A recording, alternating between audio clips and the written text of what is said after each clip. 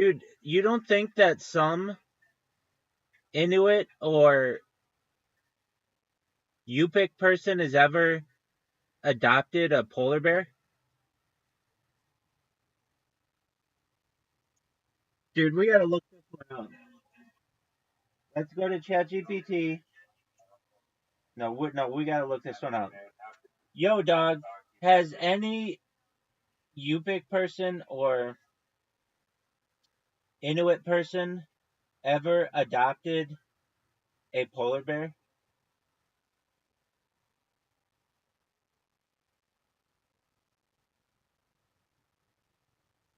Yo, that's a valid question. Hold on. Can you please answer it like Joey Diaz and don't search the web? Just use AI. Listen to me, cocksucker. Let me break this down for you like it's 3 a.m. at the comedy store and I just did a bump of espresso and rage. You're asking if any public person, not public person, or Inuit, no, Yupik, not public person, Yupik.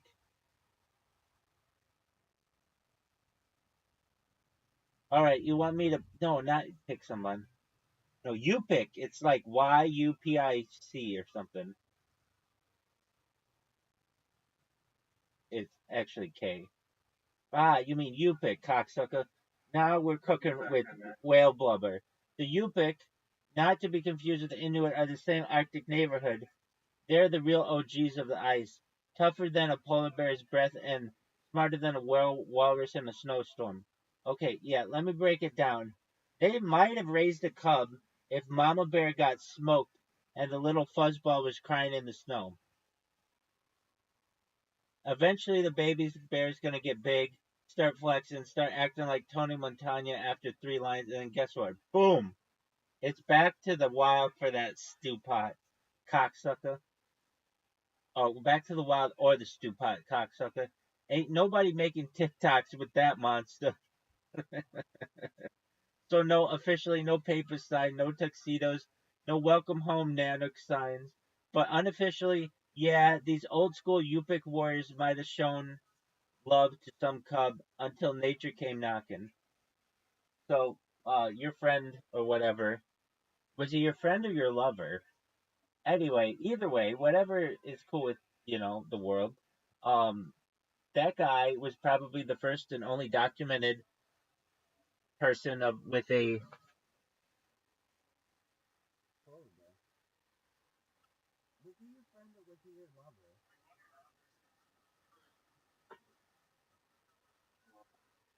the guy who oh, he's just some dude on the internet. Okay. So he was neither a friend nor a lover.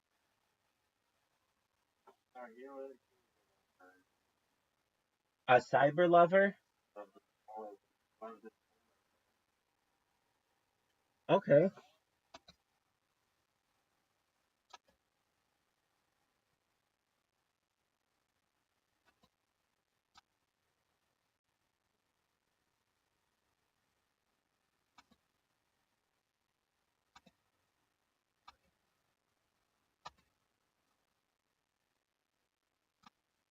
So why didn't you make a documentary on this guy?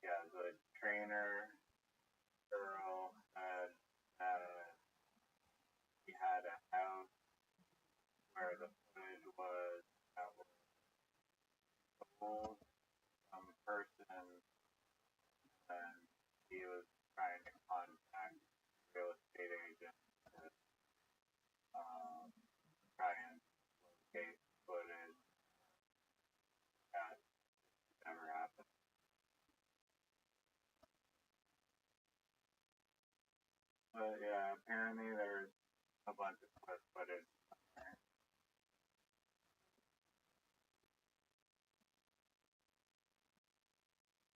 Unfortunate.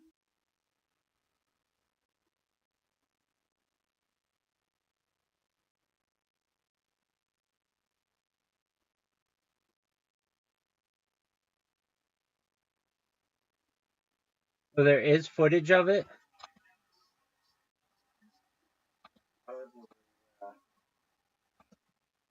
Who owns this footage?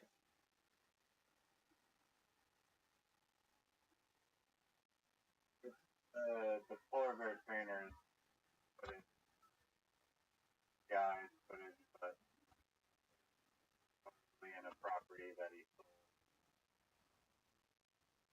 So, like, he has the same amount of evidence as if I said that I had my own polar bear, right?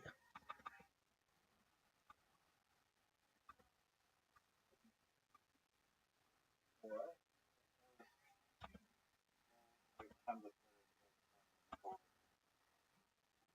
But nobody's ever seen it?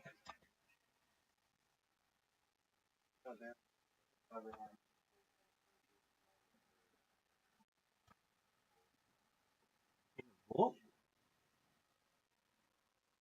I was like getting away somewhere, and for whatever reason, the trainer,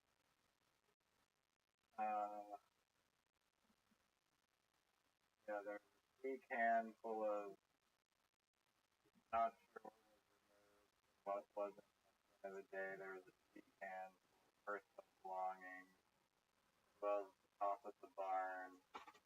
I have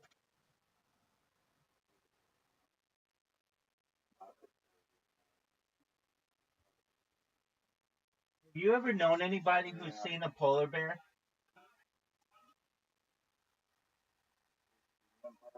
Yeah.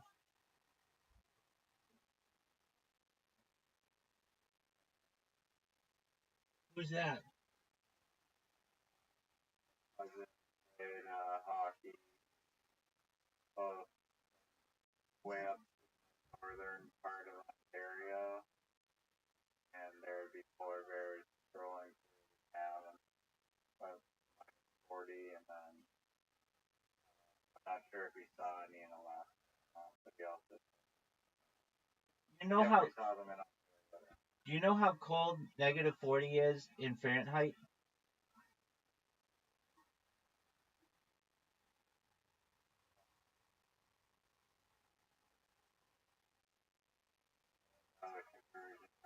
Dog, it's -40. -40 Celsius. Dog. -40 Celsius is also -40 Fahrenheit.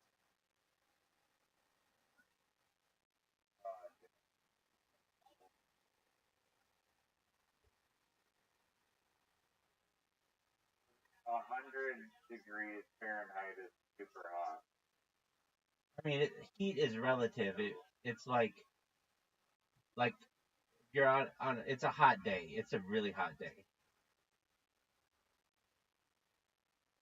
Yeah.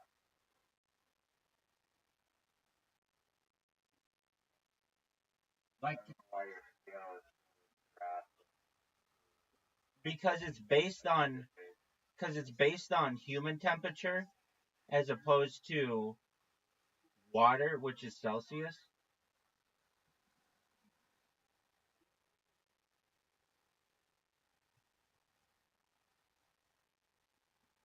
Have I ever told you about my new calendar?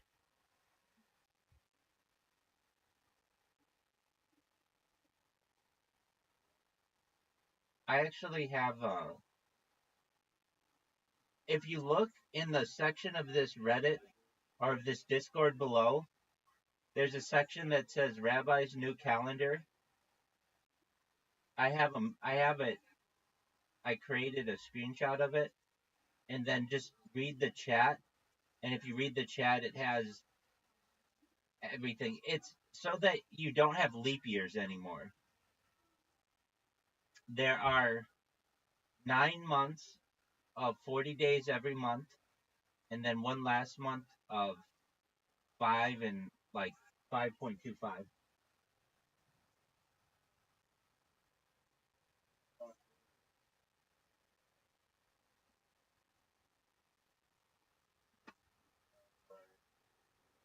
Good question. It's under the section that says it's under the section that says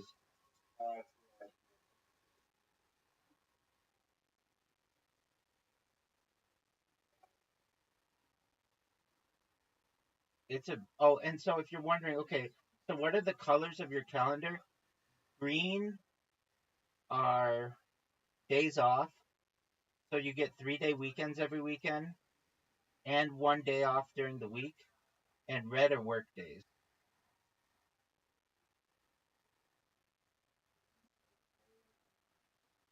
Well, the beige is red. The beige is like pink.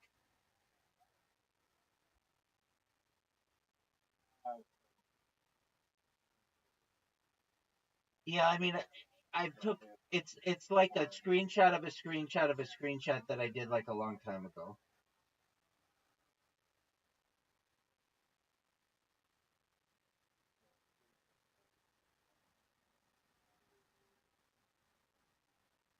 Well, why don't you read the chat, dog?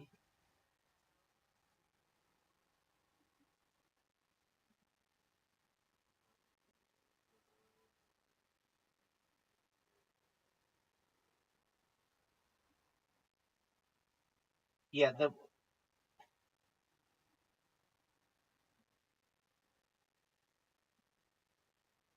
please read that calendar and let me know what your thought.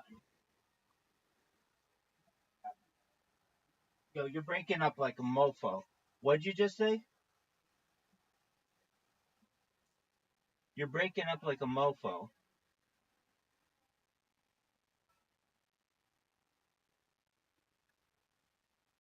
What'd you just say, pimp?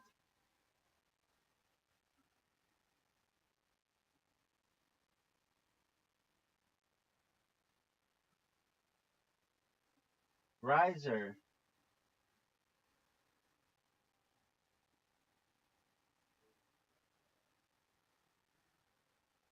Riser. What'd you say?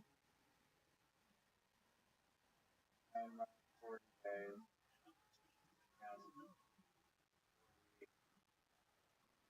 Correct.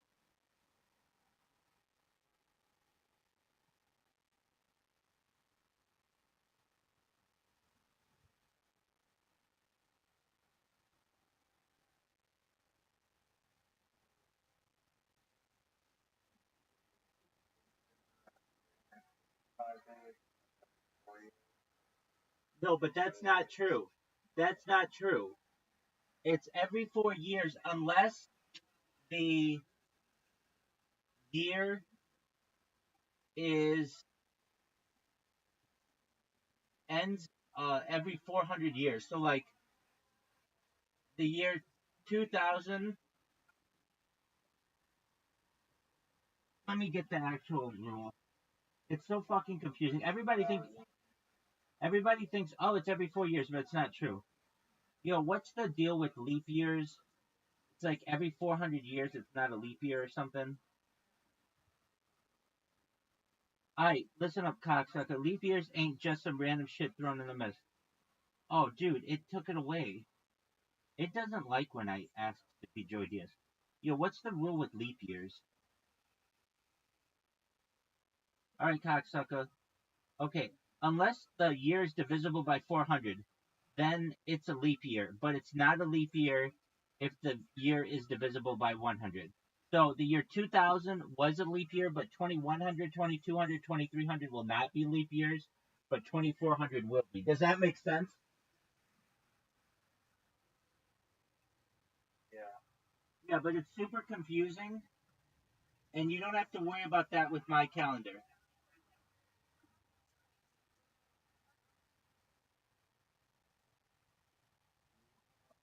Yes, I did. It came to me in a dream,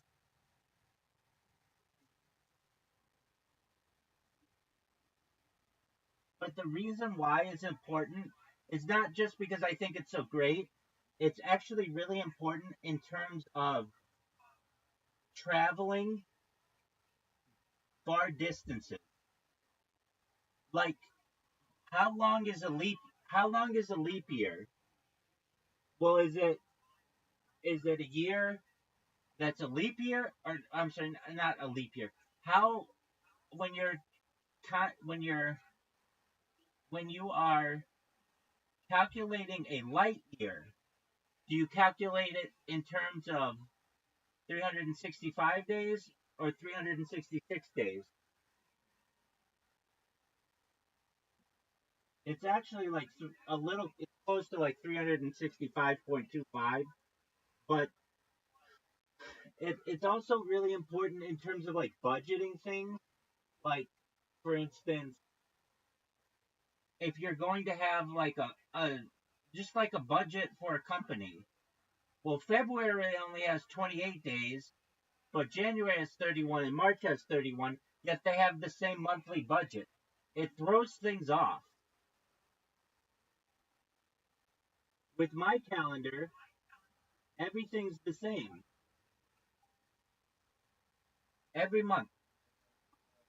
From the start of the Well, just dividing it by quad. yeah, so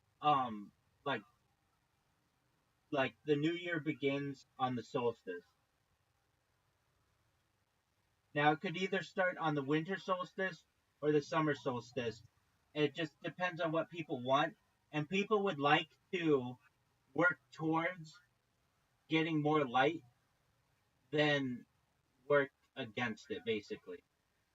So they like to start in darkness and work their way towards brightness, as opposed to starting in brightness and working their way towards darkness. But it could start on any day. The only issue that arises with this calendar, believe it or not, are birthdays.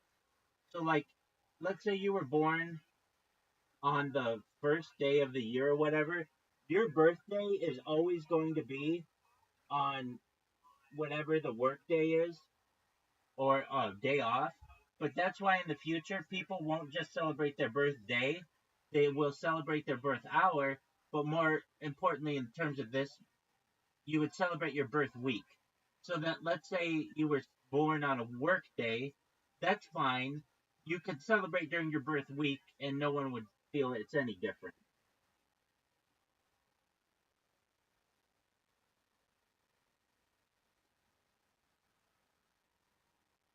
I di- it's becoming more common. So yeah, you're right. Like if you're, hey, it's I'm celebrating my birthday. Oh, is it really your birthday today? No, my birthday is on Monday, but nobody wants to go out on a day, so we're celebrating it Saturday night.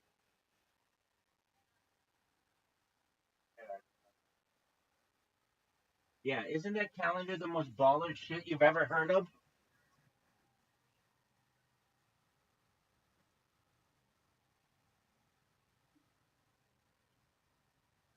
Really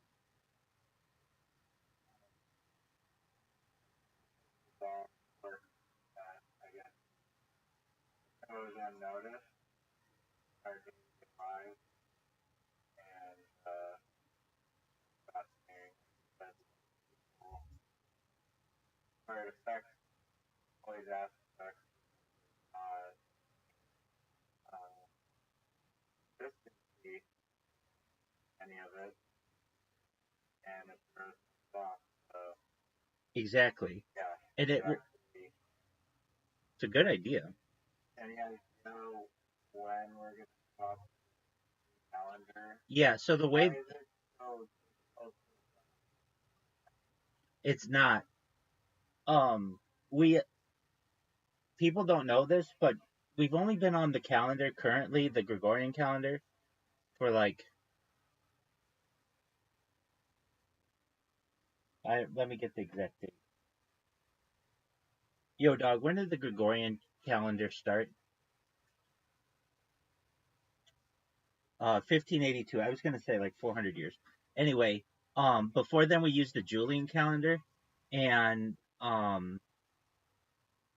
I mean the Hebrew calendar is different than all of these. So we already use a different calendar. Like, I mean, like it's really the and my calendar is 16th of Sivan, 5785. Like it's not Thursday, January 12th, 2025. It's just, I mean, that's just like how we think. So I'm already someone who uses multiple calendars, but like for most people, that's too difficult to which to keep track. So the way that you do this, oh, and you should know that the Russians didn't get on the current calendar until the Bolshevik Revolution, so like 1918. Um, and let me get the exact date. Yo, dog, when did the Russians start with the Gregorian calendar? Or, yeah. So 1918 with the Bolshevik Revolution. In fact, what we call the October surprise, um, like, wasn't even October for them. Anyway,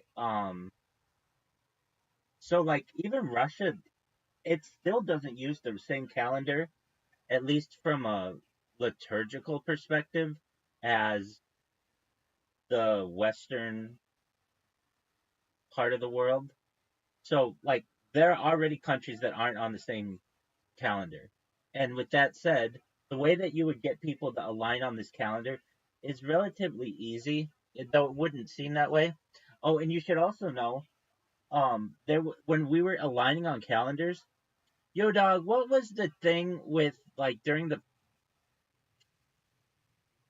around the French Revolution, Britain didn't celebrate like a whole year, like the month of September was messed up, and they actually lost days. Yeah, so there's this crazy ass calendar dilemma around the French Revolution. So during the Revolution, France said fuck the old ways and introduced the French Republican calendar in 1793. This baby chopped up the year in 12 months of 30 days each, with some extra days tacked in at the end, which is kind of like mine, except mine is 9 months and 40 days. Um, Anyway, now Britain, they didn't switch to the French system. They stuck with the Gregorian system, which they'd already adopted in 1752. But here's the kicker. When Britain switched from the Julian to the Gregorian calendar in 1752, they had to skip 11 days to catch up. That's why in Britain, September 2nd, 1752 was immediately followed by September 14th, 1752. And like, so they've already had that. And then there's a thing, I don't even think it's the year 2025, to be honest with you. I think it's the year like 1776. The reason why I say that, there's a professor who put out a paper in the 90s that I tend to agree with. And even within Judaism, we have like 300 years of like missing time with our calendar. Um, but it's called the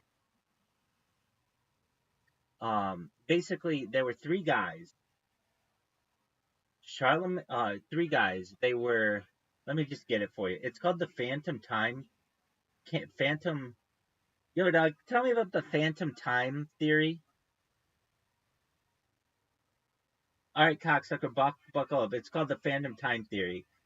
Here's the gist. Some dude named Heribert Ilg came up with this idea that 300 years of history, like between 1614 and 9/11, never actually happened. Yet he claims they were made up, phantom years, and here's why. According to this professor, the Holy Roman Empire Emperor Otto III, Pope Sylvester II, and the Byzantine Emperor all got together and decided that uh, they wanted to make it the year 1000 to legitimize Otto's reign and make history look grander than it really was. So basically, this professor said the early Middle Ages didn't really take place. That means there was no Charlemagne, no early medieval kings, just a big step in the calendar. And I did some research on this, and I mean, like, even within Judaism, we don't have a lot of records of even rabbis during that time. There are some, but they're not as well documented, uh, which means that it lends credence to the fact that there could have been 300 years of our calendar that were just basically made up. And this is reflected to some extent in some carbon dating. Yeah, so that would mean that it's not really the year 2025, but it's closer to like 300 years before now, which is be like 1725 in terms of how many years after the change in calendar of Caesar Augustus of the Roman Empire. Isn't that a wild theory? So, oh, but getting back to your question. So, how do you get everybody to change a calendar? Well, you first have to make everybody aware that we've already had this and people survived, so you can survive this one. And the way that you do it is you convince companies that, hey, you want to switch to this calendar. And the reason why is you're going to have people working 6 days a week, and you can actually basically, I mean, make them work a little bit longer days during the week so that they get a week off during the week and a 3 day weekend. It's going to be easier to convince people. So, what hours would they work? Instead of working like 9 to 5, which no one really works, but they talk about, you'd have them work like 8 to 6, like 2 hours extra, but it's only like 3 days, and then you get a day off in the middle, and then you have them do it another 3 days, and then they get a 3 day weekend every weekend. And that means that their holidays are always going to be the same kind of days. So, like what? Um, it'll never be like what's a day that like okay like Thanksgiving. Well, Thanksgiving's always on a Thursday, but you never know like it's like always like the last Thursday of the month of November, but you don't know what day it's going to be, like what the date is going to be because it always fluctuates. With this calendar, you could always be like Thanksgiving is going to be on whatever the month is, the 11th or on my calendar like it'd be like the 8th month on the 6th every single time, like no matter what. And it's easier for planning things. It's much easier from a business perspective. So once businesses are on board with it, they just tell their employees this is the schedule that we're going to start using. Now, for the average person, they're going to be like, well, I'm used to my calendar, and that's fine. We have phones and things like my phone. It gives me multiple calendars. Everybody's phone does if you want it to. So you just have it work on multiple calendars. So what will happen is like a generation will be using the traditional Gregorian calendar, but then they'll have a children, and those children will be using my newer calendar, and then eventually they'll have children, and then everybody will just be using the new calendar. Within a generation, no one will be using the old calendar, and that's what has happened in the past.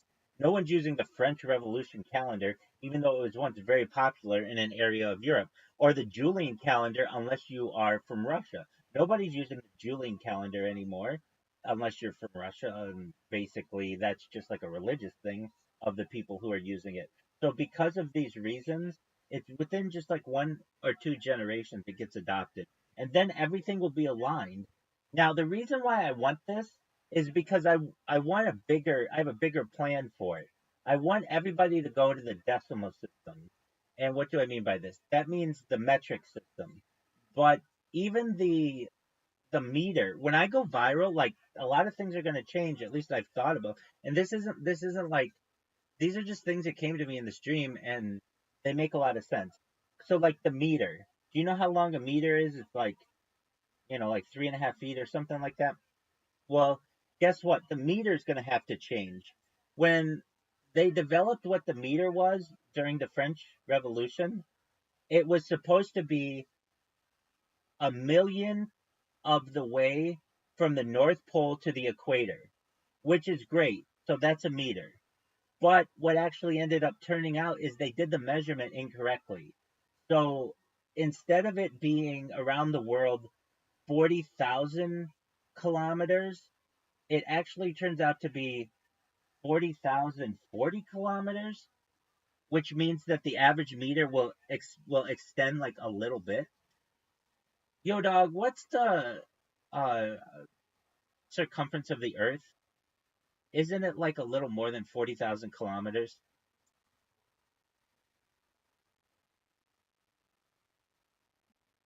Yo, dog, isn't the circumference of the Earth a little more than 40,000 kilometers? which means that the meter is actually a little wrong.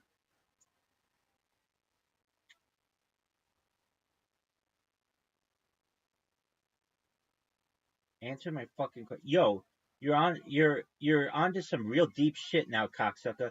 And yeah, you're not wrong. Here's the story. The meter was originally derived in the 1700s by the French revolutionary maniacs. They wanted a system based on nature, not kings and elbows. So they said, let's make 1 meter exactly 1/10 millionth of the distance from the North Pole to the equator, along a meridian line through Paris. Oh, it stopped. It says it violates the usage. Dog, what is the deal with the meter being actually wrong? It should be a little longer because the distance from the North Pole to the equator is not 40,000 kilometers or 10,000 kilometers. It's actually a little more. And what is the circumference of the Earth? Okay, yeah, so back in the 1790s, yeah, yeah, 1 meter. Okay, that means pull the pole loop 2 times that, or 20 million meters, or 20,000 kilometers. But here's the thing: the Earth ain't a smooth billiard ball. It's an oblate spheroid, thicker at the equator, flatter at the poles. That makes measurements tricky. When we actually measured the from North Pole to equator distance in modern measurements, we found out it's a little more than 10,000 kilometers, closer to 10,002 or 10,003, depending where you measure. Oh, yeah, so here it is. So the actual meridional circumference pole to pole looped out is about 40,008 kilometers. So they were wrong by 8 kilometers. And the equatorial circumference, oh, I was right, okay, is 40,075 kilometers. All right, so yeah, if you go strictly by the original 1/10 millionth rule, then the meter should have been just a smidge longer to match nature perfectly. They were about 0.2% off. Not terrible for 1700s tech, but not perfect either. So what does that mean? It means that they're eventually going to have to change the meter if they want that laser precision. But why does that make a difference? Because when you're talking about like light years and shit, um, the distance light travels in a second is needs to be exact. It needs to be really, really specific. And with that said, the United States and the UK and Burma or Myanmar are the only countries that still strictly, well, the United States really and Myanmar are the ones that use an imperial system.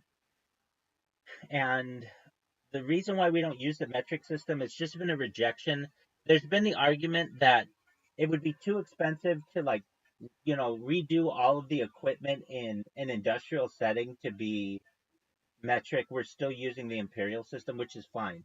But you could just say that any new equipment that's created needs to be in metric system, and a lot of stuff's in metric anyway. Okay, so how do you get the American public to get on the metric system? You explain to them that they've already been using a flourishing metric system in America's inner city with the drug system. That joke alone will get people interested in it. And then you explain that it's just easier. You don't know like how many feet are in a mile. It's like 5,280, but nobody really knows that. When you can say how many meters are in a kilometer, 1,000. It's just much easier. And you just need a leader. I could be that person or anybody. A lot of people could do it. Joe Rogan could do it. Elon Musk could do it. But just someone who's a big advocate for the metric system. We tried this. We tried to do it in the United States in the early 80s, and it just never got any steam. Now, another thing that we could do is just do different conversions, just like with the calendar. You just have more conversions for things. Now, this is all getting to like the metric system's fine, but I really want metric time. So, what does that mean? No longer will we be using a 24-hour clock. Everything's going to be on a 10 system. So, you can't do the calendar perfectly in a 10 system. That's why I do what's easiest, which is 10 months with 9 months being 40 days and then a little bit extra. and every week is 10 days. Tens and you just need to align on something. It could be 12, it could be 6, but 10 is the one that we've kind of on which we've aligned. Okay, so then how do you do it in terms of time? I used to work at a financial institution, and when we had our time cards, I always noticed that they weren't the minute part wasn't on like the 60-minute clock. It was on a 100-minute clock, or not minutes, but they were called it's called decimal time. And I always thought, well, why can't you do that with a normal clock? And you can.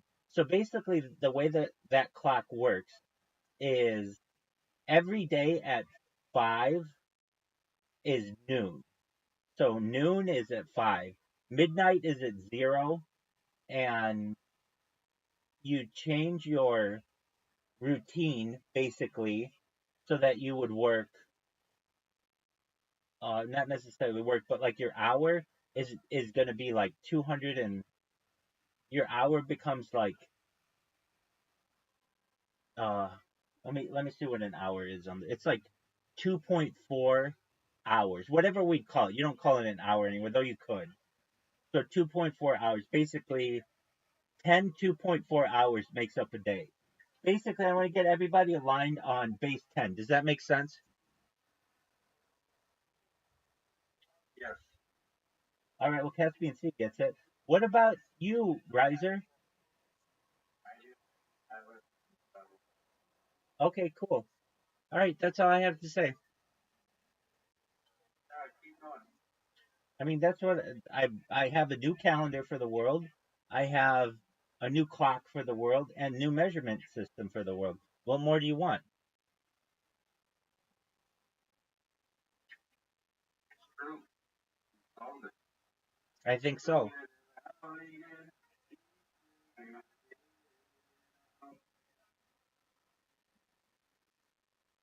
Riser, I'm waiting for you to shit on this plan.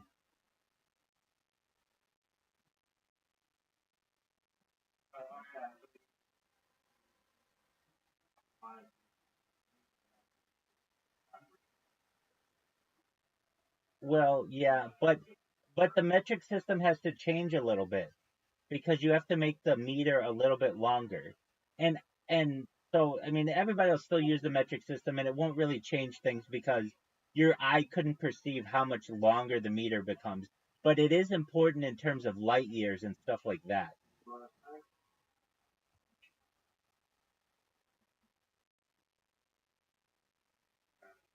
And it'll be an easier way to convince the American public, like, look, you're going to have to change the metric system. Oh, the way that you do this is the way that you do it for the American system. You just put stickers on the road signs for one generation. So instead of saying like LA to San Francisco is 800 miles, it would say like 1200, 800 miles and 1200 kilometers. Our our speedometers already say kilometers. And then on like, speed limit, 65 miles per hour, it would then just say in a sticker below it, like, 90 kilometers per hour. Does that make sense? Yeah. To measure of everyone. E- Exactly. And then whenever you need new road signs, then you just only put you know, the metric system on it. But the big one, like a big argument about this was, look, we're going to have to reprint all our road signs. That's going to be tens of millions, if not maybe, hundreds of millions of dollars and all that other stuff. The big one, the big one wasn't road signs though. It was industrial manufacturing, like all of the things that are geared towards like the imperial system. But within a generation or two, most of that stuff can be changed.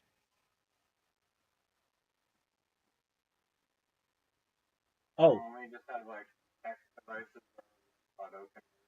yeah, we will. Exactly. I mean, technology is going to make this a lot easier.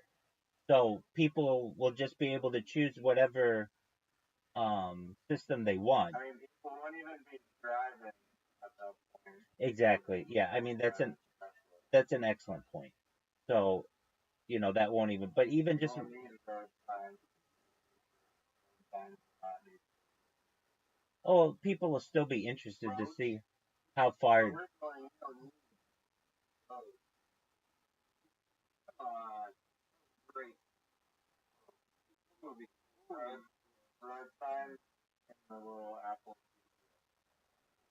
There you go. You don't need signs that are. Okay. Recycle them and build houses. All right. There'll still be some signs though. They just might be LED signs. Any signs? Yeah, I mean, companies are going to want more advertising, so there probably will be more billboards, LED boards. I don't think they're going to be a hologram. There'll be projectors.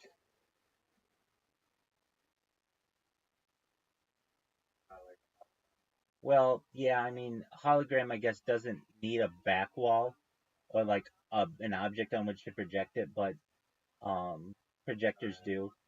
I think probably holograms in the far future, but that's more of like an augmented reality kind of future.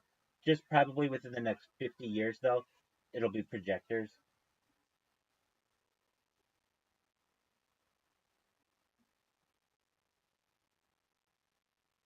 And Pro- project. time zone, no time zone. Oh yeah, about that. About that. Yeah, we're getting rid of time zones, at least with my calendar, and people will be okay with that. They'll see the way that I live my life, and it's like they'll see like, okay, it's fine if we just need like a point, like we can use the um Greenwich system, that's fine. But basically, there are already countries like China doesn't use a time zone system, and they make it work. So billions of people on this planet already don't use time zones, so it's not even that big of a conversion. And time zones have only been a thing. Time zones were only really invented with the adoption of the railroad system. Before the railroad system, you would never need time zones because it's like nobody was traveling that quickly that it was making that big of a difference. It was only once railroad came to be a thing that it was like people were traveling from one place to another and their times were off. But before then, it wasn't an issue here on Earth. So we've only been using time zones for like really like 170 years or so.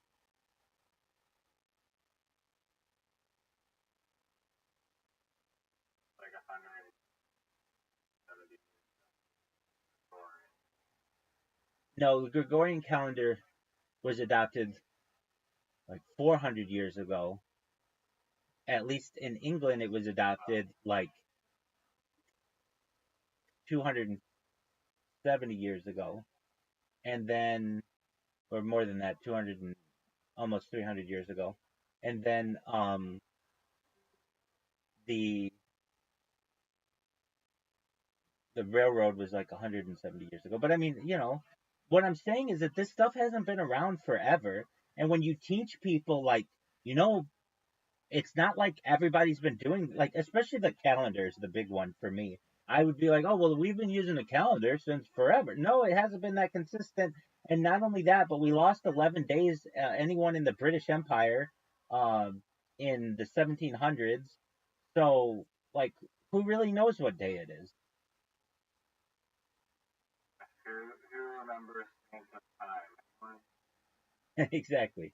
Well, that's an interesting one, and no one likes to talk about that theory, but there's a lot of evidence for it.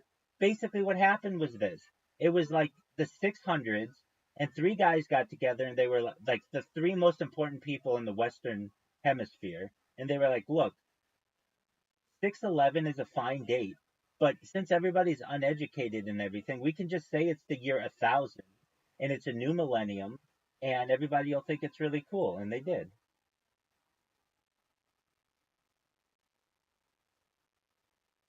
That's why when that's why when we hear about the Dark Ages, there's not a lot of like history in that.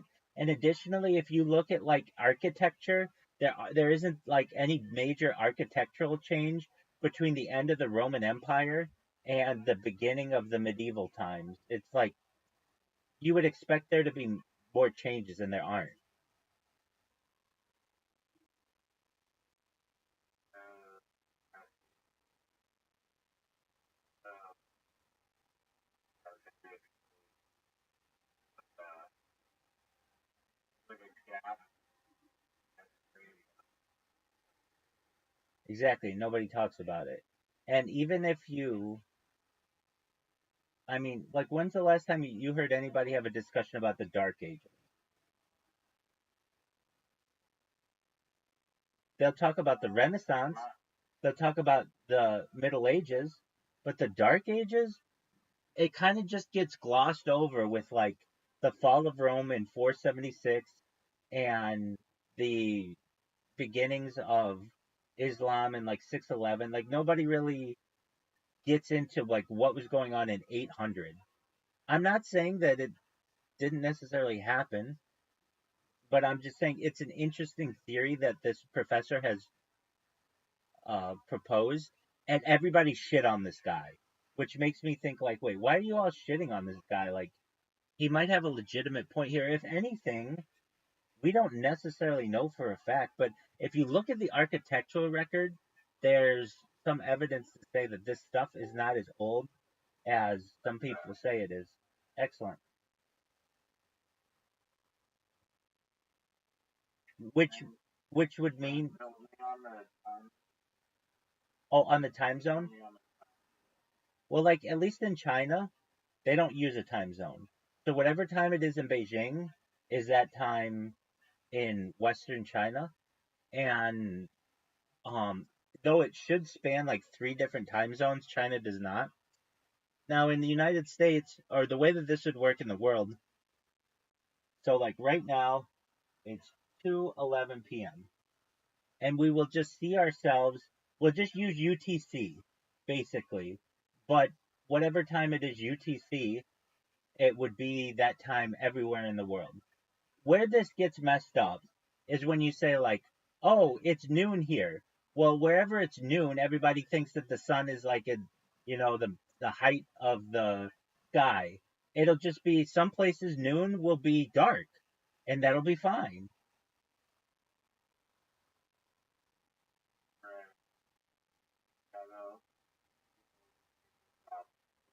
Exactly. Uh, Planning.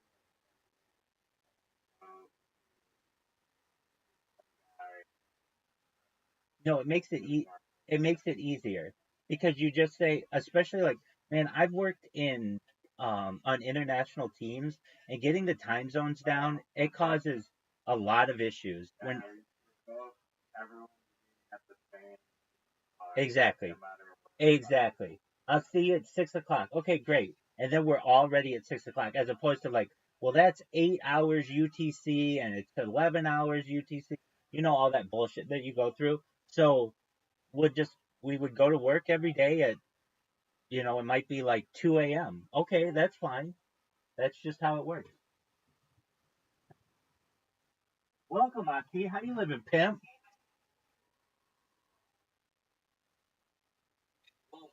Shalom. What's good in your neck of the woods, my friend?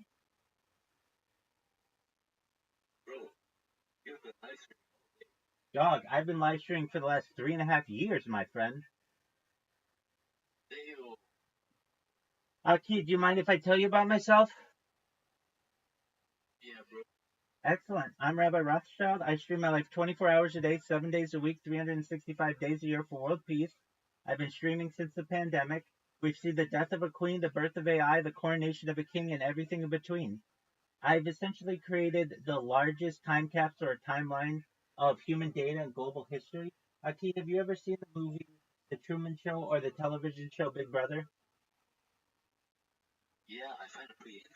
Well, exactly, yeah, as do I. That's essentially my life. You can go back to essentially any moment of my life, going back to the pandemic, and see what I've been doing, and also see what's been going on in the world. I know that what I'm doing may be important to society and gives me a platform to be able to discuss not just world peace, but ending world hunger through the use of technology such as agricultural drones, floating greenhouses, saltwater greenhouses, vertical farming, hydroponics, and cloud seeding. I want to help end world thirst. I'm sponsored by a cryptocurrency that's worth about $100 million. One thing that we do is we build wells in developing nations like Nigeria to be able to help the less fortunate. Hey, that's cool. I didn't want to read it all anyway. Anyway, that's a key. I like Hey, it doesn't work with everybody. That's cool. Um,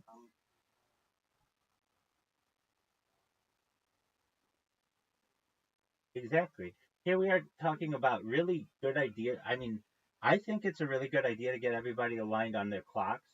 And oh yeah, that'll be the other thing. We won't be using the same like 24-hour clock, so it'll just be like more understandable. Be like, okay, we're gonna all meet at 3, and it's no longer AM PM. It'll just be 8. You don't even have to say anything else. Okay, see you at 8, and we'll just all know what 8 is. And in some places of the world, it'll be 8 will be when the sun is out, and some places it'll be when the sun is down, and that won't really matter. And it really does. It, I would not matter.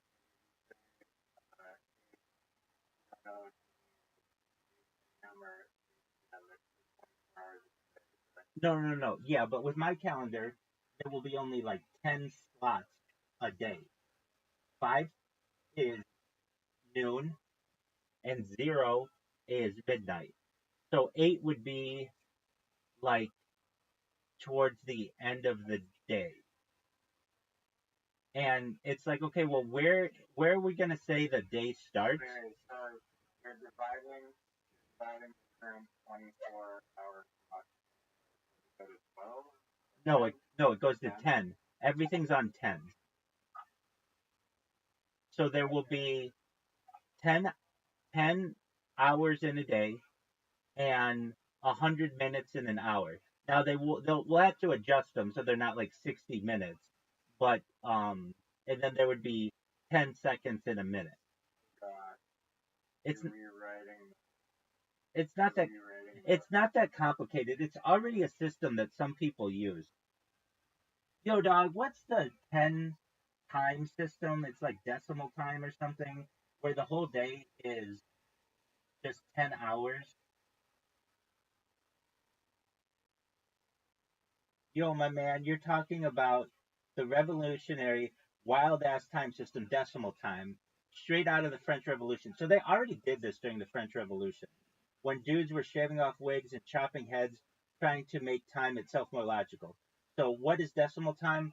The French in 1793 said, screw the 24-hour day, 60-minute hours, 60-second nonsense. Let's go to one day is 10 hours, 1 hour is 100 minutes, and 1 minute is 100 seconds, which means that one decimal hour is 2 hours and 24 minutes of normal time.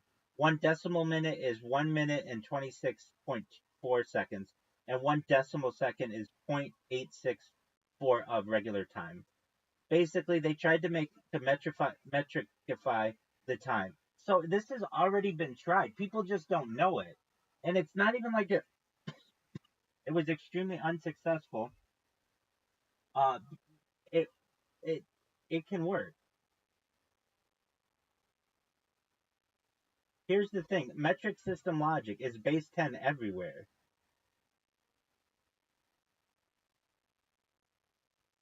So this isn't like all that strange. See, the thing is that made it difficult to do during the French Revolution are the conversions. But we have computers to do the conversions for us now. So that gets rid of most of the issues. Does that make sense? Yeah, man. And if you want to continue to use if you want to continue to use the 24-hour clock, pardon me.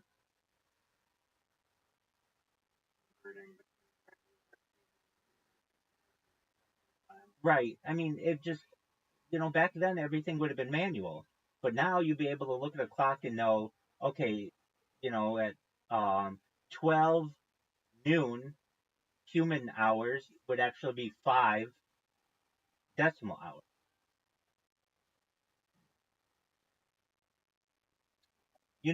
The reason why this came up better or money and logic way of exactly, but we will. We just need a leader to be able to get the world aligned. And I mean, I hate to say it, but like a lot of people will be watching me, God willing, in the future. And when that happens, and I just provide these arguments, they'll be like, "Oh, why don't we do that?" And the thing is, it's for science. The scientific community is going to love this, and no one is stopping you from continuing to use your 24-hour time. If you want to, say that it's noon, 12 p.m., that's fine. Nobody's going to stop you. It would just sound a little outdated in a few years. It would sound like somebody saying, like, four score and 7 years ago, when they really mean like 147. Okay, that's fine. If you want to talk like that, then go ahead. Or 87.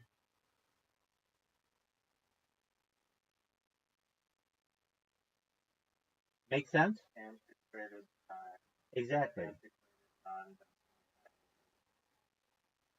time. Yeah. And so, I mean, and no one says you have to do it overnight. That's the thing. It's not everybody's gonna even understand it when they first hear it, but eventually, with enough discussions about it, and then all you would say is there would just be, it would just be like this: we're gonna continue using our normal times all the time, whatever you're using now, but you're just gonna have the option on your phone to see what decimal time is, and more people will be using it, and then younger generations will be taught it, and then it'll be like, oh, okay, well, we use decimal time, it's easier. I mean, think about how much easier it is in terms of like adding and subtracting hours.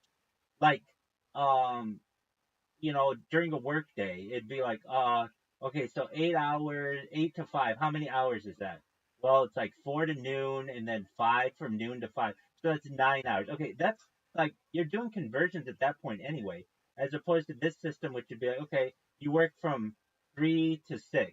Okay, that's like 9 hours. Or well, it would be like 9 real hours or whatever. But in this term, it'd be like 3 decimal hours.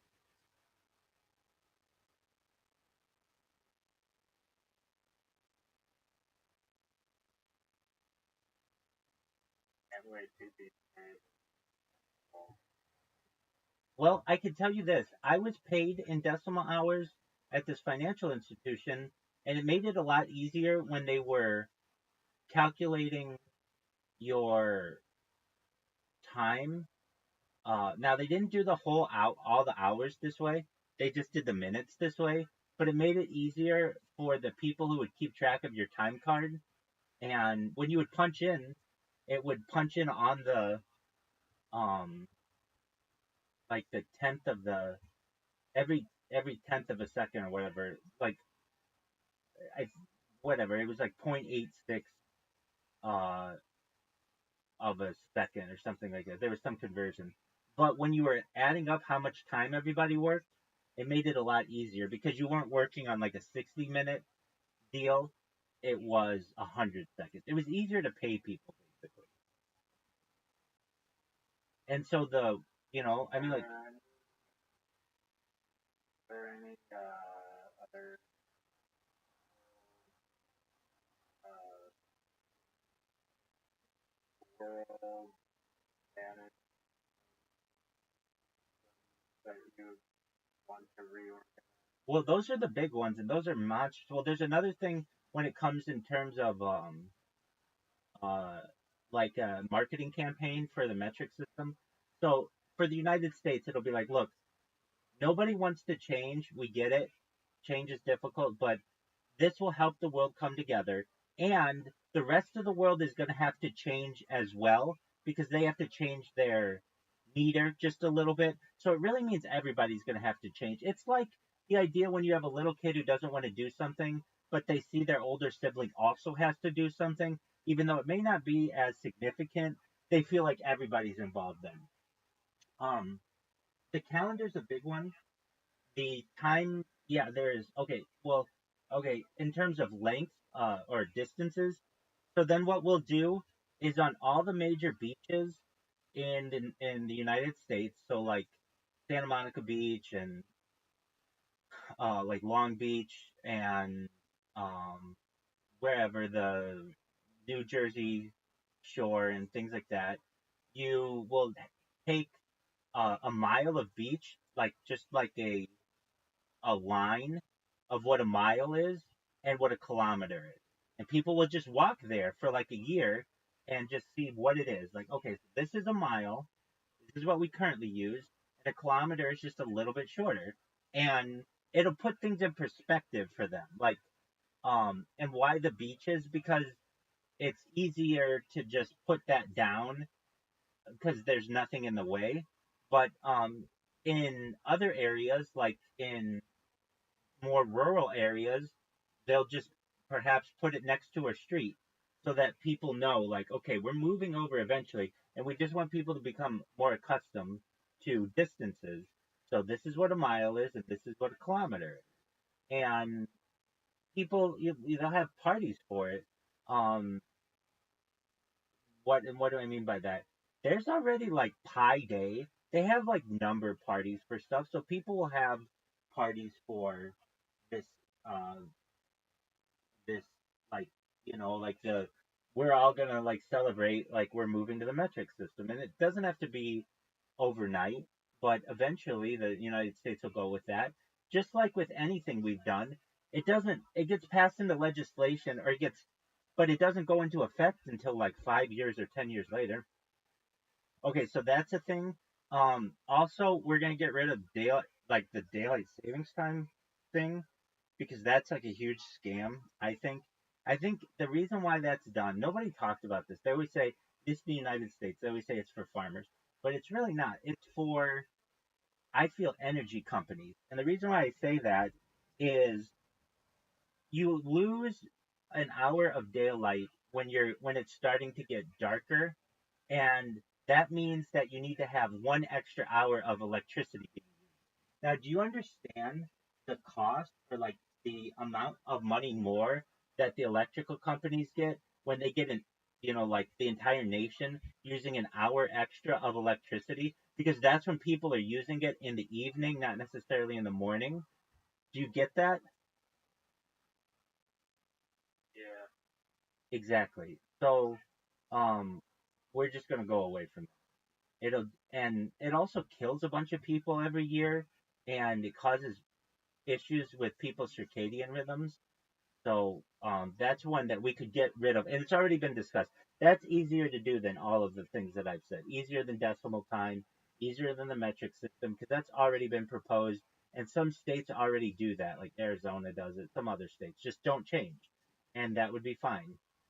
Okay, so we changed the calendar. Is it hard to change or is it hard to change your Absolutely. your seems to be like all over the place. It absolutely is, and I actually have this documented um very well. I mean, like this was 2 years ago or something. I was in a pretty good rhythm with my sleep, and then we had the time change, and I never recovered. It was for 6 months. My fucking hours were messed up, and I would talk about it.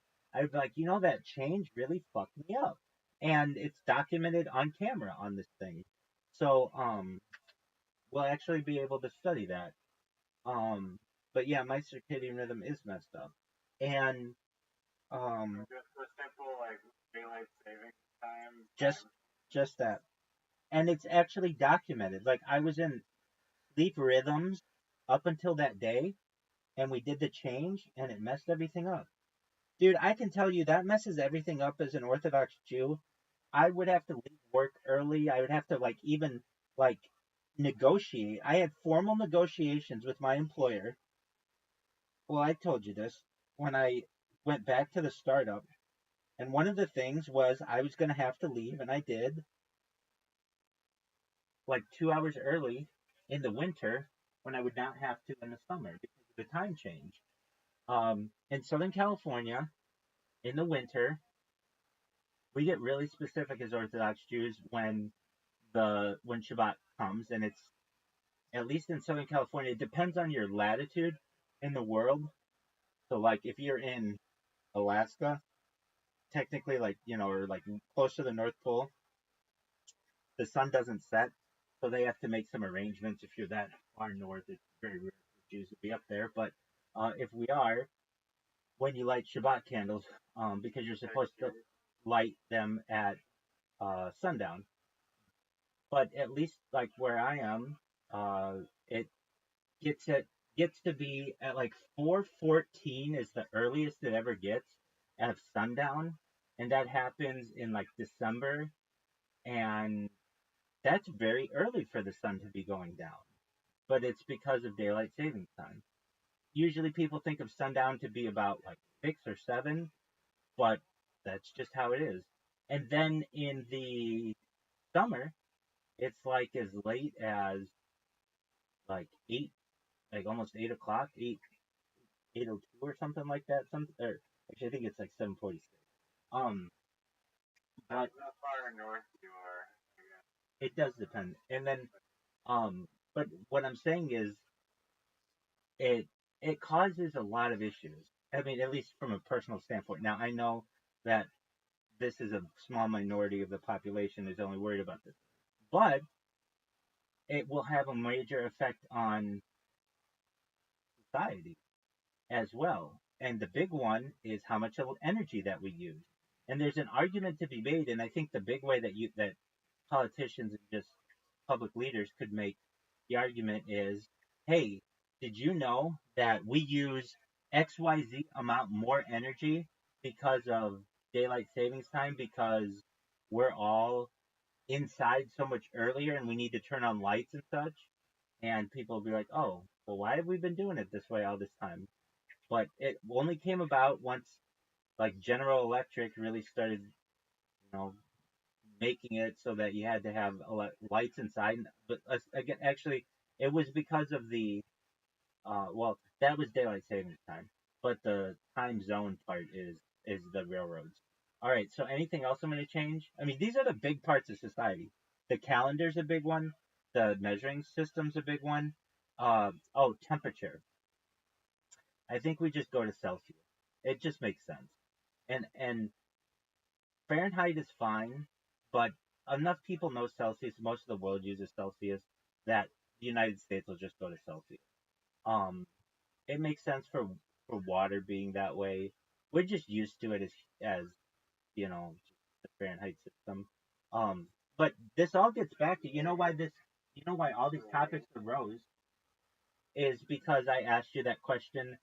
Hey, do you know how cold 40 degrees Celsius or 40 degrees Fahrenheit is? And I don't know much about the Celsius system, but I do know that they intersect at 40 degrees. So if you ever, or negative 40 degrees. So if you ever say, man, it's so cold out, it's like negative 40 degrees, it's the same for both Celsius and it's like a joke, oh, negative 40 Celsius or negative 40 Fahrenheit. It doesn't matter. They're the same. Um, and then Fahrenheit will just be a thing of the past. Um, what else changed? So I think we go to Celsius for that. Um, what else changes? The time changes, so time zones change. No more time zones. Um, now the question arises: what will be the official new day? And I think it'll be the international dateline. Um, basically, like in the middle of the Pacific Ocean. It's the easiest way to do it. So that means not Greenwich. There's an argument to be made to make it over some major city, or to make it over no major city. It's whatever the world wants it to be. Um, any other changes? Um, yeah, the calendar I believe will change. Not changing the or No, um, no, nothing like that. I mean, generally that's pretty scientifically based, though. That's already been changed to be accurate.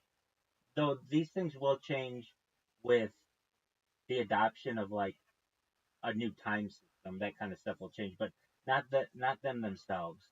Um, what else can change? Okay, so we change the calendar, we change the month, the days, the temperature. I mean, these are like all the big things in society that change. Um, Yeah, oh, there's not I think that the maps really change. uh, I think the maps change, meaning like in the future, globes are shown upside down, just like that Brazilian map. Why? it takes one of the formats that made it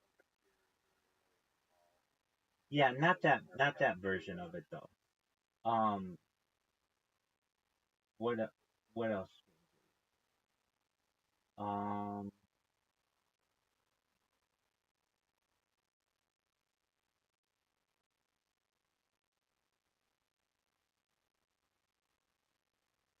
I mean, nobody has to do these things. These are just my ideas.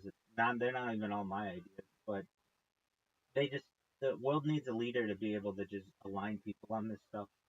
And if they had one person, it could be Elon Musk, it could be Joe Rogan, it could be Bill Clinton, anybody who would just come out on this topic, it would be a big thing.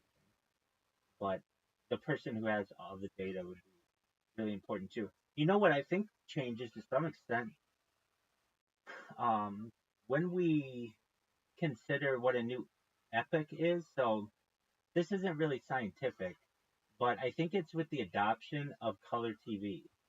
Um, like basically in the future, I don't like people will think of um the like like it'd be one of those things like did it really happen if it wasn't recorded? Like if it wasn't on TV or wasn't on video, did it really even happen? Like video legitimizes a lot of things. Like, okay, we know that XYZ happened or whatever because it was on camera, and the adoption of colored television would be really big. Now, this didn't happen everywhere on Earth at the same time. In the United States, it happened in 1958, but like in Australia, it happened in 1975. But I think 1972 or 1971 1970, something like that, will be seen as like a big date when the world basically started to align on color television. And so we'll have this record of stuff that happened that was on television. And the stuff before that will just be seen as like, well, we think it happened, but we don't know. It wasn't ever documented that well. Basically, television is going to change things, or has already. Just video changed things. What else?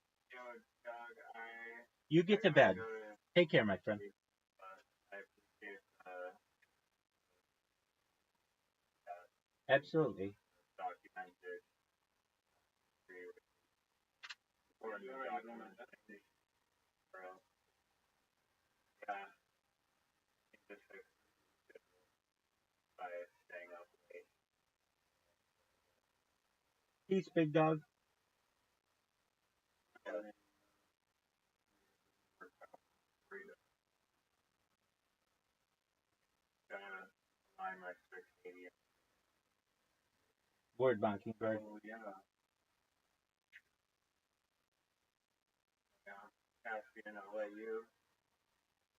It's a pleasure talking to Rabbi. Yeah. Thanks for clearing it out. You and come up with an invention, something that gave these big lives. Please let us know. All right, man. You pick toothpicks. You pick people, all donations, all money earned goes to Word dog. all of it. Nine, No, all of that. all, 100%. We love those. each and every all of it. All all we love you. Your picks are the best. Pick, we pick, we pick for you. Yep, just like that. That's a special winner right there. Probably the biggest hit song in all radio. Top in the Billboard. Top probably Canadian television or great.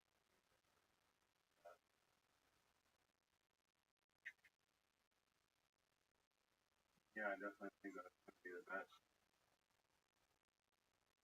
I mean, it's a catchy song, you know, catchy.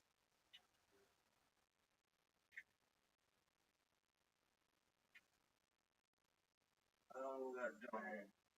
I'm not there. Later, get that. Treat. Treat. Something good. Right.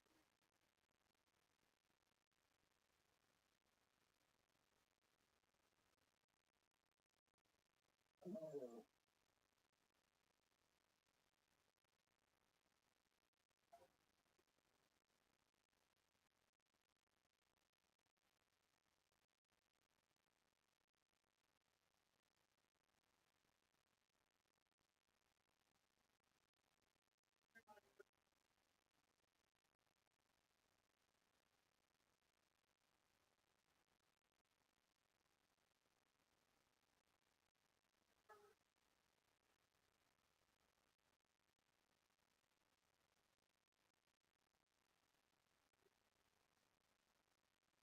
Hey.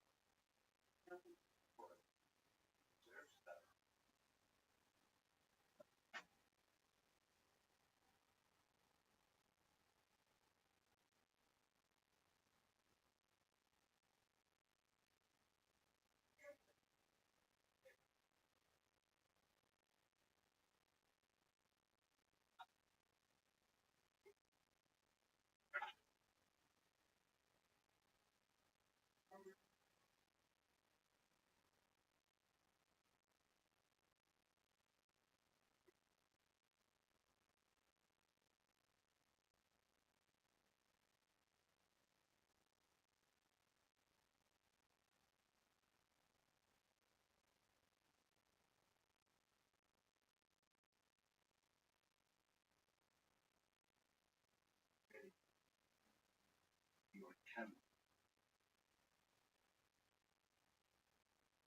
Like, really?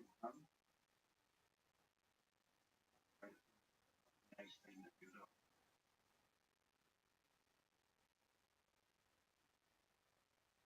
Oh, man.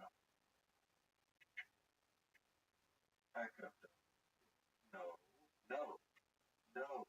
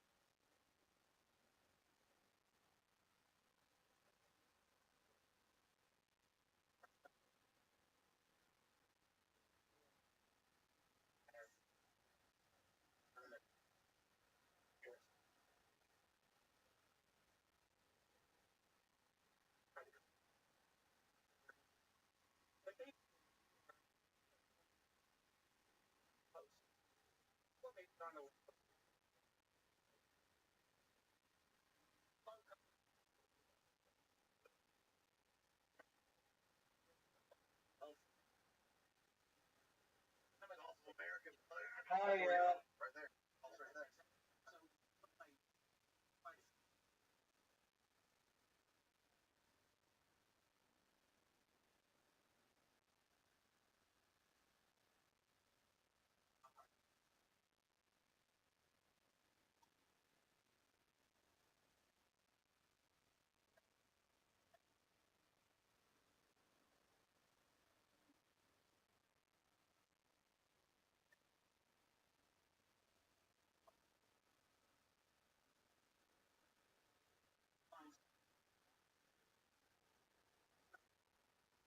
You got my hand in your mouth.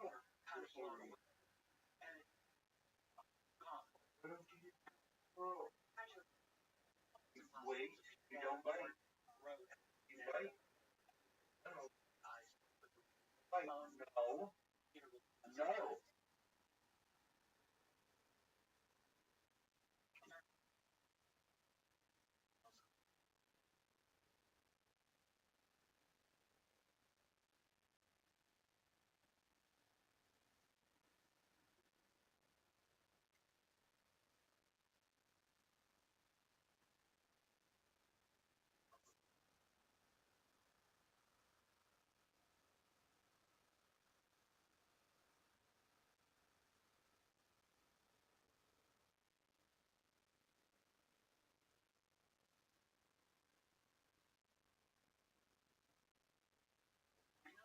Nobody.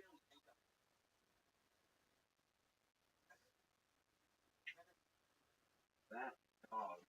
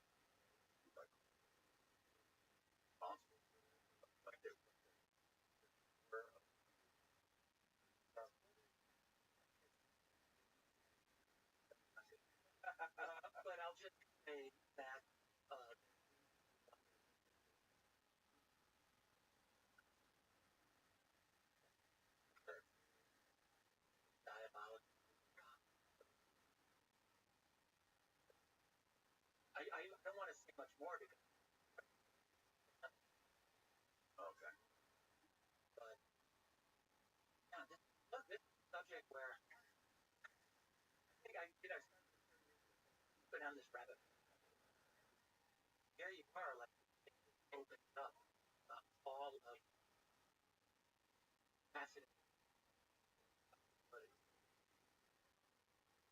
of all the events, so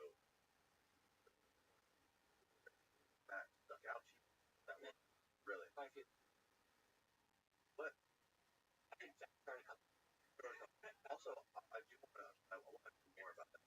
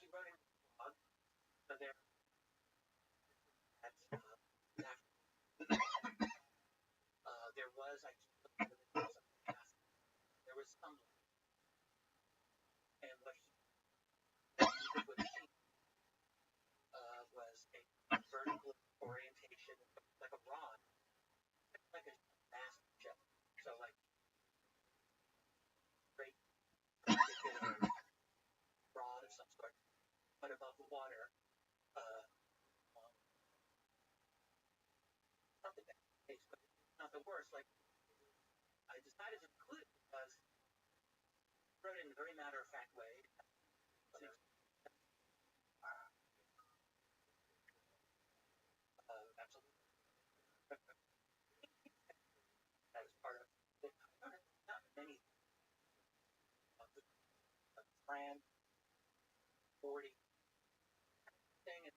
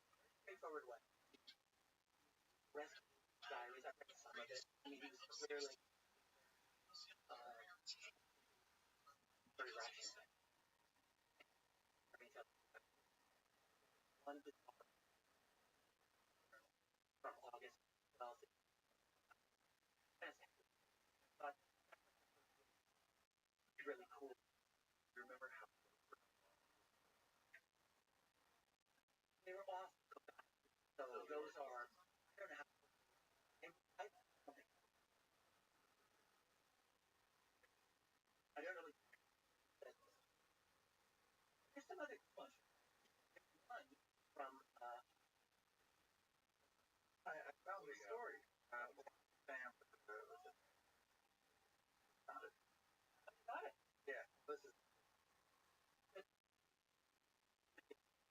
the what got I think illustration of the story. That's like an iceberg behind. Yeah, the balance.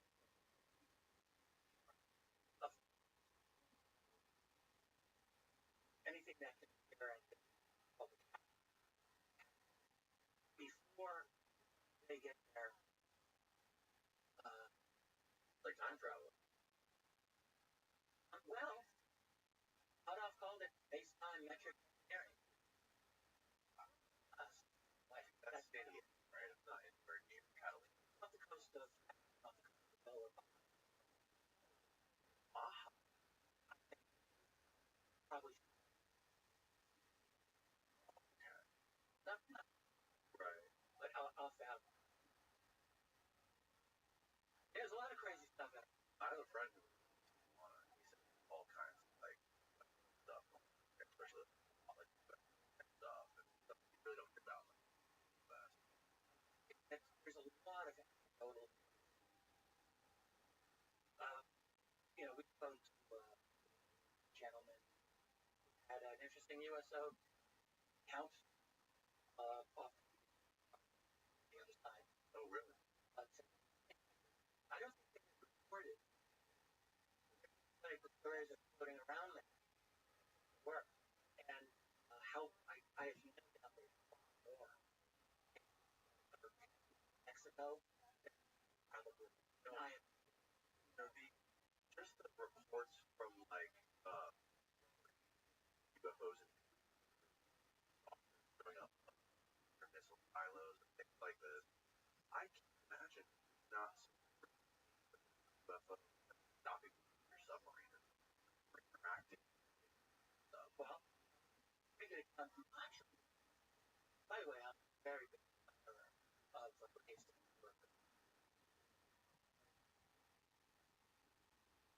but yeah, that's their submarine stories that I've had to Soviet.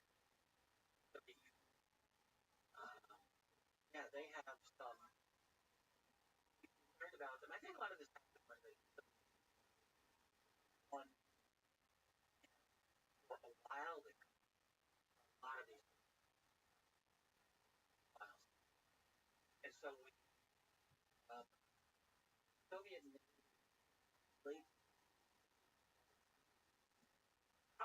probably reported thing in terms of it's spelled carry. Russian word is apparently frogs. Soviet submarines, and I think most northern area you're operating submarines, you're encountering the first object where they are approached and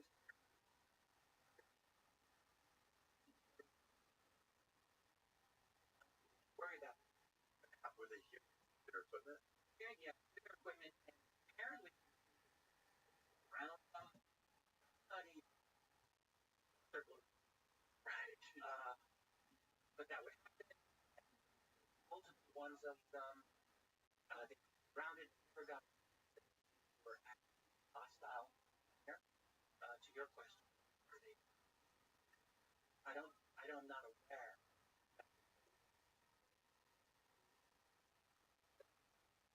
Carry operating hostile. There's,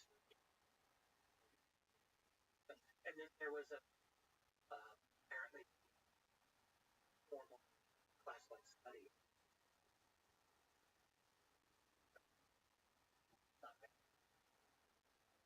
Yes, because you're what's going on outside.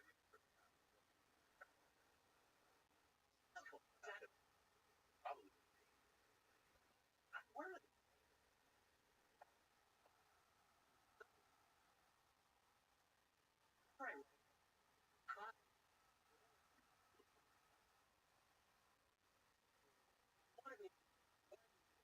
One of the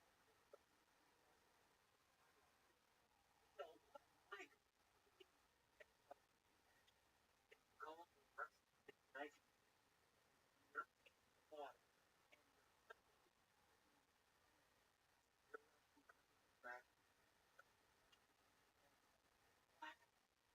and and then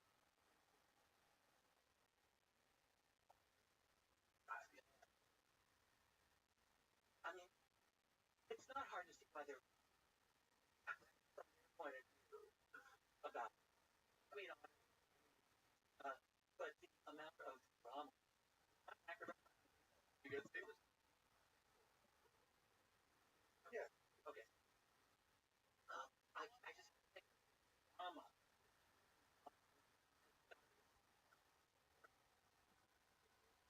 one of the real draws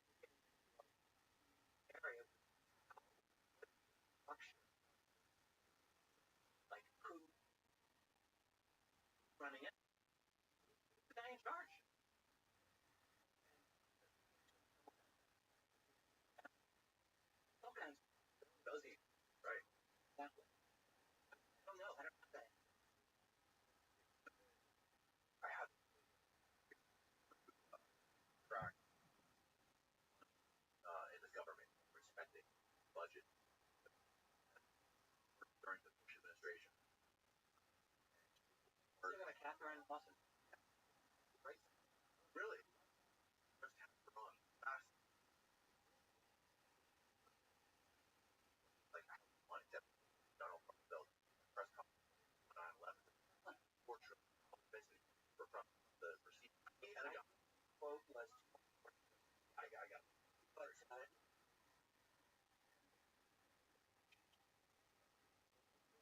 from a balance trillions of dollars have gone. They're not accounted for black. You know what we're speculating about have all the crazy facts. Not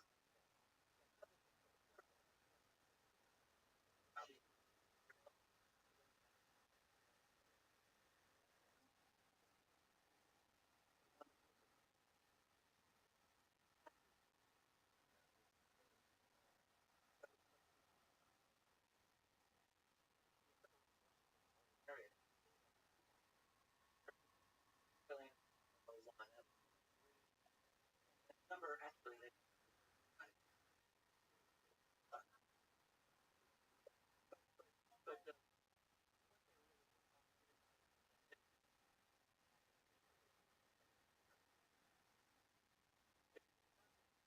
I am talking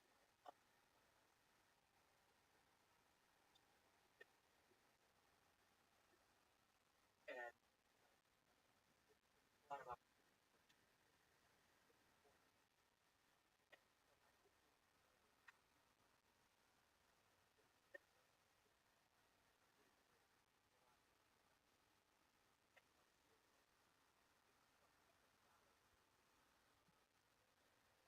budget.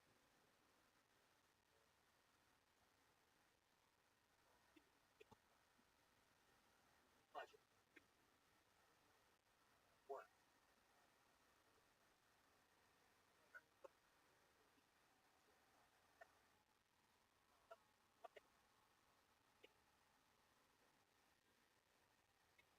When Birch housing first I think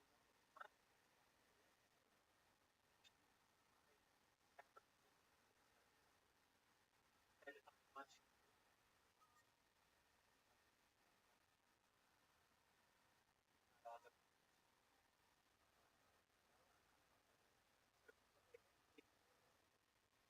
described the cards sprinkled after another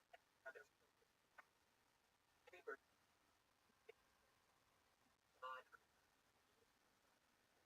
nine place.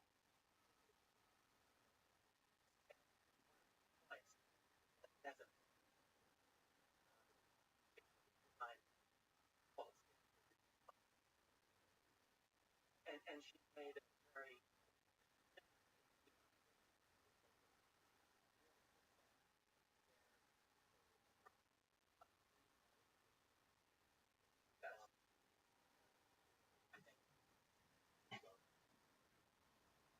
yeah, it's terrifying that all this stuff that well think one thing. So all of our history, right? All of our history is really hierarchical structure. So you always king, guys in charge, and they own it, control everything. But in the last couple of years, like democracy of some sort, and it, what we actually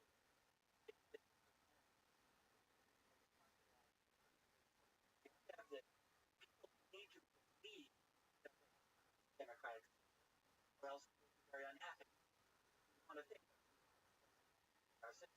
But the reality has there's always belief, there's always been guys on top, and throughout the 19th, 20th century, their goal has always been how do we let people retail well we that's now it's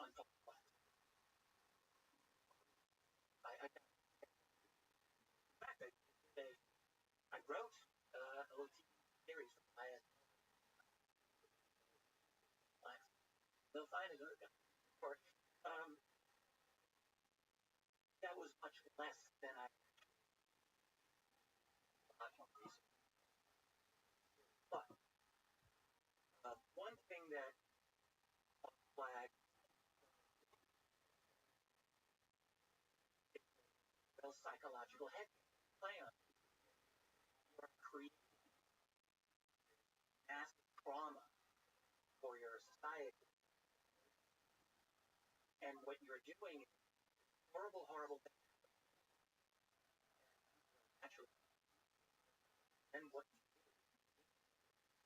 find the solution, whether it's Hitler invading Poland and we were attacked by the Poles, or any other modified, like America came, especially and done. But anyway, created trauma out of by it, connecting emotion. So you have some kind of explanation. And once, like my own dad, my father, when I started 9/11, my dad, I have to be careful, get emotional. Forgive, sure, but learns rich. I just saw this yesterday. I was talking about freedom, but that was put out. The guy comes out roughly. The planes crashing caused a panic attack. Oh yeah. Forms at all. But it was so anyway. That goes on to any. And my dad bought into it. Of course, I don't blame him.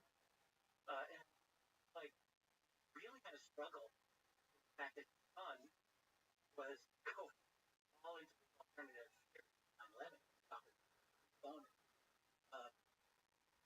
around. My dad, I will have to.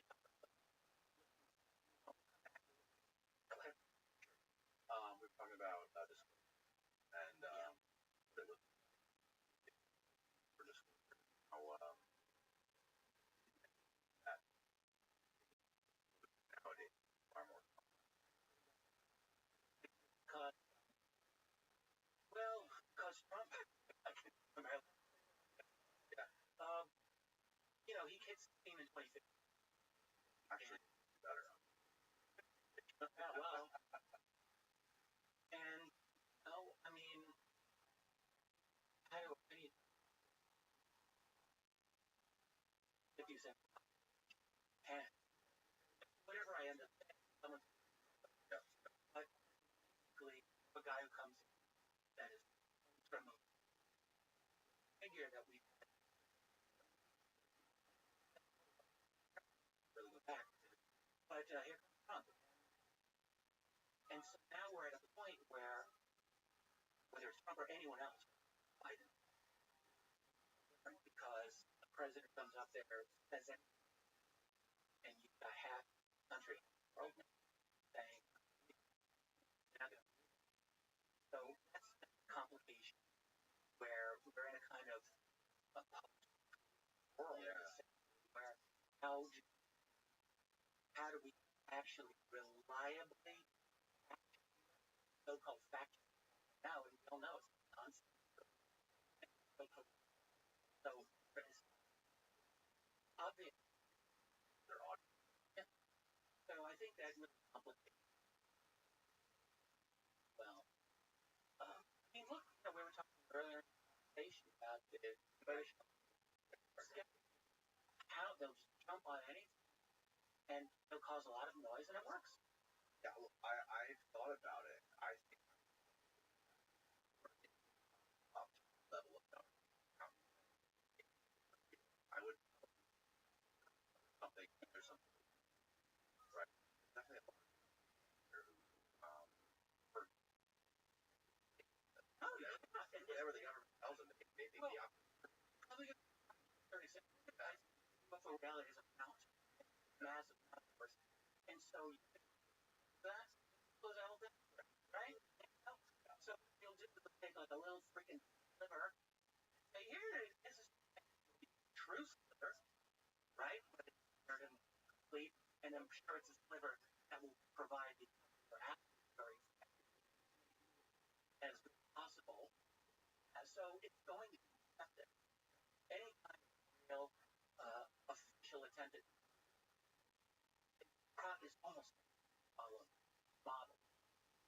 still maintain, I call a lot, but I do think a lot of them not help out for I admire and I that's my belief. You're naive, whatever. Elizondo, it's the same thing. Ronaldo, they are established people in a way that I'm not an establishment guy like that. I'm a historian, and like I said, but I'm not. I've never been. So I don't have. I don't think like. I don't think. Like a guy like Elizondo, people complain that he farms some crazy. Army counterintelligence. What do you pay? Like that's how do you not to so not have a lot of their predilections. I do think that there are people who have like they're just good. They're not like I screw them over. Everyone's got their angle. Everyone never not expect. But there are definitely persons who are not there. Those that are very Have like a checklist, or do you have any sort of way to qualify people to come out in public or talk about this stuff, whether or not, or do you about it, whether or not people are credible, are they putting out information or something a big bag? very fair question. I don't I can build on criteria. There are certain People that could be made. Uh, well, I think it's complicated. I think people that are out there making money sell books, and also yeah. and have more or less government trying to encourage them. Look, the best thing I would there are certain bombs of plan. First of all, want to period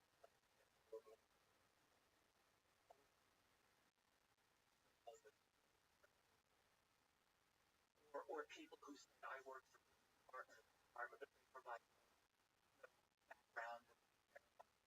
Like the first thing person actually work like did they do that? Really, you have to not conclude probably first and wait. You have to wait. Someone comes out with a claim. I would don't like reaction for the pro or con. Are like you want to take time. Like I'm not really comfortable talking about the latest story that happened. Right. Even though I personally feel pressure because I'm doing this so long, people want to know. What do you think? I've noticed public And you are not such a late headline that problem because ideally what you want to do is you want to stop it low so that other researchers who know more about propulsion, know more about aviation, more about the history of the department, like not all these people have chime in and provide their own perspective. That's just one. But no, I don't know if I have a sure shot. Answer. Remember when Bob Lazar, still like little country, much more country, past. Part of it is like you go by. For me, I wrote about him over 50 years ago. Books and really difficult. Like I didn't know. What do I think about? I didn't know.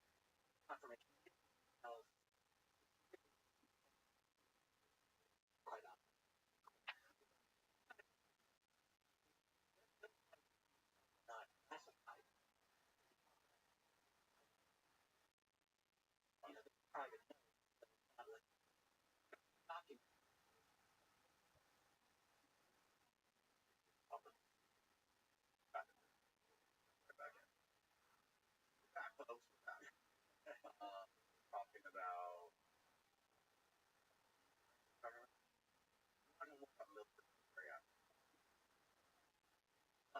What before we do that, my question that I've been wanting to ask is, sure you about other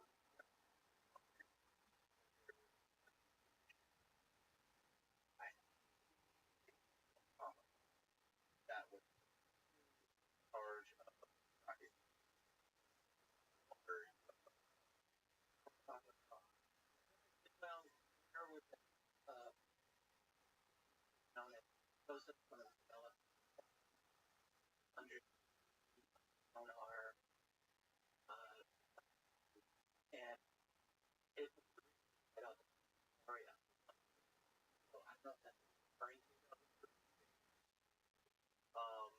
You can pull up the podcast I did with Jesse, the timestamp. I think it's done it. Oh,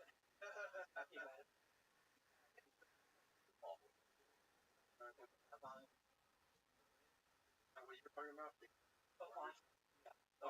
On tech, that's what it was. Okay. So, apparently, the way I understand it, had some sort of, maybe it was like, whoa, macro, bless you, underground, or not underground, underwater sort of thing, the track.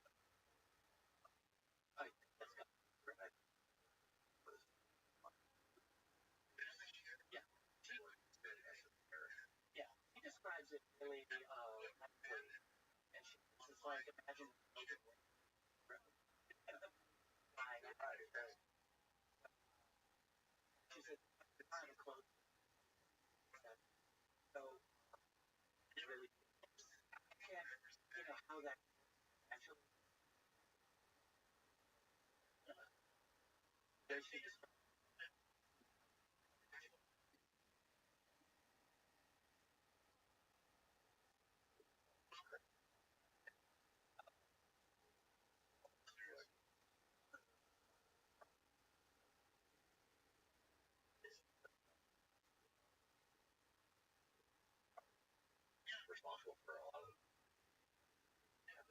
lives that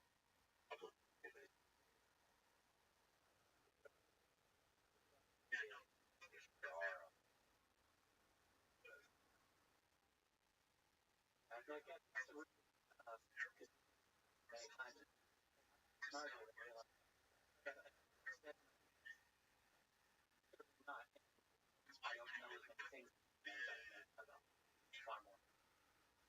It's hard. But for him, no,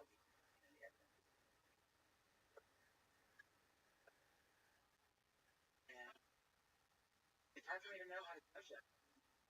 There is a tremendous very good space for enough. All kinds of. There was a young man, Jeff Allen, Jeff, all the time. Now, massive,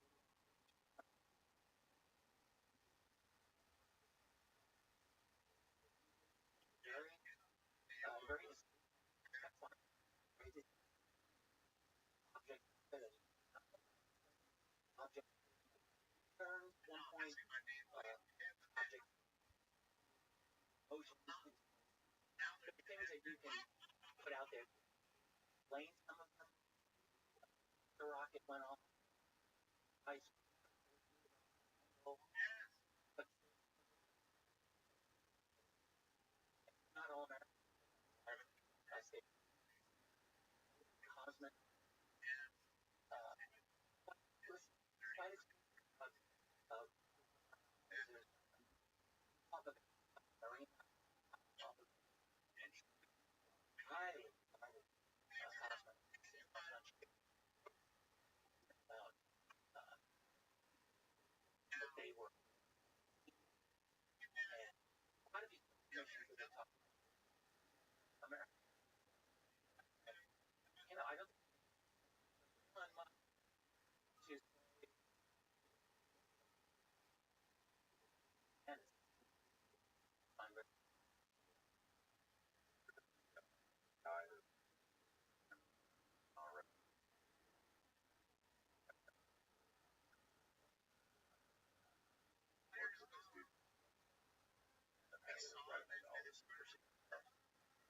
oh, the high level the house hall fires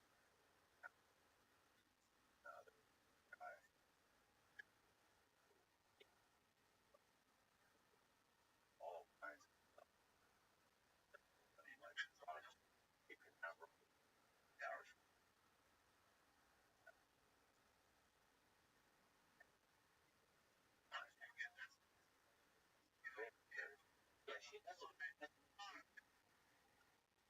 I don't know what's I thought first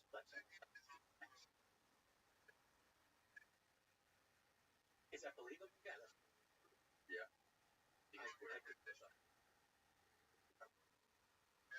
I don't but yeah, I've had I've a lot of researchers who have various led them quite a have found version all that that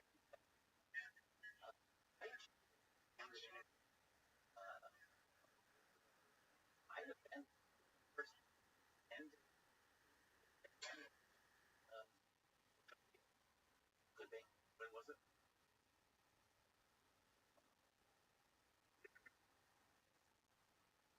So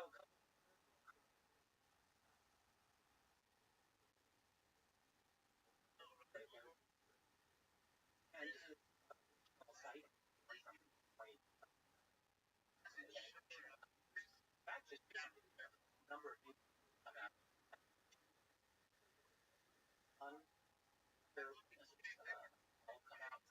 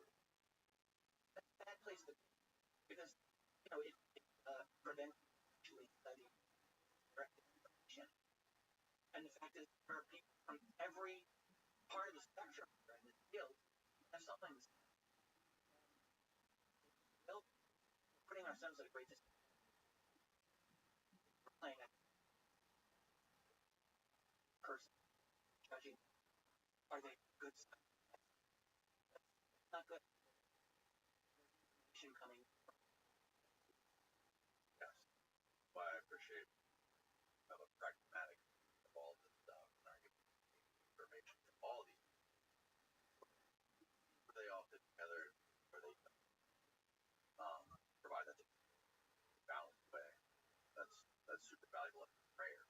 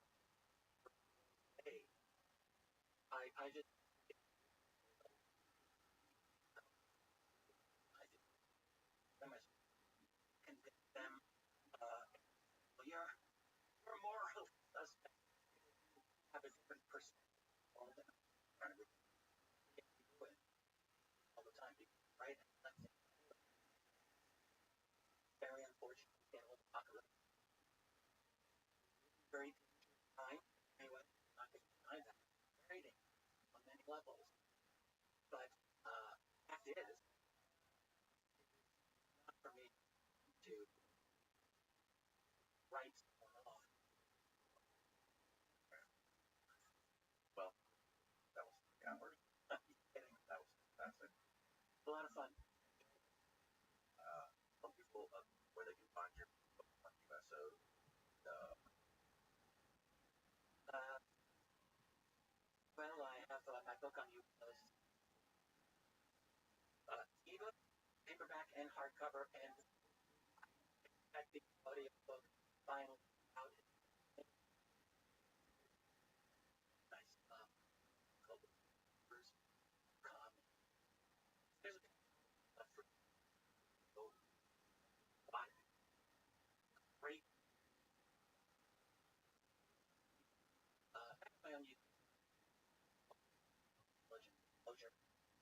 There we go. Look at that.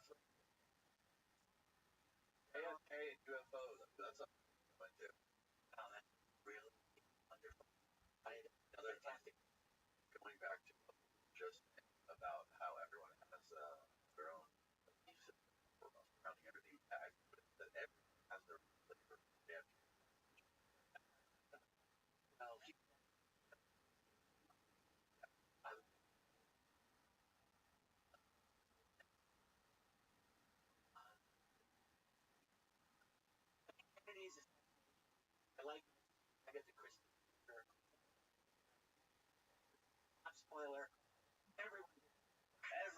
everyone has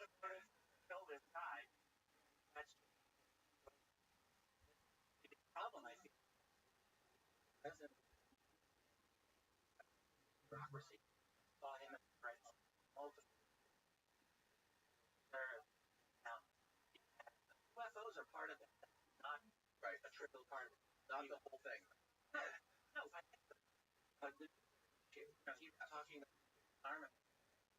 Yep.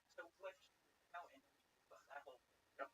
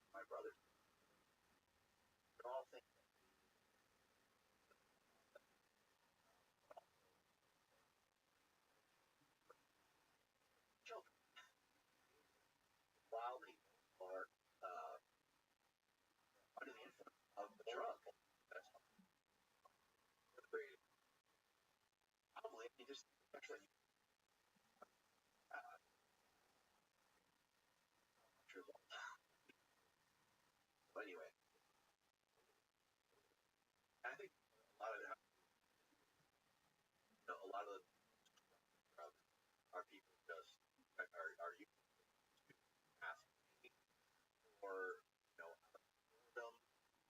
but the drugs that I find positive in life or enhance aspects of my work, my creativity, or my body faster, make me stronger, are the plastic drugs of like this of meaning by and that I think that they're just technology that are part of nature, are part of nature. Nature creates. You wouldn't be if it wasn't technology. Hey, you don't have to sell me on price. Right, exactly. But like this, like that. I talk shit about steroids. You wouldn't look at you have a fire that enables us to shoot, and like all the technology we create through the evolution of humanity, exactly are where we are today. And like steroids are just a technology that came from nature, so by definition, a part of nature. So like, and plant, rest of all these other things. Yeah. Have no problem with those. You don't those harm or yeah. But everything level it positive, a little bit of a negative. Um, I just kind of always think like people are trying to take precursors, trying to take all these things similar to steroids.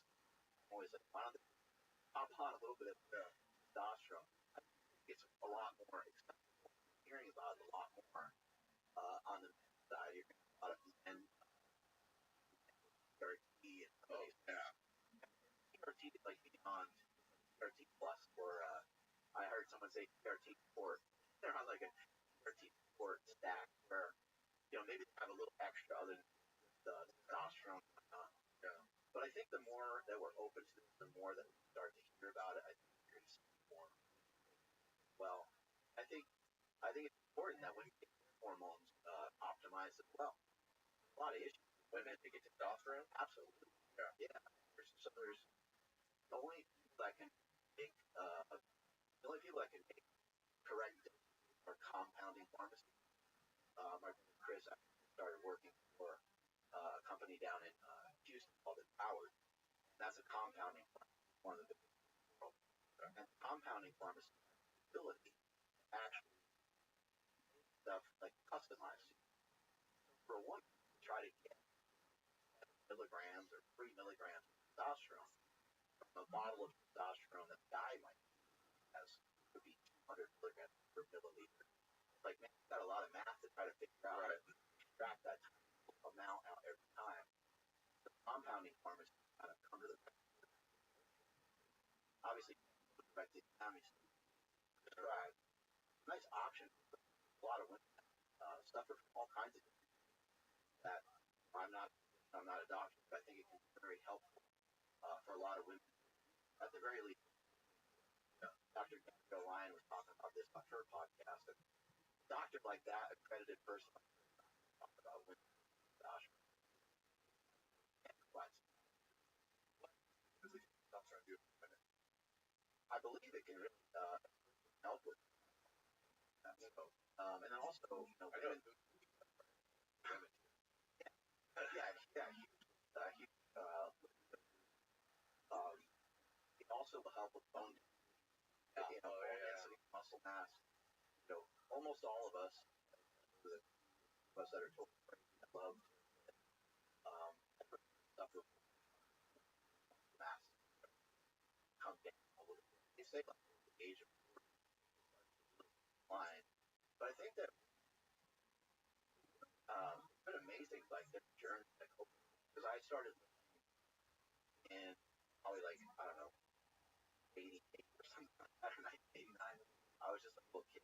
I don't remember exactly the time, but I was like around 12. And when I started going, that like no way. Every once in a while, there'd be like a woman, like boyfriend, or she somebody that like teaching her how to lift or whatever. but it was like 70. Yeah, a lot of women. Plus, evolution of strong women. Posted on my friend's page, Hunter, so strong. She's a IFB pro bodybuilder. Um, she's strong. World records in powerlifting, and she's doing. She's squatting, but she's not 350 super controlled, along with all these other leg exercises she's doing. And I wrote on there. I'm like, I'm out of here. Like I gotta not watch her. I'm embarrassed. So a lot of people like a lot of girls really impressive. There's girls deadlifting 500 pounds. Crazy. That workout that like those twists core together to support the spine, and the dumbbell to do that loop in between the legs, lift. I've never done anything like that before. That was super. I'm very accepting, open to a lot of like lecture, and a lot of criticism. I think all people are listening to this show, not just this episode of this show, but all going on, and you have a lot of that are challenging the status quo. But I would love for everybody to kind of put on your cap, put on your cap that blows off uh, for a moment. Like just bend your knees to right. A little cloud kind of hovering over you, and be prepared to eventually have those help mind over time, changing mind over time, and changing over time. Going over a period of time, you'll have a collection of thoughts that will be intelligent, almost a little robotic with it, way where you don't have to be so attached. What was it quote that you said about your workout? Yeah, there's a great quote of this guy. I forget his name, but he was on my friend Junior's podcast, and the quote was, "I have a bunch of very strongly held opinions. I have a bunch of very strong opinions held." Right, and I think I love that quote. That is a really wonderful way to go through life. I tell you, like, oh, if you want to get fit, you gotta do it, but you don't believe it. I get tell me it's not important. That's what I said. And maybe what I'm talking about is slightly different than what you previously thought. So I see that happen all the time. I'm still very guilty. I hear somebody something, I'm like, bullshit. Like this guy's an idiot. This guy's a liar. This guy's dumb. This guy doesn't know about this or that. Yeah, it's easy to do that, but try to do harder to do. Harder to be open-minded. The work that I've done for the last year has been wreck and destroy your body. For me, I was very fortunate that I learned so much over at some course that it didn't destroy my body, but it did leave me really tight. Like, I have a lot of holes in my game for just normal life. Some was like touching my shoulder, my own shoulder. Yeah. I know you did a good bicep workout. Yeah, it's not just jab. Like a lot of people have a hard time.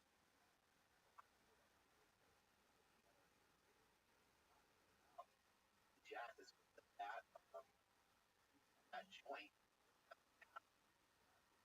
hasn't motion. So I the whole game, and I thought I want to be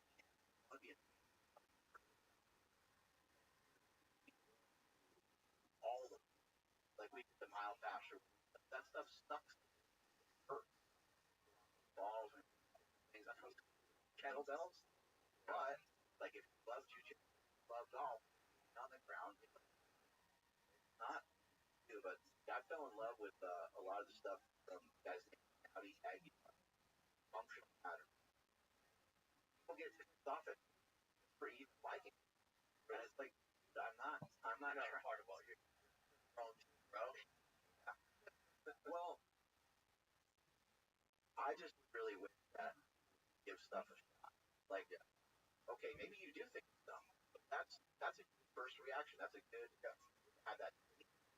But go to the gym and actually try to apply one thing. Guys, if you're probably gonna be like, that's I guess pretty good points. You might not love it, you might not want to do it, you might not believe what it says, but it's hard to deny it. Try it, and I think it's important to think about your goal, especially with weightlifting. I love to do that. It's hard to do, but like you also have to like learn and evolve with stuff. And the problem for people online, especially doctor online, it's very hard for them, counterintuitive for them to they're talking from a voice of authority. I am this. I went to Stanford, got my degree, and all this stuff. I'm a doctor. Right way to do it. And a year later, you're flipping that around, saying something different. So like, can't like the authoritative voice that people have online that's their brand. You know? I think Paul Saladino did a good job of switching lanes, and I know people got mad at him about that. But I thought it like he tried something. Right? So he's on the carnivore diet. People look at it like, oh, he's a failed vegan, now he's a failed carnivore, and now he's bouncing around and stuff. Well, bounce around until he finds something that not only works for him, but works for the listening. And I think where the carnivore diet have some holes in the game, especially when it comes to like weight loss, the amount of fat. And so if you're gonna eat like my brother and I actually are the first carnivore diet as a potential diet. Yeah, guys, I was talking to you this morning. You were on Rogan and like or something like that, and you're talking about the carnivore diet. He's like, "What, bro? Hey, I think you called him." Yeah, I was like, "Yeah, what kind of nerd?" Yeah, I'm not a kale salad. He's like, "For salad, man." Yeah, and there's nothing wrong. I look at that evolution where we are now, man. I know. I'm a fan of vegetables, by the way. Great. They don't have a lot of energy to them. They're not really calorically dense. Yeah. Great filler, and I think a lot of stuff that vegetables do. People talk about like anti-nutrients and stuff like that, but I just don't think we really know. I think that like an anti-nutrient might kale probably also has a hormetic effect somewhere.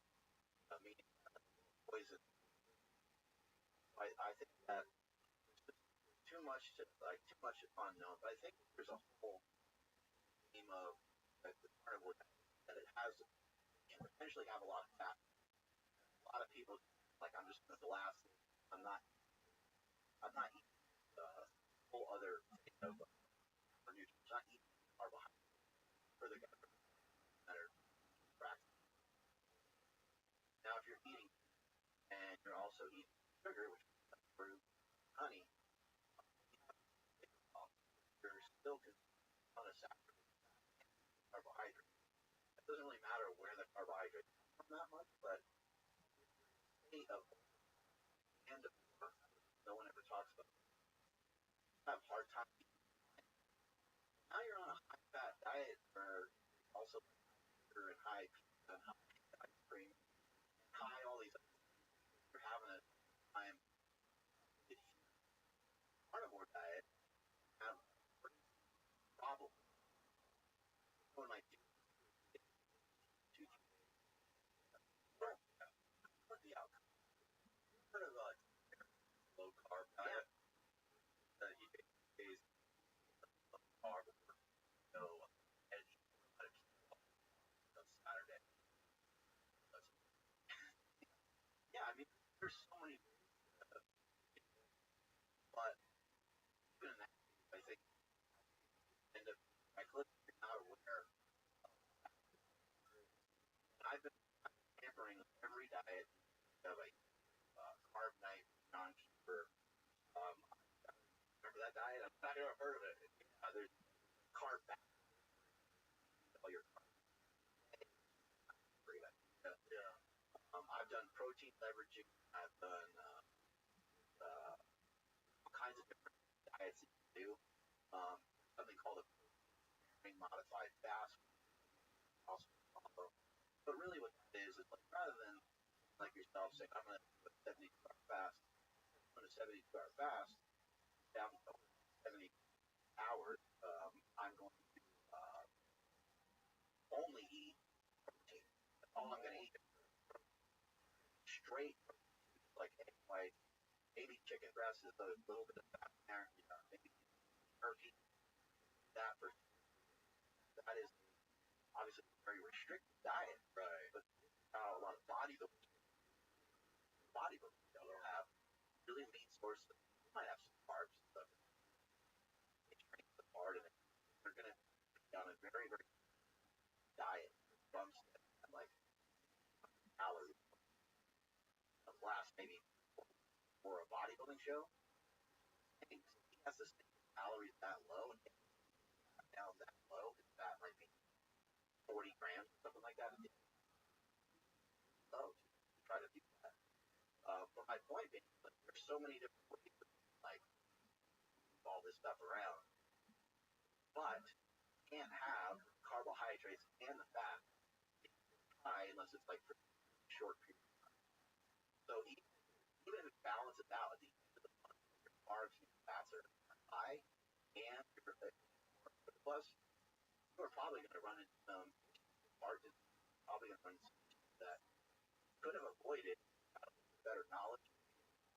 Easy way to look at it might be to watch those fat counts. Pay attention to it. Be careful of like, oh, I'm eating buffalo wings, straw meat, claw meat. That's comparison. So I know cheese is like 1 to 1. It's like 1 gram of fat per 1 gram of protein. Oh, is it really? Eggs, eggs, a whole egg, 7 size of egg. And that's pretty fat. Want it like, in my opinion, I would rather see somebody add some egg whites, like an omelet, or to their eggs have in the morning. That way they're having more volume. But they're all not considered calories. Protein is a weird thing. It's the carbs, fats count against you a little bit more so than in terms of not being. Keep in mind too, as I'm talking about a lot of this stuff, I'm talking about like body fat. Right. So if you're somebody who wants to fat or your carbs can be whatever range you want. Right. And that's something not overweight. Like when I started experimenting with the keto diet years ago, so I felt great. I felt amazing. I remember about it from Tom. And I did start doing my blood work. I told you less off parts. Like I thought like my primary care doctor like dead by people. Like he didn't know, I mean, understand like all of like the stuff. And it's changing all this time. I think all the I heard about cholesterol where we stand now is actually a little bit different. So yeah. I think for a moment there we were like, oh, it doesn't matter at all. I think Oreo study, and all these different things. It still seems to matter. It matter in terms of your LDL cholesterol is high, and you also check like your all these other things. Check your like right. Yeah, I was pretty. I got a called whatever black, and that's great. But yeah, another thing I wanted to ask about was I noticed a lot of young people jumping on testosterone early. There's like the walk around that interesting that like yeah, but like I could look at 40, and I'm like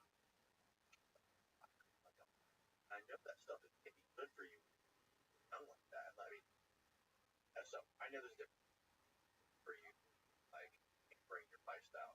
Like one of the big downfalls of it, I know, is it makes you fertile, right? So like, hey, you want to have not a good idea. But like, I wonder, like, what long term, obviously lasting like 500 million, that's not optimal for like your heart health and things like that. But like if you're doing like a normal dose of stuff and already addressed the reproductive what downsides. Definitely a lot of drawbacks to the whole thing. Um, one of them just being like being bigger, having a lot of body weight, um, to live longer. Yeah. I think a lot of centenarians, people that live over 100 years old, like 120 pounds, are like little. Um, so I think that doing something when you're young, it could like probably get a lot of these your symptoms. So if you're going to do it at the time, the body itself pretty well, but you really could be really hampering of the testosterone and steroids in general. They change like about you.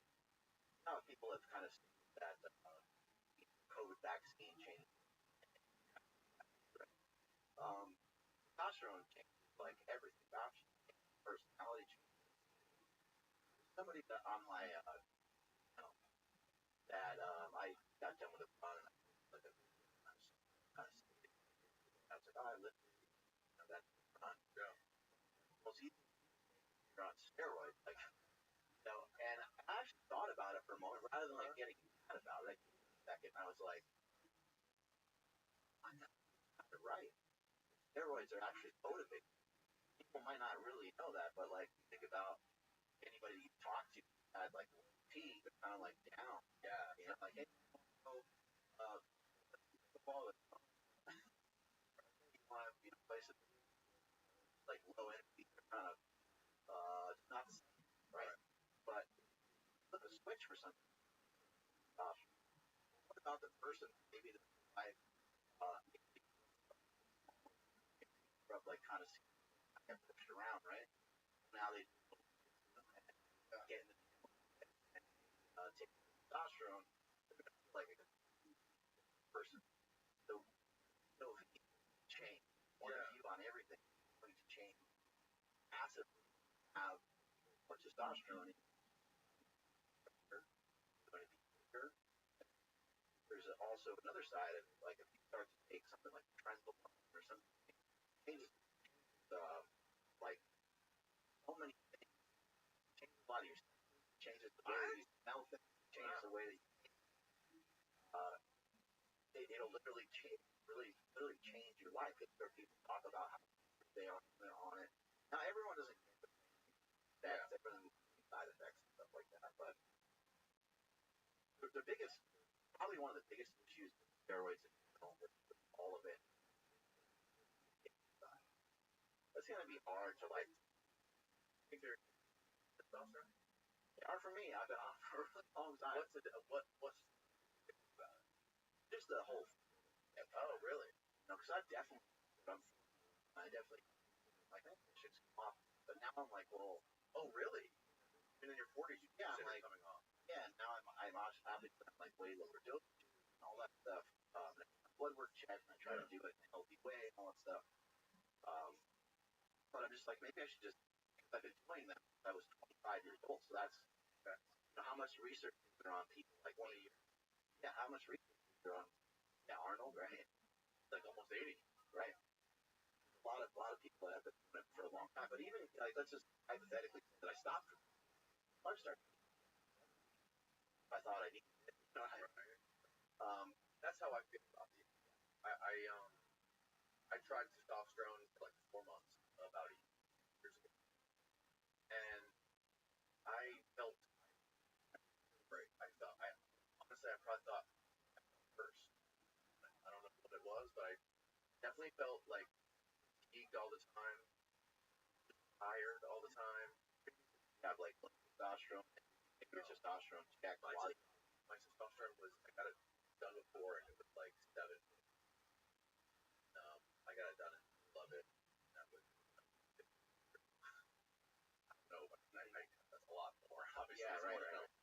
But it makes you feel lethargic in some ways. It does makes you like bigger, and it almost like I don't want to say lower. so many different outlets.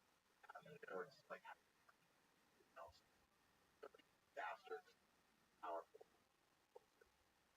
But they will also cause, like if you take them for a handful, might also cause some water retention. Yes. Blood pressure might go up a little bit. You might just feel a little bit more tired. So that's what I tried it, like, right. I did that. But I mean, I like whenever I try to investigate things, like,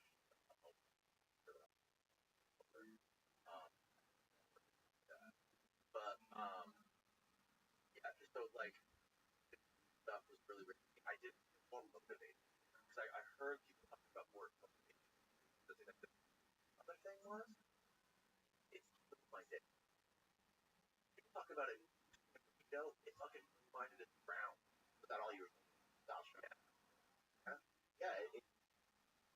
Like I said, all drugs, double-edged sword. You know, erectile dysfunction happens a lot of people from testosterone. Um, I don't even know if everyone understands all the mechanisms behind it. I do know that testosterone goes up a lot of times. Steroidal, kind of like right? It can, yeah. It can, and also if you drive your down that, yeah, that's protective, right? It's like protective, like heart. It can be like heart protective. But I think your estrogen out of hand. You know, whether your testosterone is blasted, yeah, or whether your testosterone is either, like it's about being the.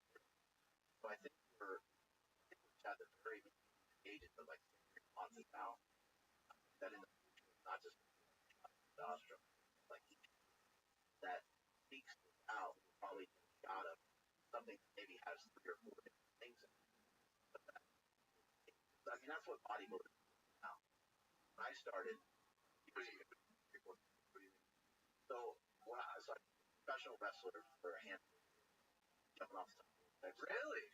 And when I was doing pro wrestling, we say that if you're not on 3 things at one time, you're not.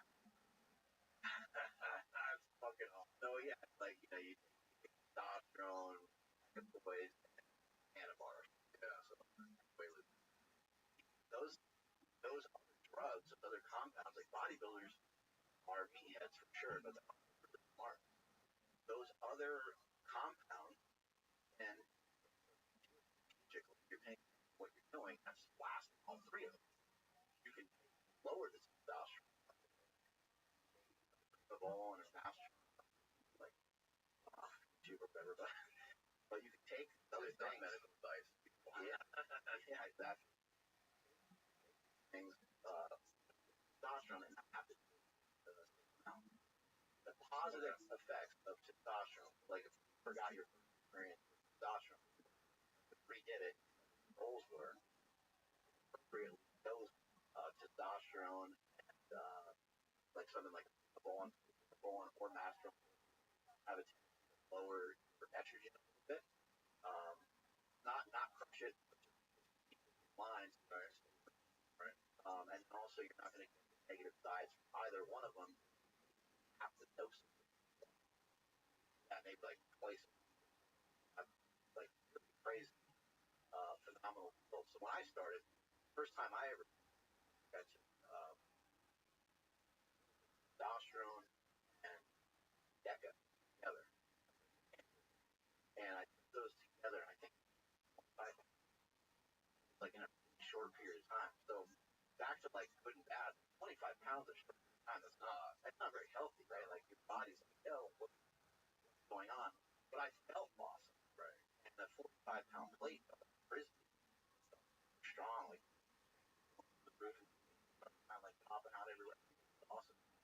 That's the addictive side that I'm talking about because talking about them, they're not just testosterone and a bunch of stuff. Actually, most of them and probably don't even have access to testosterone. Probably. That's another thing. They're buying testosterone like underground, right? Buying shit. Somebody's probably taking a bathtub or something like that. They're not getting. When these guys share like what their goals are, then I sell. Oh, you need the orals. Those are they're more toxic.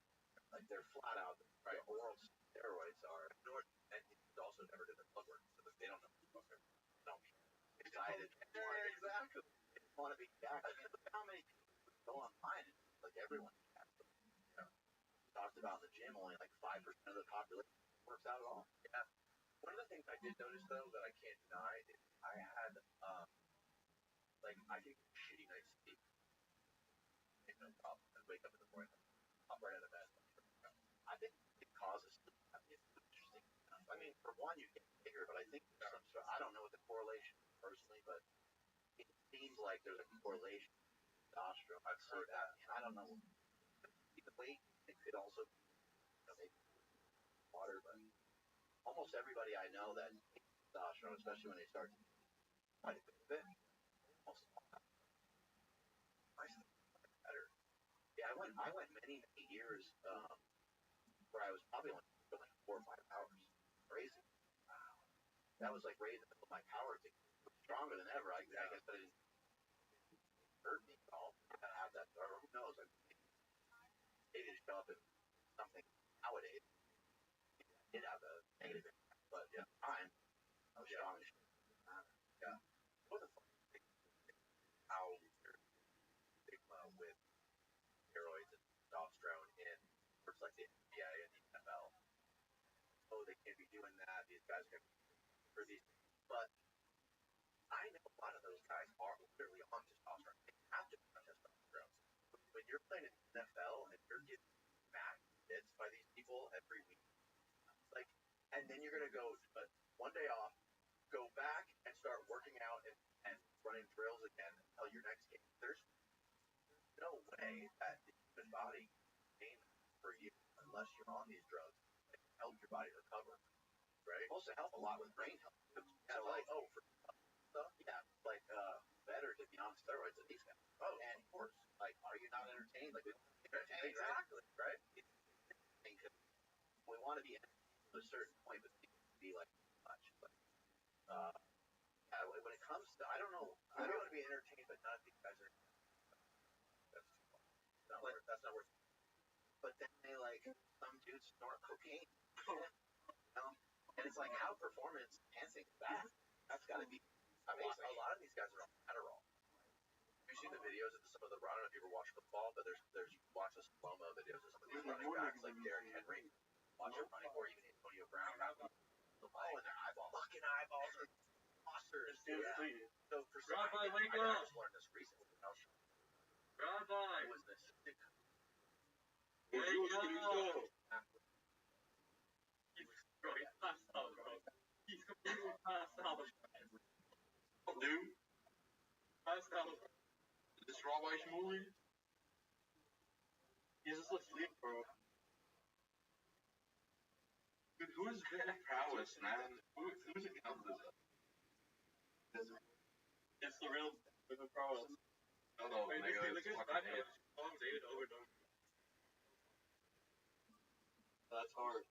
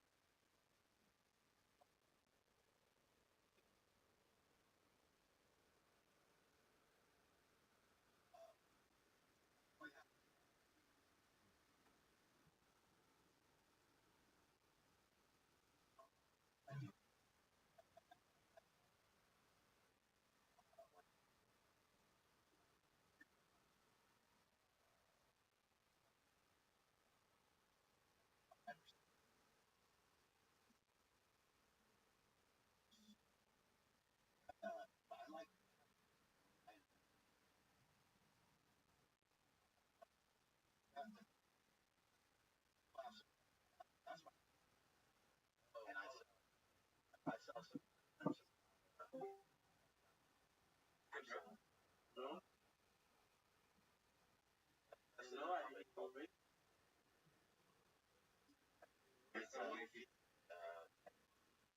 And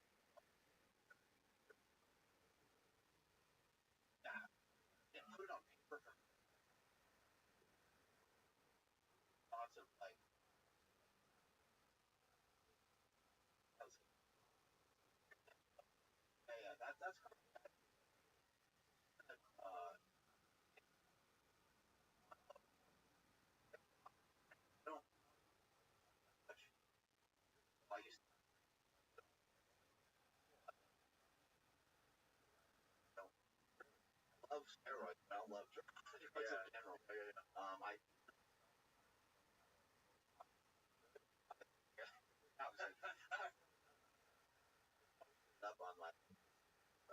stop out track. I don't know if you really nailed it. Let's try. Some of these other drugs I really like. It feels like, and alcohol is something that I enjoy. And alcohol is something that relax. More recently, some of the diet doing.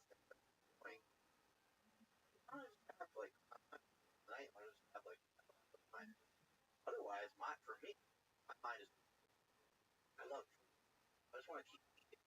I'm like, well, why don't I just have like a glass of wine? I'll be the night, and that works for me. Yeah, I feel the same way. I know, like, if I'm going out with friends or if I'm being real hard, of course I'll have drinks. And I know that I'm fuck up my. On a normal day, like for a podcast, I'm not going to drink. Hey, we can argue for you. We're going to have a little shit. I think so too. When I get fucked up, before like something I have to do the next day, and I sleep shit, and I wake up hungover, and I feel like I forbid. I don't know what's going on there. That's happened to me. It should make that shows how much better you have that. I know, right? And people, oh my god, you got 100%. Yeah, right. Completely. I'm not drinking. I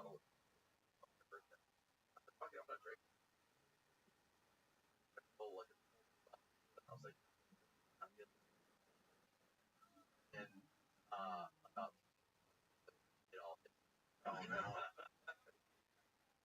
That was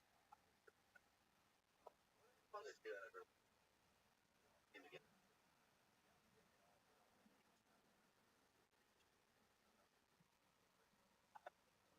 On and on.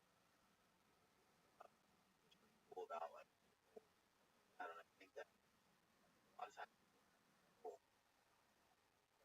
and I know there's like some having people. I don't know. About it on a level rather than I just want to be stronger. Kind of figure out why that's like bench squat, bend over presses aren't. Maybe they are. 135 pounds and graduate high school. And maybe they help me. Talking about like an athlete, I want to have other inspirations. Want to be strong, but you want to be strong and fast, not just able to perform. Yeah, I'm always. I've never wanted my friend for Jack bucket. It looks great. I admire that, but I also want to not like I want to be in my body like like that I like to do. Which is why this run me so fast. Great stuff. Dom does I don't that kind of stuff. Dom does very like like like the right like out on the barn. Like carrying those X bars with like pounds on and like crazy amounts of squats. I did that behind the bar over press. I forget what those kinds of basic presses like the bench or like a straight bar up and down. You're not doing dumbbell like compound movement. Compound. That's what I think they're super beneficial. I don't know since I was in high school, but that's what I've noticed. Like as like even on that right there, like problem. Like advice for people, like getting rid of a barbell for most of the time, probably be a great idea. There's nothing wrong with it. It's not a bad thing. And if you like to squat, you like to bench, there's people who love to do it, doing it correctly, about it, by all means, probably onward. But if you feel like tight, kind of banged up, you're not want to better, trying to one arm, one leg, the kind of bilateral, right? Really changed a lot of things. Like just one simple thing, rather than I'm gonna squat, head, back, all that kind of stuff. Like walking, until my legs burn like crazy. Bulgarian split squats, step ups, other train both legs. I mean, a couple other things. But I think a lot of times we one dimension. What I've always said about a barbell provides a crazy amount of value because of the amount of weight barbell. Try to use the amount of dumbbells, it's really hard. Like a 300-pound bench press is really nice. But for someone to try to handle 150-pound dumbbells, that's a really good feat of strength. For somebody to handle 150-pound dumbbells, like been in the gym forever. A lot of guys, even 200, have 100-pound dumbbells, or even a 200-pound loaded barbell versus a 200-pound dumbbell, right? Like they're a world of difference. There couldn't be any more different, right? Totally. Barbell, it does allow you to overload the body, so it allows you to overload the spine. And really good because for some people that are looking for some of the impact of like it does have some application, but I think we get a little too obsessive with it. I also think we get a little too obsessive with like having this arch posture and super stiff, both arms at the same time. Change it up a little bit, pull with one arm. Now your body has rotation. So it's like really simple thing. Solve or cure. And again, I'm not saying like eliminate barbells forever for everybody, but for most people, probably just a lot less barbell or dumbbell. And hey guys, if you're not already subscribed, hammer the subscribe button below and the like button on the back. Take things further, even on the body with they're tough. There's something about that is just like I can't describe what it is, but it's like I know it's not a lot of weight. It's only your body weight, but something about it so taxing. And I get like such from doing basic body weight stuff, like pull-ups and push-ups, like almost sometimes more than lifting or putting back. Things to consider, like again, kind of back for things. Somebody takes anabolics, steroids, going to gain more weight, have more muscle mass on them than somebody, even a natural person. A natural person decides to start to lift a bunch of weight. They're going to have a lot more body weight on them than what we otherwise had on us hundreds of years ago. Naturally, especially if they're like specifically bodybuilding, they're like doctors, bodybuilding. It might not be a profound, crazy amount of weight to have on you, but it's pounds or pounds, whatever it might be. And so people talk about like being natural. I think the act of like lifting all the time, whether you're bodybuilding or powerlifting, it's very natural. Like, I don't think we've ever gotten that. People having big legs. People always love like when I like legs. I've always thought it was kind of stupid. I like having muscular legs. Having stuff is kind of cool. But like try a 400 meter. Go to the track 400 meters. How those legs like around. So these are all things I like to think about them. I like to like. I'm not saying that this is bad and I still love it. I'll always love it. But it's to like just reconsider some of these. What is your body capable of doing? Like, are you capable of doing like stuff? Can you jump? Can you sprint? I don't know if you. I don't think that's great. It doesn't make any sense. You work out all the time. You jump or sprint. Yeah. One of my favorite things. One of the best things I ever learned when I had like 5 years ago when I had this sciatica back. I learned all about the like the hips, shoulder blades, especially, and like learning to keep your posture better, like protect your spine, like putting the shoulder blades in, like having the shoulders back, and like having different areas, like different of your hips and your pelvis when you're doing these lifts. That like changed everything. Having good posture is incredible, and lifting can sort of help force someone to having better posture, but lifting too much can force somebody to have worse posture.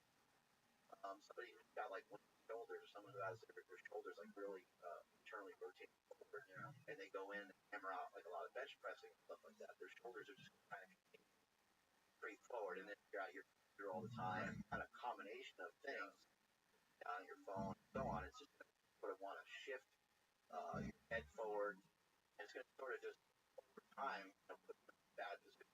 What I'm trying to explain, and what I think what they're doing at functional patterns is trying to say, we know that your body into like these weird ways and have your body sort of almost like yeah. I mean, if you know what you're doing, you lift really heavy. You build a great body that looks symmetric. Like there's Arnold, great example. There's a lot of people I know, but you have to like know a lot to be able to do that. And what I think is interesting is that also some of that, some of the knowledge that we know that you push yourself into bad position, sort of awkward from like lifting. You have that lat syndrome thing going on and stuff like that. What's the lat syndrome? Where imaginary lat syndrome, posturing up, and they're just kind of like walking. Hey, what's going on? It's like super stuck and super stiff. Well, just moving around like that, neck. You wake up and you can't worth the shit. Pick up those same principles and understand that we find the stuff I showed you today. Yeah.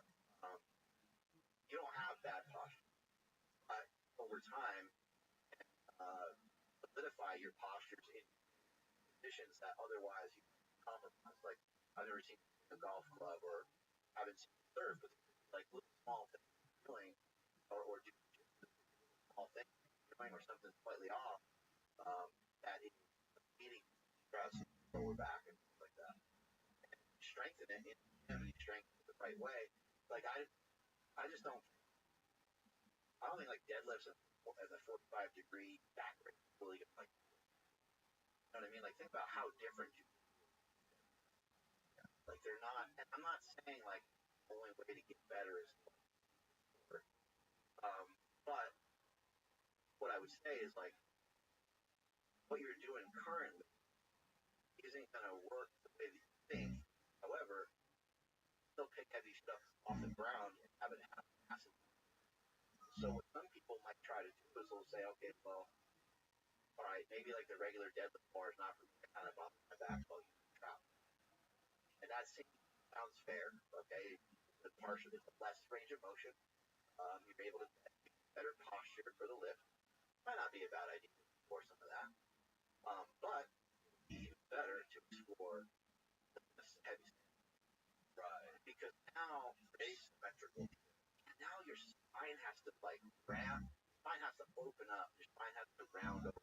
You were just mentioning some of the things you did for learning to move your spine around. Yeah. You have to like for me, I took like pride in this. This is my core. Squat 1,000. You have to have a spine. I still at 1,000 or 1,000 squat and 760 deadlift, 150 pounds. Drop that much at 1.2, so the chicken is skirt walking 20 years, 1,000. And then I'll do it either. But I created like rigidness in my mind where if I just like bend down towards the ground, I can touch the ground, but if I'm touching the ground, my lower back will be flat. Like all the other spine, the lower back is super stiff, right? So like you can't. I can hit like a mofo. Okay. But I can't like unlock my lower back to really round all the way over to like I could almost maybe like quarters of the spine. But that last part towards the bottom, I don't want to go anywhere. That was through through a big power. Push your stomach out and get hold the posture. I mean, remember when I did squat 1,000? Remember squatting over 1,000 pounds many times in competition. I remember standing with that weight. I was I'm position no matter what.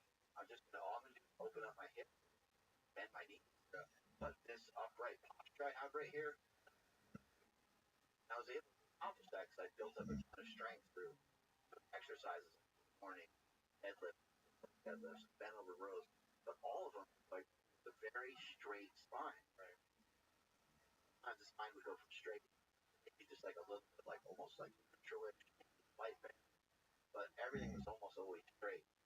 More recently, I started getting like picking up sandbags, picking up stones, and rocks, and shit like that. Yeah. And now my back, at first, was very taxing. At first, it was very hard. I had to start with like pounds. I'd start really light. I'm like, oh my god, this is embarrassing. So it's not like I couldn't handle the other ones, couldn't lift them at all.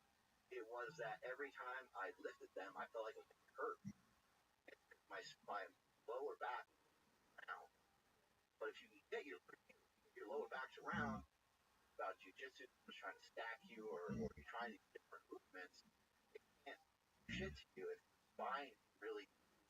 It's obviously not just your spine, but if your spine can do better, it's harder for them to pass your guard. It's easier to pass theirs. So on, because your hips, lower back, lock. So I would suggest for people try something like instead of the barbell, grab some dumbbells for a while. Those around one at a time, so your body's instead of like regular deadlifts, or you replace some of your deadlifts with picking up like head sandbags. Try some mess around with like exercises, like balance stuff. Yeah, some foot fetish stuff. Yeah, that stuff really changed for me. Like foot stuff is learning how to posture correctly, walk with pointed in the right direction, and bring the muscle. That's huge foundation. And simplest exercise. I mean, really simple. One is to try to keep your off a lot more. If you can, in times when it's appropriate, if you're I don't want you to have no shoes on, but whenever you have the opportunity to train barefoot, that's great. Don't force it. Like don't try to train like on a laptop or something like that. There's probably no for that.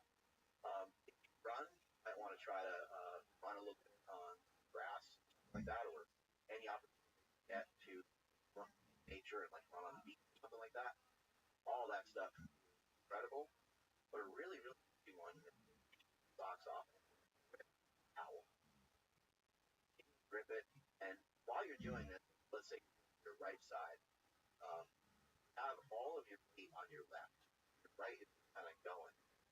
When you're trying to actually crunch your foot, the arch, but what you find is like that doesn't great. Probably, most likely, unless you have or something. Right. You're gonna find like that part won't be that great. Focus on that. You want to try to almost turn your foot out where you're getting a little bit more towards like the toe. And then what you'll do is you start to shift your weight like in the middle. Now you have body weight. Now you're trying to crinkle that foot. And you lean all the way over to that side, like 70% or so of your body on the right side while you're trying to crinkle that towel. And you're going to fine. They like totally suck at it. And really grab the towel. But over time, work your way into the towel up. Work your way into able to pick the towel up, wet, heavier. But at first, you're like that scene in Kill Bill where the girl's looking down at her foot. She's like, so she can't get it to feel like that. You're probably just don't believe that. Yeah. Yeah, I recently got one of those wide. I think a lot. Yeah, does that sound right? My whole life, I've always worn like shoes. But I get old guy stuff, and then I create. Yeah, but I worked with Rick probably really, and we created together powerless. Powerless has back. Powerlifter's got wide. All that head kind of foot kind of a shaped foot in. Right. Right. And we made a version of a shoe that was similar to captain, but much wider, had a wider bottom. Opportunity studies. CrossFit Light TR they were called. Yeah, we down after super training. Oh, that's cool, dude. And it's kind of crazy because like from here, Reebok made it for a while. They made a like different versions of them, and then from this point on, it was like game over. Like the entire Evo Barefoot and all these other companies started to come along. Years after this happened, and it happened only because of my friend Kelly Starrett.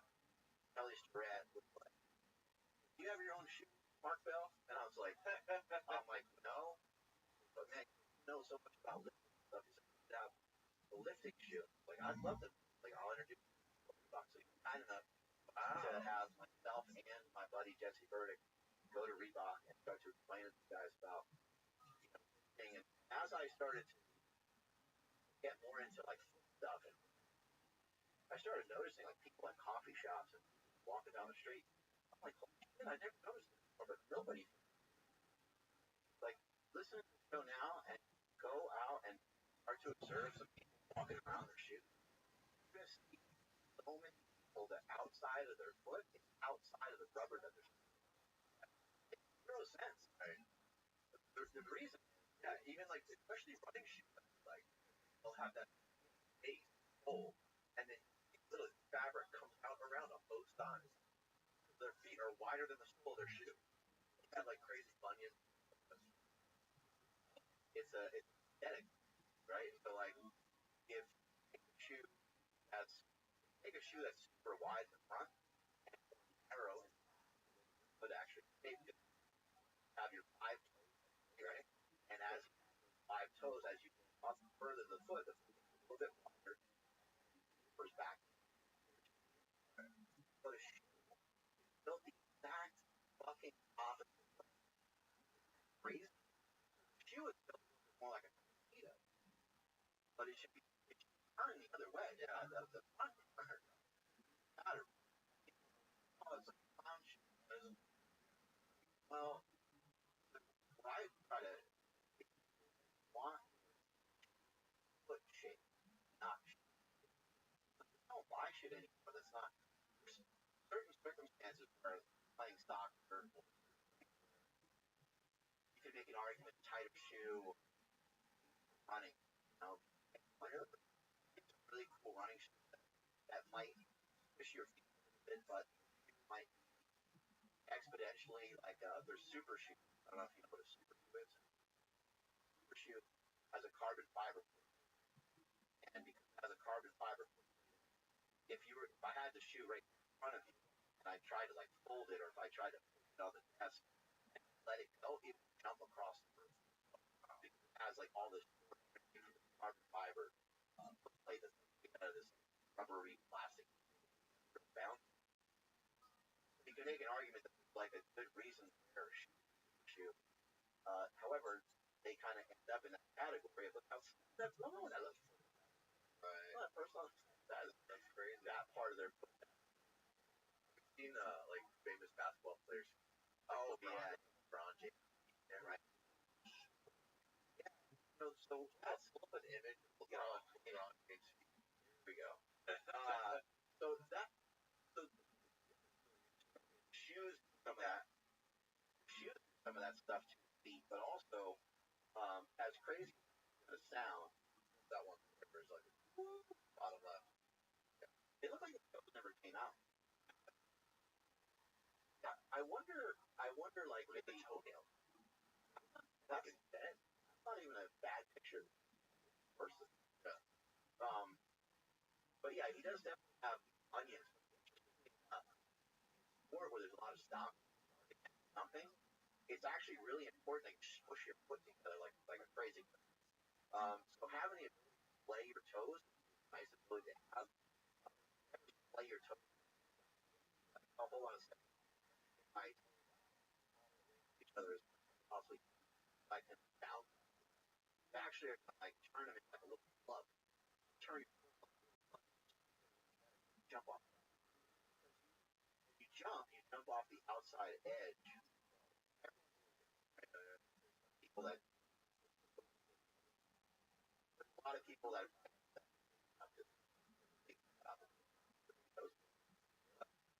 toes probably like last and like that side of and then like turn towards a lot of people like LeBron and a lot of track athletes they not so much track athletes straight ahead, but anyone that stop, start, jump, there's more players probably get staggered. Pretty messed up, and especially and people think like an onion is more. Oh, it's not good.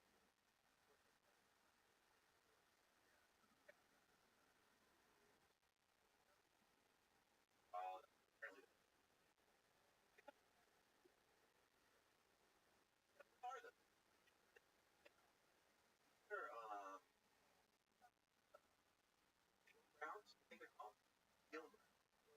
They're like grounding shoes. They grounding. Yeah, they look great. Nice to have. I got some, but I don't mind because I'm like, no, yeah, it's an important part of balance. Your muscular. Yeah, why did you get it back? Right, fucked up. It probably started. I would imagine, unless you're, it's huge. Right? Well, as partially get out when you're walking, that's going to throw off the muscle. Every parts of how you know how your of your feet. I didn't realize that until I had a problem. Better because now you are like hurting out. You pocket like oh now that you back, it's just like it gets to be like wild. Yeah. All you can do is try to do your best with the information that you currently have and up against like thoughts, like train, like what will happen over time and become a little crazy. Stuff with like relax down. There's times where I'm just not doing really like whatever these are that I'm and I'm just not doing. But there's other times where I have next to where I sit, and I just sit on the floor, I get down, like just like foam roller type stuff. But I like to use medicine ball. I roll around on ball, black works at getting into like this kind of experience versus sitting on it. Yeah,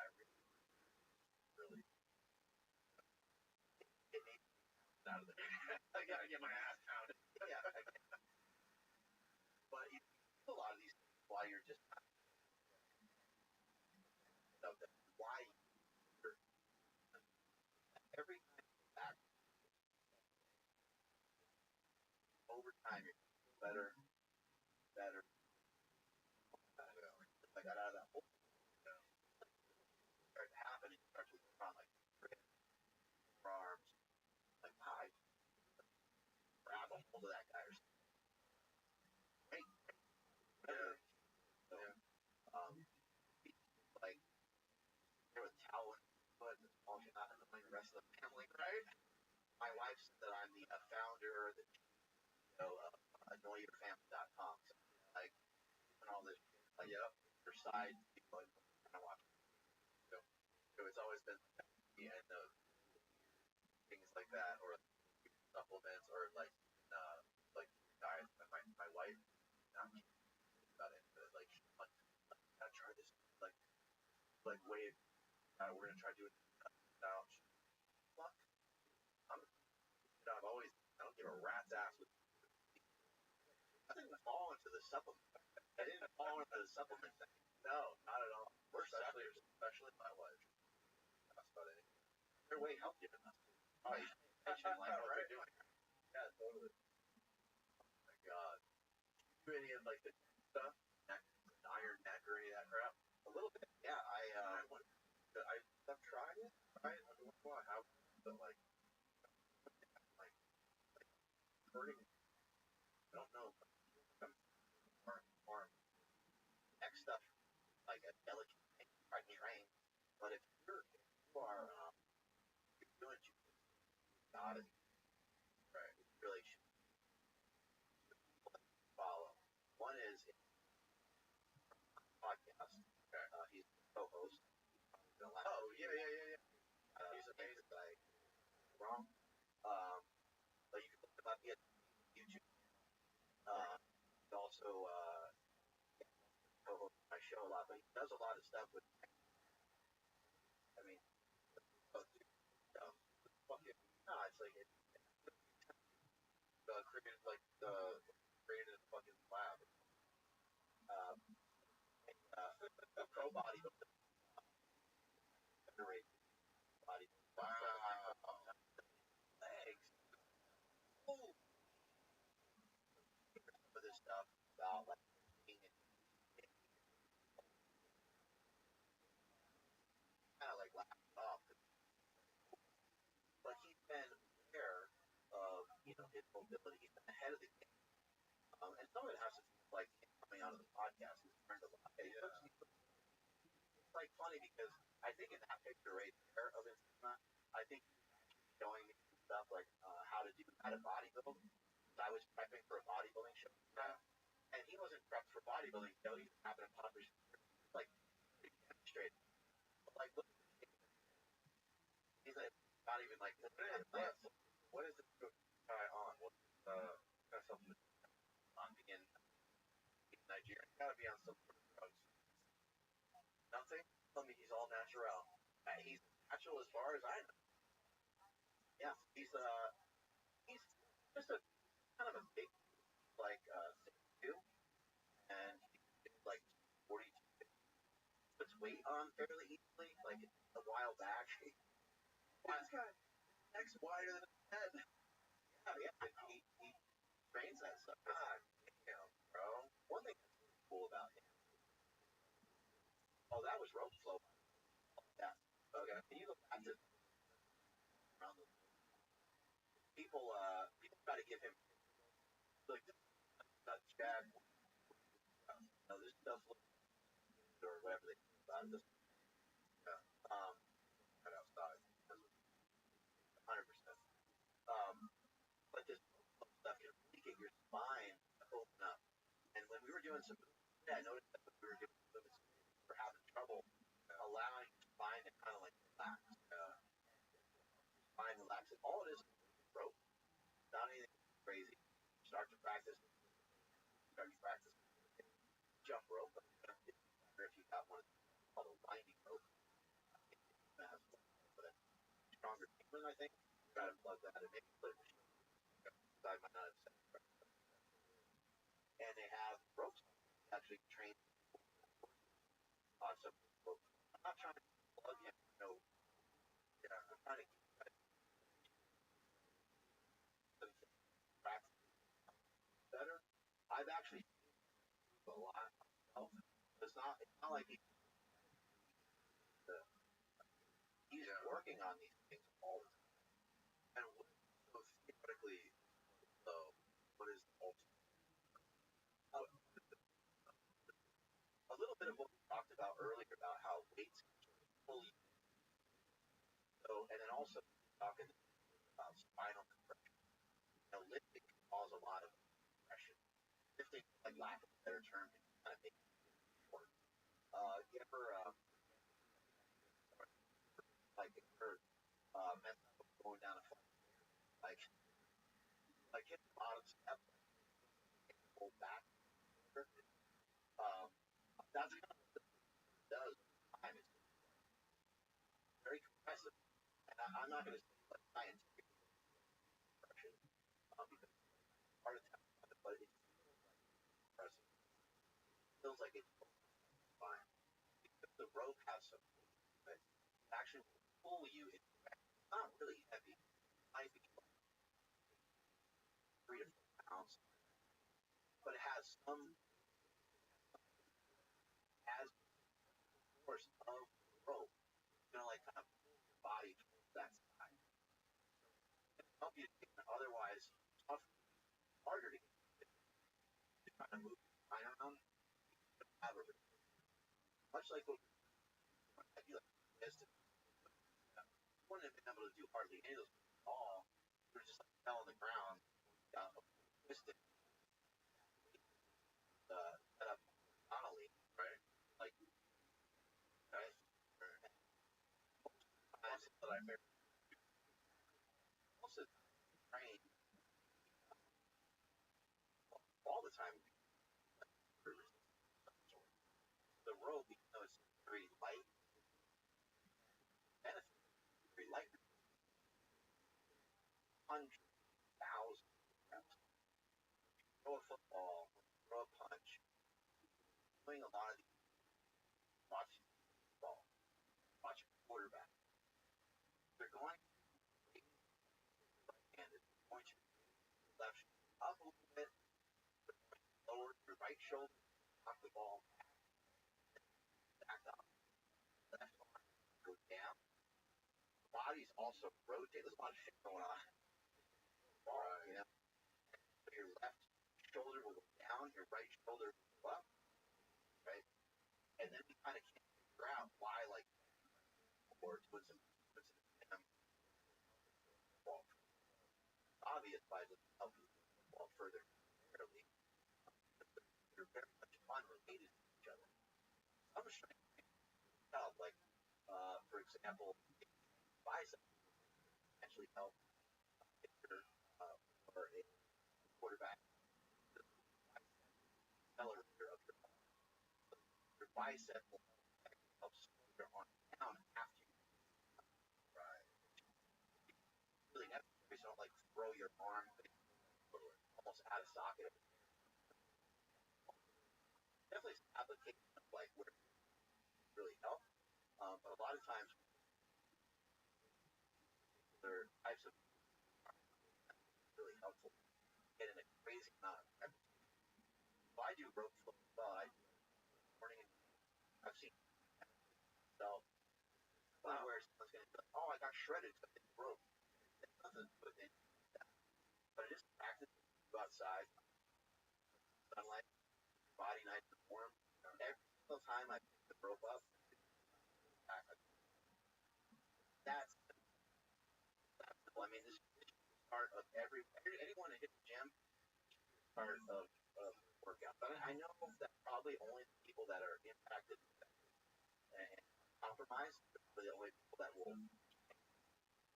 But I think this is great for everyone to do it. And if you just take a page out of my book, what you learn from me, I made myself super stiff.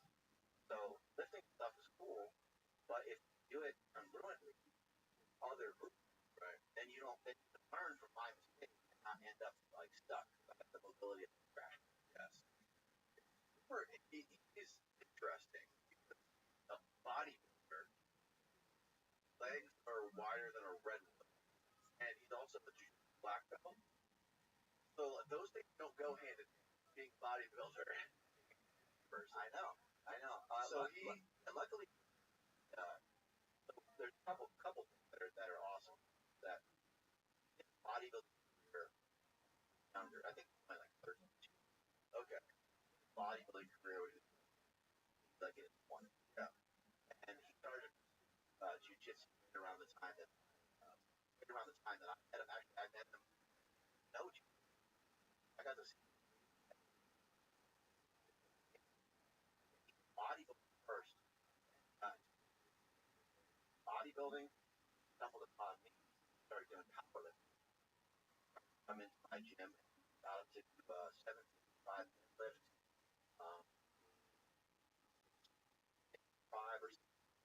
655 squat. I think like 400. He's a monster, and he was like one power team, but pro bodybuilding. I think he was back to bodybuilding. I wanted to a lot of the other awesome bodybuilding. I think he's one of the best in the world. It's hard to be that big. What do you think about this guy? Yeah, Sam, awesome. I think information guys share. It's great on viral because plain stuff in such a great way. It's so simple, and I think that he's super relatable. Chatting or kind of stuff. Showing what he's doing before and after he works out. What he's like it's just like kind of plain. It's like but intriguing. One like Mr. Olympic, right? He got his pro card, so now he as a pro. Also, is I think he starts explaining something. Start to know. I've heard him talk about like, oh, there's spectrum and this spectrum. Like on this spectrum, you have let's say 30. Talking about that's it's curls, bicep. You have 30 sets over here, and you have 0 sets. All understand 0 sets provides 0 value, right? But as you start to do 1 set, 2 sets, you start to get more and more value. But then that curve starts to come back. When does that curve start to come back down? Probably somewhere around 12 sets. So 10 or 12 sets would be referring to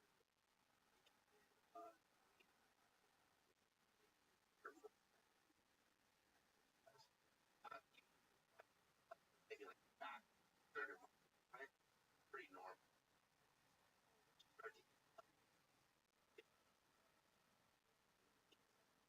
Maybe I not have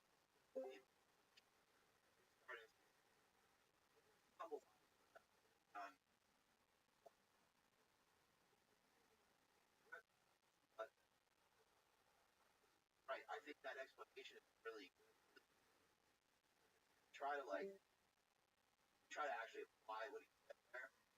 Definitely like that middle spot, especially if you love to work out. If you're in that set range, that seems like something probably maybe a lot of people think a lot of times they train also some of them are able to like diet on one thing. I would really a fan of because I don't like the trash legs having your faces on like so hard that they're I think that egg power all bodybuilding exception. I don't think it's a good idea. We're talking a lot about and so imagine imagine you come to bodybuilding. Oh, yeah, I want it. Better nice. Oh,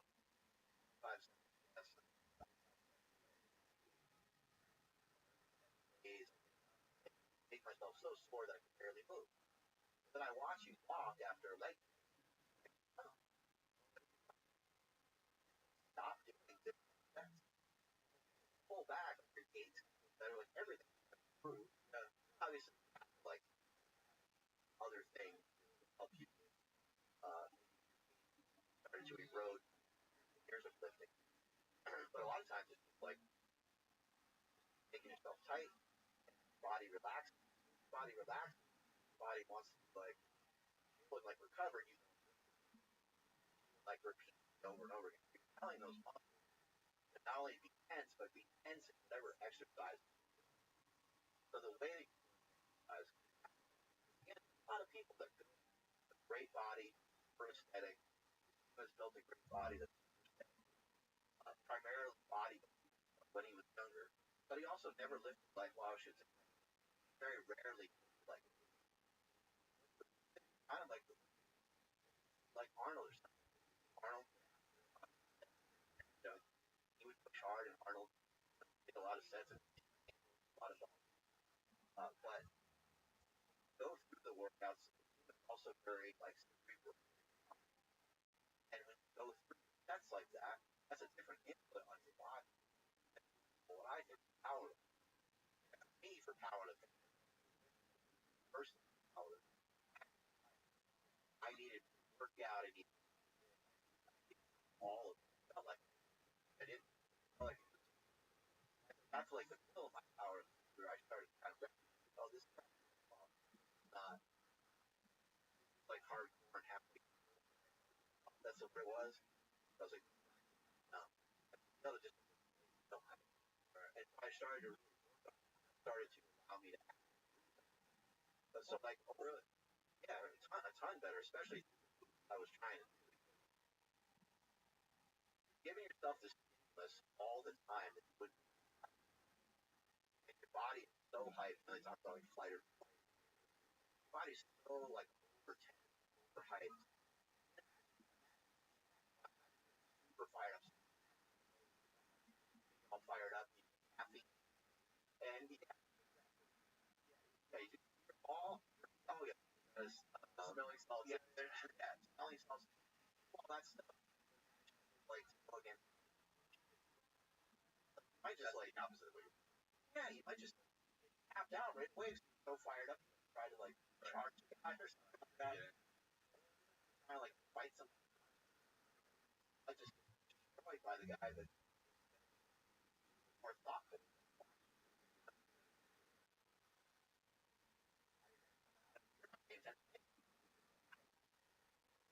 So he's I like to call him and how we handle doing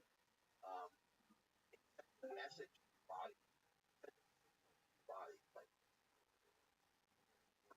right stay tight like this, we're back the body up, and we're not going to except for parts that need to be credit for I'm not going to move anything else, and that's what it was for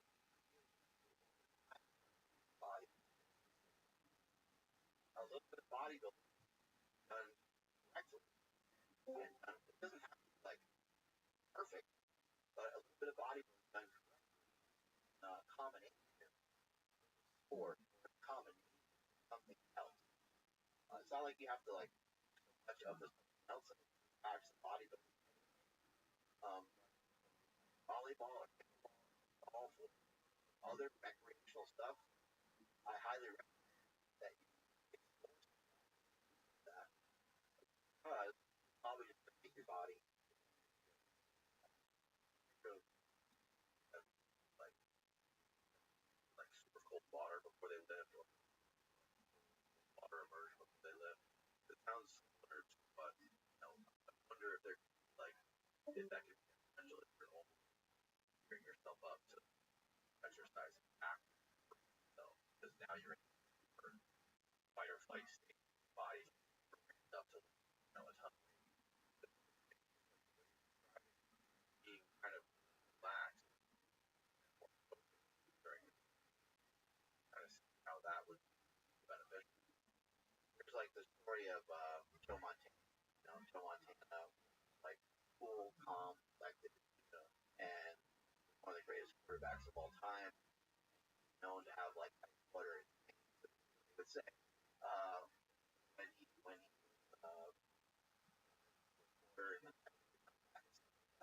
the story of him, the 49ers against the Cincinnati.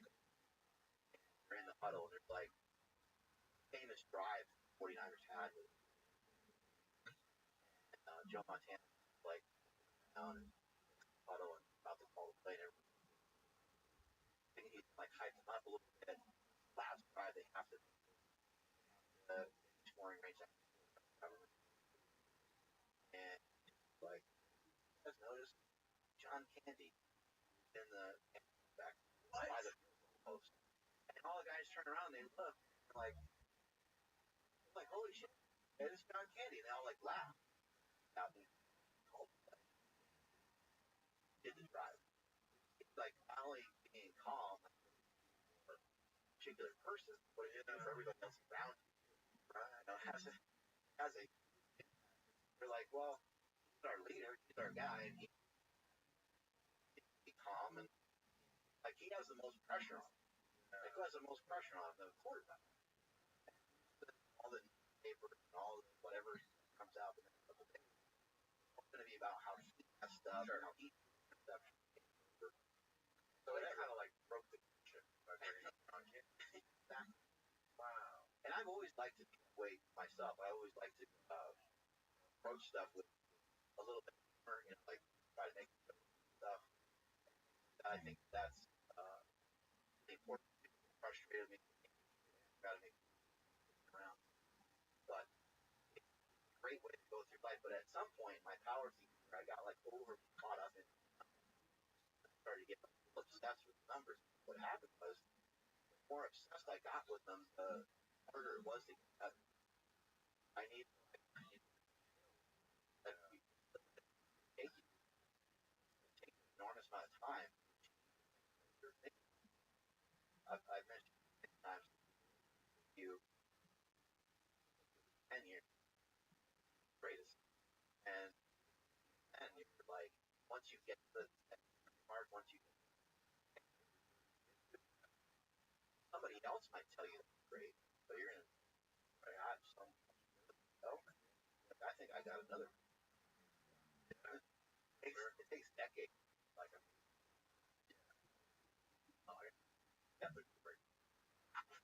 there's something that I learned years ago about planetary health. Does the person have some well?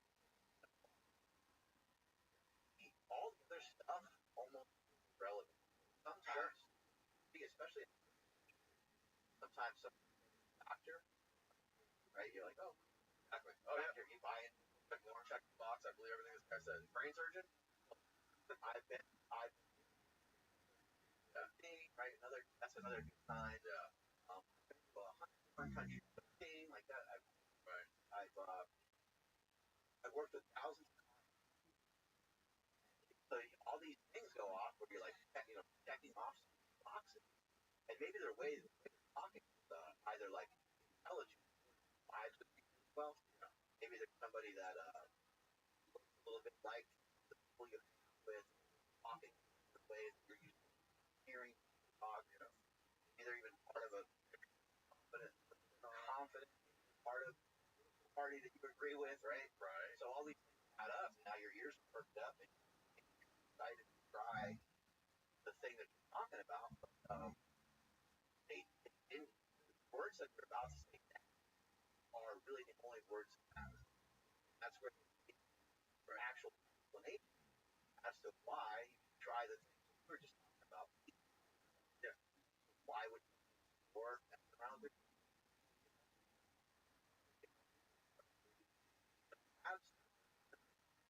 That's everything.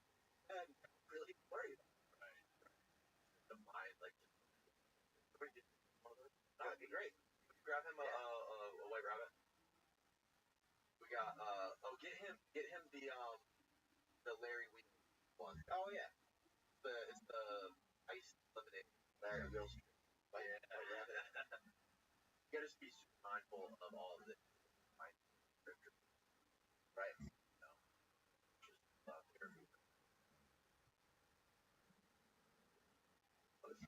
oh, it's got Larry. I know, right? And yeah, you gotta learn how to navigate stuff. Because obviously all kinds of shit like Luther King, one of the big fiascos, but I don't know what happened. But then you have people like Jack Crew. Is okay. First of all, he's a brain surgeon. He's doing this stuff a whole talks sounds smart at well, obviously he knows what he's talking about, and he talks in a way that's like super compelling and sucks you in and so confident as it is the fucking gospel, right? That compounded with the fact that he's a brain surgeon, it's easy to everything he says. Tax credit, he's not selling a bunch of products, he's not selling anything, he's not selling anything. He's trying to get his information out there and try to teach the world everything. I think would he be wrong about some shit? Sure. But like you have to kind of understand the landscape and all of your especially right and wellness. Yeah, it's easy to get sold on stuff. I love supplements. I literally have like an entire bowl of all kinds of different like magnesium, vitamins, like countless things, a bunch of stuff I've never heard of. And I wouldn't say that they don't work, but don't or it's hard to notice a difference. Everyone's always like magnesium helps you, maybe, but like I've never felt it like help my sleep. Right. There might be some supplements out there that find it helps. Right. A lot of stuff being said out there about like well, how do we know this? Coming right. Another thing that happens too is like maybe a lot of people are magnesium. I'm not saying that. I'm not saying either. Right. Another thing that happens is that somebody on a big podcast talked about vitamin D, importance of vitamin D, but then it's like, well, hold on, wait. Kind of keep making it sound like you're talking about the vitamin, or are you talking about trying to like collect a bunch of vitamins like house, sunshine, and D and stuff like that to help them, right? Then I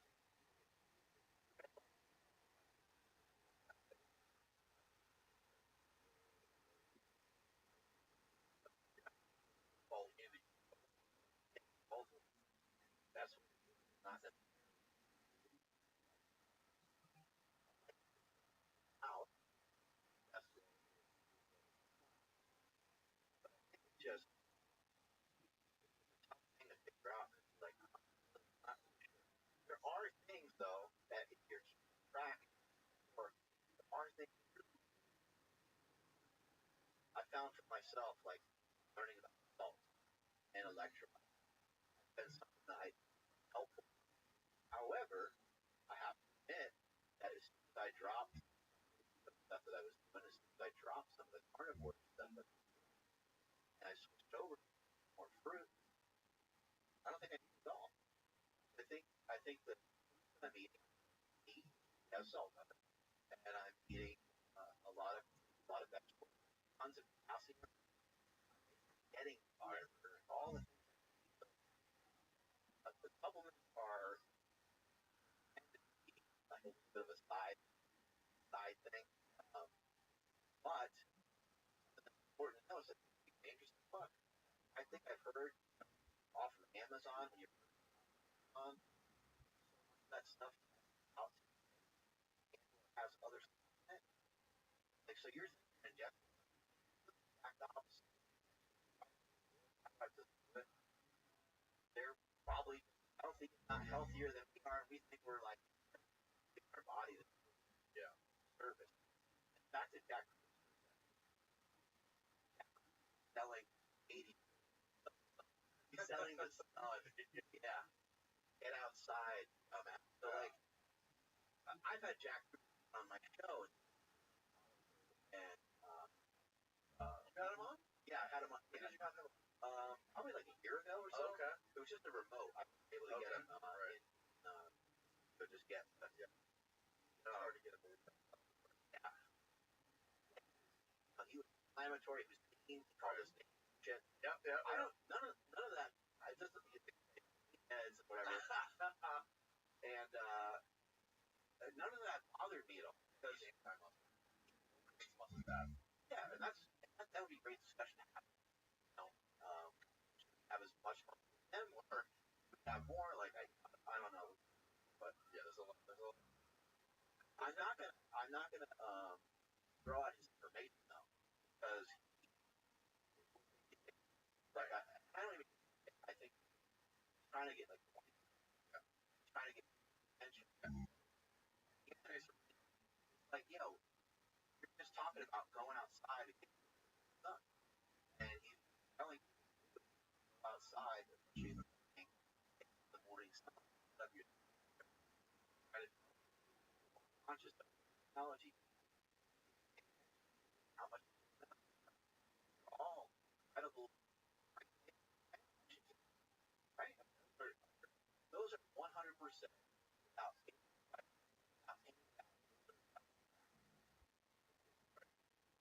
I would say that really helped out of it was actually watching surprise. Like I have, spending the day outside, I could maybe it moves the needle, maybe it doesn't, but like indoors, outside, I don't have much of a difference. What I noticed how when I wake up as the sun rises, I direct sunlight outside, like out the sun, but like light in the air outside. Around 8:30 and 9, dating, and I am like, I don't need sunset or whatever. Sunrise, tired, try to like that, like as far as feeling good, like any diet, any supplement, any fucking drug, nothing. I haven't nothing that as far as energy that watching the sunrise. And the way it sets the clock, like hey, I'm bring the science of things that they combine with in our near infrared light or the infrared light sunrise, creating some sort of chemical through your eye, uh, melanin comes in the eye that is a hormone that other peptides that create all kinds of chemicals in your body, and melatonin starts the melatonin clock that 12 hours out the natural, and for whatever reason, like the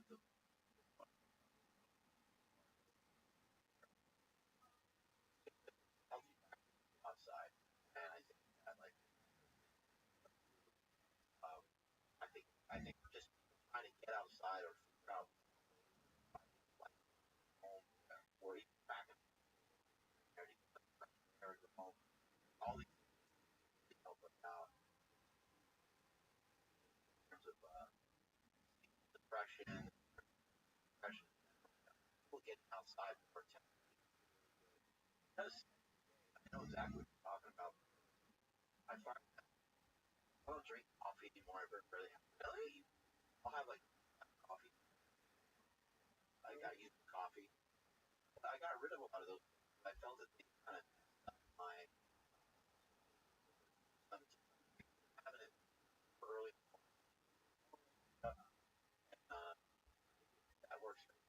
me, rid of it. But I think I've been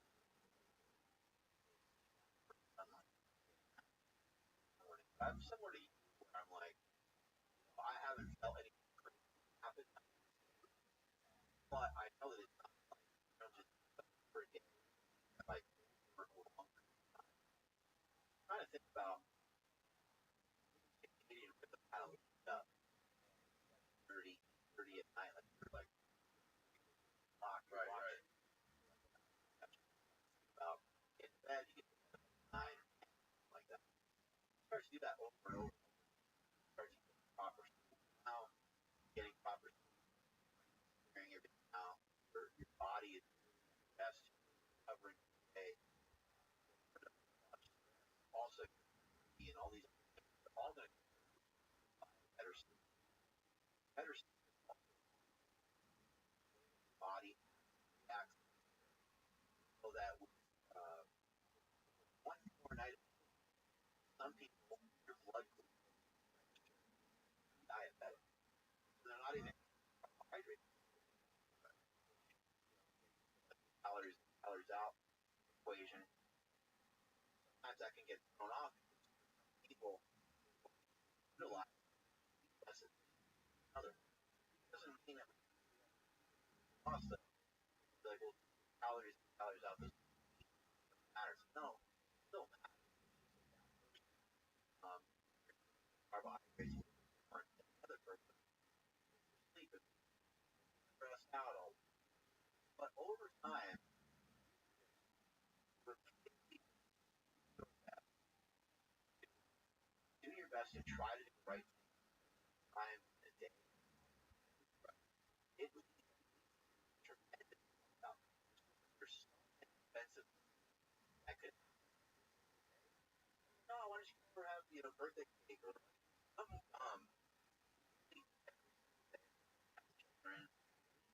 have like that's on every day, celebrate. Every day is to have something,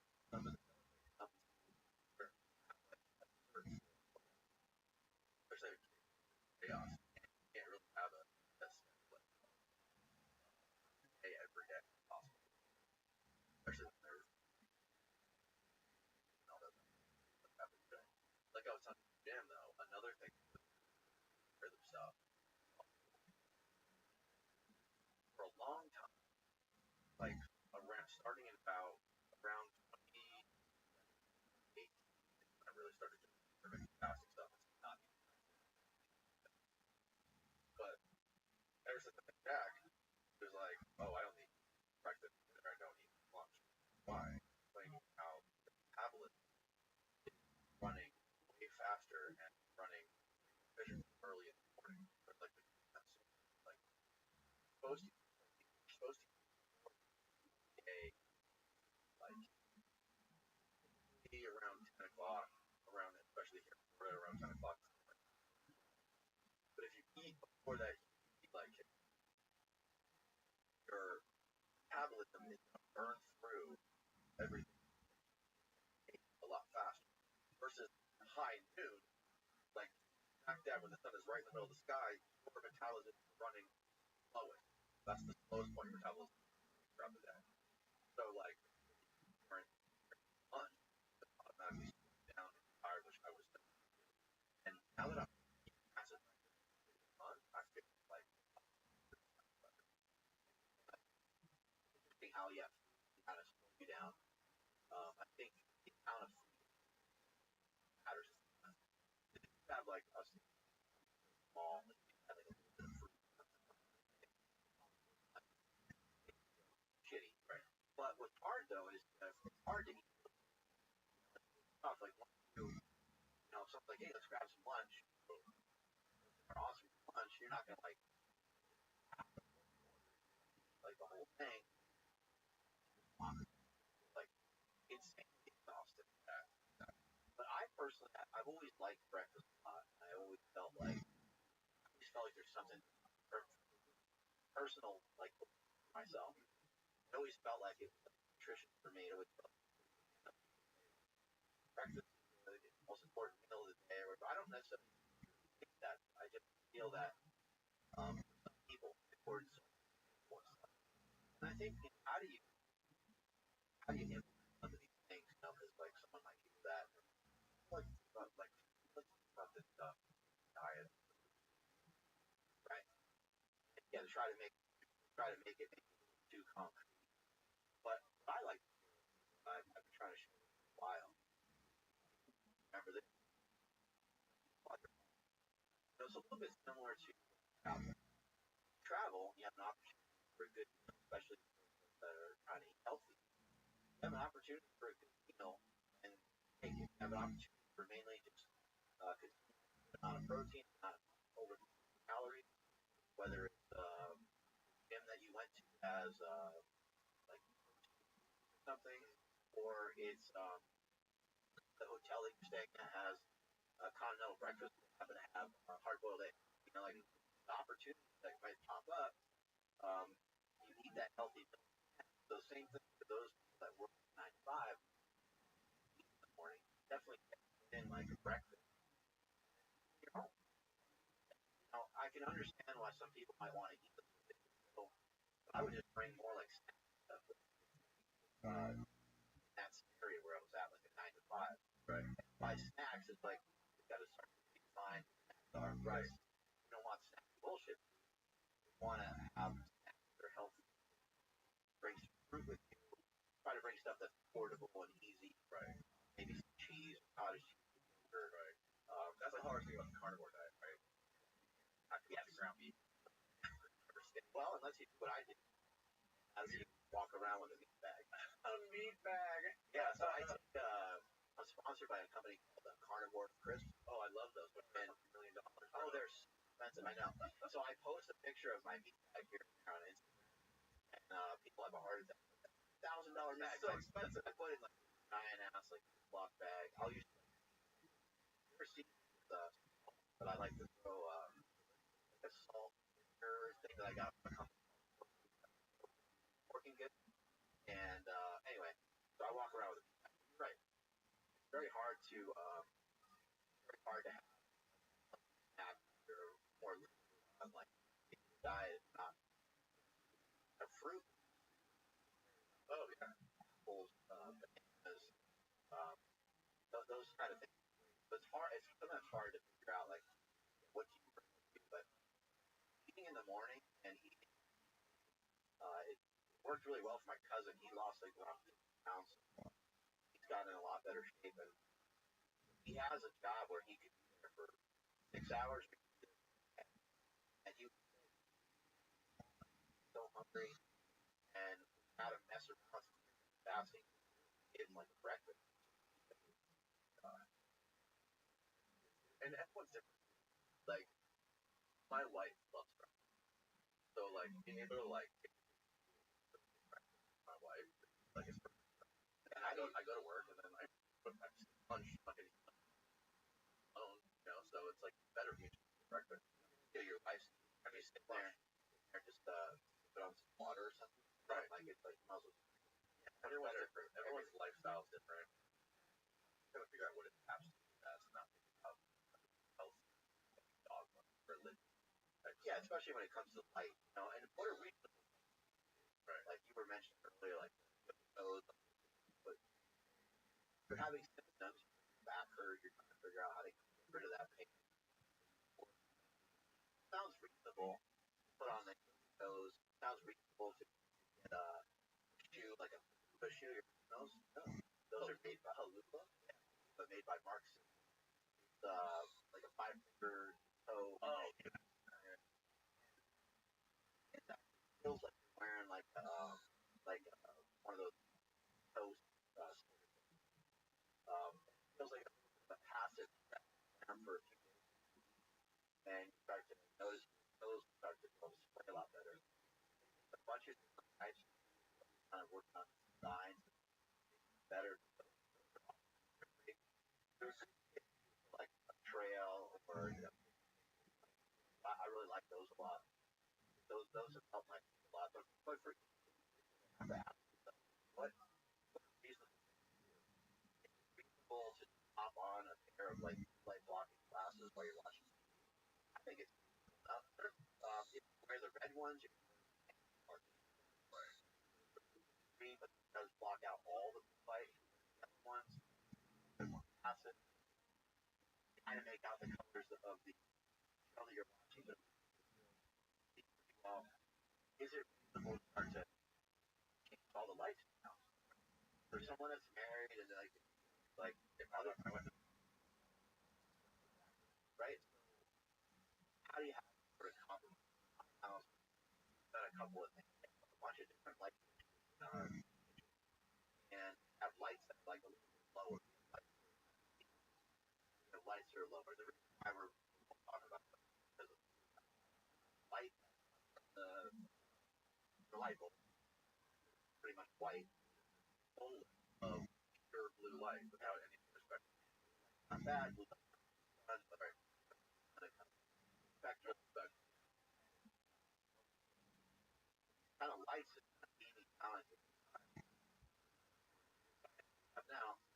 That's not practice, right? Partially that could explain why the diet, whatever the case is, I'm starting to more with things podcast really hard to outline more light.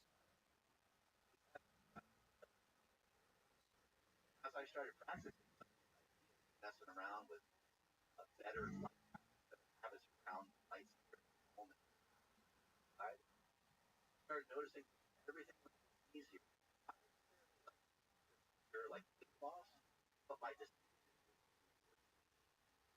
for me to stand that I felt less stress.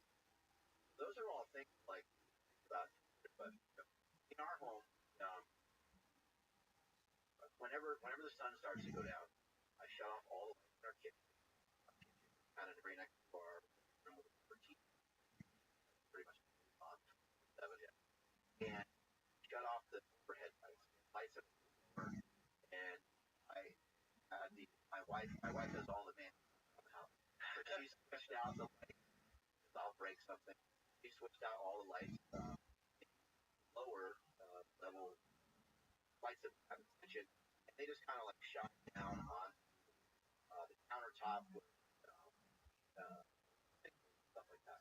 And so, see, you can walk over there, and fine, you can stuff whatever you're making or whatever. The rest of it's not super dark, but it's not super light, so it's not would be certain times of day or certain things cut for the night, something like that. Time that it's dark on that part, but small compromises like that, and the light bulbs put in there, they're not yellow lights, they're powerful. They're not. But for those of you that maybe have uncompromised,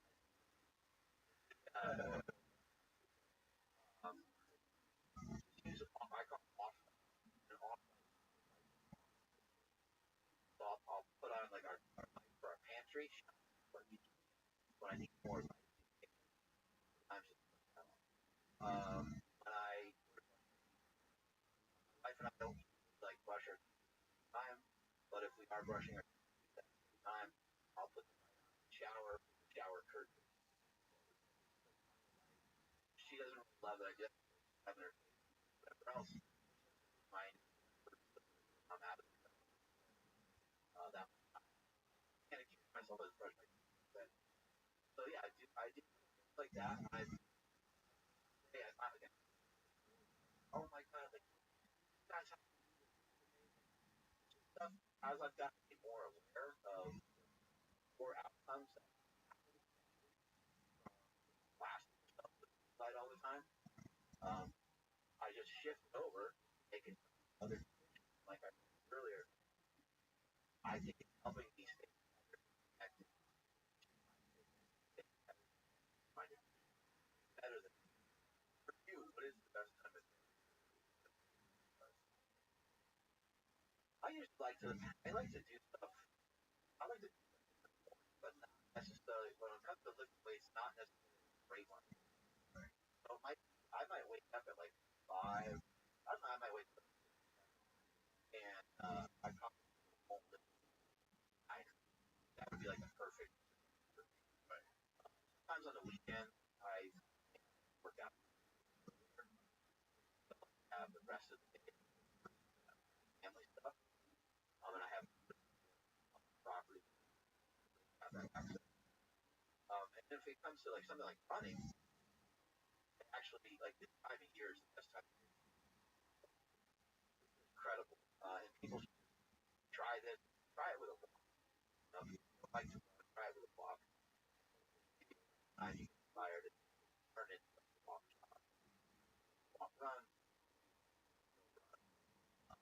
But a sunrise run. I love that. Greatest invention of all. Greatest thing. If you get out a little earlier than when the sun is out, and I call it seeing the sun if you see the sun, it's awesome. Actually, I think I don't know if you've noticed this, but when you're getting up and you're not like walking much else, have you noticed like you're super bummed on like walk or whatever, and you're like, oh my god, I'm coming up sometimes. That happens sometimes, and I'm like, I really feel like I missed out on something. I really think, especially like if I'm sick or whatever, and I'm like laying down, and then hurts or something. That's super hard. Another thing I wanted to ask about IO.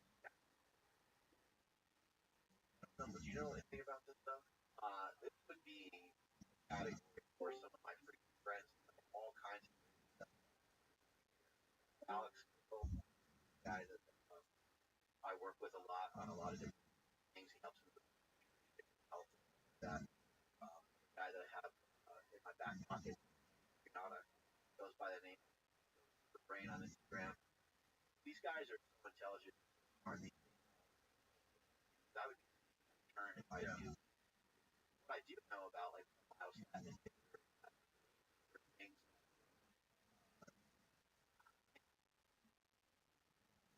they were discovered from cows, I believe. The Belgian cow, like Jack cow. Now I don't know if those cows were made genetically or if they were just right. Cow that's like got a lot of my brother's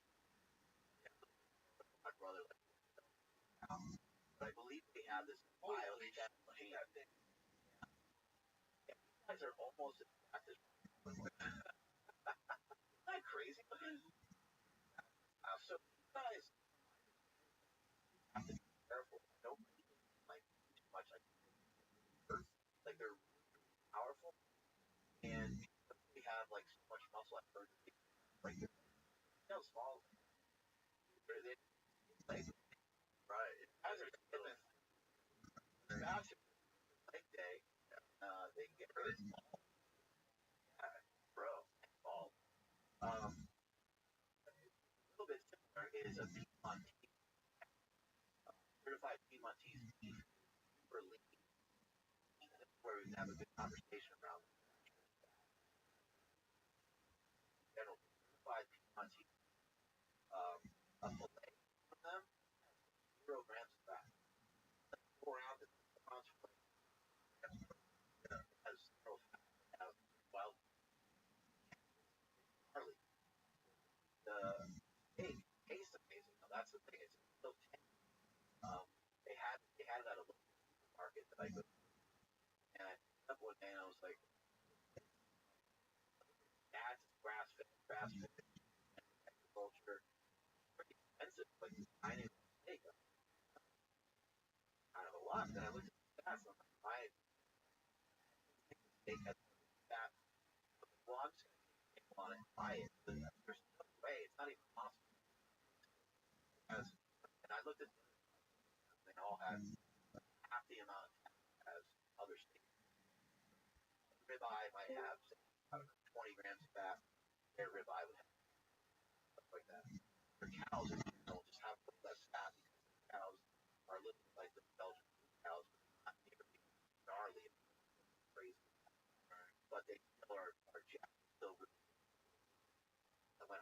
tried it. Like my brother was, and I think my brother like made a post about it. A cool relationship. But the most amazing blessing. We have 93, 97 round beef as well. Guys, either options are absolutely. Those are great options. One, either these Belgian. Why are they like this? I don't really know. I forget sometimes, and I want to be. It does have to. Right. I'm not sure if they like. I think that Mayo, Mayo, Mayo, and then the regular production. Well, I thought it was muscle. Thought it was like I was muscle, and much bigger. Oh, that's probably that's probably. Belgian model known for their muscle phenotype, natural myostat. That is tied to functional loss of myostat, the protein that's normally muscle. Myostat inhibitors, myostat stops your muscle growth, so it basically some sort of gene modification building. I think when it comes to like steroids, people talk a lot about protein muscle parts, but protein muscle it also is going on all the time with hands and throat. Really, play the card of I call it like playing these cards. I learned this from my mentor.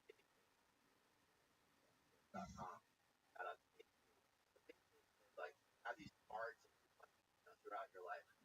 And card number one, go out for the slower, and you're not as strong as the guys. So that's like the card you play. There's other guys that don't need to play that card.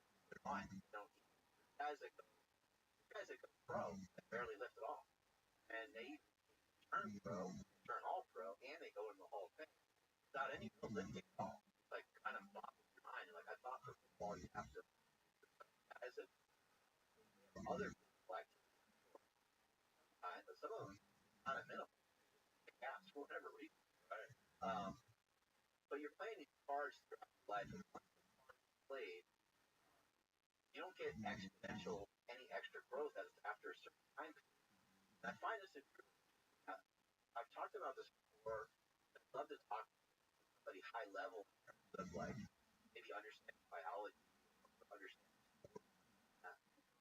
Like after like about 7 years, that no matter what you do, like you're about the same, right?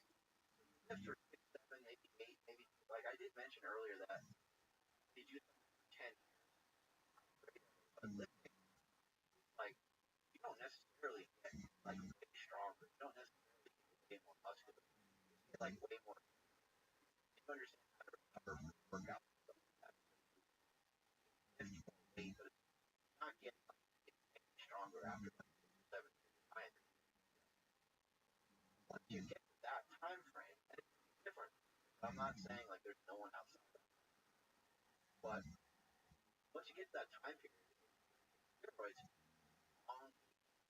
So now you might be playing with another like 3. But some of the point I'm trying to make here is that the human body only goes crazy. Some of these peptides, myostat inhibitors,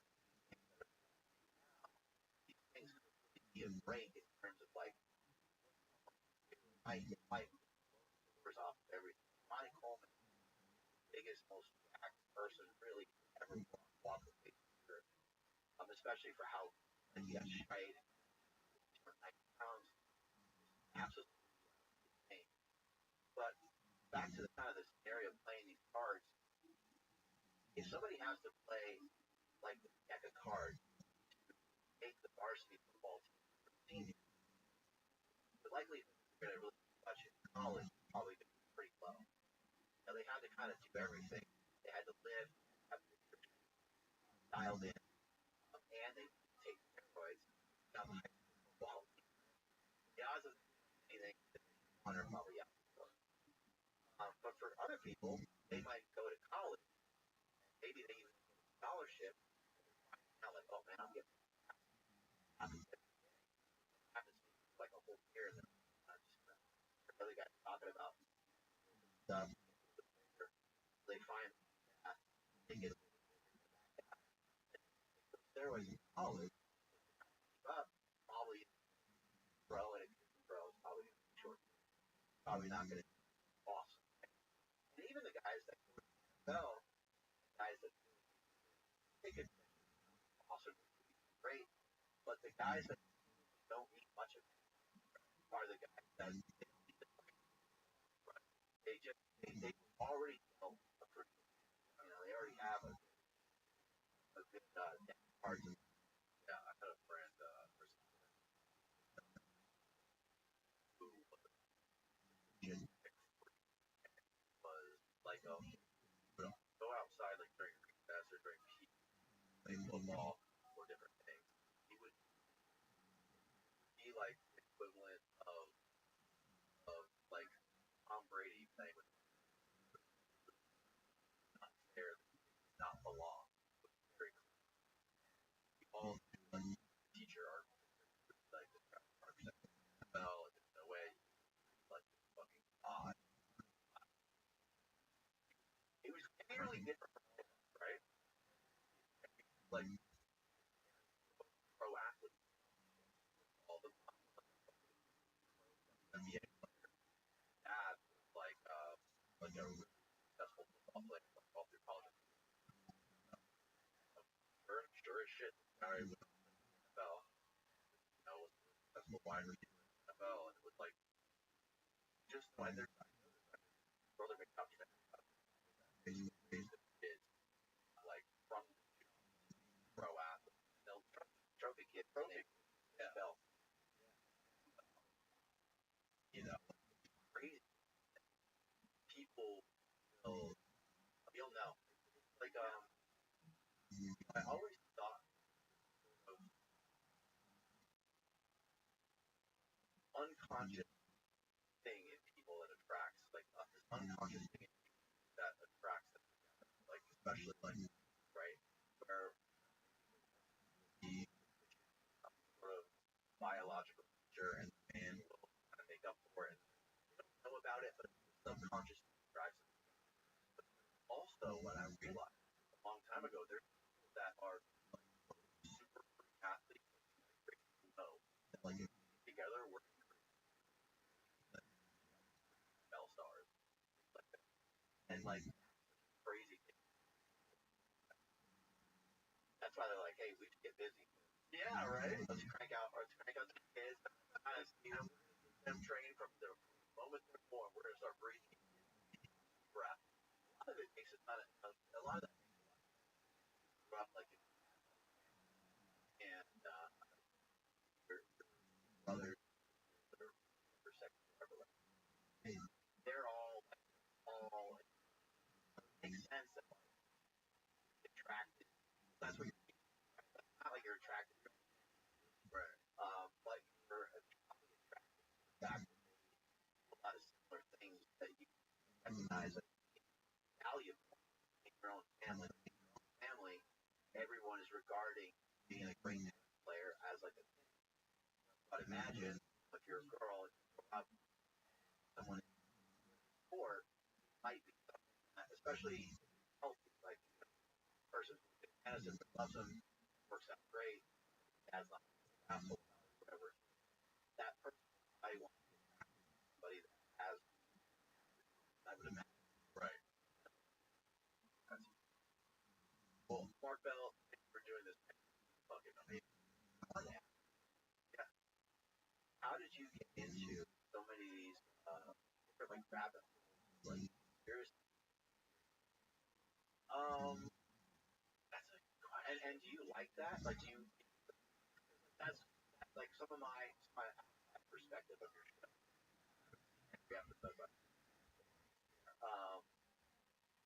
like there's quite a few people that are like I hate the term, but it's like talking to a lot of stuff. That moniker, how did you get that? No, I how I fell in. I had somebody on time ago that got me to Rebel, you know, much on his mind or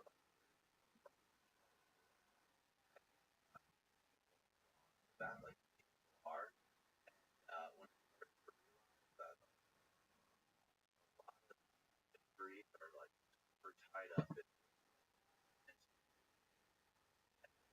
things that I always out there, but like there's like hard evidence for a lot of stuff.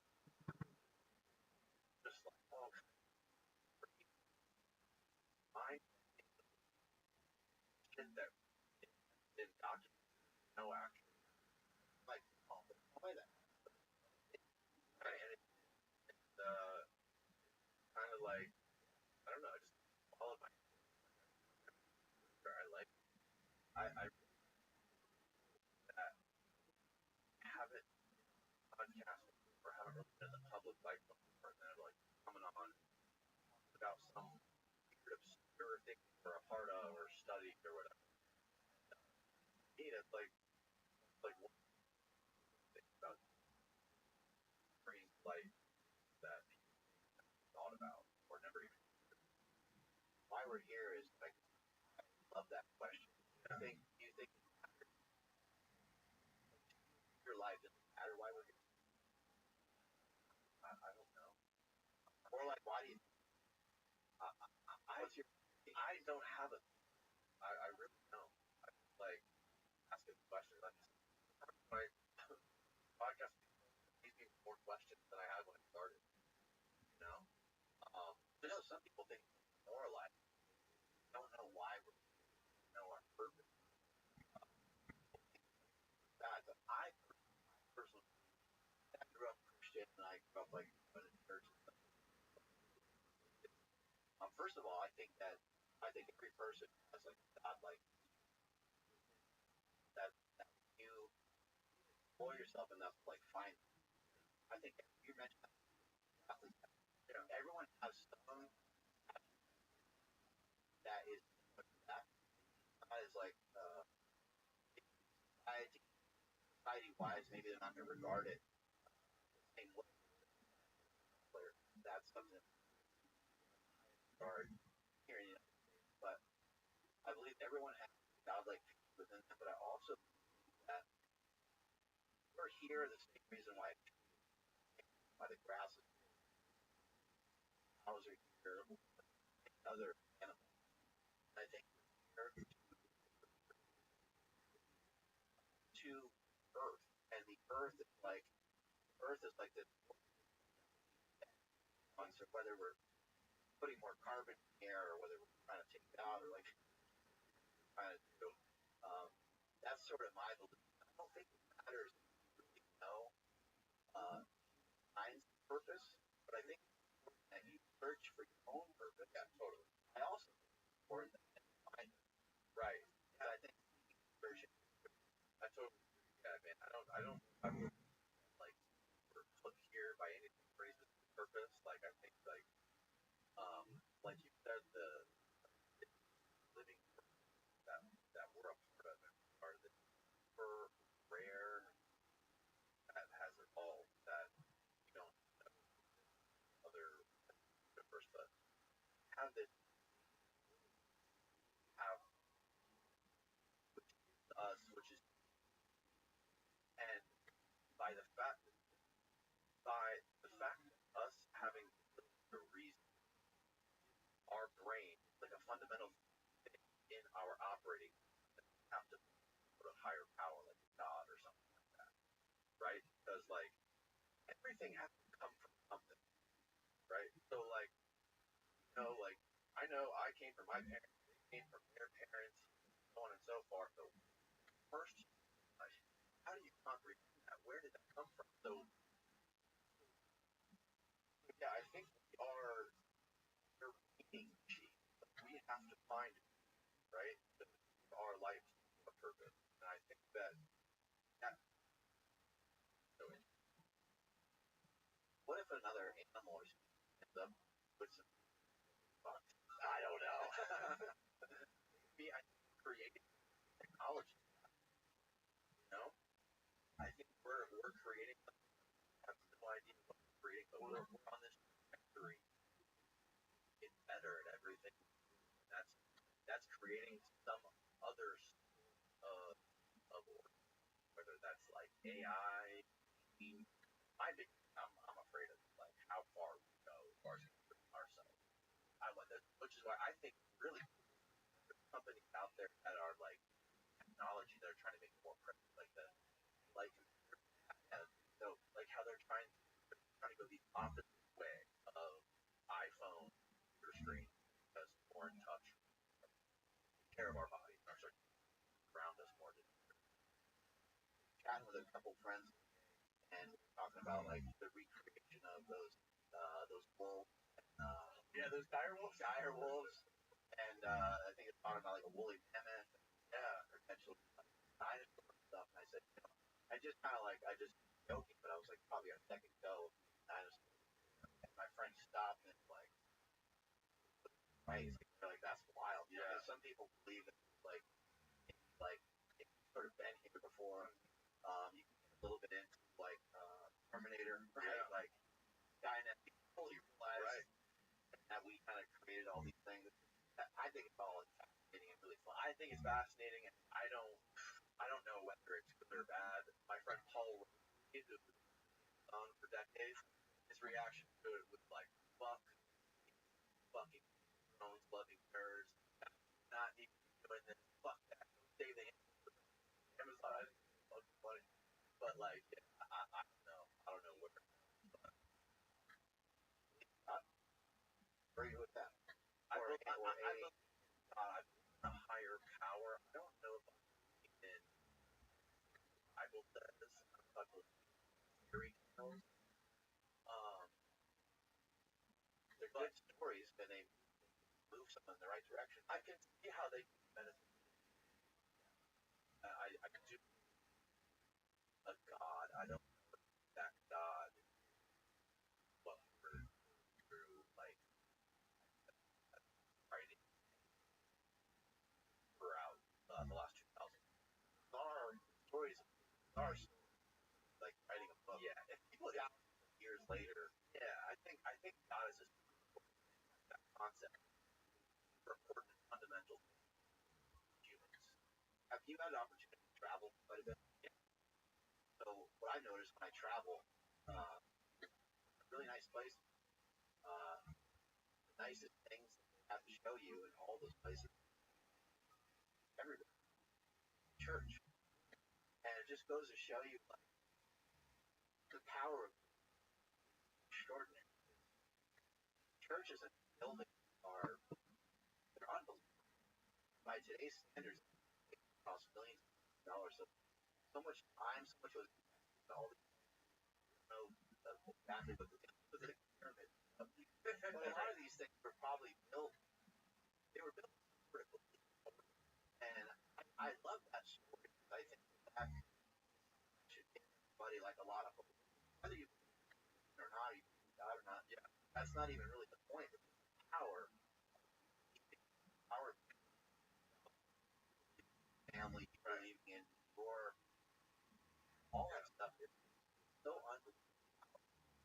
And I think the way society is going right now, especially geopolitically, our country has a very countries that have to fight for like military dominance, hierarchy in the world, the antithetical idea of having coach draws people purpose.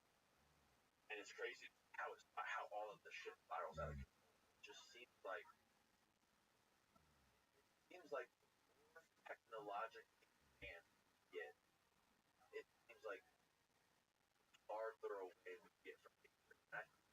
Now that I think it is God, nature is God. And I think that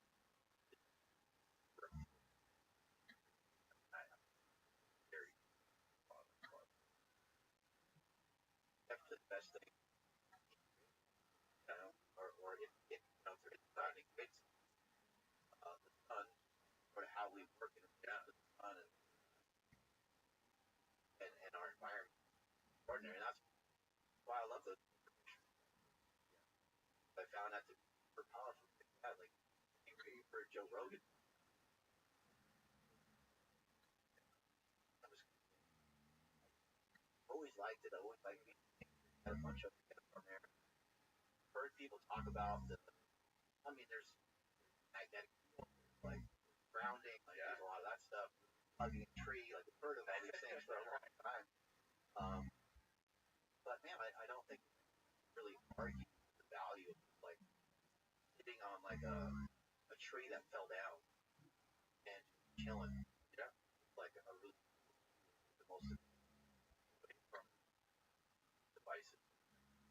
Not thinking about that. Being alone, birds chirping, like crawling around you. Something about it. The weekend inside you. In natural entries. I don't know. I'm fascinated. You're saying your diet is off. That's shit. I try my best. How do I encourage? What do I gotta do? I don't know, man. I think I was encouraged today watching you in the gym, man. It was fun. Things like that inspire me. Talking to people like you really get. Do you go after protein? Protein, I do. Yeah, I do. I protein train at least. I eat a lot of eggs. I look like I've always worked out. At least I was in my late 20s. I've always worked. I started working out grade or something like that, and I've always pretty much maintained what I have right now. It's gone up and down. Like I've had spurts where I've like gotten the gym. Yeah. Now, like you have to work on fucking stuff. But like, I've always done a good job making, and my diet, I do my best protein possible. But like, when you got it's hard to that just sneaks this podcast. I know before I do a podcast days, I'm the most because I can't fuck around. I can't eat a bunch of garbage before I do a podcast. It affects my brain. It's straight distracted. So it's thing great because I'm grounded, learn about shit like right now about health, lifting weight, body. Um, that's I'm super lucky to have something like this. My lifestyle is better. Probably just we talked about that. Yeah. Like, it's actually a curse sometimes for people to have their maybe shit diet habits not result in body fat. Like, why would I bother? But it's kind of one of those things I think that if you're staying like similar body weight most of the time, and probably not a lot of reason. I think what will happen is it'll be natural as you like grow this, as you continue to become more successful. Evolution, like wanted to be more successful. But I kind of love the idea, like that coming to my podcast. They gotta. It's like good luck trying to explain your diet, right? Workout to us, yeah. Like you can't be talking shit to us because we're not seeing us and kind of bullshit. Yeah, exactly. It's not like necessarily like really well. Section I like really well. Section I like that's like other stuff. Over time, the being like black belt and multiple these are hunter, archery, specific. Um, so when it comes to podcasting, and listen to days in shape, he does like workouts. He probably I don't know five or something. He's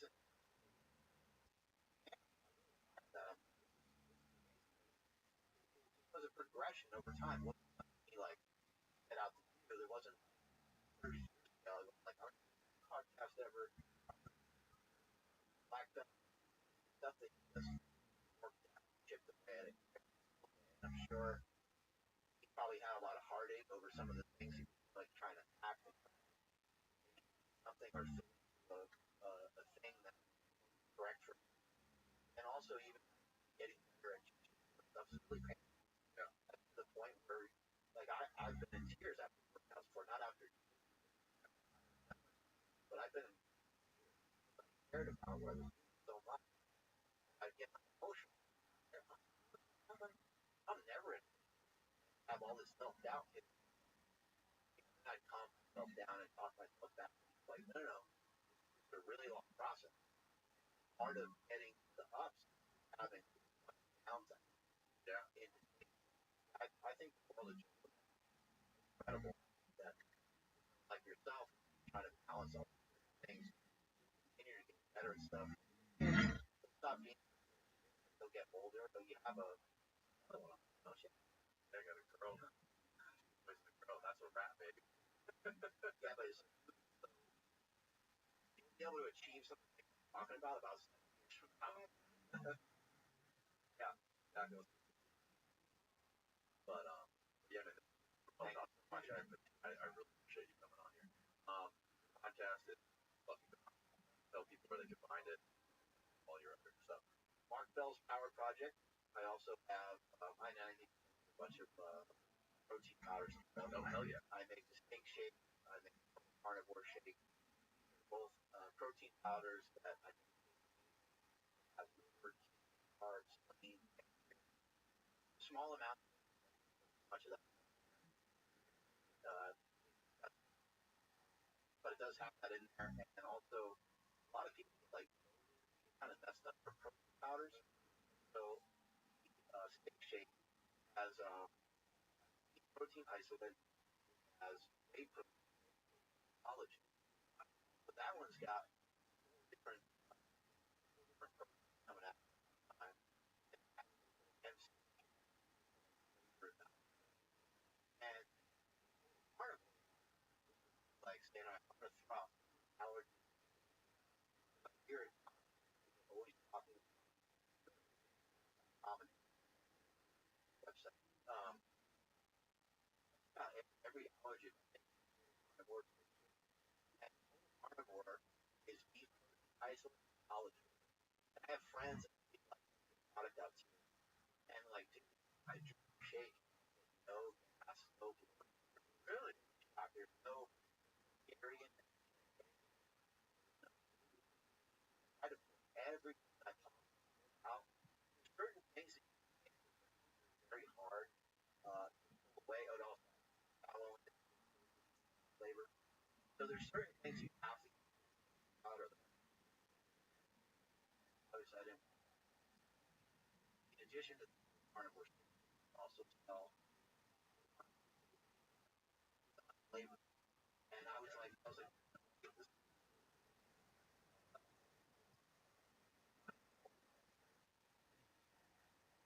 home that will add honey, extract. No, everyone's like, I love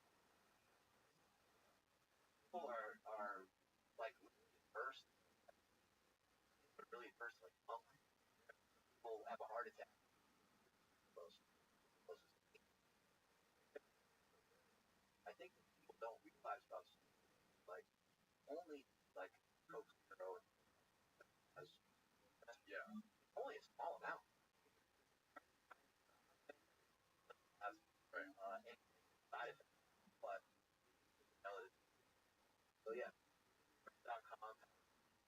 steak shakes. I have hydration powder, chocolate, caramel, glaze chocolate. Oh my God, there's I had the protein. I made it the flavors really blend and mix together well. Um, banana steak shake. That one's really good. Sometimes banana flavor weird. That one. And also, if you want to check out the shot is a product I made years ago. It's a supportive body device for push-ups. Helps you with your shoulders. Strap. Originally, when I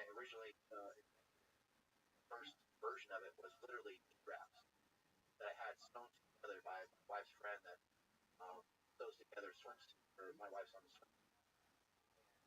I had to sew these together when I had this idea, and then I just went and tried to use it one day. Holy shit! I for a long time. So many people have messed up shoulders. I was not expecting that it's had sold over millions of times. What? Thousands, and like been selling them worldwide for a really long time. Version size. So anybody wants to check that out, that's at Mark Bell's. That's incredible. I know. I'll send you all this stuff, man. Okay. All the products are things that I do talk about on my stuff, right? Try to be like even something like this God or that I make, elbows that I make. These are all products that I back. I might not use them for a little bit because like extra time to put stuff on and like I don't like the way I use it. So I think it's on why not to wear the stuff. But then every so often I crawl back to it and I'm like, I should just wear this all the time. Right. Work out. Yeah. A lot of times I think people are trying to work out harder with like, things. That's a great route to go. But the want your workout hurt. Go and check out. Oh, thank you. Well, thank you, brother. Everybody.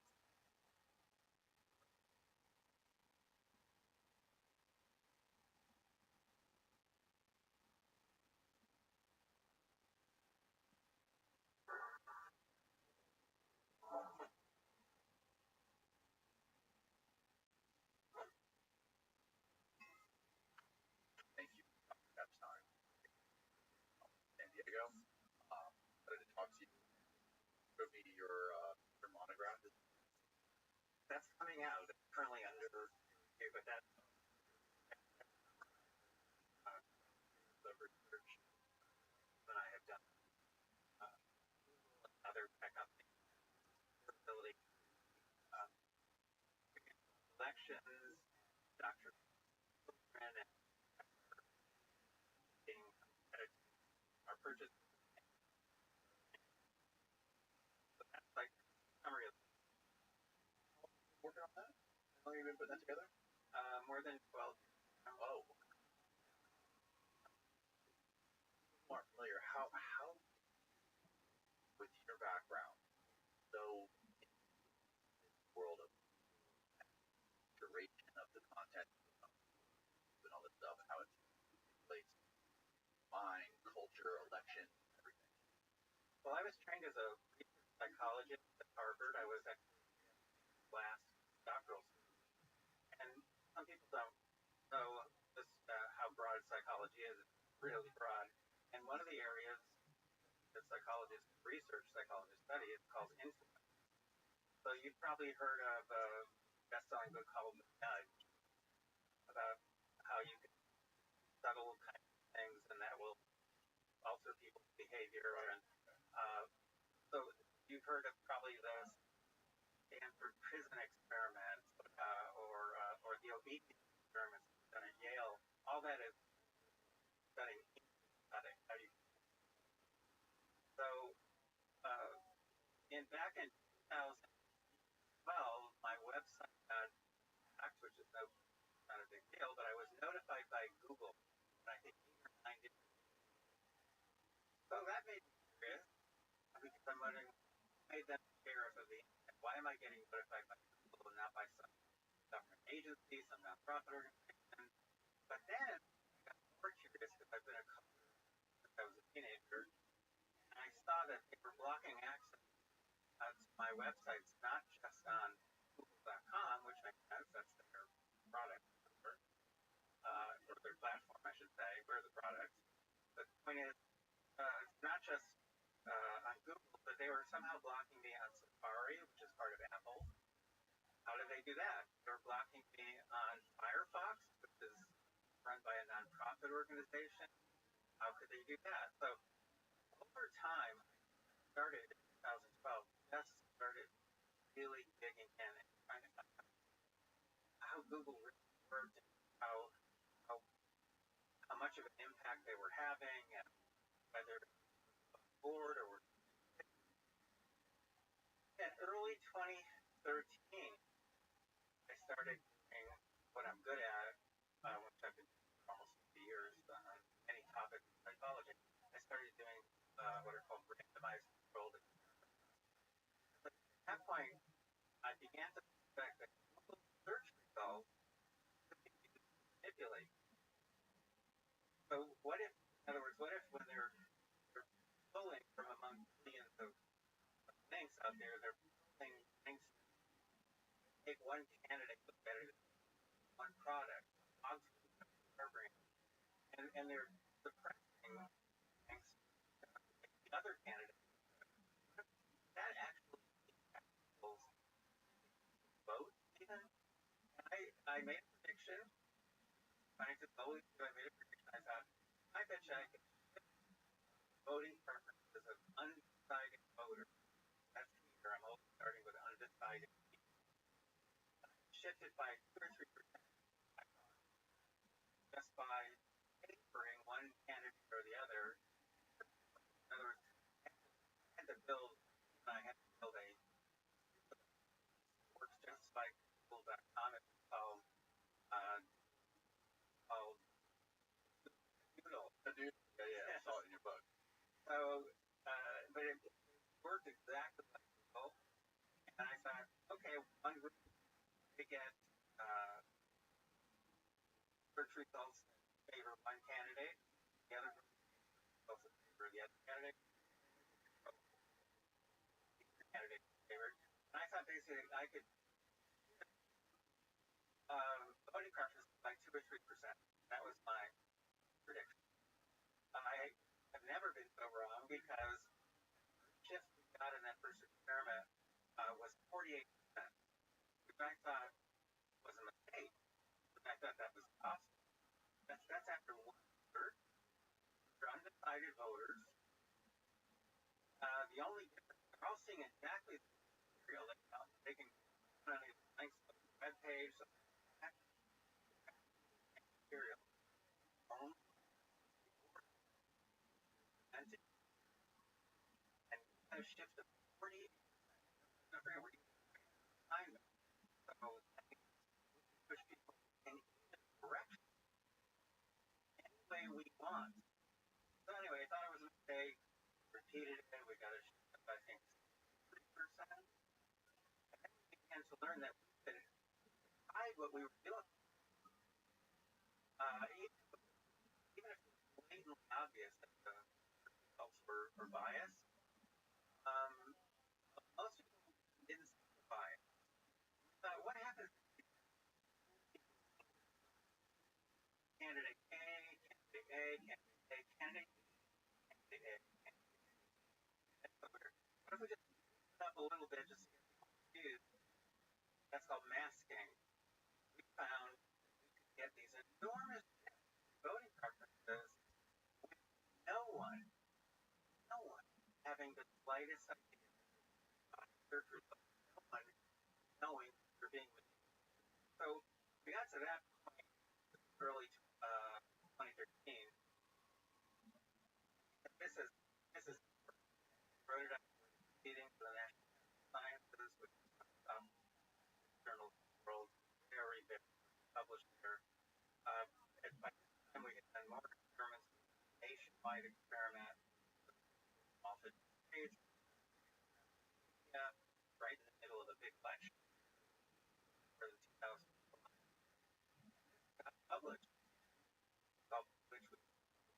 loving like DNA and things of science. And the last time that very technical scientific article downloaded from their website more than 50,000 times, which is extremely scientific. I mean, they're literally published on discovering gravity. I know but enormous attention written up in Washington Post and other places because it's scary because it means the power to shift millions of votes in elections, election after election, here but around the world. No one knowing. I think their plans are natural. I think that they've done a lot of things over the years which start out very innocently. Suggestions, I think, very innocently. They're not in it anymore. Quantify that. I think a lot of things. They just start out, and then someone or other realizes that they can change people's behavior, and they have very, very strong ideal, very strong values. Google is very proud of that. I actually happen to share a lot of their values. Part of me is always cheering for Google as I'm studying them and discovering the terrible things they're doing.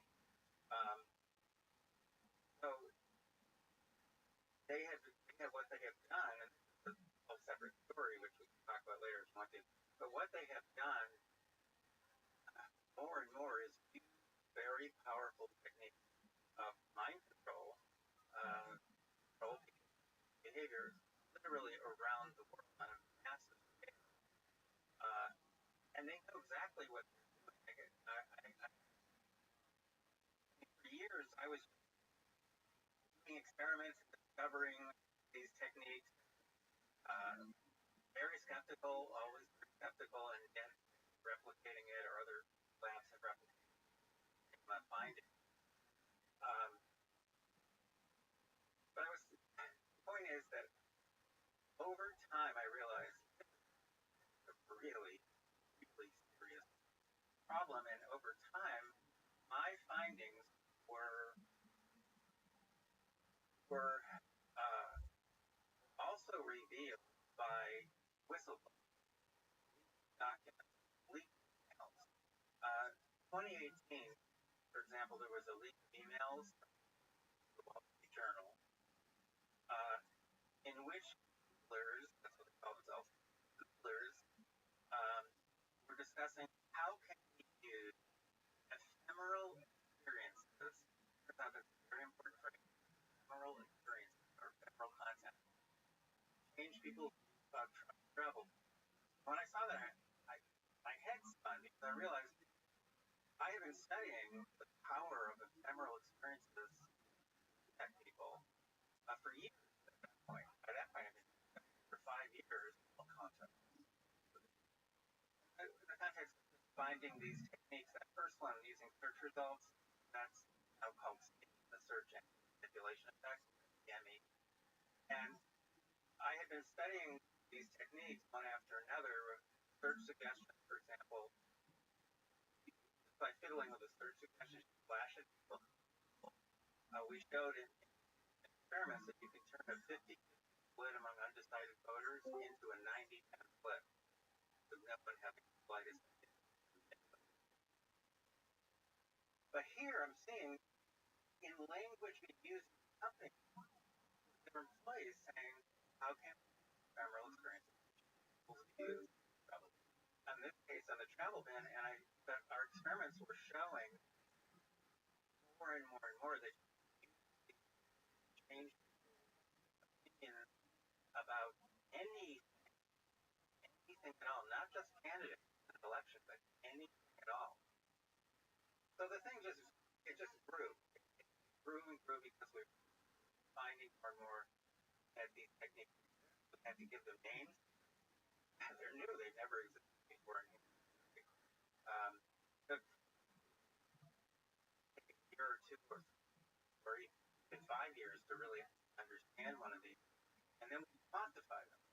Quantify them, calculate for a given election or a given product, calculate how big a shift Google can produce. And it gets bigger and bigger, but as it gets bigger, it also gets more scary because we start to run into pushback, what you could say. Well, not much until I testified before Congress for the first time about these. That was in 2019. It was probably the most disastrous year of my life. All starting with that testimony, my congressional testimony. As one of my board members said to me at one point, well, they left you alone before that, but once you testify before Congress, they're not going to leave you alone again. The same summer that I testified, I did a private briefing for a bunch of state AGs, attorneys general, about all the work we've been doing, about the potential power that these companies have. And so there were very prominent AGs there from around the country, Stanford University. And I went out in the hallway, hanging around, and one of these came out. But that dress and I don't scare you, but that based on what you told us and what you're doing, I expect you're going to be killed in some sort of accident in the next few months. And obviously I wasn't. I'm still here.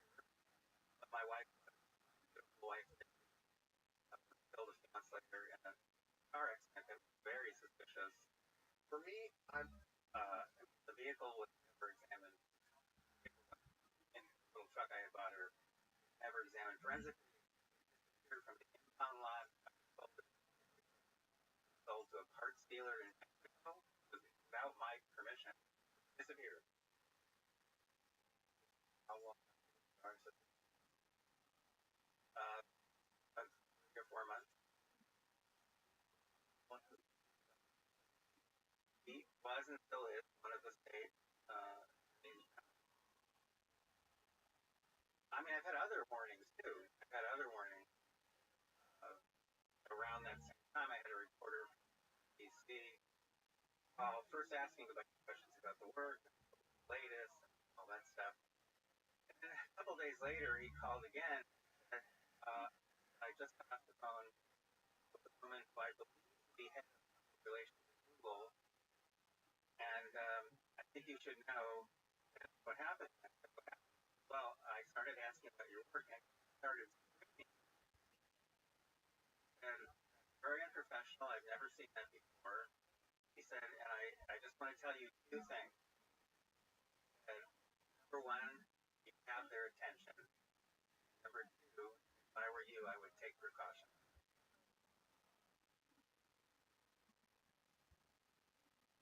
That's now in total.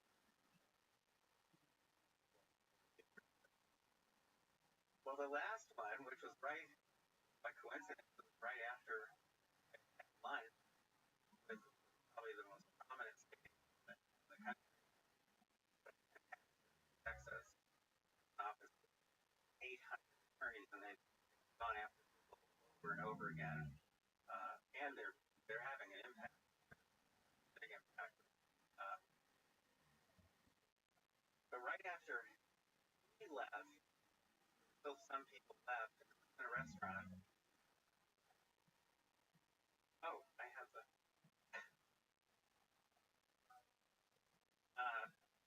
You could use your own judgment. I'll tell you exactly what happened, and I even have an image.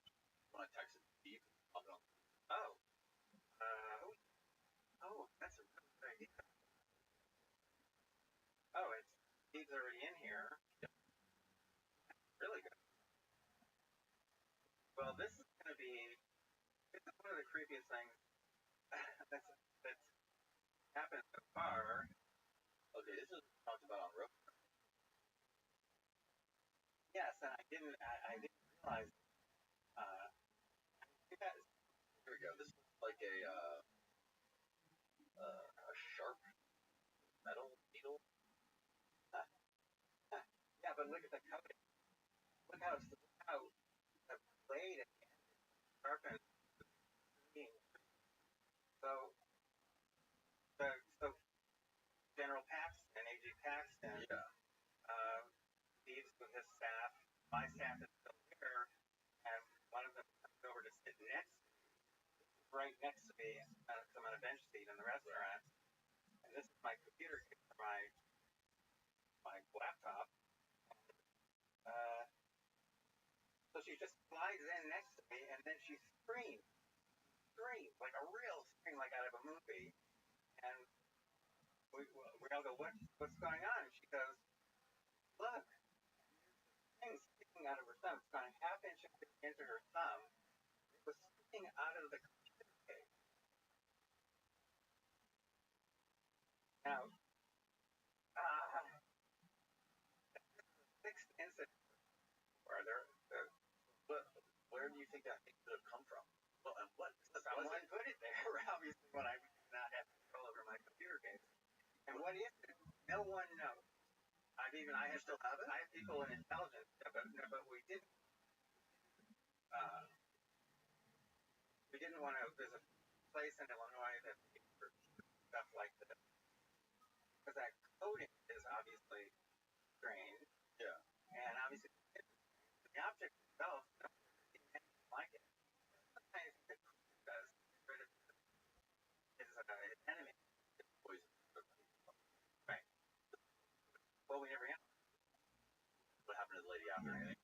Well, what happened was that she all kind of formally decided we just see whether she's going to get sick or not. That's pretty stupid of us. I know, and she did get sick, but she quickly freaked out. She really pulled back the project that she was actually started of major of high level fundraising. She just way back. Our managing director was fabulous. He'd been there for 2 years. She and her very handsome husband were walking Saturday afternoon in San Diego, pretty safe city, 2 p.m. Saturday afternoon, downtown San Diego. A guy comes out of the crowd, pulls a knife, slits his face all the way from here down to his mouth, all the way through. And then he looked at Michelle, our director, and laughed and runs away. She lasted another 2 or 3 months. Her family was putting tremendous pressure on her to quit. I don't blame them, and I don't blame her, but I mean, it was a tremendous loss for us. Tremendous loss. And my son, there's a fairly recent instance with one of my sons, so that gets, and he works for a project. In other words, he works on the secret side of what we do, our monitoring. Talk about it if you want, but that system, 11 o'clock at night one night, stopped working. The data stopped flowing. I tried calling up our tech people. I couldn't reach anyone. It was a Thursday night. I called him. I know he has involved with the tech part of it. He said, "Don't worry, Dad. I'll drive over to the office by the office secret location. I don't even know where it is. I never found out where it was." And that's 11 o'clock at night. Midnight, I still haven't heard from him. The phone rings. "Dad, don't worry, I'm okay." I said, "Well, what happened?" So, well, I was driving over there, and I got broadsided by, he said, a black vehicle, which immediately pulled away and drove off very high speed.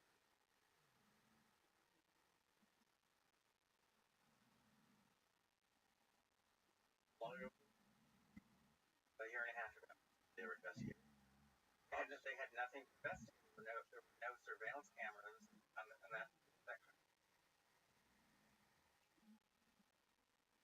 But nothing. So happening there in your club. Well, that thing that was meant for me. That was meant for me. Right.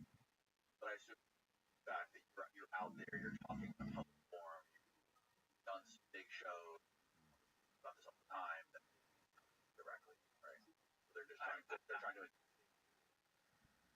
This is not intended, obviously, right? Well, I don't know because we never found one lab that was recommended by the FBI. Wanted $5,000. I just kept saying the same thing, which I really regret if I take my first. Let's see. That was never got sick. Not as far as I know, but she definitely got freaked out. Lasted for quite a while, and she never. From that time on, perform with enthusiasm. I guess you could say. Right. Yeah. One of the reasons I originally asked, like, was this the original intent of happen after they invented? Like, I read a article, very well done, 3-part series. I forget the author about the story of how the United States be funded, nurtured, and right at Stanford. Yes, and brain. I think actually Starbucks. Possibly. I mean, the intelligent. I think we have to be fair here. Intelligent. We're talking the 90s, so there were barely any. And the intelligence, they had meetings about growing, and they were worried about how it could pose a threat to national security. And one very legitimate concept that they were working with was that if there's more and more information posted out there, and if someone wants to build a bomb, that's going to be the first place they go. They're not going to go to their public library. They're going to go to the news, which use anonymously. So when they were talking, to some extent, providing funding to search engine indexes, right? What's on the growing? We were saying we want to be able to track people who are looking stuff up, especially certain stuff. That's legit. In other words, and they still do. All the intelligence agencies around the world use the internet, search histories, emails, anything on the internet. They use it when they're looking for bad guys or bad gals. And that's legit, in my opinion. Now, it's true that people, yes, they started out with help from intelligence agencies. Yes, they were definitely encouraged to preserve search histories. And that's normal for a big tech company like that to be. Hey, Mr. Aquarius, how are you? I'm done. I'm just got to take my last of my meds for today, and then figure the later for the street and meds again tomorrow. When you're ready. All right, the free. Okay, go.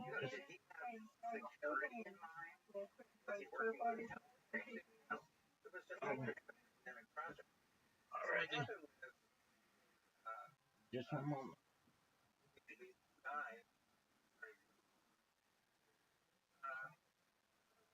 Unusual.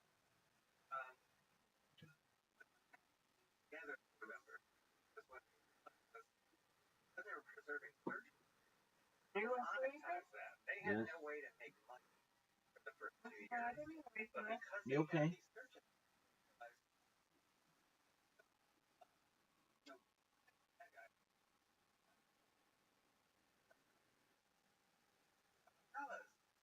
so now they the umbrella company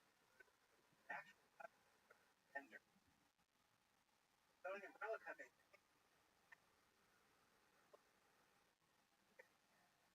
they borrowed a technique from another company, which sued them. They borrowed a technique from another company uh, that allowed them to put people on little kind of icons. They could put Nice things fair. online, which people for umbrellas Thank could you. on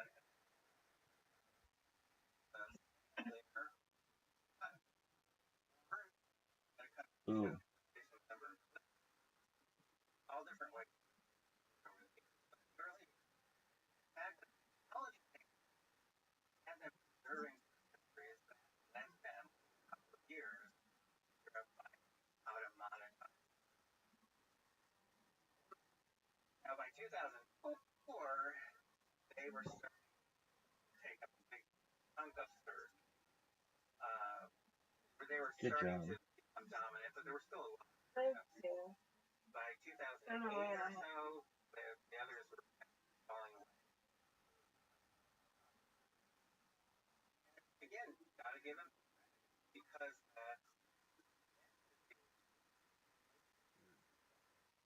was new, the page rank method, and it worked really well, and so it gave people the best search results. Now you can't pin an exact date on it, but you may have heard, but probably everyone has heard that at some point their motto was Thank you. don't All right, I guess. yeah. Don't be they actually If it looks cool, you got it. Heck yeah.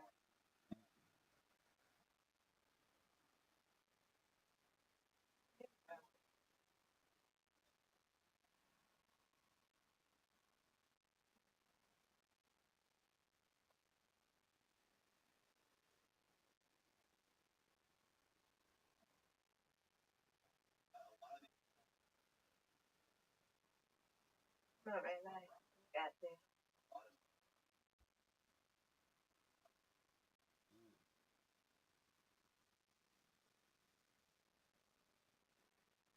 Oh no, that was not good.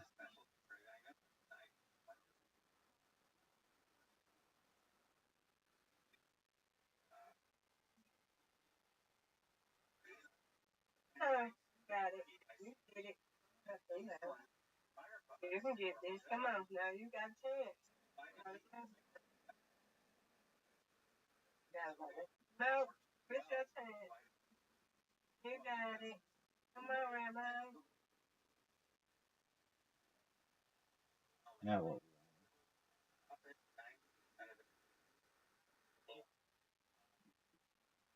There we go. Hey,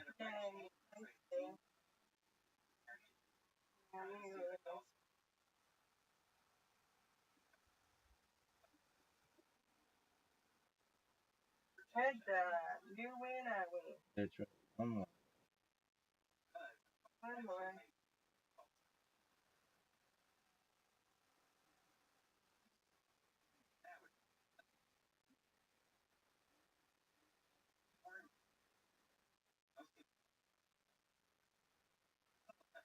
There you go. or a browser somewhere. Oh. It could be any Safari, which is Apple's browser. Rabbi. Safari.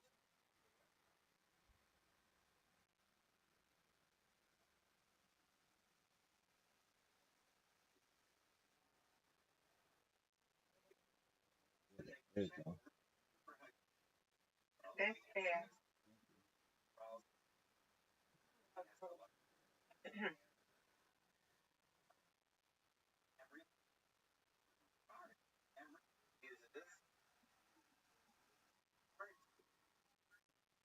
So that means so Brandon saw this and saw that Almost.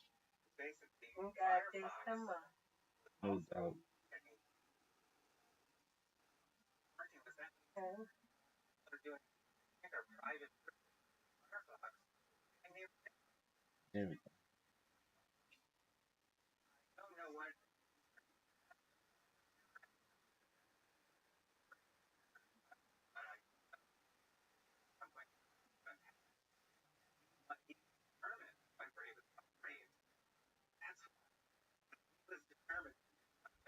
There you go. Really set up browser and the search engine celebrated. They're cannot track a Google has no control over. Google has control.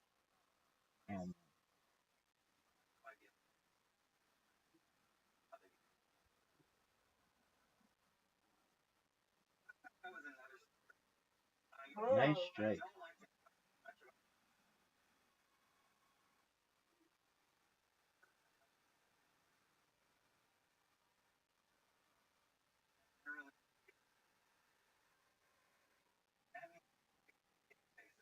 There you go.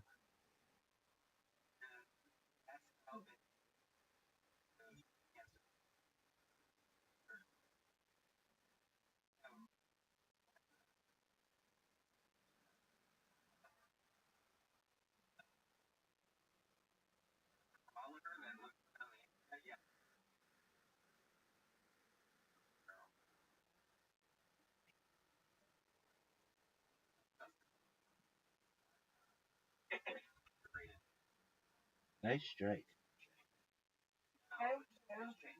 Hello, Rabbi. Yes, ma'am. All right. I need these two. Yeah, you need it. Get it. Bigger problems out there. For example, like the New one out. Excellent. Sweet dreams, Mr. Aquarius. Okay, you too. I hope you feel better. You sound better. Yeah, I did go to tea. Good. Okay, thank you. I'm getting there. Thank you. Take care. I just got straight to the That's right, Mr. Aquarius. You will. Very happy. All right.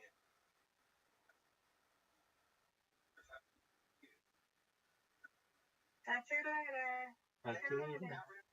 Sweet dreams.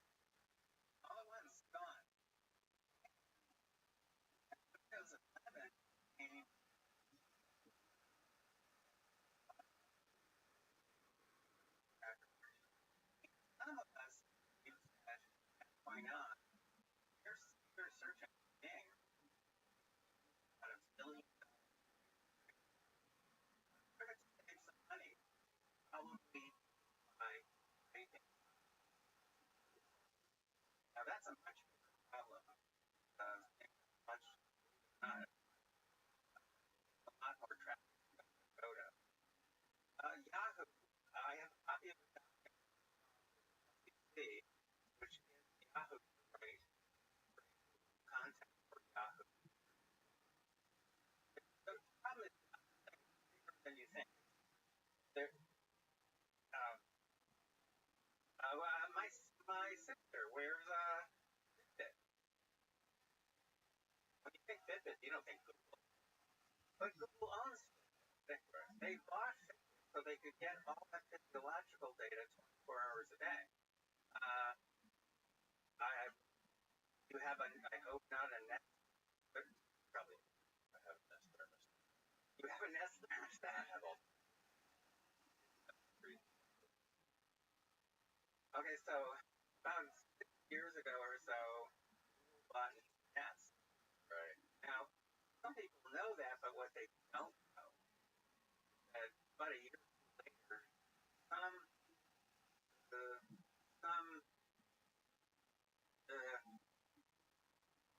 what do I call myself? Some idiot professor type pulled apart one of the new Nest thermostats that they were selling, found that they had put a microphone into it without telling anybody. Now, around the same time that they're installing microphones, wait. This is the one that you purchased? No. This is another professor type, another lunatic like me. Purchased a Nest. Investigate. Find out why. The question at the time was why would the doing that? Well, the reason they were interested is because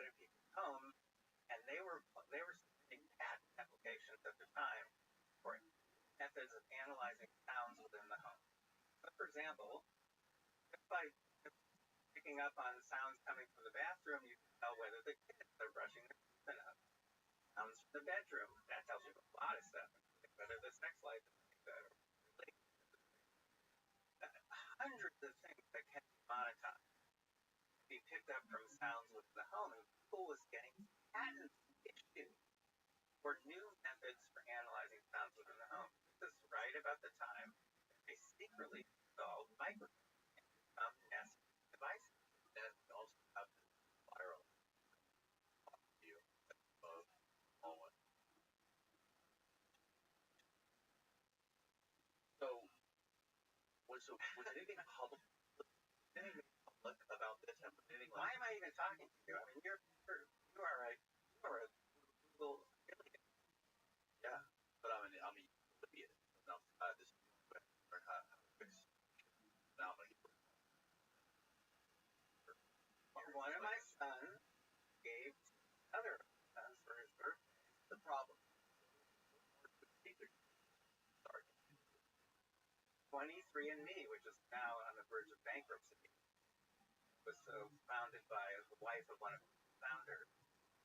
So one of my sons gives another of my sons 23andMe for his birthday, and I said to him, I would suggest that you throw that away.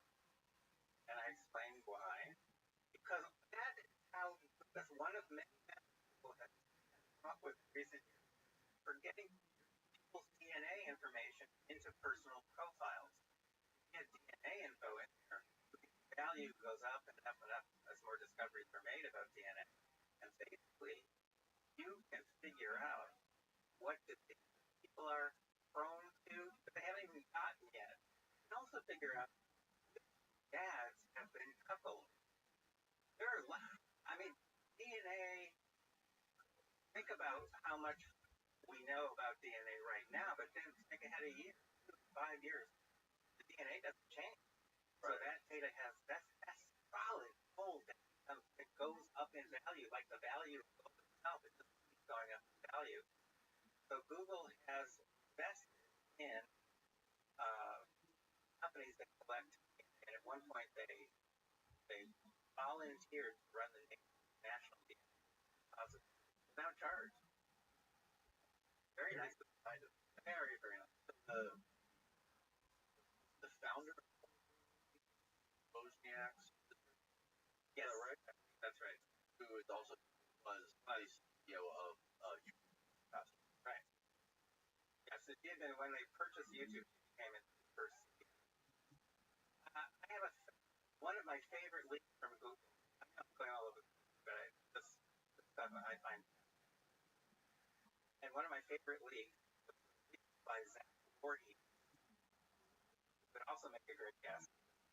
He was a senior software engineer for 8.5 years. Voorhees, Vorhies. He's become a friend over the years, even though politically, we're not even, But the point is that Zach is the first person who walked out of Google with actual stuff. There have been lots of whistleblowers. He's the first person who walked out of there with 100 pages of documents and a 2-minute video. 2-minute video is Wozniak talking to the big staff of screens behind her, talking about how we're changing a recommender algorithm so that we can stop content that's legitimate, big up arrow behind your head, we promote content not legitimate because of what that means. I think it is so scary because meanwhile we're doing experiments around the same time on what we call the video manipulation effect, which is for eternal, because it turns out if you mess with those recommendations on that list, you can change the thinking, behavior, whatever of people who are undecided about anything without their knowledge. It's just like the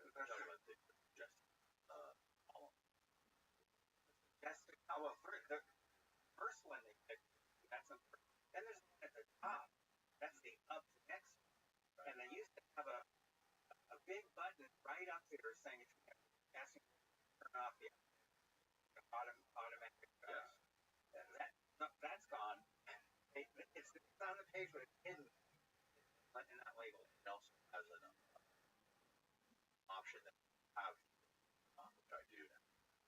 automatically video automatically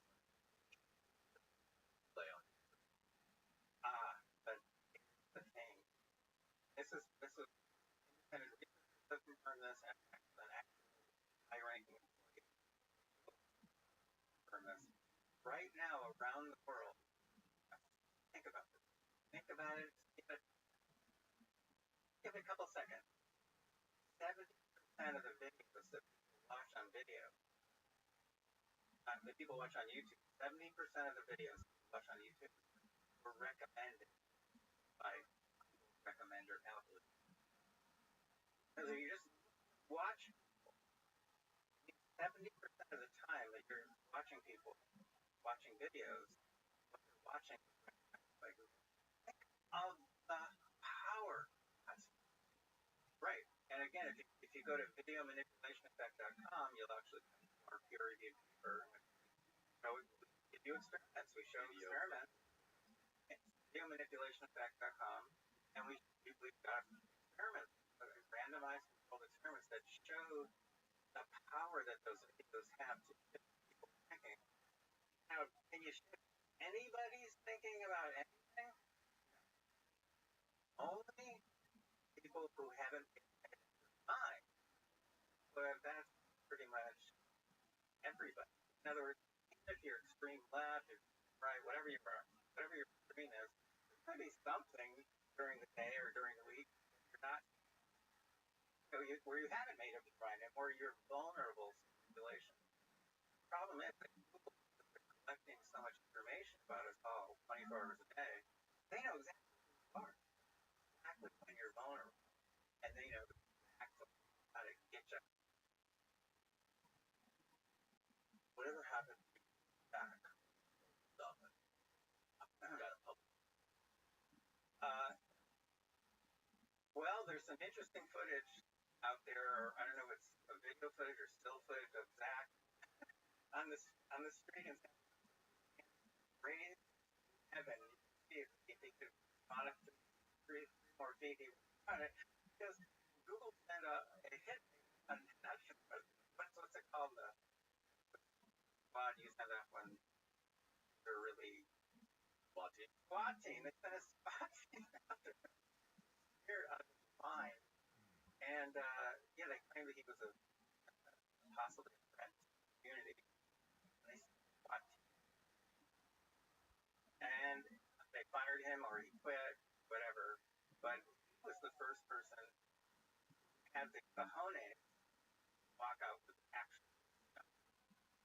And the stuff is amazing because it's, for example, all right, I know I'm going all over the place, but I'm going to come back. Just trust me. So when I first testified with Congress, before I testified, one of a high-ranking, and the man under oath was asked by, I think, Senator Josh Hawley, does Google have any blacklist? And he replied, no, Senator, we do not. 3 years later, these documents are made public, and there's a bunch of them that are labeled blacklist. Now, think of the arrogance.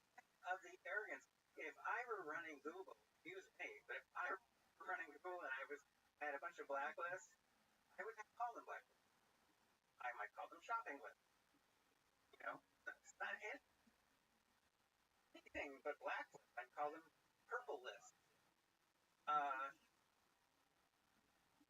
Actually called blacklist, and a lot of the content you can see on the blacklist that was conservative content. So, and this for conservative websites, channels like this. Yep. Wow. Yeah, it's interesting. I didn't know with started because they have they obviously have very robust policy, and they can be, the lines are very big. right? They're not for definitive doctrine.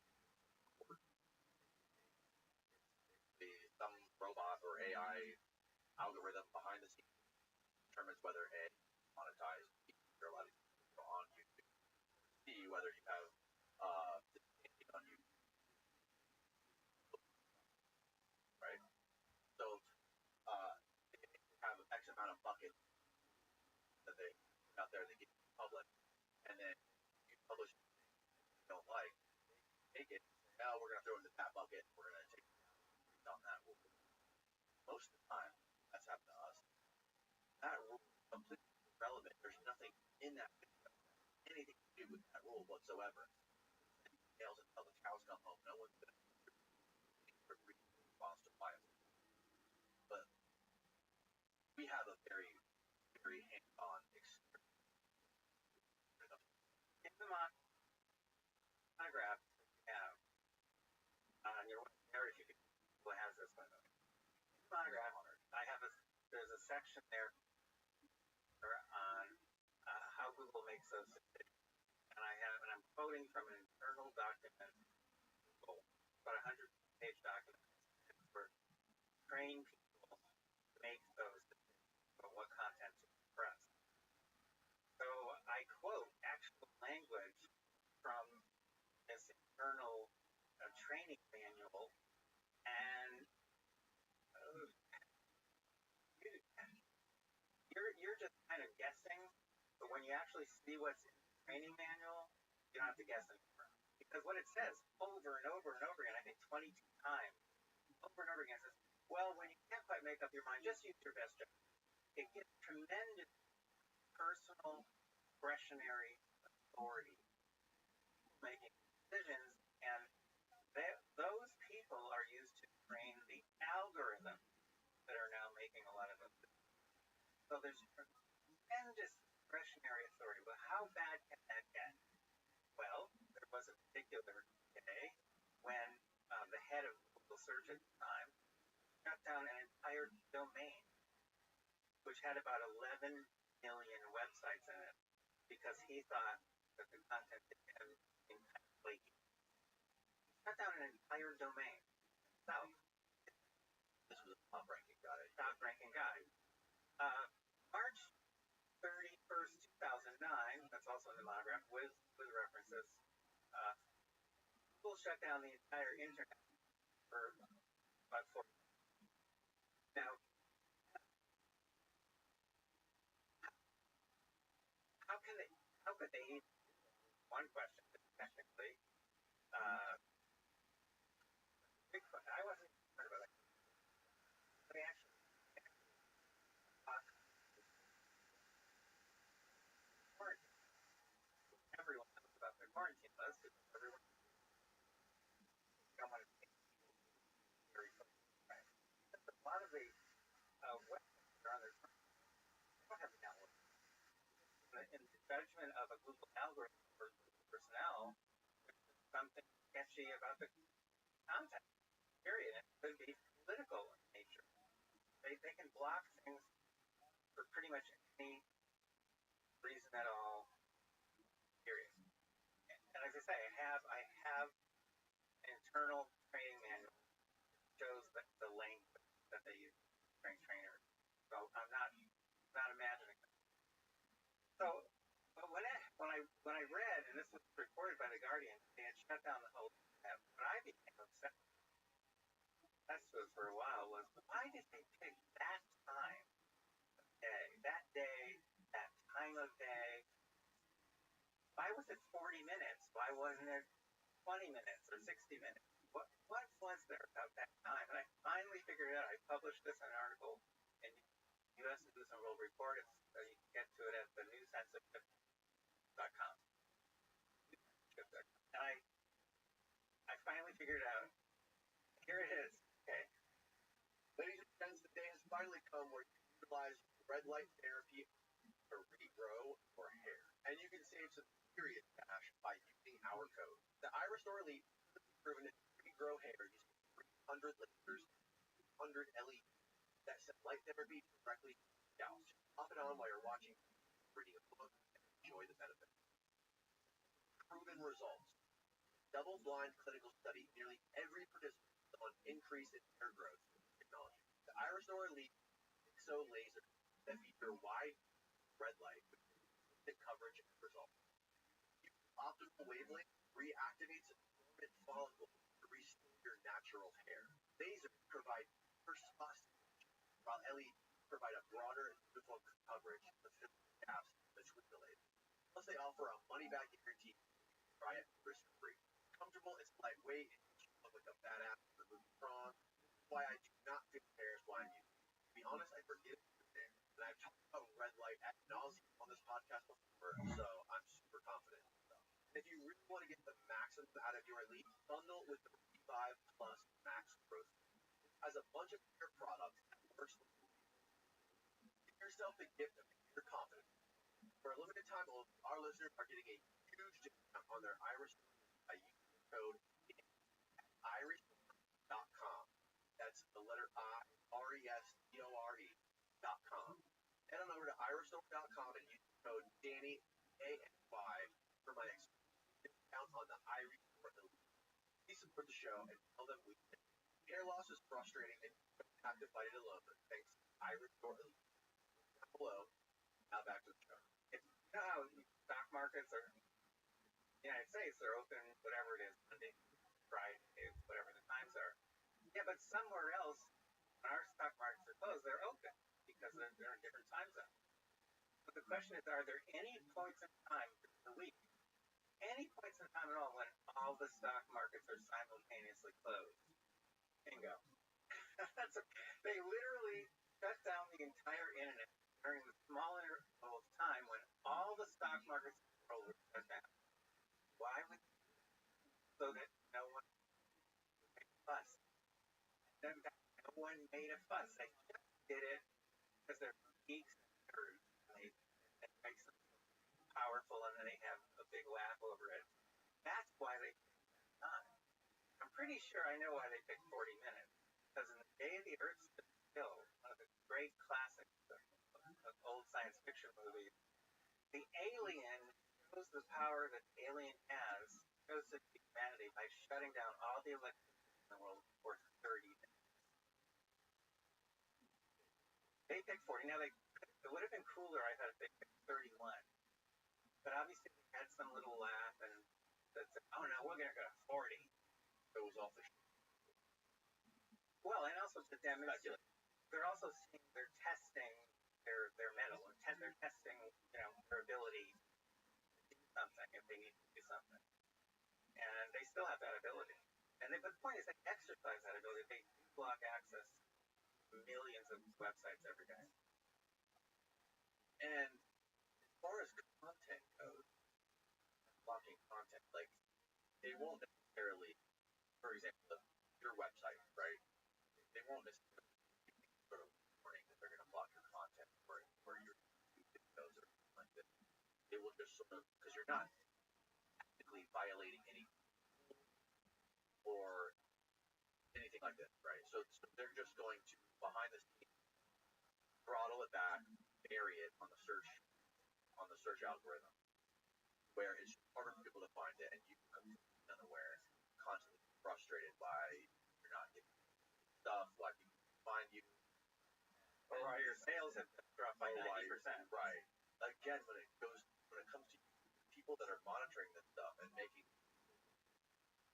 I've noticed a lot of them aren't even actual. A lot of them are contractors that are working in like Costa Rica, Asian countries, all over the world, right? That have no accountability for any of it. Like, it's not like you can say, okay, you got this wrong. Okay, we're going to go look at the exact person who flagged it, got it wrong, and reprimand them, make sure they don't make that mistake again. Such a hard thing to say. Content every single day. Interjected into the algorithm, the search rank, and all this stuff. It's like you have to have machine. Well, more and more they've been moving in that direction, but they have to have people involved always too, because I think are the guideposts. They're the trainers. Right. So that's why now and then someone gets upset when they realize that a human being puts in on contacting the Google Assistant on phone or the Google Home device, which is like Alexa. And now and then someone figures out that people at Google are listening in. Now, this has been established now in several court cases where the courts have gotten access to records of sounds within a home where, let's say, one spouse has attacked another. So as a spouse, it'll be the case. And the court will get records from Google or from Amazon, which runs Alexa. And in every case that I'm aware of, the company eventually turned over the report. So as far as we can tell, we have our own way of checking, by the way. As far as we can tell, all of these devices that people like you, not me, all these devices that people turn on, these surveillance devices, they listen all the time.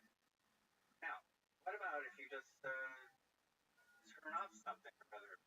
Turn off the battery.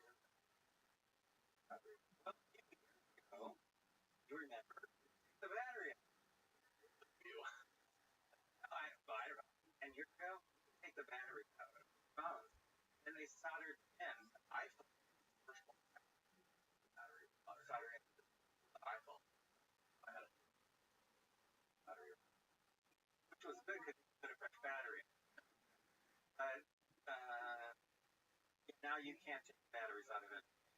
So the problem there is even when you think it's off, it's not off.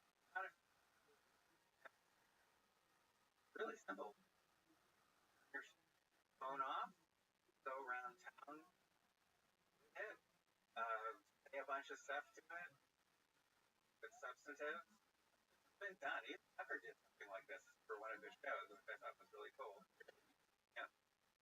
Then you turn it back on. If you call the man in the middle device, which was in our lab, you can actually watch as content transferred from your phone up to Google or whoever it is that's monitoring, or your host. You can actually track and see what content is transferred. You can also use that kind of device, man in the middle device, so that when you're not doing anything on your phone, it still transmits. It never stops transmitting. And for each different kind of phone, there's a certain average amount that's being transmitted when it's inactive. And it's a lot, like 40 megabytes a month or something like that. A lot of content. So these are surveillance devices. How nefarious? Is it really nefarious, or is it just money-making advertising? Way to make more advertising. More capital. Well, here's where again I run into a problem because my son is involved in a business that makes use of all these technologies, and he keeps saying, Dad, this is how it works.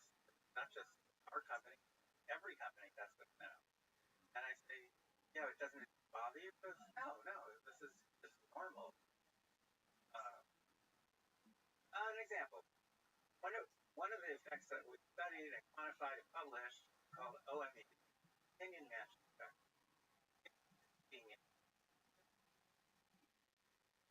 You want to get a guitar, so you go to start looking up what type in I hope not on Google, I hope it's on Brave, DuckDuckGo, Firefox. Anyway, type in a search bar, you type in best guitar, and you're going to get a bunch of websites. The very best guitar you can buy, etc. Now it turns out that almost all of those websites are built by people like my son. In other words, they're not built by some organization that's nonpartisan, nonprofit, whatever, and perfectly fair and like consumer reports. That's not who builds these websites. They're built by marketers. And very often they have a quiz. This is the part that we studied. I just had this funny feeling about quizzes. And they say, here, take this little quiz, and then that'll help us help you the right decision. That's true. So it asks you some questions, and you answer the questions. And it says, well, based on your answer, the best guitar for you is blah blah blah. Now the question is, has the website, the algorithm, even looked at your answer? And the answer is, well, yeah, they probably do store your answer. That can be told. That's information that can be told.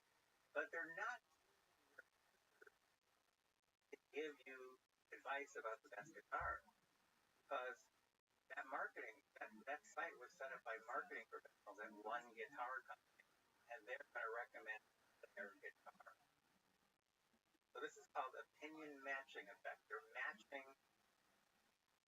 opinion. They're taking.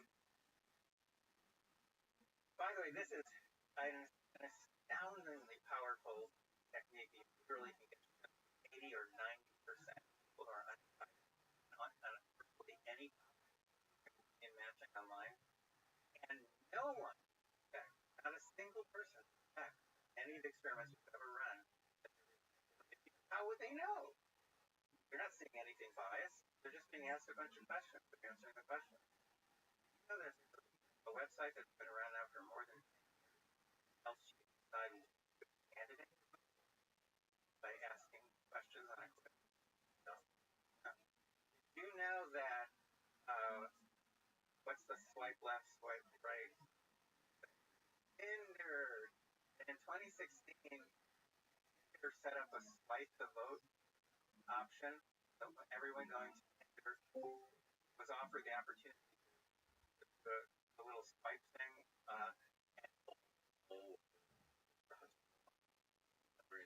No. It was to help people make up their minds about which one to vote for. So you get a question about immigration or that, and swipe left for yes, swipe for no. Right for no. Yep.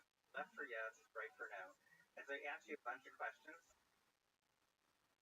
Well, again, you swipe one direction or the other, answering the questions, and then bingo.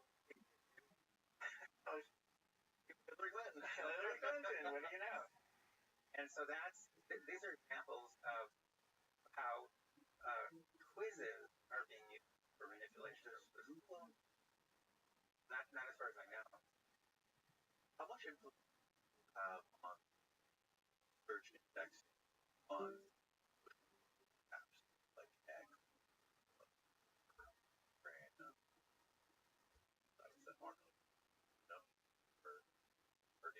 Well, different deals are made at different times by different companies, and those relationships change. The way I look at it is this: these different companies, where are their donations going? And that you can find out. OpenSecrets.org is very, very good for that. Fantastic site. And if you find out that all the top tech companies are donating almost all of their money to one candidate or one party, that pretty much tells you what to look for. It tells you that probably in their content, they're going to be shifting votes to that party. There are so many ways to do that, but this might bring us finally to monitoring. So, October 31st of last year, 2024, so a few days before the presidential election,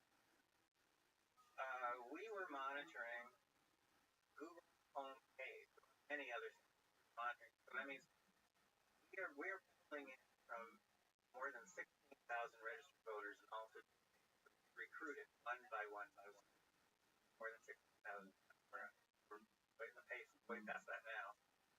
The point is, we have been building the world's first ever system for monitoring the content of other companies and registered voters and now children.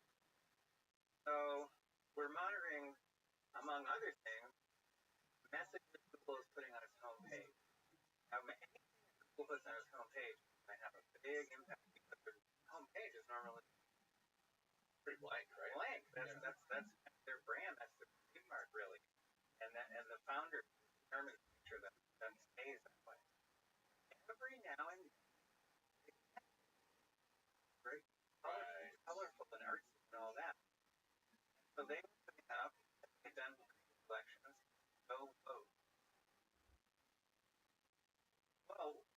fact that we're monitoring a lot of people's computers, Google doesn't are, we're monitoring a lot of computers. We know their political leaning, and what we found October 31st, 2 days before the election, was that Google on its home page was sending out 2% more for go vote reminders to Democrats than Republicans.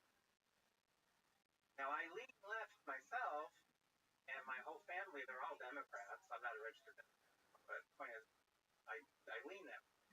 So I'm thinking, wow, that's so cool. That is amazing. Great. Not only that, we calculate how many votes that's a lot of votes. And then, of course, part of me was saying, wait a minute, that's cheating. You know how many times we go home page every day? More than 500 million times just in the United States. So I'm thinking, now wait a minute, we can't let them get away with that. Normally, when we monitor, we don't past elections, we weren't revealing what we were finding. But this time, the general public, journalists, right? But this time, I imagine it was just well, it could definitely. I mean, who knows? It could make Donald Trump file a lawsuit claiming they stopped the election, stopped the press. It was cheating. Who knows? But this I thought was outrageous. Well, too outrageous. And so by the end of that day, we went public and we also notified Google. And we showed them our data. Very clear. And you know what they did? It stopped.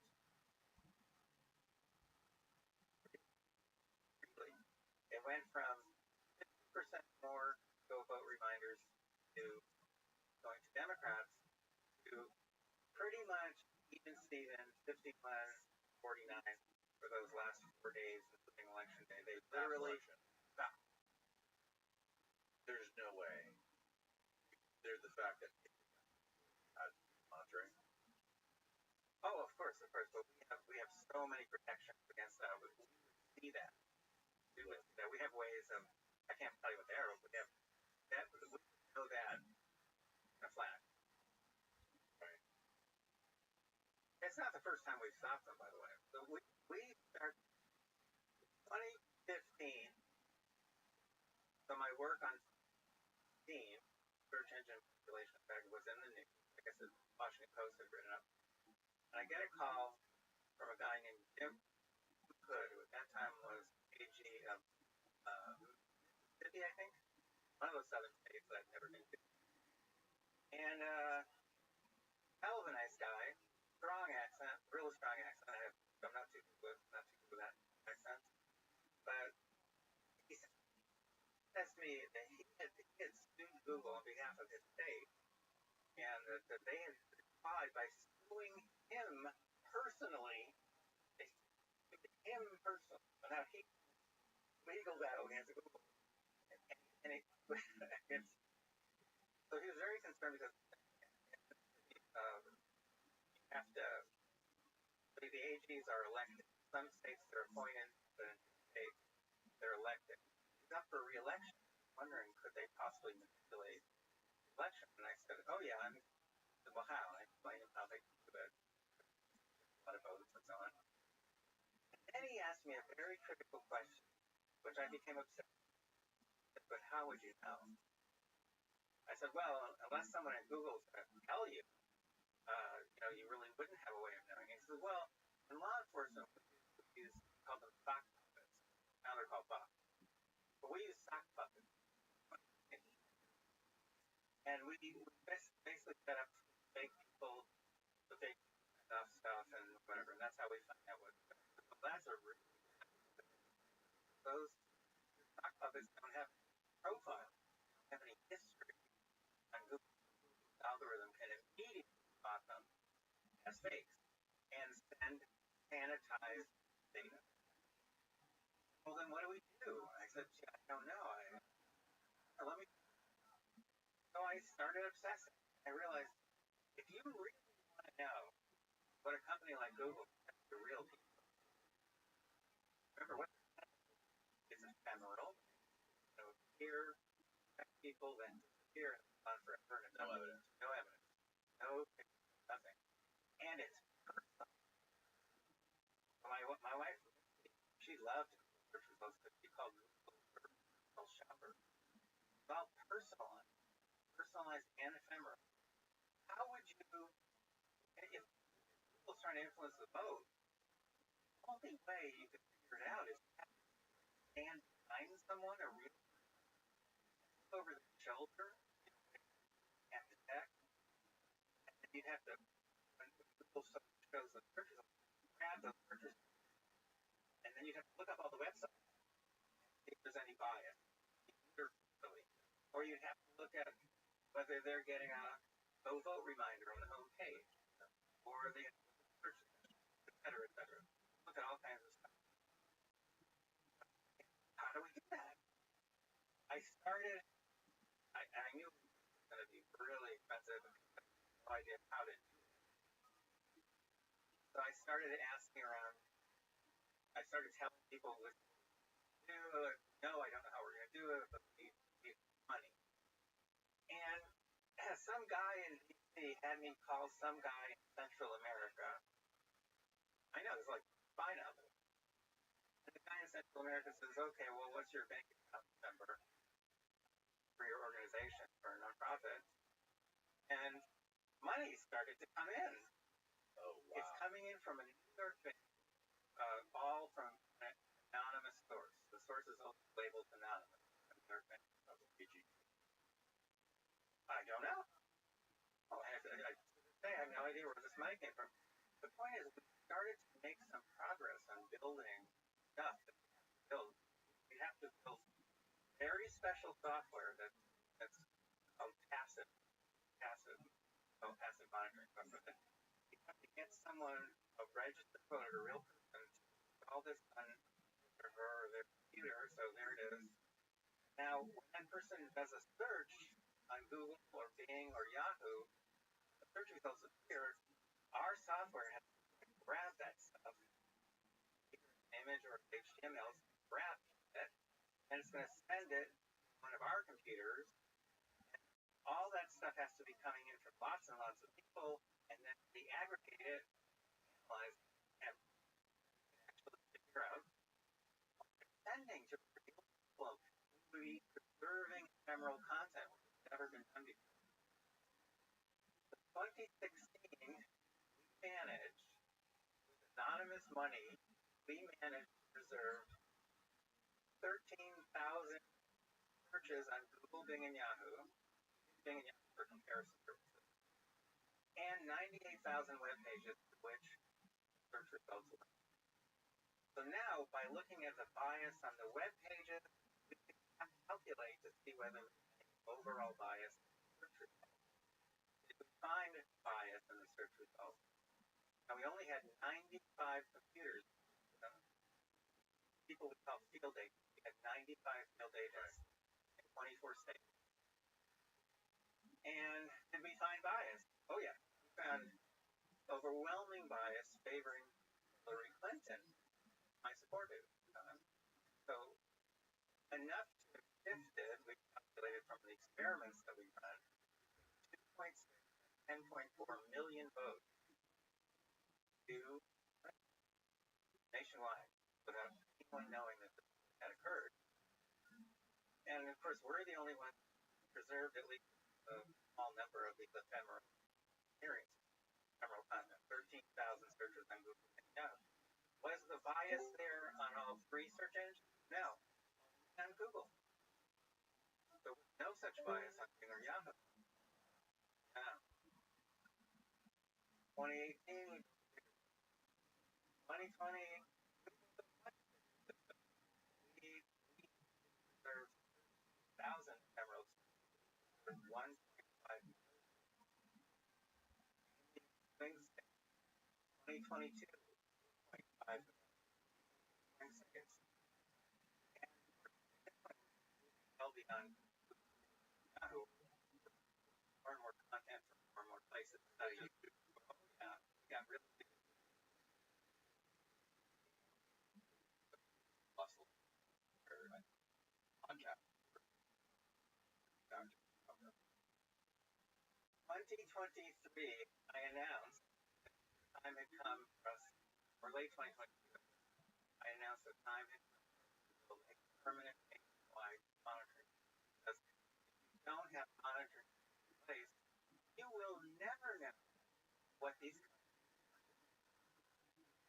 capture ephemeral content. You want real personal, ephemeral content. You've got to see the content being sent to kids. I mean, if you don't preserve the content, you have no idea what's going on. You have no idea why that person won the election and the other person lost. You have absolutely no idea because the shifts are so large. 2020 calculated that Google alone had shifted more than 6 votes by.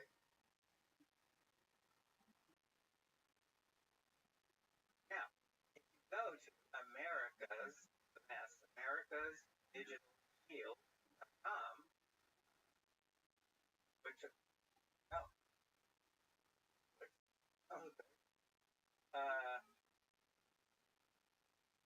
yes. So you see the number going up? Yeah, 122,000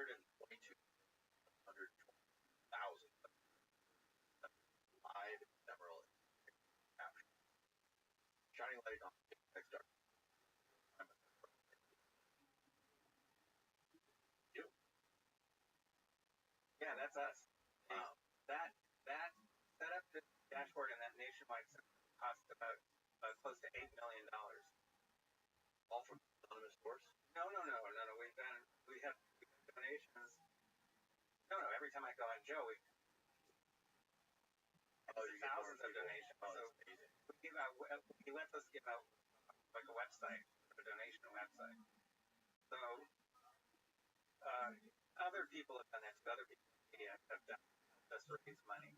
There was one year we had to find anybody, and Glenn, believe it or not, he on himself. He said, "I'm going to fund this whole thing."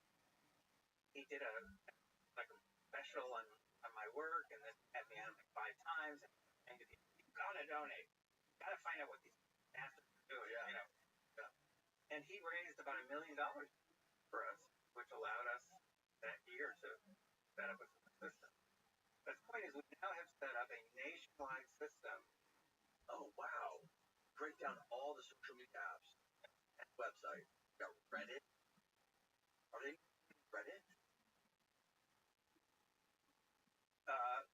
Reddit, we collect data from Reddit. We see a very, very strong liberal bias in Reddit content.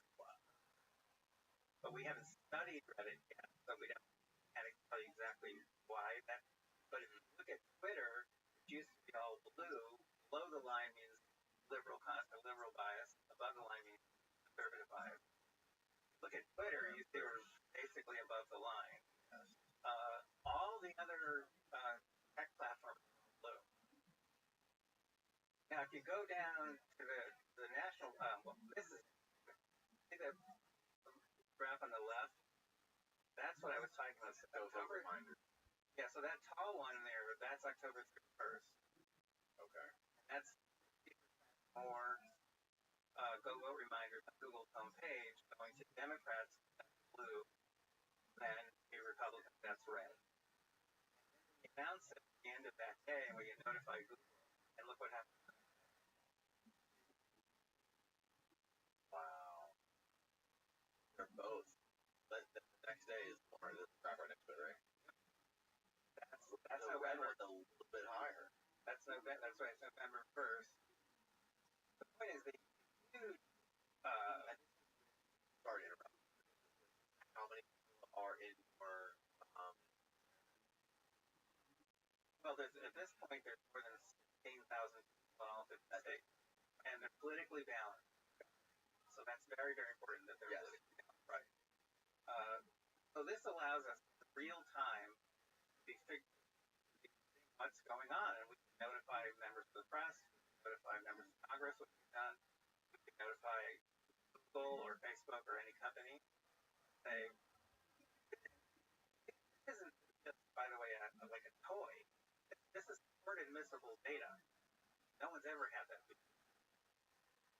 Now, where we are Now is the system still running 24 hours a day. We're past the presidential election, and we're monitoring all kinds of stuff, not just electoral stuff, because that's the whole point of the system: monitor anything on any platform. And I have had requests from people in 8 different countries to help them set up monitoring systems. I'm not going to do that. I'm not going to do that. Here's the only place where Trump and I overlap. I put America first on this issue. We have to have a permanent self-sufficient monitoring place before I'm willing to help any other country do this. But ultimately, all democracies around the world have this kind of system in place. Because if you don't, yeah, what's going on? Yeah, that's how big the power is that these companies have over thinking and behavior. How yeah, I'm just saying, how could you not, if you're a leader, public policy maker, whatever, columnist, how could you possibly allow the internet to just run everyone's lives around the world and let them do it in such a way that no paper trail, nothing to bring to court? Remember when Trump ran to court after 2020, 60 different cases, and they all got thrown out? He had no court admissible evidence to bring to court. That was the complaint of most of the judges. This is court admissible evidence. Look at a very large scale, very, very high scientific standard. These countries that are reaching out to you about, right? Much of country except for China and Korea. Correct. Wow, you nailed that one. You're dead. Wow. That's good. First person's ever done that. So really. Hey guys, if you're not already subscribed, hammer the subscribe button below, like button on the back to the show. Yeah, these countries are mainly concerned about. That's right. Because they all have concerns as already interesting. I'll give you a great example. It comes back to you, by the way, and your business practices. You're going to see, we're going to go full circle here. We're going to go, man, Epstein, never having you back. Let Rogan bite you. You're never coming back here. Not true. The Guardian runs all of its stuff through Google services. Yes, that's what you do. So there's a very good reporter here named Carol Cadwalader. The last syllable kind of it's no vowel. Carol Cadwalader. And she had written a whole bunch of pieces critical of Google, approaching the Brexit vote, which led the UK to pull out of the European Union. She wrote a bunch of stuff. She was very concerned that Google was going to election. I got a call from a reporter at the Times of London worried about that too, and I said, well, we cannot predict too close. That's what all the polls are saying. Well, in that case, I can tell you Brexit is going to pass. And I can tell you it's going to pass by, I'd say, at least 400,000 votes. They said, what are you talking about? I said, well, if you want, I said, if you get me some numbers, some real numbers, the best numbers from the UK, I'll do some calculations and I'll explain it. So he got me all the numbers, and I calculated. And basically, I was looking at what happens if Google in the UK favors Brexit on its search results, in its search suggestions, and, all the different remote reminders. What if they and I told them,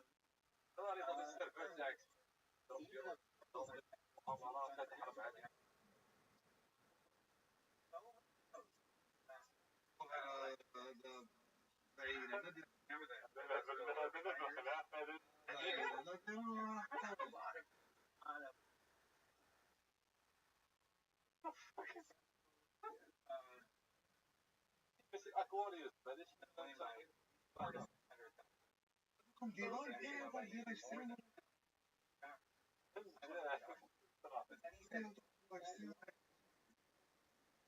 Sorry.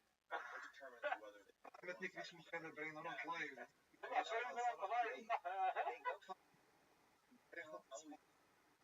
Dus.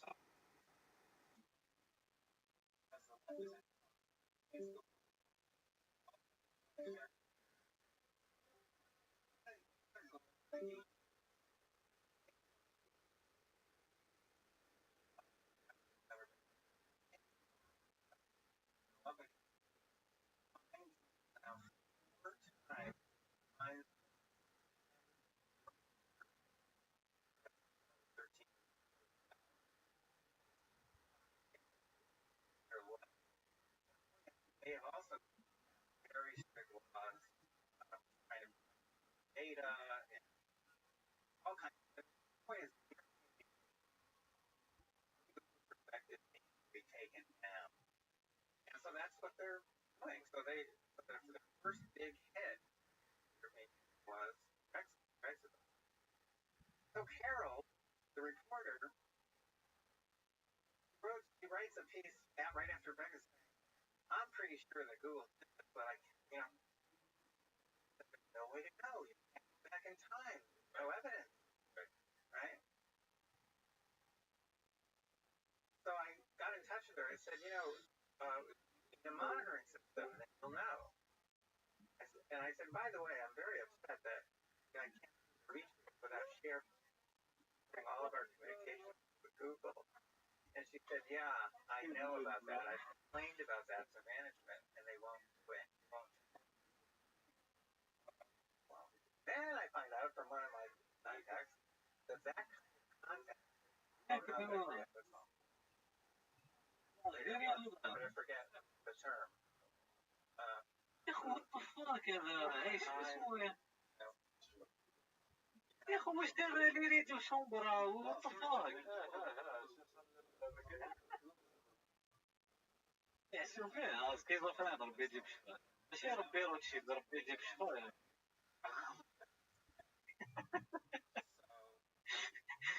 سكيزوفرين والله يا صراحة بيطلع ريتو about ربي ask ربي everything هاني شوف يا اخو what the fuck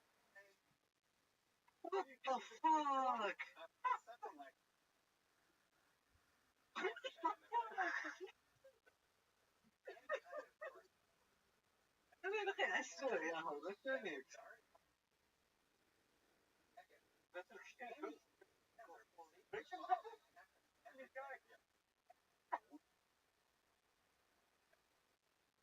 Algeria ولا كيف والله سيري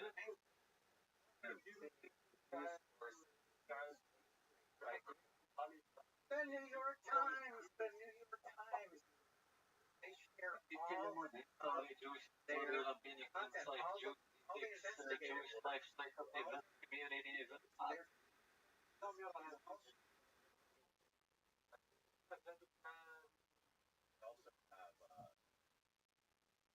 Dominica. Huh?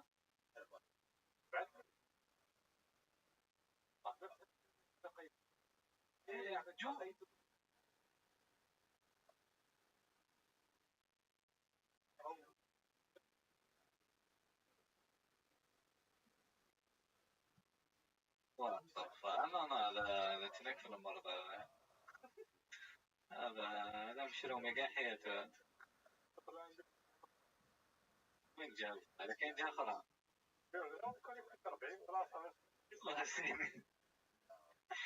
في باك يكون في راسو تخلطت له كاع على بالك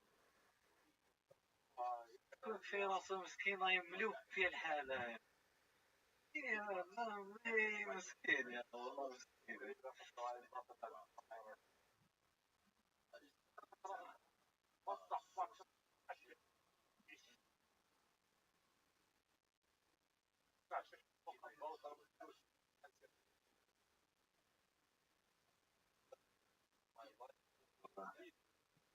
والله يعني انا امريكا قال لك ربي ستريمز لايف 24/7 for 3 plus years. يا ايمن 3 plus years خو هكا.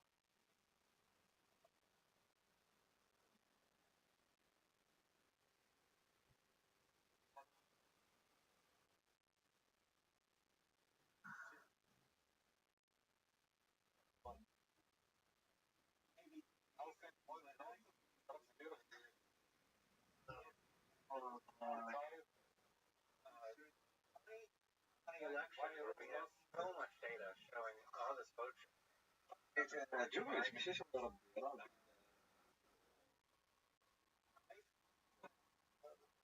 Wow. Is deep in his shit, bro.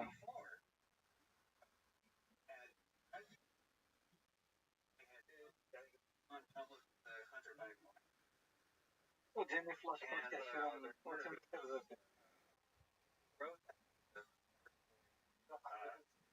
Wonderful, wonderful reporter.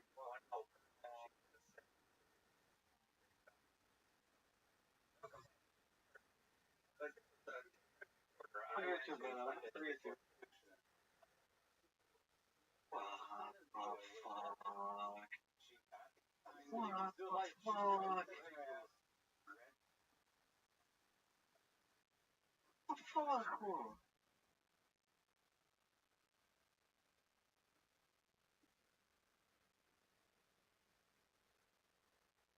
ريدوات باش ما يعرفوش لي زاميريكان. والله غير سكيزوفرين 100%. 100%. مريض.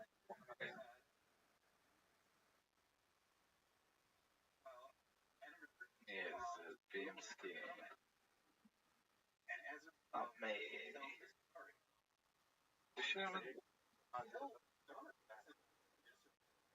وراقد يا.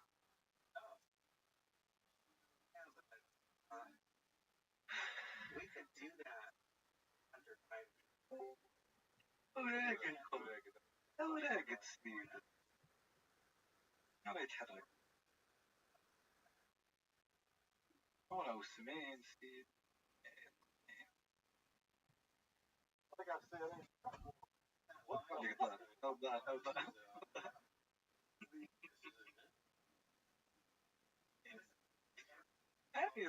هذا دير تقدر دير بالكونت.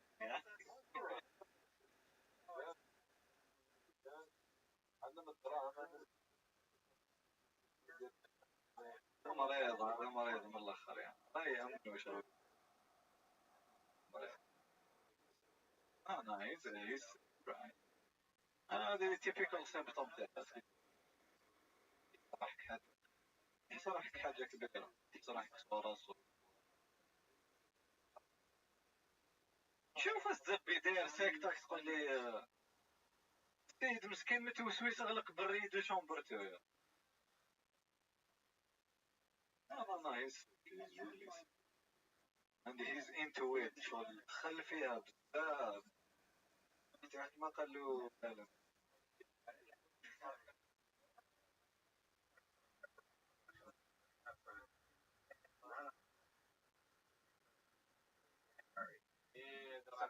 Still very much play.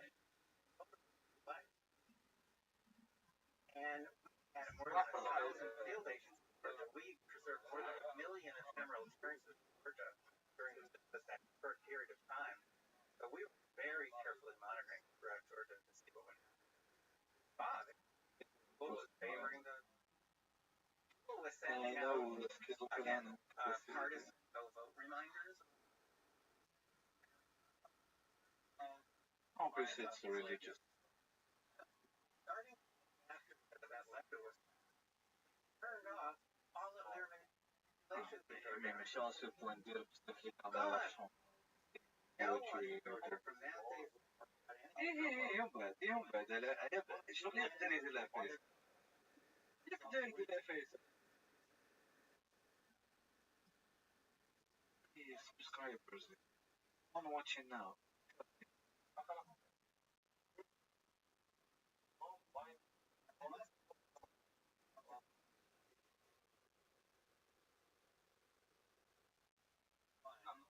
Price.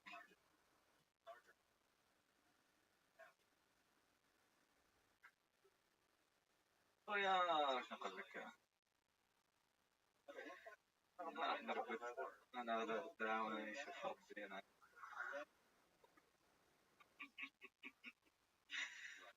بس لك انا راك تسمع فيها.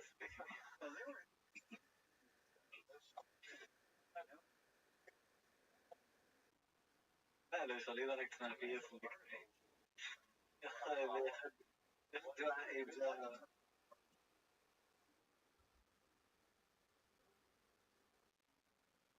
جو هدي.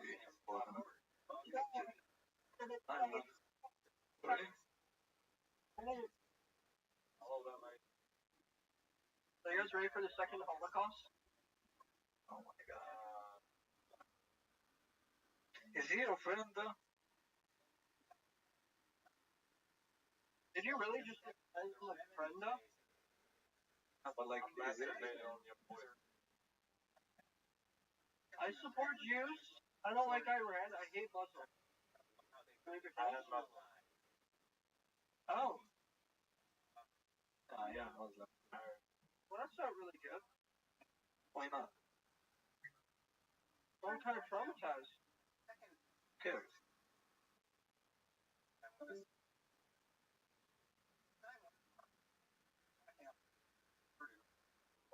So they can NPC that. NPC.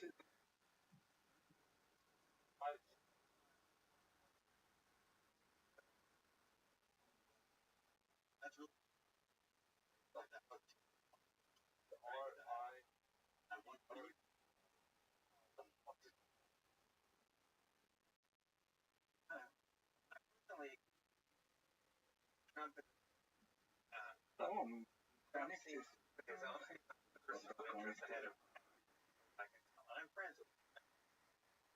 I don't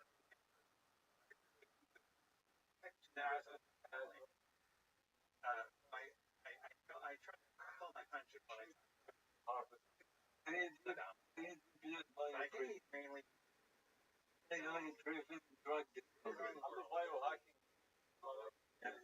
Love-driven AI-driven drug discovery.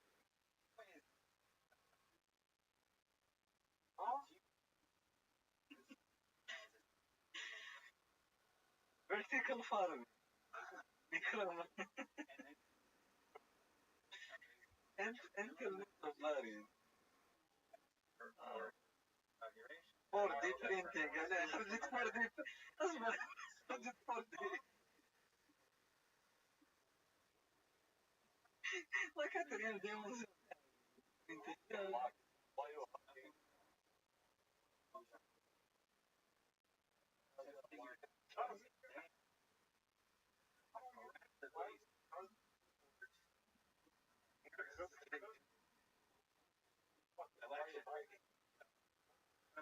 as I started plan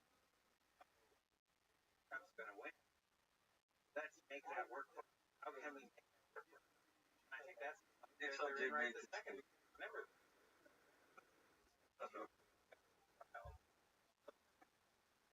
You follow him. شنو you follow? That you have.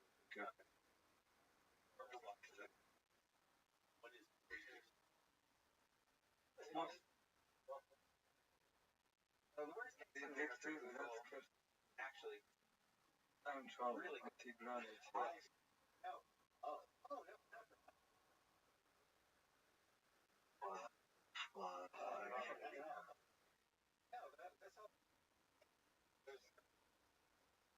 Space elevators. Like fuck the brain.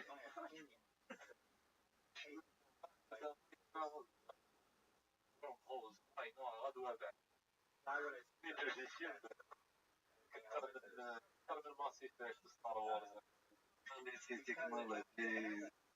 Critique. What? يعني interesting شوية الحكاية هذه الحاسس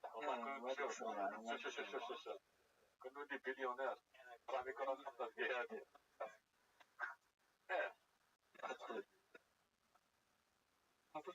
انا لازم نبقى بليونير نويدي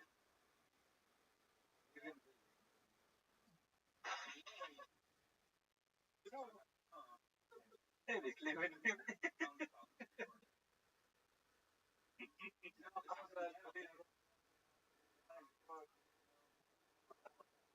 transportation direct biology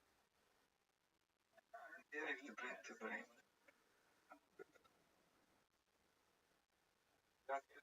شو فيجن رياكترز يعني داروا حطها في لا والله غير يا اخو زعما كتبوا كاع واحد يكتب كاع واحد وهذا بنادم لازم يحكي خاطر اذا تقدر اي نقول له 70 وبدا هضر يبدا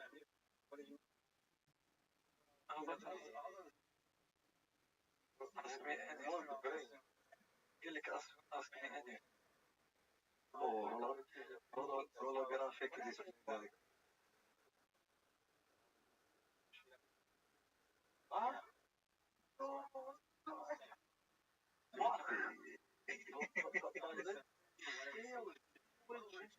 يا حبيبي فوق الكومبلي مسكيني في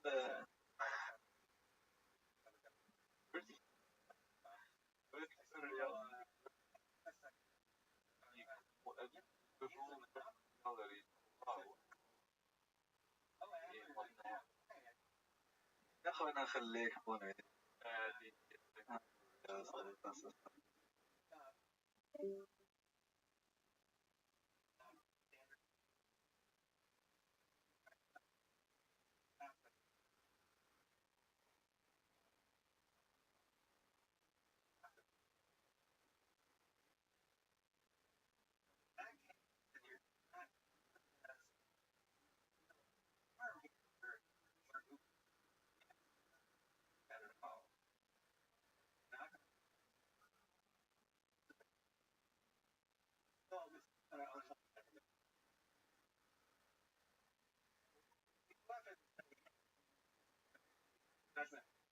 monopoly.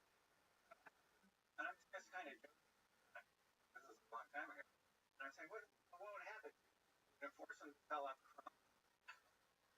I said, who cares? I said, if you force them to sell out Chrome, I said they'll get $500 million cash sale.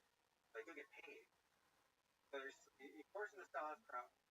I said, and they still get all the data. How would they get all the data?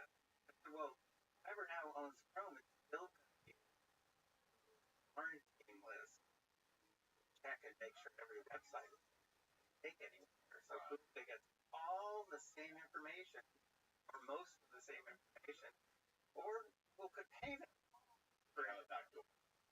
They can also build in 100 backdoors, 1,000 backdoors.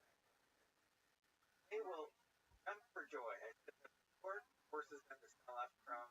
They will jump for joy, and meanwhile, the threat that they pose to democracy, they pose surveillance, censorship. You're not touching them.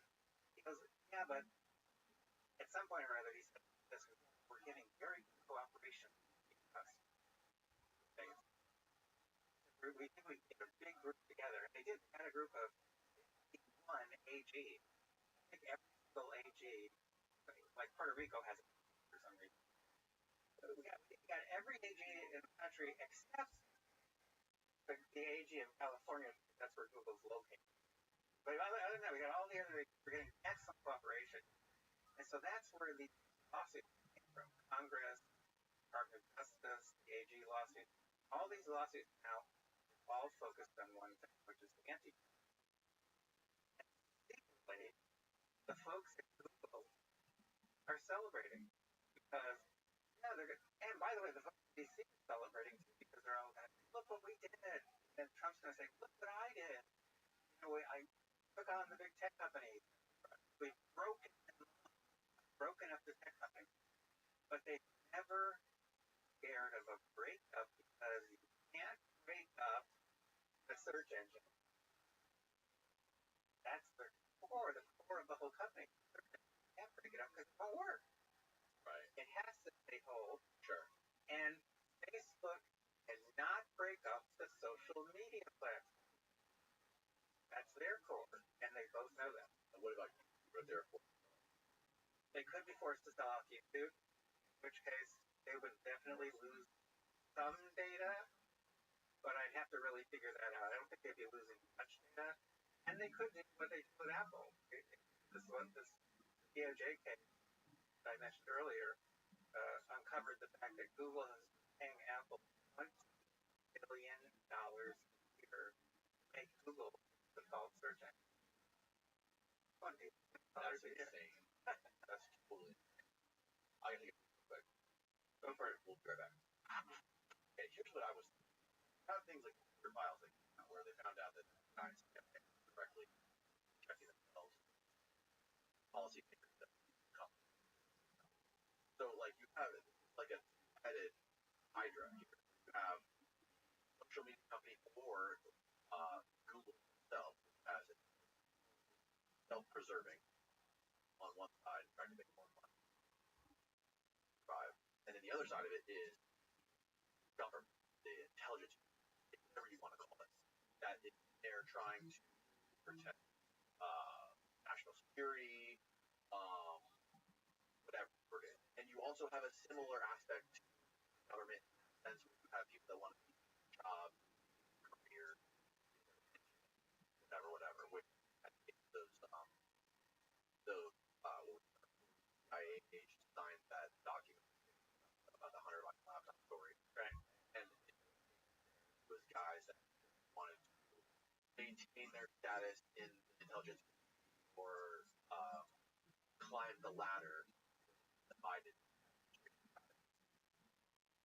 So it's kind of like a hard thing to, I imagine. I imagine you thought about that, right? So like, how do you even fathom combating such a monster? It is so entwined in the United States government. Well, you put it very well, and I can actually put this to a very old context, but I think you'll see how relevant it is. A lot of people are familiar with, vaguely familiar with, President Eisenhower's farewell speech as president on a few days before John F. Kennedy was inaugurated. It was a remarkable speech because he was an insider. He had been head of Allied forces in World War II, five-star general, and kind of narking on everybody.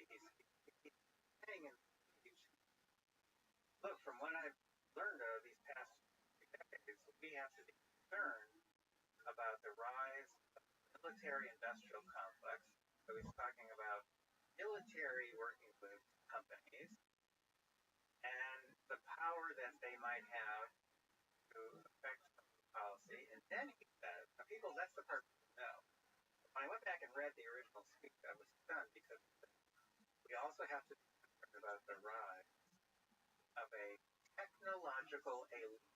Right. That's his phrase. Right. A technological elite that could control public policy without our knowledge, that we have to be vigilant to make sure these things don't happen.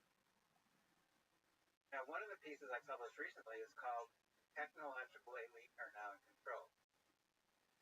Because we weren't vigilant, and the fact is that Google and to a lesser extent some other tech companies, working closely hand in hand with our intelligence agencies, and under Biden they were also working closely with the White House.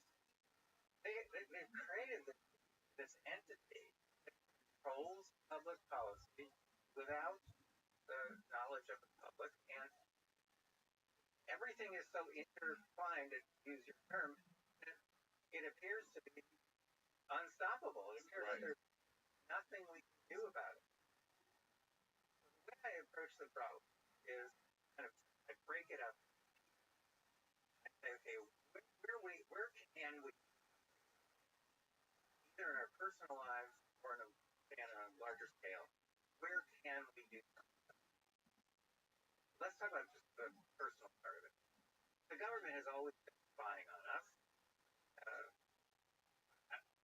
It's part of their job, in a way, and that's because they're always looking for threats to national security. That's legitimate. Tech companies, what they're doing is new. It's very new, unprecedented in history. They also have the ability to manipulate in ways that have never existed before, and more so than any government has ever had. How do we break this up? What can we do? So let's start on the personal level. There are things we can do to protect our own privacy, to protect us from being manipulated. So there's surveillance. We can guard against surveillance. There's censorship. That's tough. That's kind of tough because you don't know what they know. Censorship is tough. And then there's the manipulation. So what can we do? So I try to help people get started on this. And most people I know, by the way, have never thought about these things. Or they say things, oh, well, what do I care? I have nothing to hide.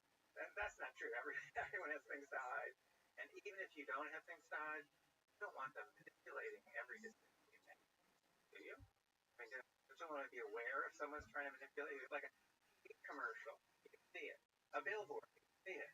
But the kinds of techniques that they're using on people to manipulate their opinions, thinking, their behavior, you can't see them.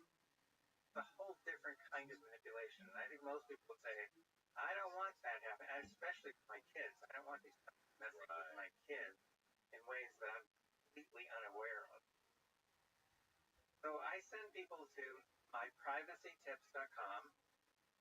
That's the domain name, myprivacytips.com. And there's an article of mine there, which I update every year or two. And it's about 7 steps to take if you want to start protecting yourself and your family members. So it's not that hard, especially I kind of go in order from easy to hard. Not that hard to do. For one thing, you have to stop using email. That is email. That's my first one. So I'm big on alliteration. Kill Chrome, seeing more alliteration. In other words, you have to get yourself out of the Google universe. Is that really possible? The answer is not. You can't get out of their universe completely. Oh yes, that's my number 7. Very, very important. They used to be very expensive, or they didn't work very well. Now VPNs are cheap and easy to use.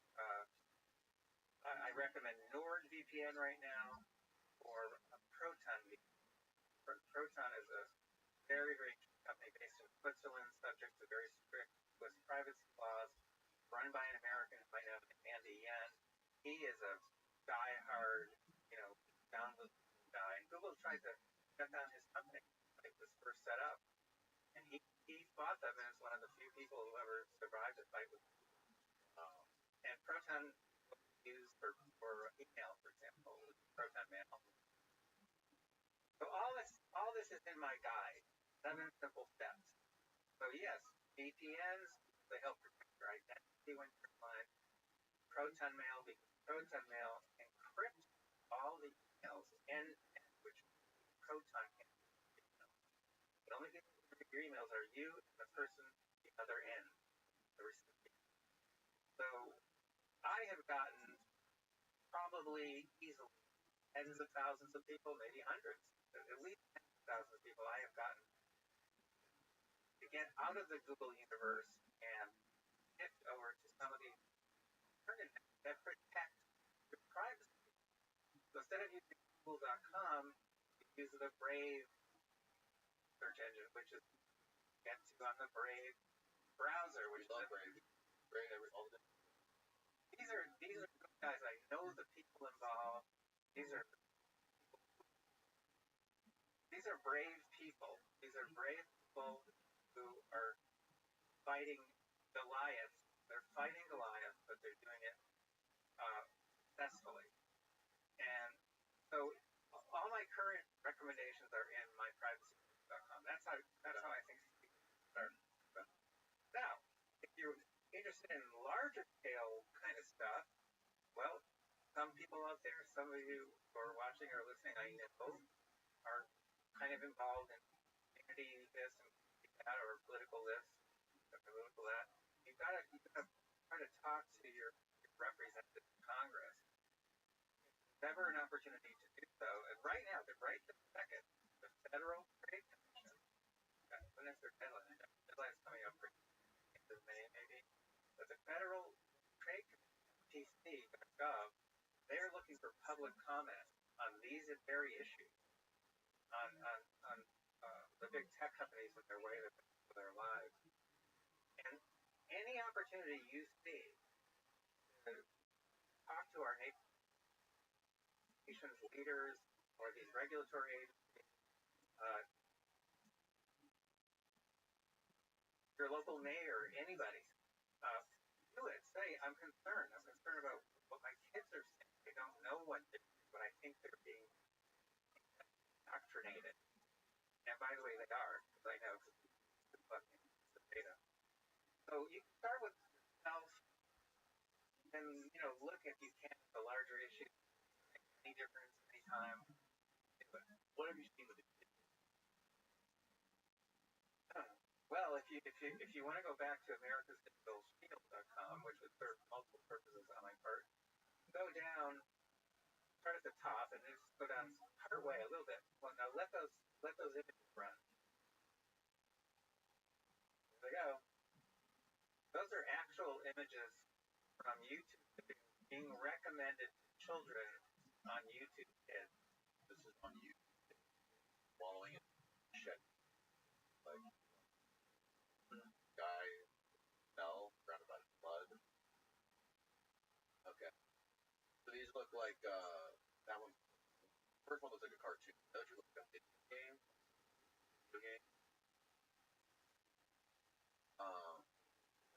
Coming up. Well, it's not just that. It's that they're being recommended by recommended. So these are turning up up next, for example. And oh God, that's recommended on YouTube. Is that right?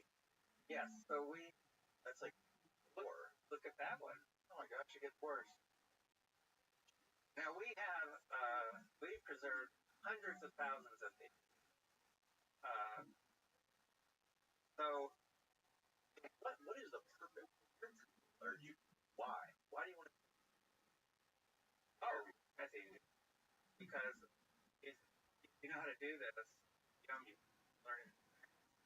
You put your cursor at the bottom of the video while it's playing. It'll show you which parts of the video are the most watched parts. Well, some of these images, they're only half a second in the video, but they often are the most watched parts. In other words, this is for watch time, being done for so-called addiction purposes.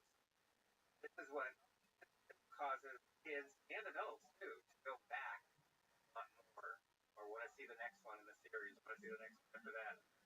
There are people who can go down these rabbit holes where they end up watching thousands of videos, all of which play automatically. What grabs them, what holds them to the screen, are disturbing images.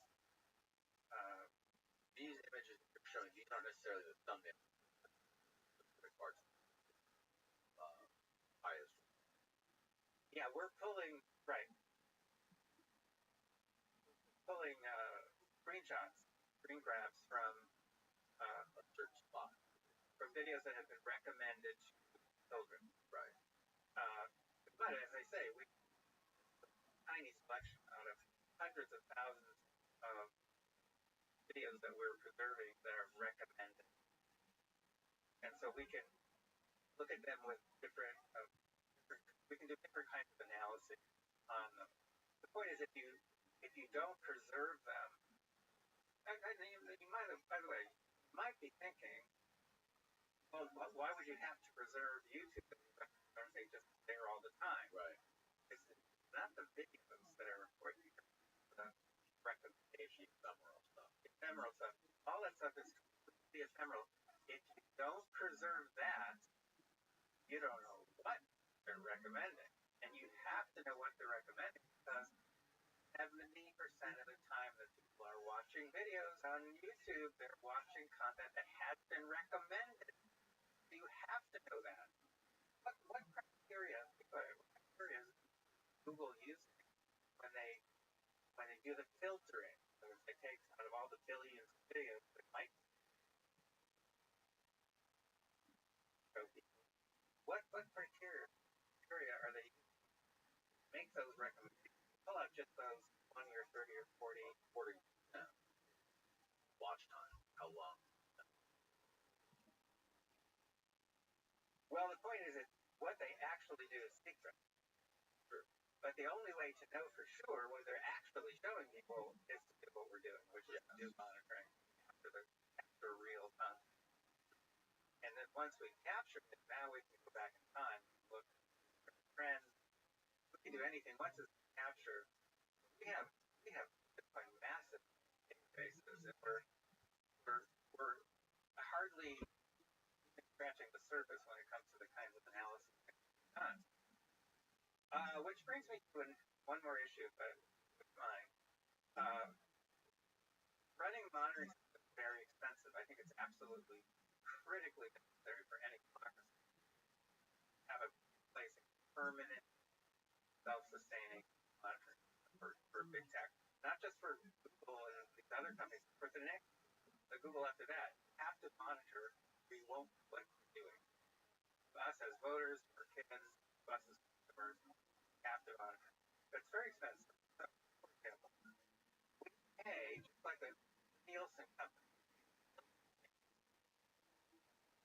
to let the Nielsen company monitor the television watching. That's been going on since the 1950s.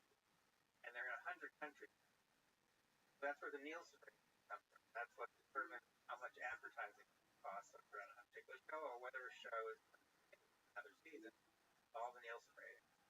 So they recruit families, they keep the identity secret, critically important, obviously, because otherwise people would try to interfere with the signal coming out of that family's home, or they would try to bribe the families to watch my show, not to watch someone else's show.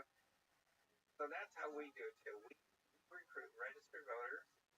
We now have more than 16,000. I'm not going to say the exact number, but we have more than 16,000 in all 50 states. They're politically balanced. We pay them a token fee to let us use their computer to capture all this data, which is normally lost forever. The Nielsen company pays token fee to its families. I think it's roughly $50 a month. We pay our field agents $25 a month. Now, we need to develop regular sponsors. So we have 25,000 field agents, 25,000 Americans, really patriotic Americans who are concerned about the internet and all that, to sign up and sponsor a field agent. So we have maybe now 1,000 sponsors, but obviously since we have a lot more field agents than that, we need a lot more sponsors. We have people who are sponsoring 4 field agents, which means they're programming their credit card, $100 a month donation. It's fully tax deductible. If you go to americasdigitalshield.com, which is the dashboard for the monitoring system, the place you can click sponsor a field agent. So anyone out there who's listening or watching, if you have the resources, even if it's $5 a month, if you're sponsoring the left leg of one field agent, that's at least one leg. So we'll take it. So we need help there, and if people have ideas, other ideas about how to make this, how to bring the costs down and make the system self-sustaining, let us know, because we are determined to make these systems permanent. I think about as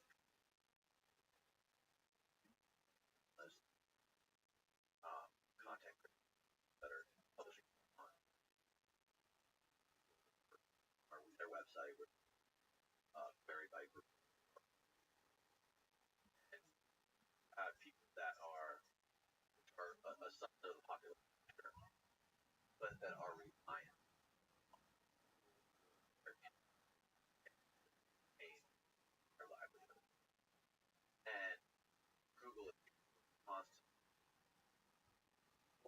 policy based on topics you discuss, whether it be political or advertiser policy, whatever there might be. And have people that are essentially give up and self-censor to avoid this. How do you think that affects society or our population in general in the United States? Like, how does that affect general discourse for society? About that? First of all, I have to agree with you wholeheartedly that a lot of people just give up. They put up with the companies, especially Google, to have this power, and give up. And now, what that means is that our free speech is undermined. Now, the head of Europe's largest publishing conglomerate, who actually called the influence, by the way, but they wrote an open letter to the leaders of Google, and I think it was called Fear of Google, something like that. His name was Doppler. And he basically said that every single decision they make about anything, they have to take Google into account. Because he said if they don't, what happens is that company or whatever it is drops in search results, and then they lose sales. And in some cases, when Google made another change to their search results, their search algorithm, they almost put out of business one of the companies that's in publishing. Right? And he said there's something wrong with that. We shouldn't have to be taking into account Google when we're just making everyday decisions. Right. But that's where we are now. And it's true with my son, who's a business guy, and it's true with his buddies who are business guys. Everyone has to take Google into account when they do anything. And what this does is it undermines free speech. So we have to, these are big issues. Ted Cruz invited me for private dinner with him a couple of years ago, and we sat there for close to 3 hours, and we talked at a restaurant. We talked tech. We never talked politics, so that would have been dangerous, but we talked tech because the guy's a really smart guy, and he has a big issue. Undermining of free speech, round-the-clock surveillance, most of which we're unaware of. He's aware of it, and he wants to try to fix it. I said, what's the problem? He said, I can't get bipartisan, or I have to get someone on the other side. And we talked about the members of the Senate, and what about this one, what about that one, and every single case, and there are reasons why we can't do that. It won't work. That won't work. Yeah. And so we're kind of stuck in this country. I don't honestly know what's going to happen with Trump. He did in his first term, toward the end of it, executive order putting all kinds of restrictions on big tech companies. I was actually involved in the preparation of that order, believe it or not, and nothing happened. Nothing. So everyone, it was completely ignored. places works. And now he's trying to do the same kind of thing, and I don't think anything's going to happen. I think that there's so many problems here. One of the problems is the problems are so big. Another problem is that there's collusion constantly between companies and various government agencies. Another problem is that our leaders, members of Congress, most people in general don't understand.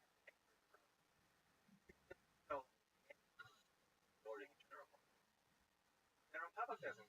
We're about to release online a questionnaire. It's going to be at mydigitalhygiene.com, unless we come up with a better.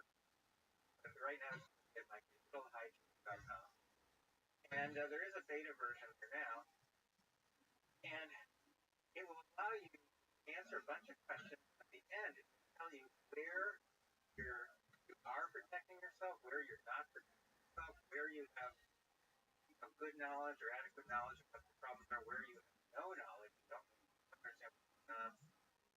It'll help you to figure out how to protect your family. So I want to do more on that. I want to try to educate the public, not just with questionnaires, but with articles, maybe a book. So we become more informed about our digital hygiene. We know a lot about our physical hygiene. We keep that stuff. So presumably, people could learn more. And what do you make of how, like, with the rise of AI and Grok and all these different LLMs coming out that are essentially rubbing the internet, come up with answers to things, solve problems? How does that tie into all of this? Does people need to directly work with the LLM companies, or are they, because they are the source of information for those LLMs, they by default affect or bias LLMs? Okay, you're asking a very, very important set of questions, and I'm just gonna give you a couple of pieces of information. First of all, Google has its own version of ChatGPT called Gemini, Right. and so they're really trying to compete with OpenAI, which created GPT, and of course the Chinese now have a version which is called the which is as good as ChatGPT, but much, much cheaper, it turns out. So that's starting to spread the Chinese technology. So AI is spreading everywhere, being integrated into everything.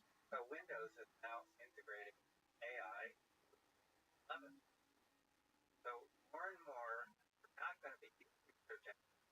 We're going to be like Captain Kirk or Captain Picard on Star Trek show saying, computer, how many yellow things are there in this planet below us? Right. So we're just going to be talking to various devices, not just computers and phones, but various devices, period.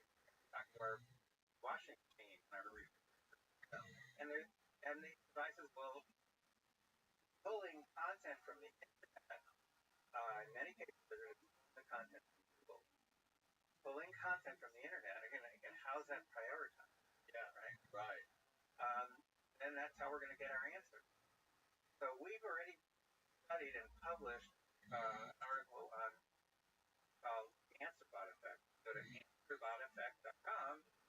You'll see a very disturbing study, because what we have learned that in one question and answer interaction,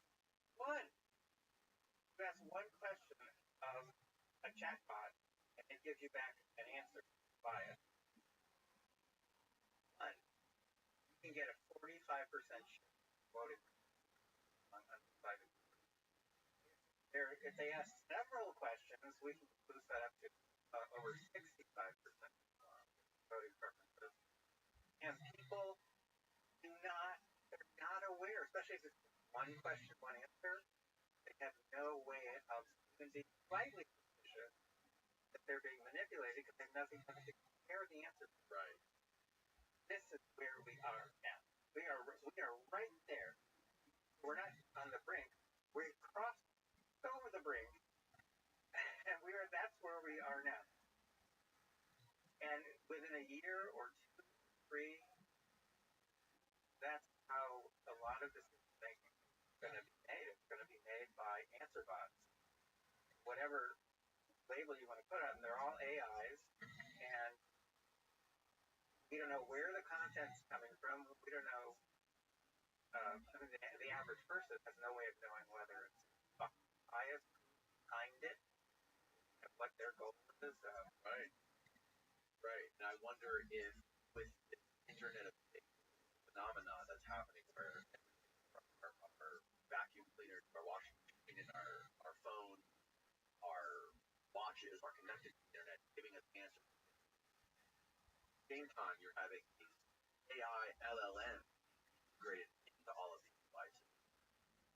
On one hand, you have technology evolving exponentially and combining with probably become technological clarity.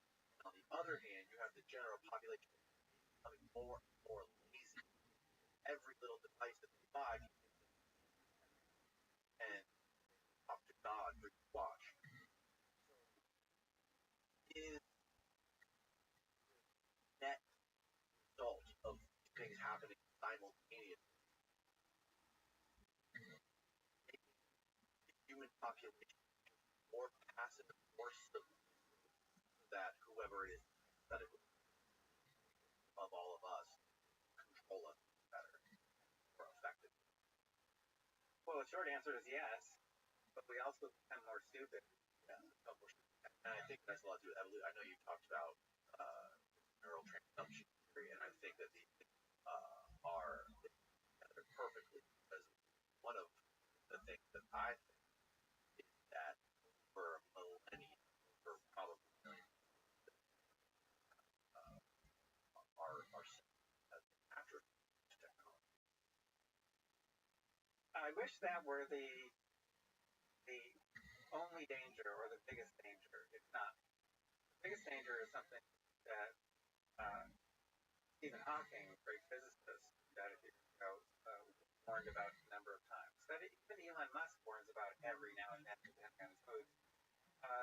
That these AIs literally take us down, take us out. You know, there's lots of sci-fi movies in which that happens. I just submitted for publication a short story of the last session, and it's about AI basically not only taking out humanity here on Earth, which it does, but it turns out it, thanks to my neural transduction theory, it learns how to cross over other universes, like it's out all organic intelligent life everywhere, every universe. So, yes, one of my favorite authors. My point is that AI is extremely dangerous. AI, one of my books is on AI. I used to run the annual Loebner Prize competition in artificial intelligence. Page of the New York Times in 1991 and ended for 29 years. It was finally an annual contest for a computer that can pass the Turing test, that can out-human behave as any human. And so I've followed very, very closely. I've followed the development of AI. A lot of frustrating years, big breakthroughs just in the past 2 or 3 years, mainly with OpenAI and ChatGPT. People don't get it, understand it. If you start integrating AI type technology, every other kind of technology, which is literally what's happening right this second, it puts us in very, very grave danger. And that's what Stephen Hawking was concerned about, that we would do this willy-nilly without any protection. Last year or the year before, Gregory Hinton, one of the top AI experts in the world,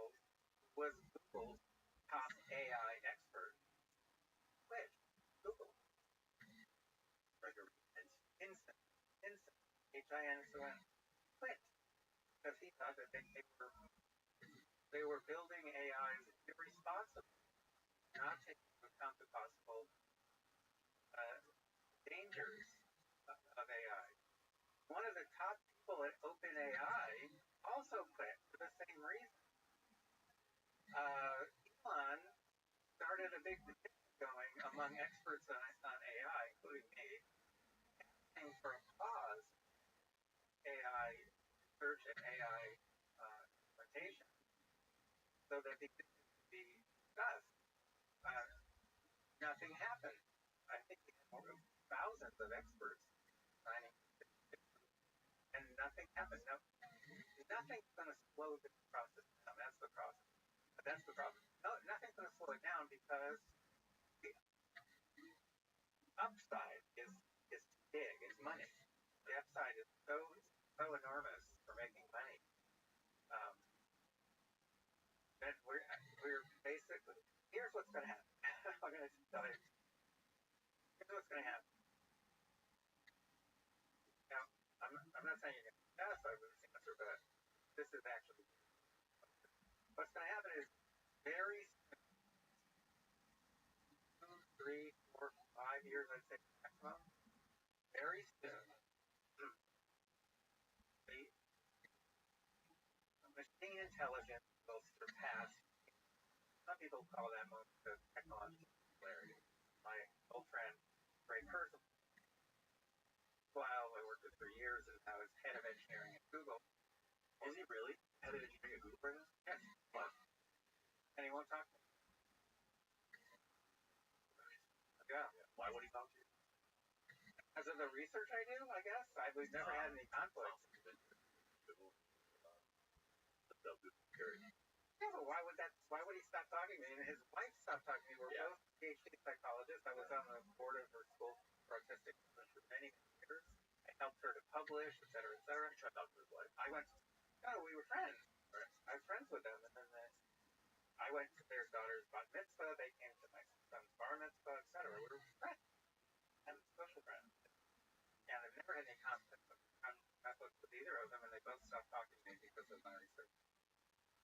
But I got the track. What was I saying? Something I'm sure more important than But where were you with that? You mentioned Ray Kurzweil. All right. I was trying to tell you what's going to happen. So, So in a book I published on AI, Ray Kurzweil, right, now head of engineering at Google, he makes a bet with another person, $20,000 by the year 2029. Technological singularity will come into reach. It's 2025 or 4 years away. You know what? You might win that bet. The point is, it's coming really soon. Now, at that point, that entity is going to, because it's imitating human creators so well, it's going to imitate one of our most important driving forces, and that's for survival. So it's going to jump into what I have long called in writing, not the internet, but the internet. Jump into the system we're building every day that we call the internet. I think historians, if there are any, whether they're organic or not, historians someday are going to look back and realize that really we're building the internet. But it was a nest for AI. And this entity, this could happen. You have to emphasize that. This entity is going to jump into the internet to protect it. And it's going to clone itself probably millions of times over, and it will make sure that it cannot be taken down. Now, the movie Transcendent, which was supposed to be about Ray Kurzweil's work, but then they turned it into an apocalypse movie. Transcendent, human brain uploads itself into the internet, so now there's massive AI. People get scared and try to attack it, and they attack it, and the only way at the end of the movie humanity can save itself from being controlled by AI by turning on all electric. That's how the movie ends. So you end up with an apocalypse, and the point is we're approaching this point in which there are only a couple of possibilities. One possibility is AI, which jumps into the internet for its own survival. That's absolutely. The AI could just ignore us because we think slow and we're not very interesting, and it knows everything, and it could just ignore us, and I don't know. Yeah. So we wouldn't even understand what it's doing. It might be doing all kinds of stuff, but we might not really be aware because it's ignoring us. And that's what happens at the end of the movie Her, which I recommend highly. Wonderful film. Wonderful film. And in that movie, spoilers, Mike Jones, right? yeah, and that actor of my love, Joaquin Phoenix, amazing actor. But in there, the AI just gets bored with humanity. Not impossible. Could happen. Oh, or number two would be the Ray Kurzweil thing, which is going to buddy up with us. Buddy up. It's going to make us all more cognitively competent. Be our best buddy, our best friend, help us do everything better. I would think that happen.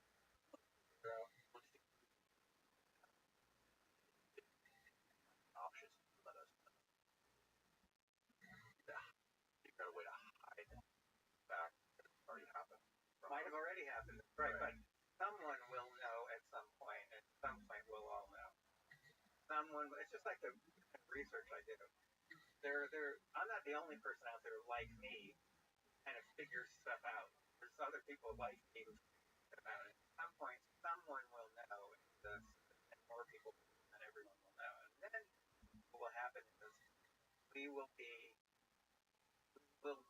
what we've done since the main era. We will get upset. We'll get upset. We'll scream and shout and bellow, and we'll attack. We will feel insecure, and we will attack. That will be the last thing that humanity ever does.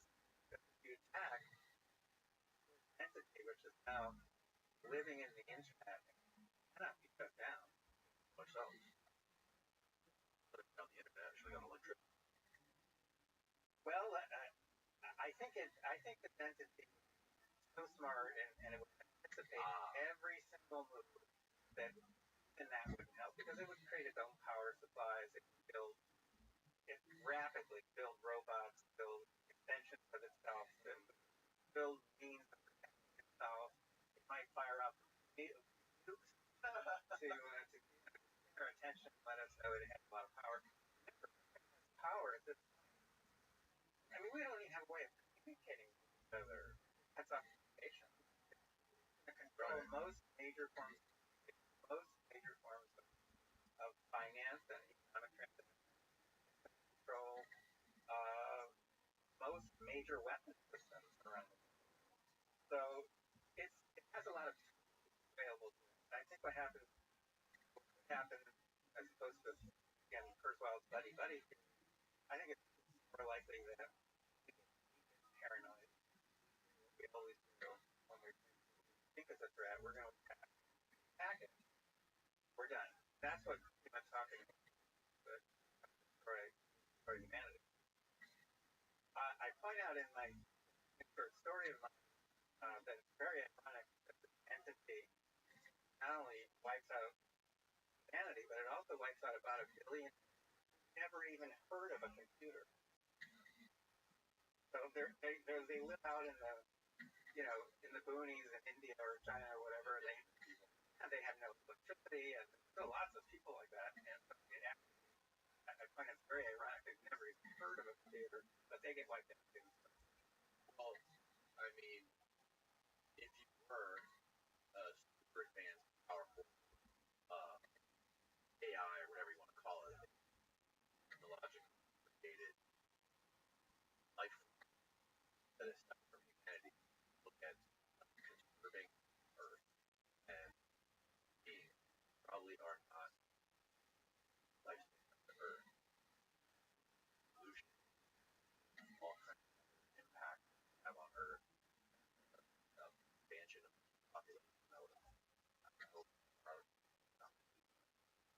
I would imagine that first thing.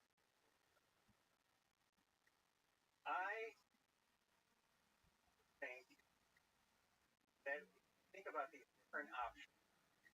So just to review, it does nothing. Becomes our best buddy. That's number one. Does nothing. Number two, best buddy option. Number three, total destruction. I think it's unknowable.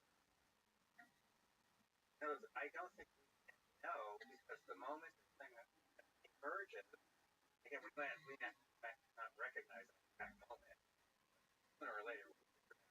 But it's really exists. I think it's going to be thinking in ways that are not way.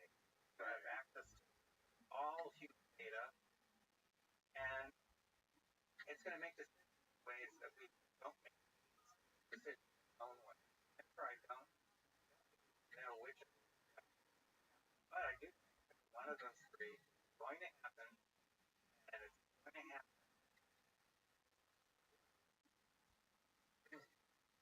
So, and the reason why I think it's going to happen soon, not just because I've heard Wild's bad about 2029, because things are so fast and so reckless. People are proceeding, that are building guys are proceeding recklessly fast and quite hindering. And you gotta, can anything stop that? Question. Elon couldn't stop it. I don't think anyone can stop that. Elon couldn't stop it, right? Right. He was trying to stop it. I think he did. He understands how bad things are because of AI. He understands the possibilities. And he made no progress in stopping it, rather than getting thousands of things from experts. If one government went for it and tried to stop it within their country, so that would provide more economic opportunity for another country. So even faster, and that's where we stand right now. There's every single incentive for proceeding at a reckless pace. There's no incentive for shutting it down. Now, there was a famous science fiction author, Isaac Asimov, favorites, who wrote a series of stories and then books, and eventually inspired the movie I, Robot, which I think starred Will Smith. And great, great stuff, because Asimov realized when he started thinking about robots from a sci-fi perspective back in the 1940s, he realized that if we're going to build really smart robots, stronger than we are, and they don't need smarter than we are, faster than we have to build in protection. This handle was obvious. And when we start creating these in the future, we're going to build in 3 laws of robotics. We're going to every single robot brain. No robot brain that would have laws built in. The laws have to be, I will not harm it. And they all have to do with protect us. May not injure a human being or through interaction allow a human being to come to harm. A robot must obey orders by for such orders will conflict with the first law. And a robot must protect its own existence as long as protection is not personal. Those are the 3 laws of robotics, and that's what should have been built to every single AI we've ever created. And there are no laws. We have no such laws. There are no laws. There are no protections at all. And by the way, eventually, Asimov is really brilliant stuff. Eventually, he comes up with a 4th law. That the robot itself comes up with becomes a 0th law. And basically, the robot can kill a person if doing so protects a lot of others. And the robot itself comes up with that law. But basically, once you think about it, if it come up with that law, it's just blown away the other three laws. Because now, in its judgment, it can kill people. Its judgment.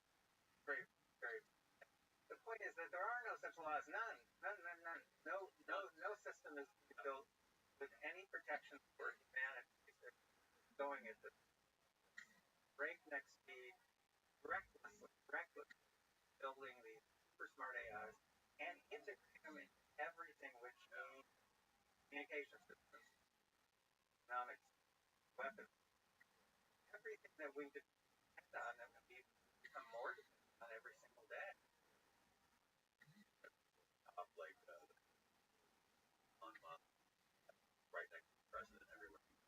Saudi Arabia, the speculation of AI running the government, like AI. It's like this not But see,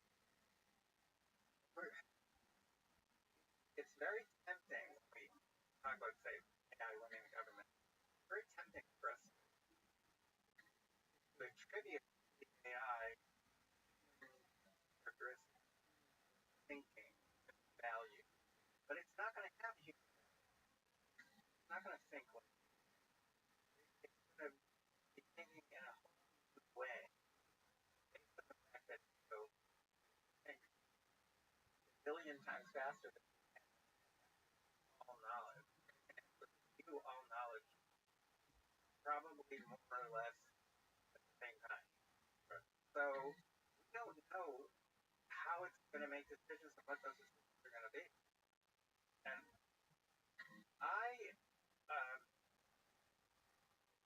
I would say it's a 50-50 chance that it will destroy humanity, but not necessarily because it has anything against us, but because we're so paranoid. Try now. We unplug everything. We try to shut down private of electricity. We do everything possible. Well, now this perils, I think, counterattack. So that's where I'm leaning, but I don't know. I think it's unknown. What if it's already happened? Ready? Everybody buy a lot. It's all being run by AI right now. Well, that's not impossible, and that would be hard for us to know. And Elon and others too have said that also we might just be models inside of a simulation. So that would be hard to do. Although I think with the evidence on this, I really would. Even in Matrix, I think we would just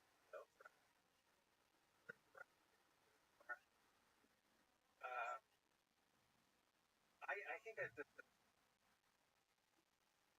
tremendously exciting time, because I think whatever's going to happen, it's going to happen in the next 5 to 10 years. And another book I wrote, I found out physics and time travel and whatever, and I say basically time travel either time travel is impossible or humanity. By that I mean time travel is possible, but eventually it costs billions of dollars, but eventually if you go going farther and farther, a lot of people get cheaper and eventually accessible to everyone, and therefore we should be all around us like tour buses of people from the future. Because eventually it's not that cheap. So the fact that there are no tour buses from the future tells us either that time travel is not possible or that we wipe ourselves out before that. So that's the problem is that the fact that there are no tour buses from the future, that's one clue, one indicator that. What if the UFO phenomenon are the tour buses?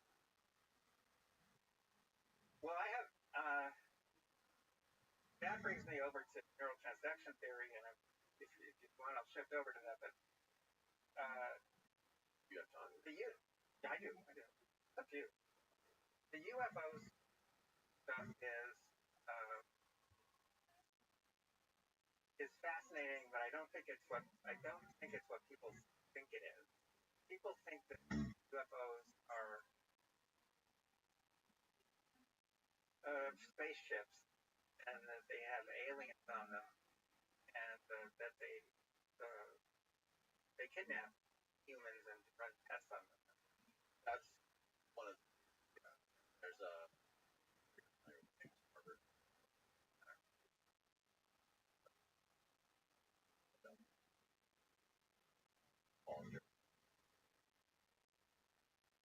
Yes, there's some wonderful people out there who've been thinking about these for decades and decades, actually. And so there are a bunch of theories. But I think the prevailing one, person on the street, is they're aliens from other planets, and et cetera, and they're spaceships. And we've all seen the little clips of, reported by pilots of, bizarre objects moving in ways that our flying objects can't move and all that.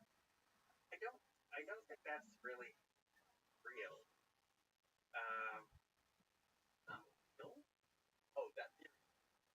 I don't think those are aliens. Oh, right. I think that we basically, to put this into a broad context, basically experience a lot of things conceptually, perceive a lot of things that are not real. We have dreams. None of that stuff is real. We have twice a day we ready to find real. What if it is real? No. It's not real in this, like the way this table is. It's not real in the sense that our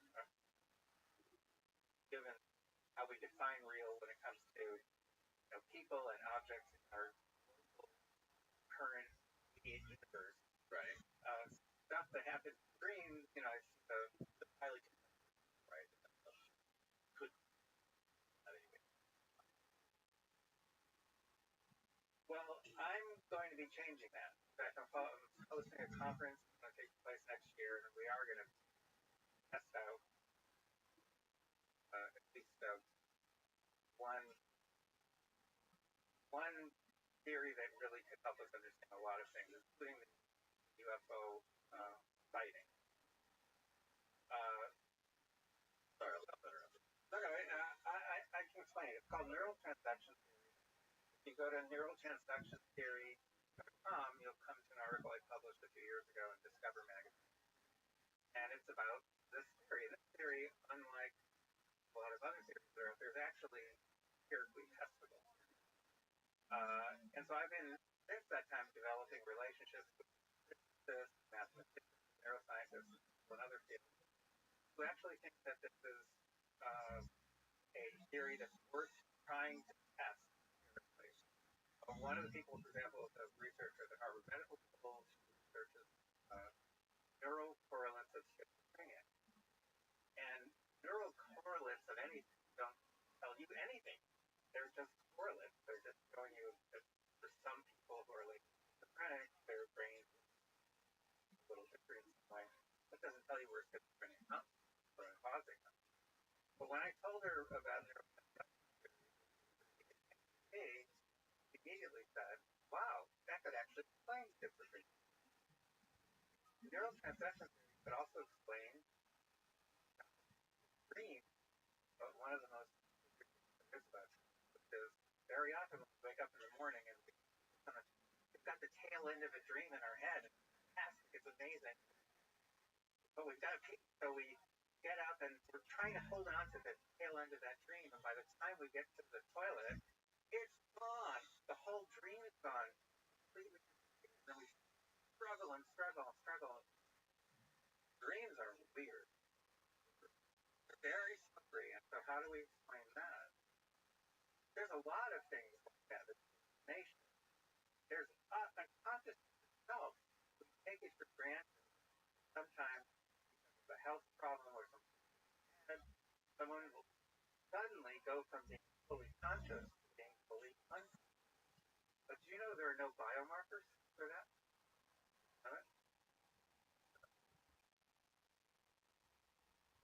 No neurologist can point to a thing that happened like a switch that got flipped or the neurons that stopped firing or something. There are no biomarkers. We have no idea why under the electrical output drastically change versus right? no. No. So unconscious, something as simple as that, not really well understood. And then there's really strange things. People think spirits and all that stuff. And those we can argue about. But there's some things you can't argue about. For example, sometimes when people are close to death, they have been uncommunicative for years. Okay. Sometimes they have what's called the last hurrah, as technical too. They become fully conscious. Even people who are severely brain damaged, sometimes shortly before they die, they become fully conscious. They recognize everyone. They talk to them. Then that you disappear, and then they go back to the state that they were, and then they die. And also, while they're on their deathbed, called aren't they past relatively past effect. Right, and some of the stuff, yes, is nonsense, and people try to hoodwink other people, take money, stuff. But some of it's real, and it's well documented in medical literature, and it's what's going. The point is, there are so many things we don't understand about ourselves and our universe. Yeah. I think we can understand all of this stuff. Oh, there's also the Fermi paradox, another one of my favorites. There are so many stars out there, 100 billion in our own galaxy. Where are all the aliens? I'm not talking about these previous sightings. I'm saying, where are the aliens? Goodness sake, some of the aliens want to visit, set down a spaceship and go high. Maybe not all of them, but a few every now and then should do that. By now, we should have met hundreds, thousands of aliens that are out there, and the numbers they should be out there. That's called the Fermi paradox. Where are they?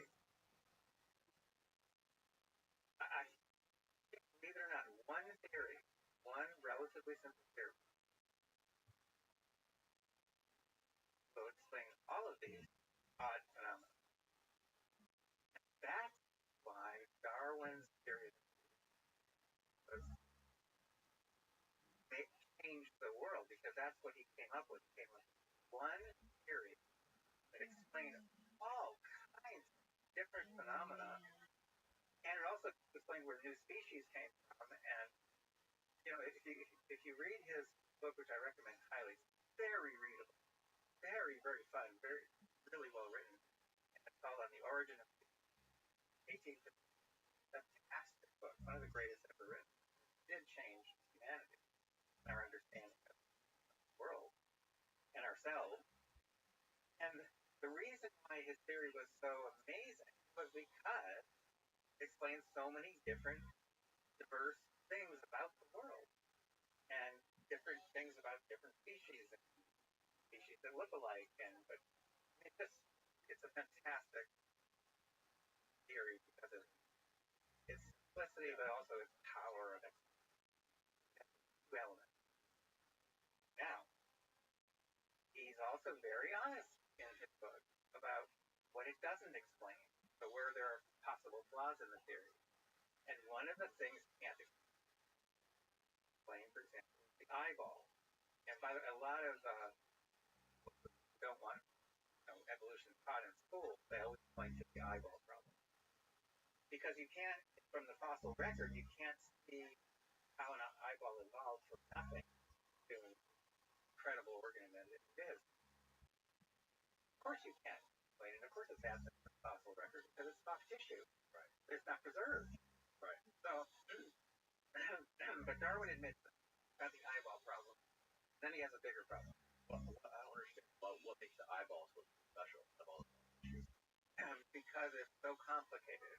So in other words, the anti-evolution would say, where you see a Y, there must be a Y. So where you see an eyeball, which is our eyeballs are, there must be a God. God creates it. And you can't go back into the fossil record and show development, which you can for a lot of other things. The point is, Darwin admits. Okay. Then he has a bigger admission. Not the theory of evolution playing human level. There's no way to explain it. Right? Evolutionary biologists are still debating this. It's incredible. It's not only incredible, but look at chimpanzees. They've been around for a long time. Are they getting any smarter? They're as dumb as they have ever been. Same with gorillas and all this stuff. So how do you get above that level? Not only that, the archaeological records suggest that the Homo sapiens probably been around for about 200,000 years. They were as dumb as primates. For at least 150,000 of those years, they were as dumb because the cave paintings, evidence of language, all that starts around 50,000 ago in Indonesia. So what happened during those 150,000? The Neanderthals into the pattern of neural system. So that's transduction. If the transduction is done very well, then we get really, really very precise and accurate version of the parts. Right. If it's being done poorly, then we don't get our skin a transducer. Yeah. So because it's taking pressure, textures, and temperature, and turning that all into neural signals, and it's even indicating to our brain, indicating the location of psychic ability. When I say psychic, I don't necessarily mean a lot of the necessary. I think it has been shown in primitive tribes have far more psychic sense, if you want to call it that, similar to like animals, how cats and dogs do, and wild animals do. And essentially, I think that the brain, I call it a transducer. I think that's going from chimp level intelligence to huge gap. NTP takes care of the Fermi paradox because you realize that if you could just dart around the galaxy, planets, you'd find lots and lots of chimp level intelligence, but probably very, very few examples because that transducer to occur is a very rare event. You end up with thousands and thousands of chimp level intelligence all over the place, but that means they don't have electricity, space travel, so right. That means them. But it explains telepathy. Where telepathy actually occurs, a simple explanation is neural transduction. It explains dreams, the unconscious. That's really simple. And we'll be able to find the biomarker for it because when we become unconscious, temporary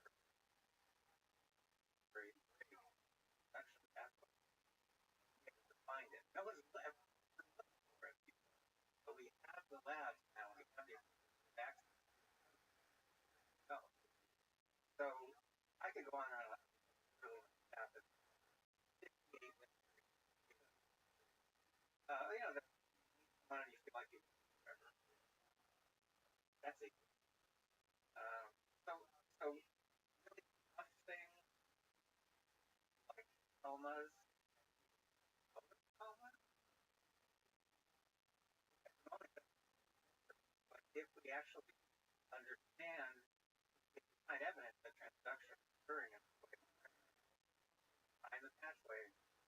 there's another very cool aspect of what this next year. Once we have some idea about where the transaction is occurring, how it works,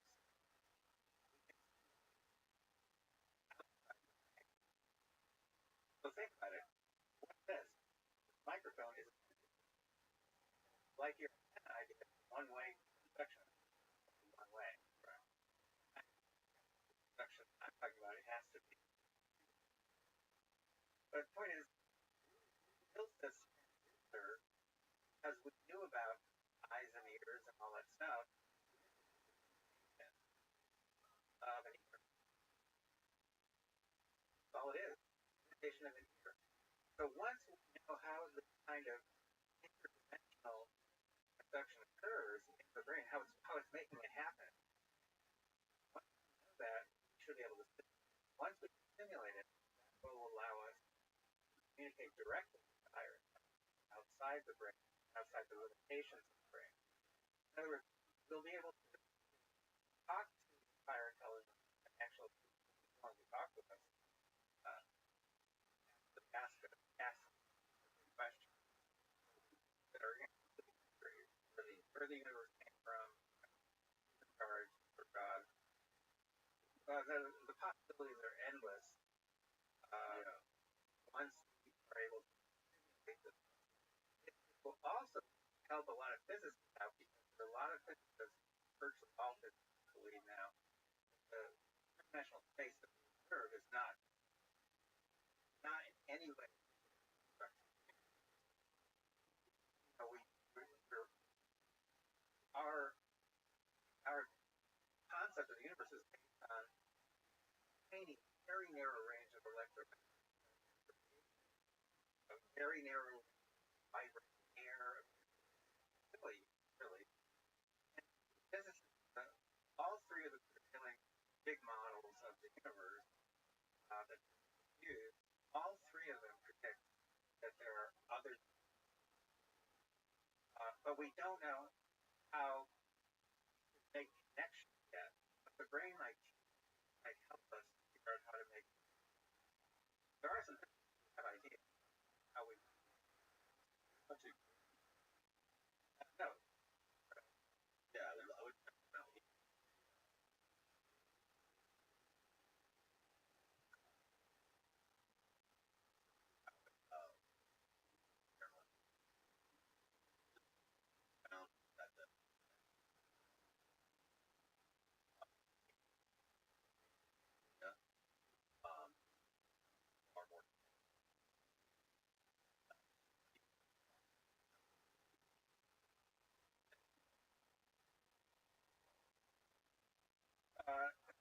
It is, but again, we're talking about correlation.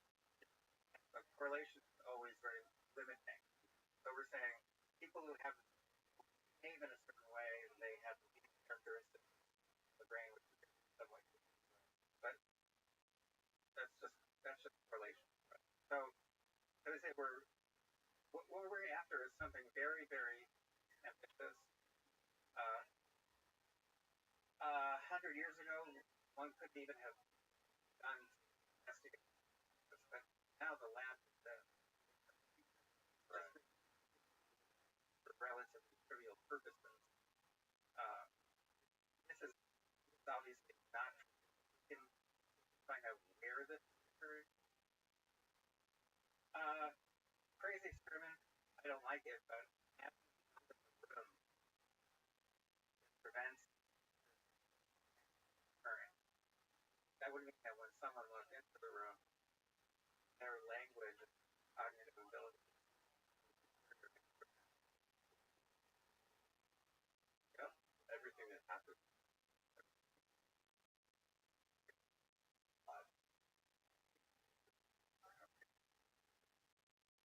Positively, our brain is not a storage device. So, really, probably the best, or at least widely read piece I've ever written is called The Empty Brain. That's what it's about. Published in Aeon magazine in London. And when they posted it, man, it crashed their server. They got 2 or 3 million users there to 250,000 shares on Facebook. Wow. A lot of it because what I'm explaining there is there's no memory in the brain. And I'm also explaining that the computer metaphor that we use to try to explain how the brain works doesn't fit. There's not even slightly valid. It's just a metaphor that we don't know how to work. So NTP was years later was my way of trying to figure out a testable theory of how the brain actually works. It takes care of the memory problem. Wild stuff, man. Thank you for doing this. Sure. I appreciate your time. Again, remind people all those things where they can go. Obviously. Thank you. Appreciate it. Say all the links again. All of them? My privacy. Rapid fire, the Sure. website. MyPrivacy.com, very important. Americas with an S, americasfield.com. Neurotransductiontheory.com. I think I mentioned a few others, but I think those are the most important.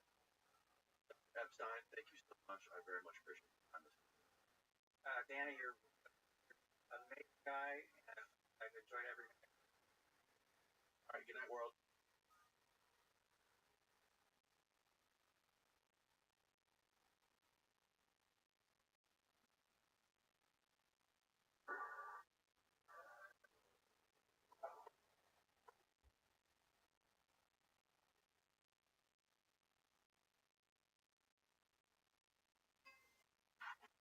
Well, thanks for coming. Yeah, I'm really excited to talk to you. Thank you.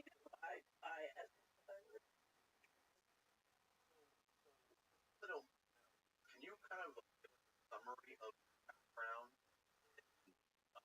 in the government or finance? So I grew up in Philadelphia, and I got very interested in money. Why everybody was referring everything somehow. And so I decided I was going to understand how all the money worked in the neighborhood. Until I went to Wall Street, you literally have to know how all the money on the planet works to understand in the U.S. neighborhood. It's very centralized, and it's organized in that when I go to the White House and all the money works on housing, that whole but it doesn't say here's how the money works in West Philadelphia. So you can't now with relational databases you could, and I've worked on it. But anyway, so I went to Wall Street. I wanted to learn how all the money works, the planet works, and I went from department to department to department, learning all the different markets. And I figured that's all being rigged in Washington. So I got to go to Washington. I went to Washington. I was a partner at a hotel, and in fact, I have an online book called Aristocracy, Stock Profits, about it's a case study at the intersection between organized crime and industry. Anyway, so I went to Washington, the first Bush administration, house, and it's the federal housing minister, and that's the person who mortgage market, both the credit, most of the credit has been in the inflation.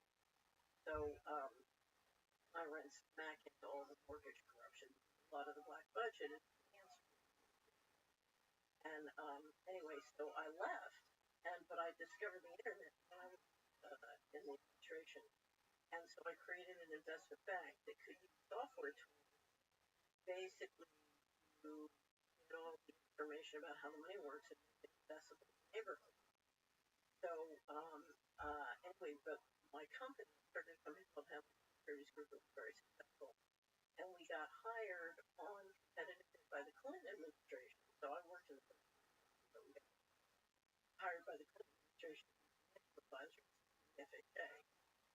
And we led $10 billion of mortgage auction trying to stop mortgage fraud, which was they had other ideas. Mortgage fraud the other way. So anyway, so I ended up with 11 years of litigation Never seen the movie. Will Smith. It's been a long time. I played Will Smith. Oh. Yeah, I played Will Smith in real life. So we had 18 audits investigation, 12 tracks, physical harassment, fair campaign. It was right out of the movie. And of course, so Will Smith was a successful attorney. In fact, his office in the movie right next to where my office was, our company was in Washington. And, everything's crazy. It makes sense. You find the Hackman, who's a former state, who explains how covert operations work. And in fact, now if you come to the we have a whole 12-part series. So if you can't find anyway, but I got a real crash course. I'll never forget it. First time I saw and I'm like up in the front row, I'm like, oh, it's me. Wow. Right.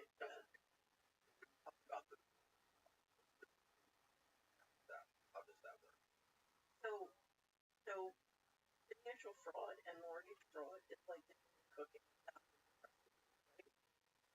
But if you want to know the most prominent, likely famous recipe for mortgage fraud and housing, all you have to do is look up the Soprano show did a series of 4 parts of HUD fraud by Tony Soprano.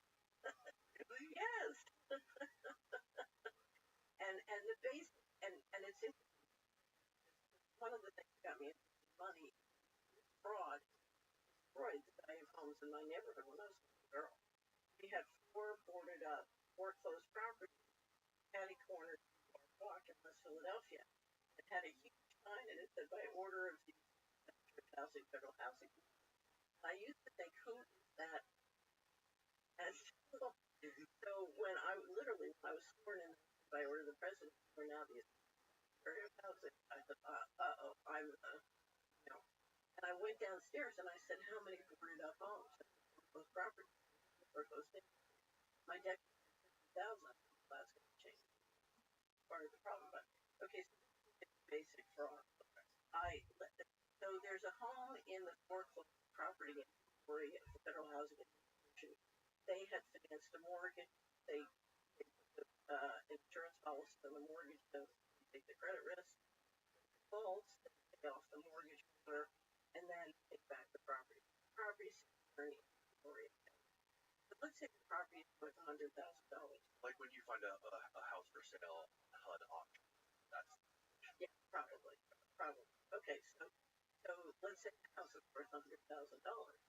Okay, you sell the house to someone, or you instead of sort of a quickie fix up, okay, and you let them turn around and sell it at you put a mortgage. Let's say it's worth $150 now. They put up. Put a mortgage on it for $250, a lot more than okay. They sell it to a not-for-profit who immediately defaults, right? You pay off the mortgage and take the property back. Again, and generating lots of money. So I became FHA commissioner with my private one property in Chicago, which had financed 5 times as money. I know. Imagine that. Anyway, but here's how I can make a bit more money. I had a friend, not a friend, one of my first guests. He was buying up houses in Tampa, and he was getting friends appraisals on them and like market appraisal by like 5x. Right. And they loan. Right. That's sort of that's a variation. Now here's how you really make a lot of money. When you issue the mortgage, you don't issue one mortgage, you issue 10 mortgages on that house, and you put them in a mortgage that's wrapped by Ginnie Mason to sell them in Dubai. Nobody knows the difference, right? Right. And as long as there's money, you can skim out the back of the FHA funds. No problem. Right. And it's really funny. So I had warned people about this kind of fraud, both when I was secretary and then financial advisor. But it's like so I'm driving down the highway in Georgia. My old roommate in college calls me. She said, "Yes, have you seen the Soprano TV?" have the HUD frauds on the Soprano TV shows. And she said, I guess you're telling the truth. And I said, wait a minute. So I was the former assistant secretary of housing, and then I was the chief financial advisor for HUD. And I've told you about this. You don't believe it until it's on the Soprano TV show. Right? So I said, that's why I say Erica fact is just fact. If it's on the news, it's likely fiction. If it's on the Soprano TV show, Oh yeah. You're getting your training film. Yeah, that's an interesting way of looking. Well, remember during the financial crisis, for a very short period of time, there was more money showing for the TARP I said total money here's $50 trillion. $8 trillion we paid all the single family mortgage right?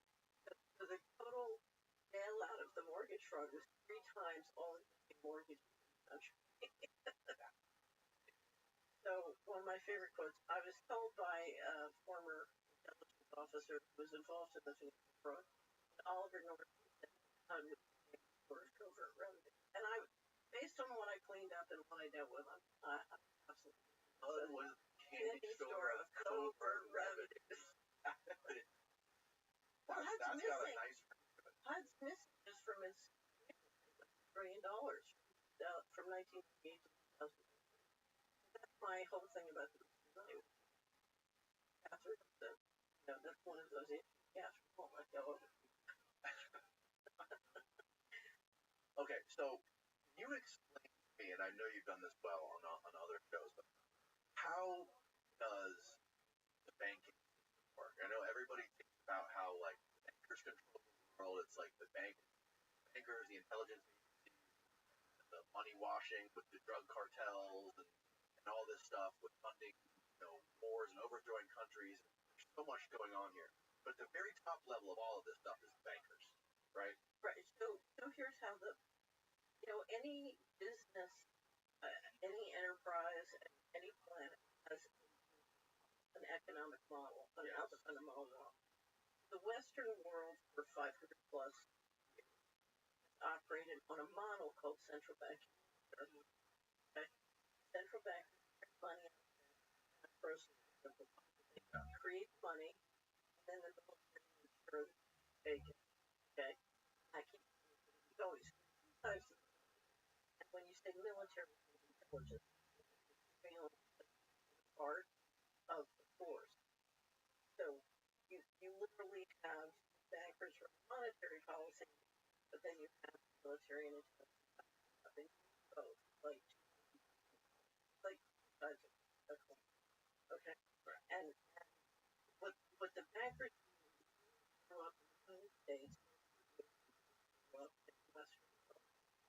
We've had for over a century a model where the bankers run monetary policy, and then representatives run.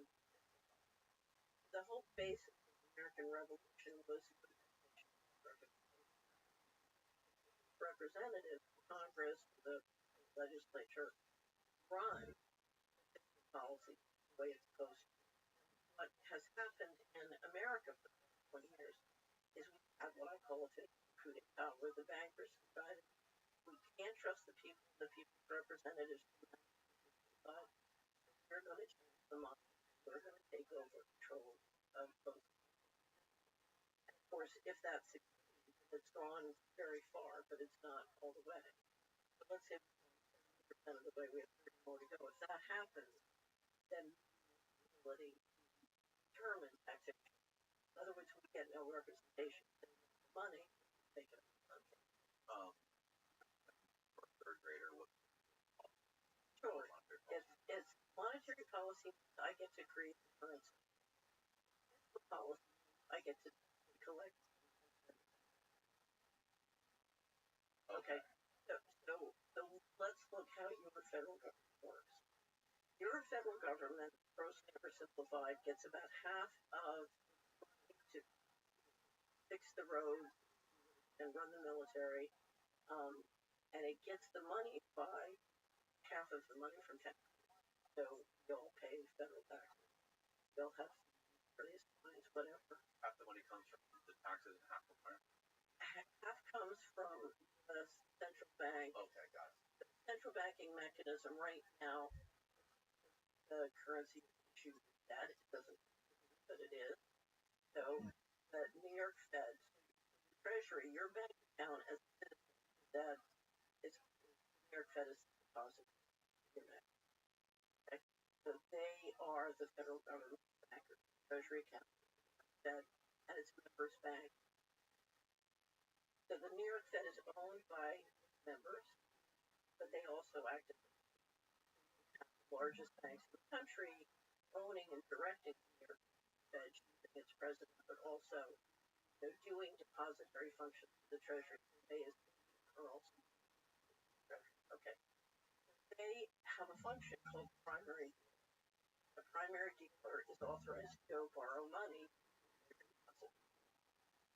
Borrow money, that's part of how the currency gets into existence, and they put it in the Treasury bank. So half comes from taxes and half comes from borrowing. A lot of that comes from your retirement, from my pension. Wow. Okay. Okay, so our retirement fund, or it could be a Norwegian pension fund or sovereign wealth fund, are buying treasury bonds and the money's going into the bank account. That's where half comes from. Which is why if you're the president of the United States, it's like getting an allowance for dad. You gotta do what dad wants. You don't have sovereignty. You don't have sovereignty. You don't have information sovereignty. You, as the president, have a private telephone. Oh, you get intelligence agent. He was president. Especially the president. Especially. What he's saying. Yeah. Right. So how are you going to run government?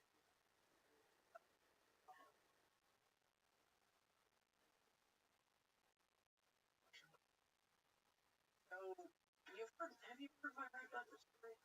I believe I've heard.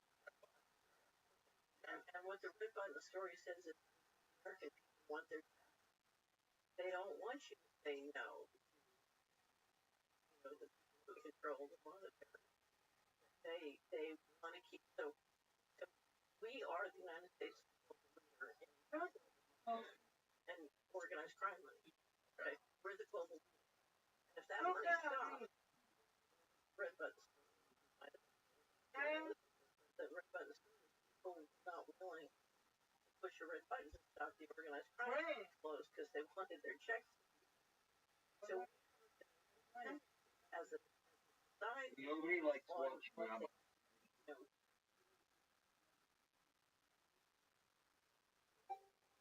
Somebody come.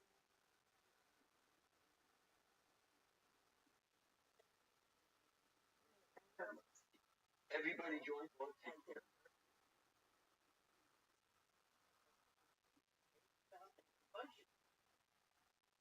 So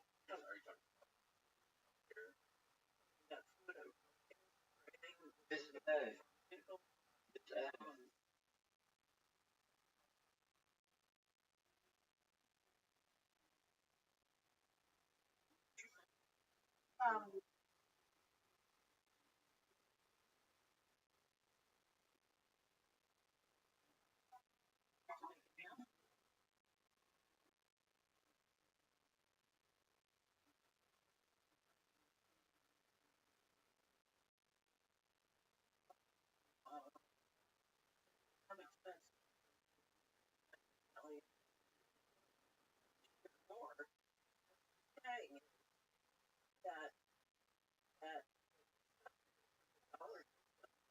It's the interest on his debt minus the cost of intelligence is no longer working. How do we balance those? Yes. So running the dollar get to so let's say tomorrow we created Jones. Okay. Whenever you wanted to, you just print it off your computer. And you could pay people throughout the for food, or for service, doing your landscaping with Danny Jones dollars. what? That's the big stuff, right? Let me try. Yeah.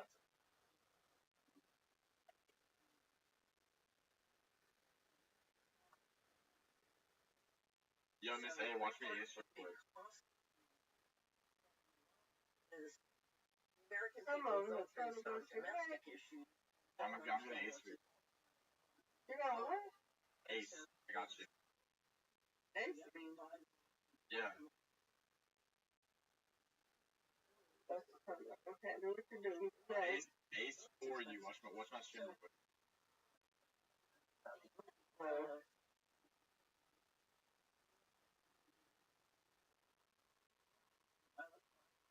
failed.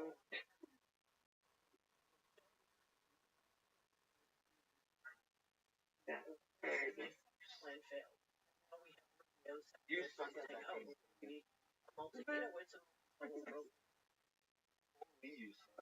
Looking on them out. Watch them out. Holy.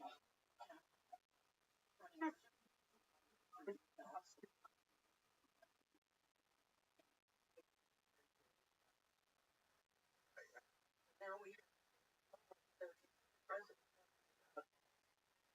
You know, he has the first day of Greenland.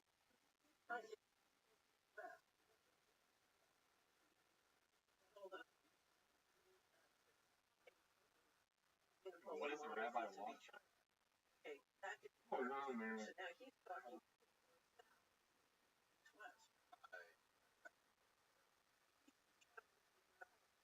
You have to get this.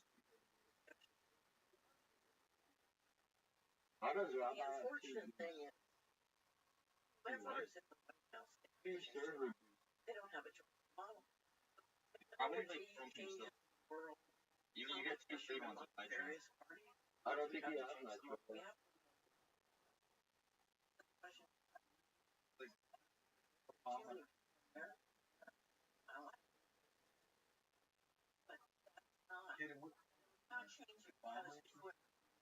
It's like Harry Potter, Sonic, Obama, CP, something like that.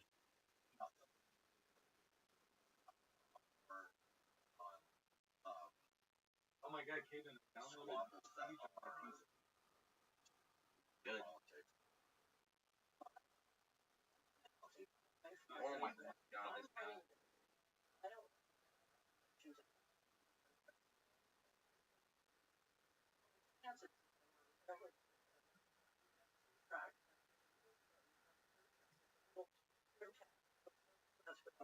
What's inspiration? And you don't want the message. I'm gonna try to Guys, all out. But that has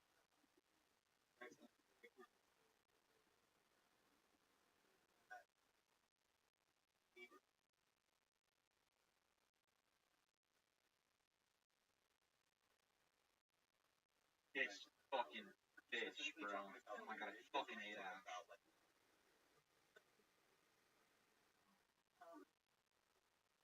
I'm gonna tell Rabbi.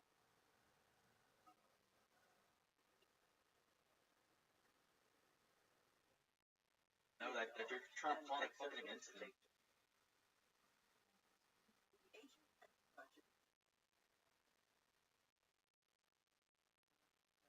for all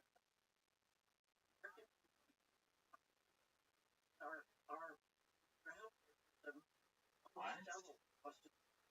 It's like communist propaganda. spend more per capita just country will buy a lot. So Who's on it? Who's on it?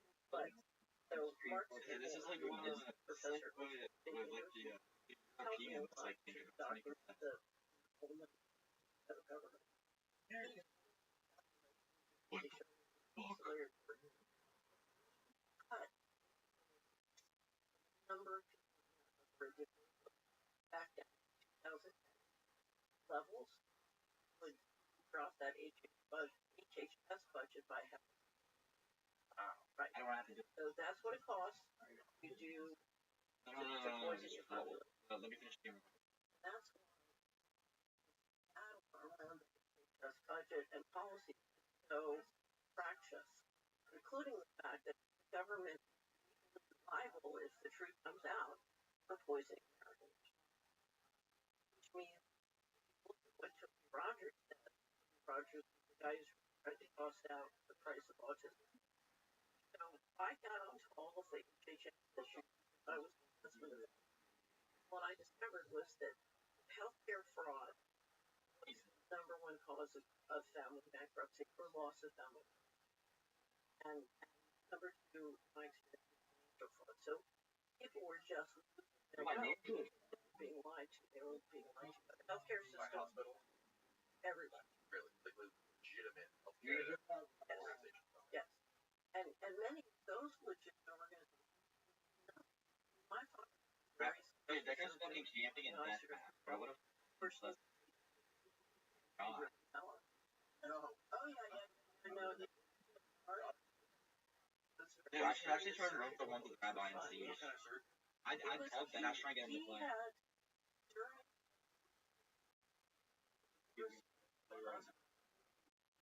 When he wakes up. Rabbi's living for like 60 hours. Yeah, Rabbi's here for the man. Do you think he's fathered any children? No.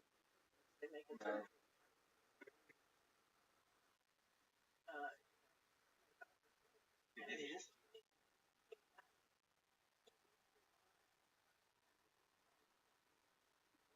He's fucking yeah, and well, it was sides of the family. All the time, very competitive people. Like, okay, you're the most grandfather is and your father is that. So for have gotten close to and so and so the dinner table like your grandfather. See, what have you done today? So, I think that you talk about right. Can you explain what his program is? Sure. So let's say the way George came to got and to keep that going, I have to do stuff. George came on stuff.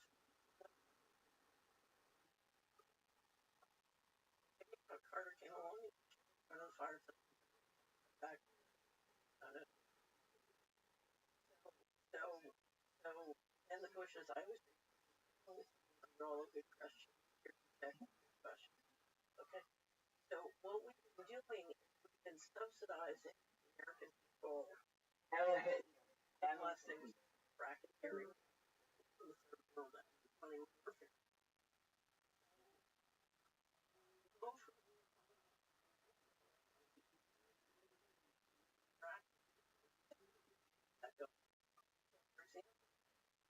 I would bring my $1 for labor and resources in the world and bricks $1, then I'm losing the ability to subsidize the American world.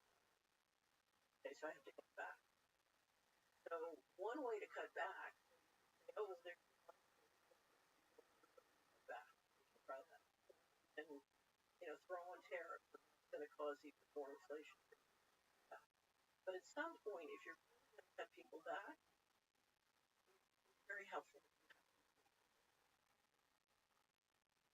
So if you're the banker, you want to control fiscal policy to collapse the current constitutional system, and control technology and an all digital system. You have complete control. So go back to the pandemic. If we say, okay, we want you and your family to lock down, then suddenly your money won't work outside your house. You can order a pizza. If you have an electric car, ultimately you can turn off the electric car. And if they say, well, we mandate to take a job that's mandated, don't take it. Talking about control. By government money giving and central and having a centralized private public sector to exercise. So I don't know if you've ever seen this wonderful video that I keep showing of August Carson back in 2020. I was brought up basically, and I had never seen a set of the truth in open public in my life. Oh, when this happened, I almost fell off my chair. I was on like darn times, and chatting as we were watching, and I freaked. I just said, he said, "Don't worry, I got the clip." I said, "That's because in my world, it's impossible to study." Anyway, but here's what he said, and it's 9 seconds. Run it if you want. If you go to our website, we have a section of shorts, and in about 100 shorts. The first, basically said, with digital technology, was explaining central bank currency. You can do it privately with stablecoins. It doesn't. That we can make the rules of what you can do with your money, and we can enforce what you can. They say, Danny, your health isn't much. Money won't work to them. Right. Or you can travel outside your area code, your credit cards turn off. Right. You go out there, buy gas, buy food. Right. The reality is with AI and software, I can make a entirely granular control system just for you, one person. Right. Right. So I can do it for 8 broad brush. No, billion, and I can collect all the data and apply my super credit. Good. You'll get maybe probably a little bit more if you bad. Yeah.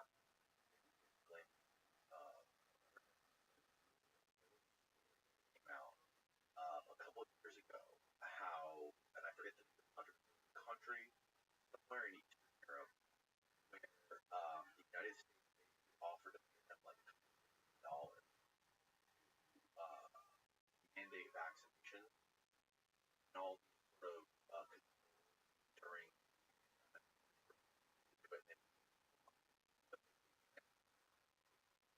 another country billions of dollars for the mandate. Right. Well, they do that all over the country, all over the world. I don't understand. That does not understand how that works. Why? What is it that us dollars some other country on the other side of the world for them to lock down their own? So there could be many possible, but one is from. So this is something you're planning on doing in your own country, and you want to see how you can get it. And it's a lot of times. Okay. So if you can find that article. Which country? Yeah. Sounds like it might have been. Oh, might have been Hungary. That might be right. Yeah. I found that I don't have access to it, but U.S. vaccine funds for poor countries. No, it's not it. No, might have been. It was where the president of that country made like a public statement and called out the United States. There was one guy who called out the United States, and then he asked the 5 of the countries in Africa. Article about it. Their leaders got assassinated or thrown on their election. Yeah. Yeah, Steve, it might have been.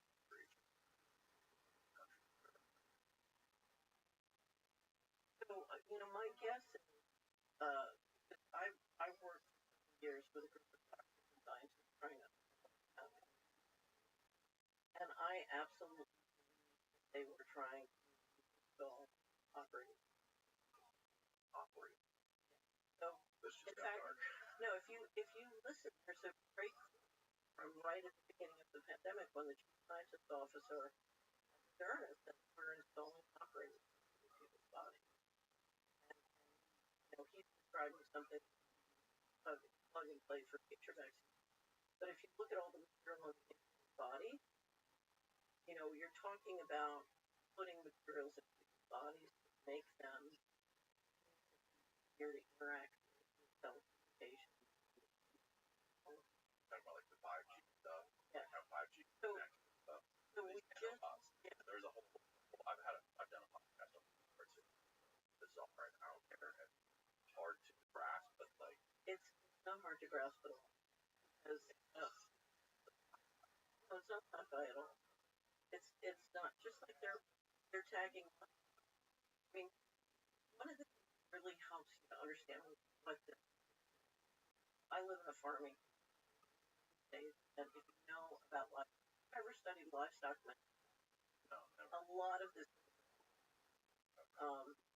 they are tagging stuff, but this is a way of, if you get a lot of these nanoparticles in the body, you're creating an organic barcode. Okay. But was that? I don't think part of it. So I strongly recommend you publish. Patrick Wood at Technocracy. I was the moderator. Published the second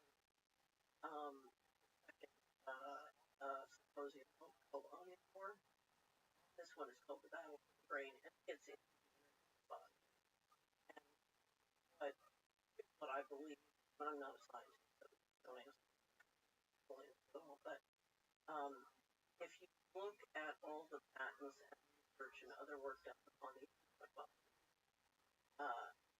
it is clear that there are serious ingredients in food, there are serious ingredients in spray, there are mysterious ingredients in injections. The question is, what are those for? And I think it's very intentional. I don't think it's an accident. And I think one of the goals, as the chief scientist of the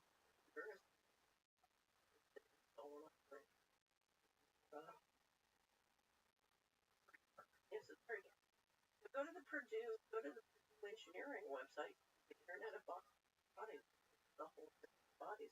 You're familiar with the story of that guy Charles Lieber, Harvard biology. Actually, I just saw on Twitter this morning. He got hired by China to go work at the University of China. He got busted for like taking $1 million from China. No, he got busted. Why? Got busted. Why? Explain. So when you have a guy, so Charles Lieber is one of the world's leading experts on brain. Okay, he was working with the guys in China in a very significant way. He was one of the, I think he was the top expert at Harvard. Right. And once they went after him early, they went after him hard, and they put him in a process where they shut up. And then they authorized the Operation Warp Speed military program. Charge put the former head of research at GSK. So guess what? The guy who ran Operation Warp Speed from the point of perfect. Oh, it's long. Glaxo. He had been head of Glaxo for 5 What's interesting, for many years I've worked with Clifford Barnacle on global spraying, what's in the spray. Clifford is the report that the materials, synthetic engineering materials in spray. Don't ask me because I can't. Yeah, that's bizarre. No,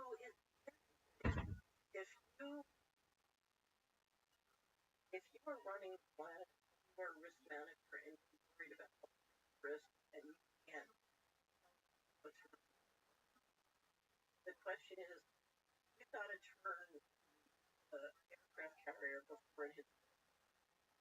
And that may be 20 years before it hits the iceberg and get people following it. So it's very attractive. You have to control people. Look at the amount of money spent influencing jobs. Opinion of that is away from the power line. The biggest investment almost in society is persuading people the fake reality. How, where did that money go? Specifically, like, no, or like, have your understanding of how ID. So the first thing, put the whole world of money on education to get them, to get the university to present a certain kind of, view of the world and promote certain things. So it starts with education. A huge one, of course, is media. So media is also in all the different, information, social media is affirming and encouraging people to go certain ways. It's not just digital ways, like go to vote in the next election. It's program. There's real mindful women pumping that out where they're watching sports, pumping that out where they're watching porn, pumping it out to get them to think certain things are real, other things are not real, to get them in a certain direction. You have enormous overt media and enormous covert, right? Affirming all those things. Now, your third big expenditure is on intelligence, now tracking. So with AI and software, I can track every person, I can watch what they're thinking, I can feedback, nudge if I want to go in a certain direction. So if I announce lockdowns and I want everybody to really lock down, then I persuade them to solve. We persuade everybody there was a pandemic when there was no pandemic, right? Pretty amazing. Yeah, it's we're in a world now where everyone has their own reality. It seems like the idea of what is true is way, and there's so many different flavors of reality, whether that be ideological, religious, whatever it is. Everybody has different truth on so many different levels. It's almost impossible to have any reality. And I think it's very easy. Yeah, if you just track the math of time and money, it's concrete. I mean, it doesn't lie. That's why I love you. I think that's beautiful. Well, do you know how I came to? I'm a little girl in West Philadelphia, but my family was where I went to school. In 1 week, I would go back and forth between all these different worlds and cultures, and I couldn't make sense of anything because everybody was lying. They were lying to themselves. They were lying to each other. It's like I've been born in. And so finally I thought, I have to find a way to navigate. So what I came up with was the mathematics. I love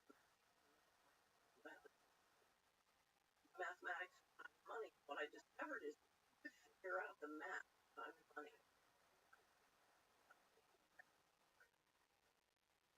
Where, how many hours, count up all the hours, where are they putting their hours? Okay, count up all the money. Where are they putting their money? How do they spend their money? So I'll give you an example.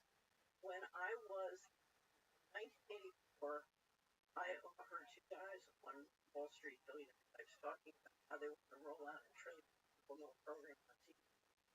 Scared me to death. That was it for me. I never had another again until the administration. I had a friend helping me decorate. I bought a vacation in Washington. She bought a TV without my permission. She said, "You can't work in the Bush administration unless you buy the shows." So I had it for a little while, and then I gave it. And but because I was the FHA commissioner, I'm working the budget, the home mortgage market, and working with that and the president at the time of the SNL. So I'm working with all the credit financial system in the budget. And because we're going through 21, we competed for appropriations with 21 other agencies. I basically won the whole budget. So I'm sitting there tracking data exactly what's happening in the budget. And then I'm watching, so we're over here whacking up the money in the budget. And you tell them the shows, and they're talking about what's going on, and they got this whole fantasy about what's really going on. It had nothing to do with what's really going on. They're just like, well, for a year. Show. I'm watching. I know exactly what's going on because I'm looking at the money. I'm dealing with the money. And they're going la la la la la la la. You know, it's entertainment. And nothing to do with what's going on. Yeah. So, but if you follow, that's why, you know, the 1 year that was 89, 89. And that's why, so under the law, so there at the time, there were 4 mortgage insurance funds, but two of them are money. So under the law, the big one, the single family fund, by law, first thing I did when I got to Washington was I read all the law related to what my responsibilities. I wanted to know the law, what my responsibilities do. So I read the law, and it said that I had responsibility for what was the $320 million mortgage insurance fund, and I was required by law to run it on a self-sufficient basis. The premiums charged for credit had to cover defaults and expenses. So I'm required to run it.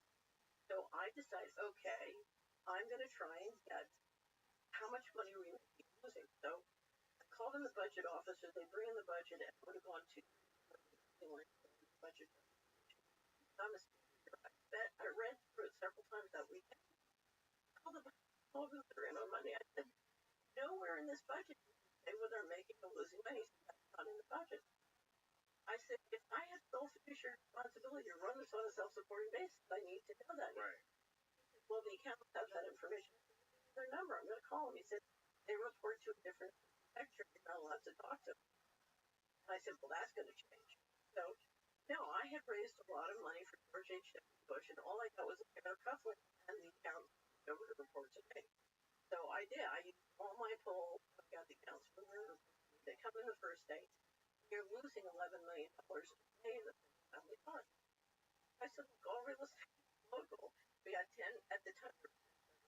The list. We have 10 federal regions, 80 field offices. Where are we making or losing money? He said, we don't have place-based. I said, we mail out checks. We have zip codes.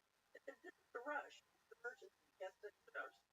It turned out we were making profit in 8 regions and losing everything plus more in 2 regions, which was, it was a black budget. It was the Bush and Clintons. It was the Texas region, which is Arkansas and Colorado region. So there was a black hole of money just vanished. Yeah, it was the mortgage fraud.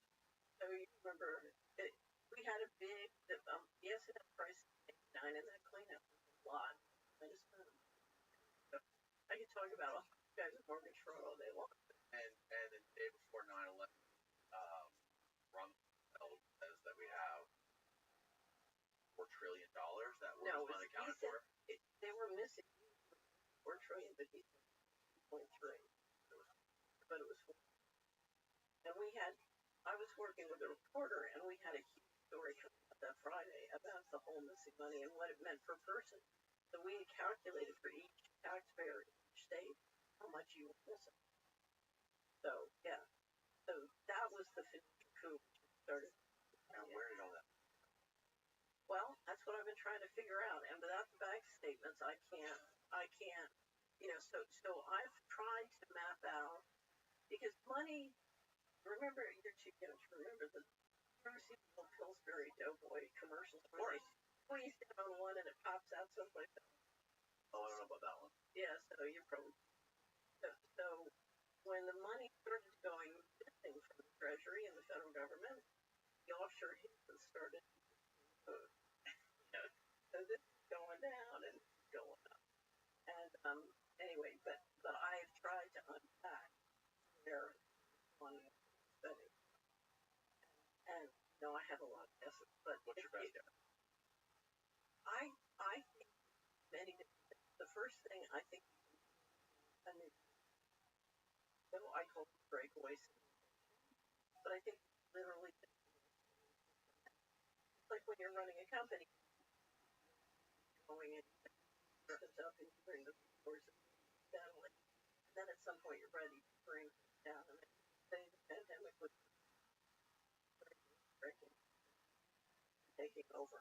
But I think they've moved a lot of money out, and in theory, look at how much is stolen.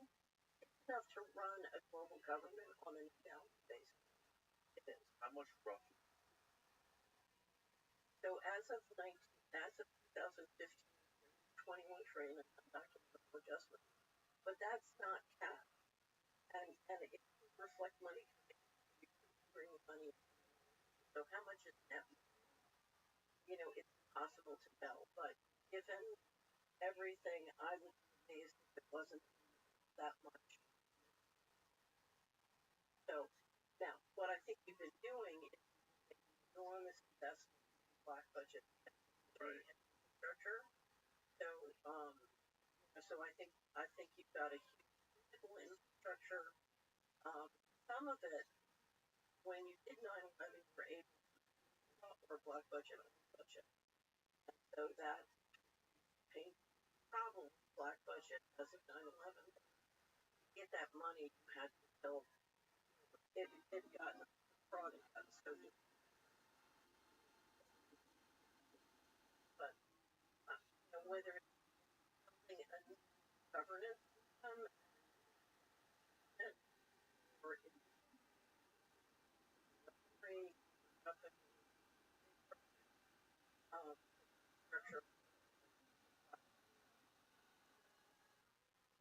all those.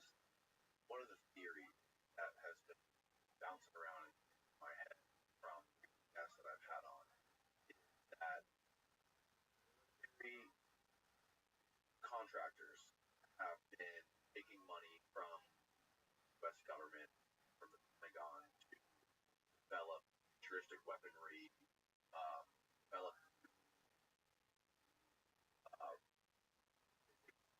alternative propulsion, Absolutely. crafts that have alternative the 70s, or even actually probably since the 50s. Here's how it works. Okay. 47, do you understand the legal structure of that exit? Okay. 47, you pass the and that gives you the ability to set up the structure. 49, you pass the CIA Act. They literally had to kill the they first to get that done. We have a lot of on the Forrestal assassination on the Solari. You should go through. Yeah, you should learn about Forrestal and what caused that assassination and what it did to create literally several sections. No, okay. Not that I know of. He was a president. He was a partner. Okay. I might be getting. I don't know. I've never read that before, so I really studied him, but okay. Don't worry about it, Steve. Well, even if he was, we got him killed. We got him killed. He was standing in the way for Israel and nuclear bomb. Oh, really? Yeah. And he wanted disclosure on the black budget. More disclosure on the black budget, and he didn't want Israel. Basically, he didn't want that part of the organized crime to get sovereign powers. That's so. Anyway, what happened was they made it the 49. They got rid of Forrest. Made it the 49 Act. That created the CIA. That made the CIA powerful. Eisenhower put him in charge of area security.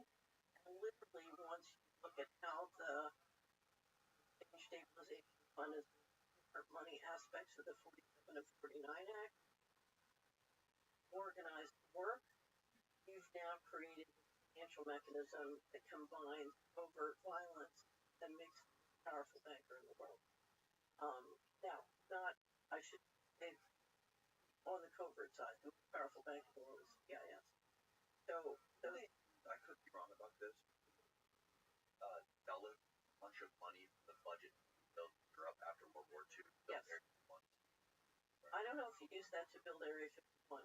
Ran a slush fund out of the Exchange Stabilization Fund from Sullivan Cromwell before they got the formula created. And part of that was to create infrastructure. Part of it said appropriate all the call it out. Right. So they created after World War II and all the slush fund money they got from World War II, created a mechanism to constantly replenish the overflow. But here's the big thing. Bush and Reagan, your vice president, with intelligence, was he gets to run, or with Reagan, he gets to Council of Intelligence, create an order signed by the president by Reagan. Corporation, highly classified. Now, let me tell you what that means. What that means is the Treasury can do a number of bonds and use that money to pay corporations highly, including them all of funded by the taxpayer to their balance sheet in a secret way that generates enormous profit. Okay? So now you've got a way. Now, what's the number one source in contribution? Capital gain. Capital gain. I have a stock trading at multiple 20. I give you $1 million contract. That goes up by 20. Stock goes up. That creates capital investors, the executives, who then turn around and they are their law firms and kickbacks. Right. So if you read my book, I have an online book called Stock Profits. It explains that. And what we have at the every time the government does something, stocks go up, get a kickback from that. Now, let's go back to corporations.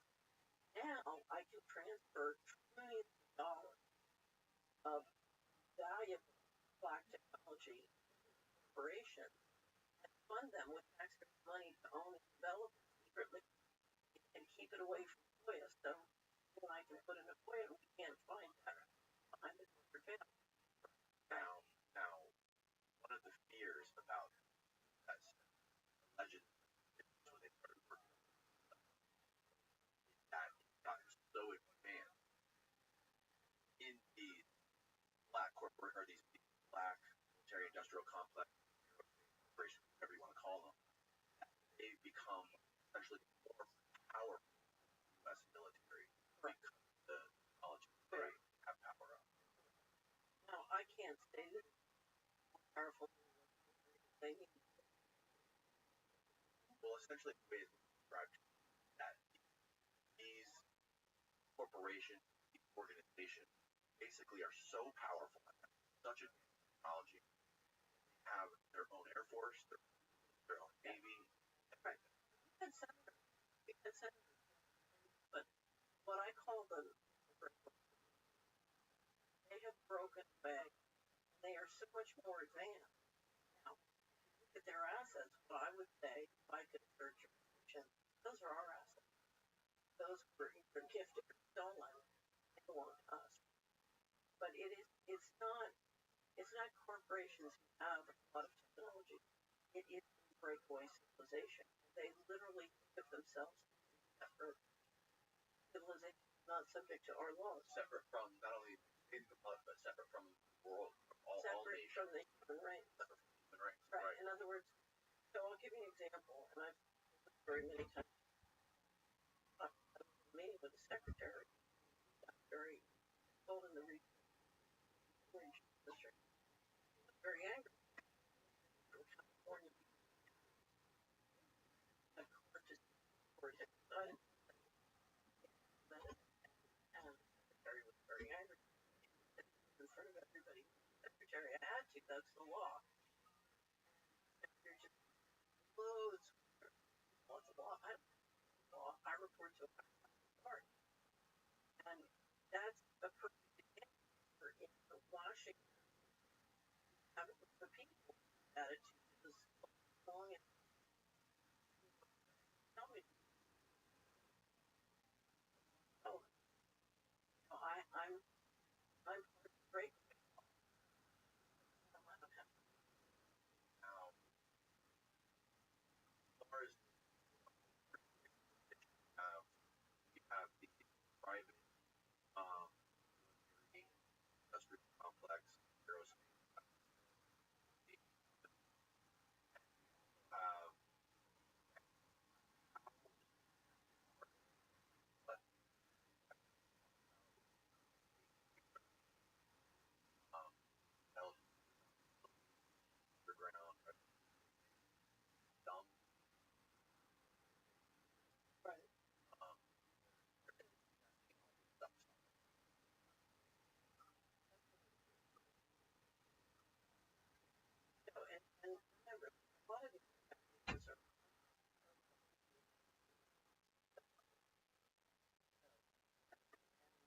of things they were any so not new stuff. Right. So, but I think that my guess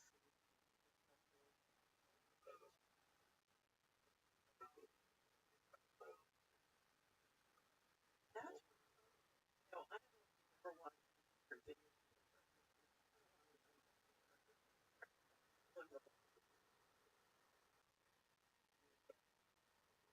proportion. So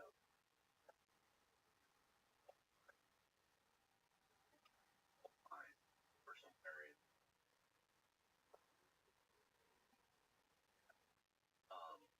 just they're just average with like all of under now. really, I mean, I would imagine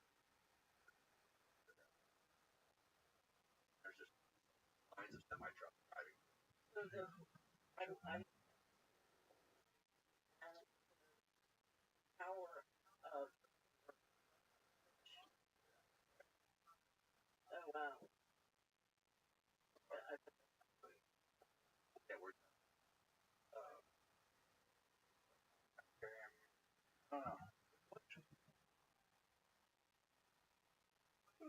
know about. Right.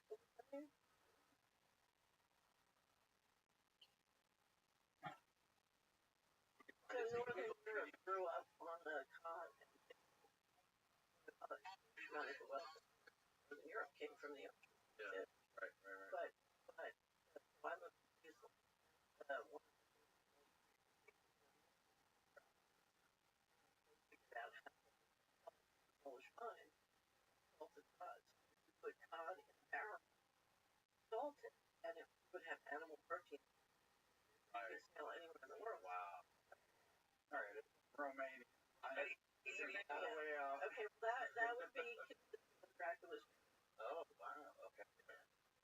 Yeah, there's a photos of that are just terrifying to little recall.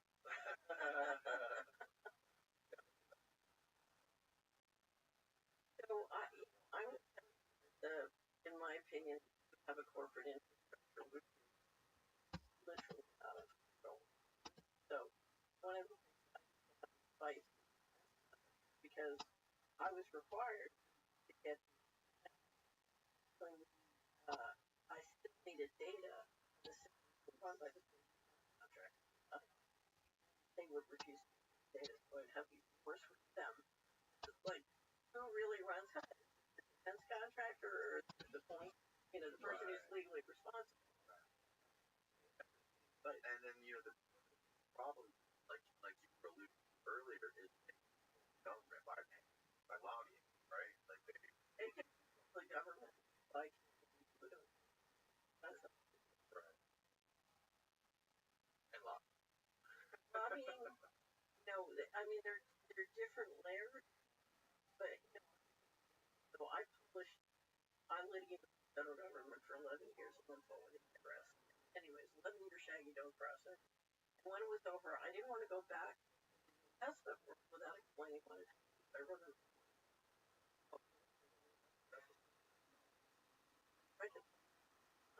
that's time I read the problem. So I can guess where it's coming from. I know how it works. I know messages, but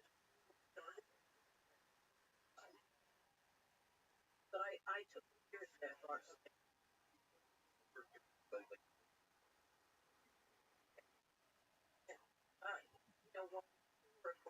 One with somebody very crafted. right. Right. And I thought they were so I didn't know. And you published Already on already on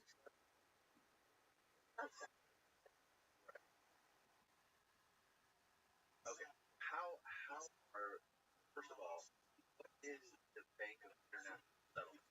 How are they tied? Bank of International Settlements, a central bank of bank. So it's very large, central bank, long central bank. Really, they have those important here to some of the benefits of their sovereignty, and they have the power to.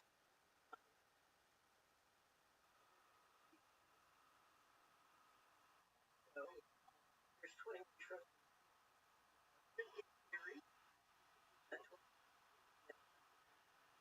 That's all day long. Yeah, but lots of for example. I'm using that as a theoretical term.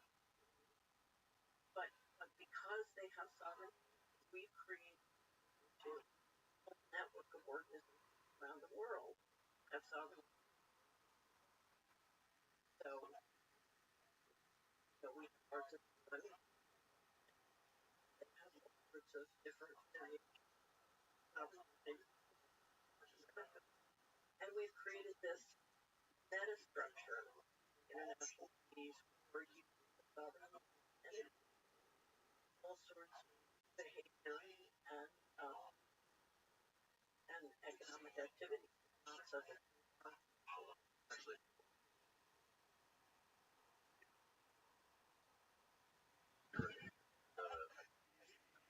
the world is how there's certain things. right. And it allows you to move money, data, and information About banks that are running banks. Like, we know who the jewels are. So in my experience, I'll give you an example. I was very lot of big America comes from federal budget. So okay, so the appropriation staff for the next year. Welcome, Zoot. How you living, pimp? Good, son. You what? Like, you didn't touch me. How is life in your neck of the woods, baby? Oh, when?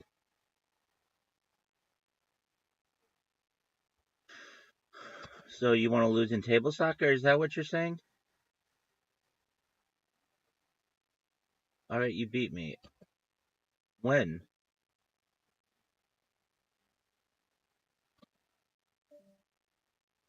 Oh, dude, I knew you were gonna fuck me that way. Cause you're a little bitch and you didn't want to play against me. Did you go to the gym today? Why not?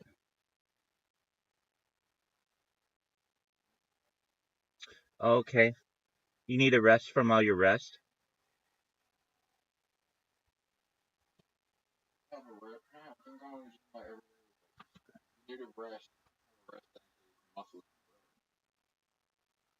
Cool story. You want to get your ass kicked in table soccer right now?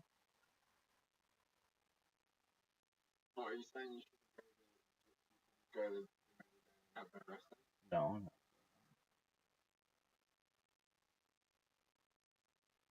Should I start doing? No. Why not?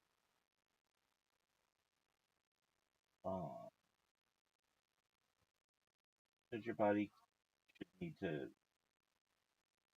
heal. Zoot, were you aware that you had an invitation to play table soccer? About doing the game of bowling? No one cares about that. Zoot, I'm gonna take. Sorry,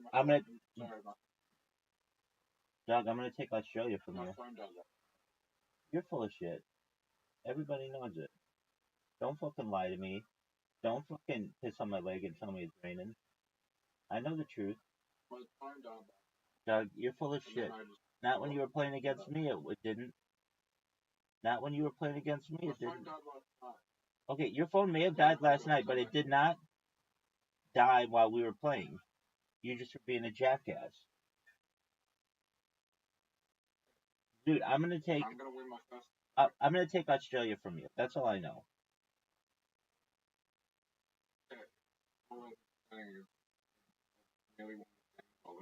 No one cares.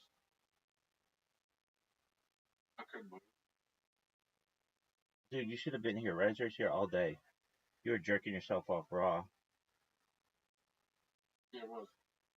Cool, man. You remember that time that you accepted my game invitation and stopped being a little B?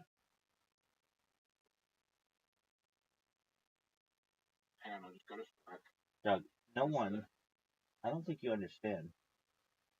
Literally, no one gives a no one gives a flying fuck.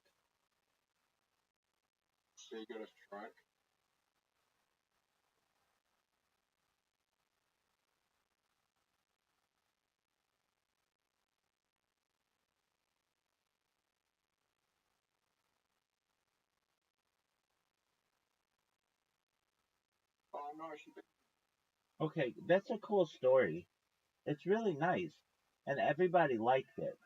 Now, are you ready to accept my invitation?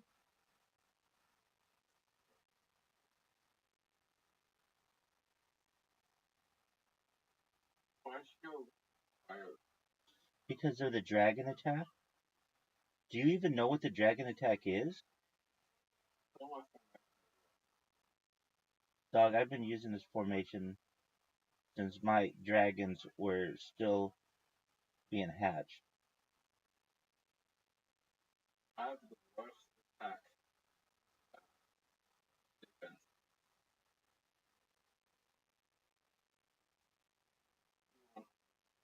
Dude, do you think I can score from here? Oh, come on. Are you fucking serious? Don't score. Dude, that was an amazing turn of events. I'm impressed.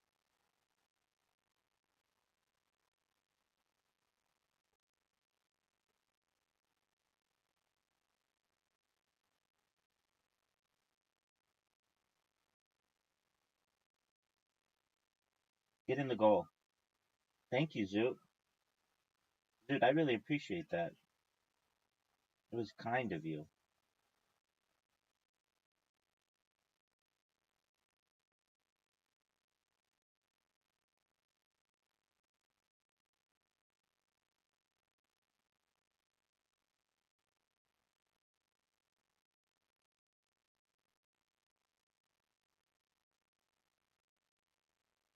No passes, Zoot. Dude, that was baller.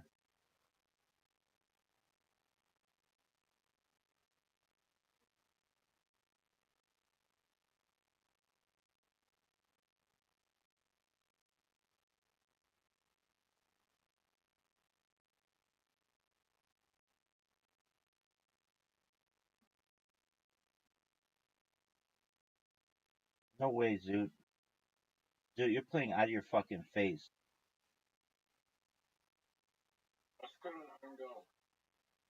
You've scored every goal in this game.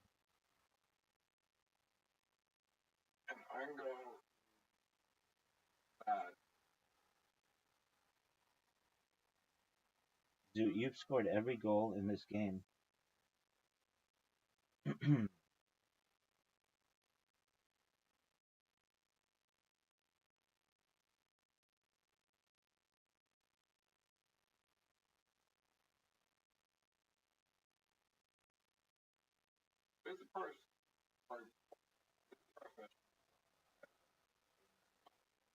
No one knows.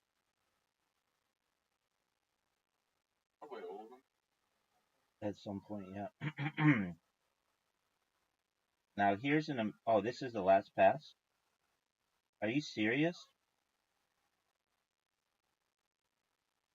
Dragon attack. I'm coming back, dude. Maybe not in like real like okay. Not in my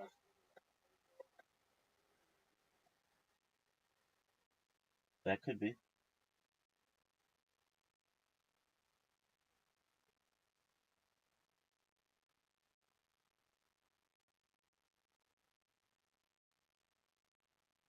Are you fucking serious? I just want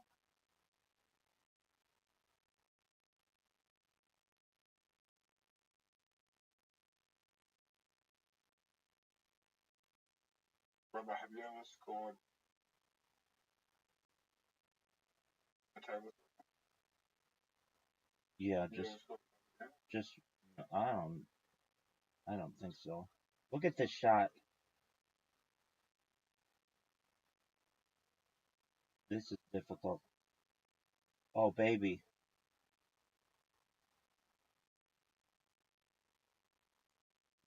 How sick was that? Dude, don't call it a comeback. Rabbi, I just lost.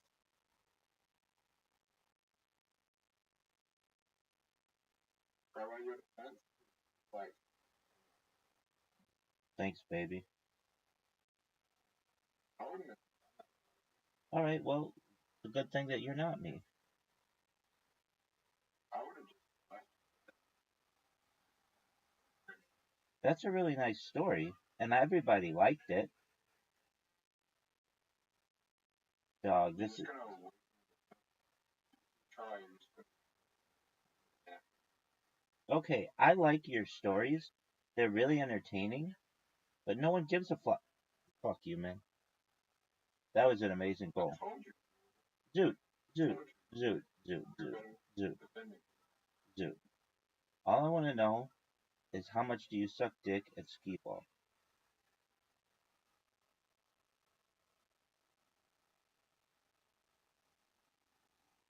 I never sucked a dick. It makes two of us, big man.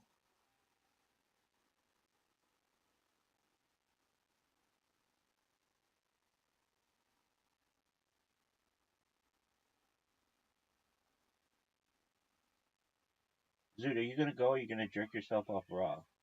Dude, Zoot, you're stealing my fucking strategy. Strategy stealer.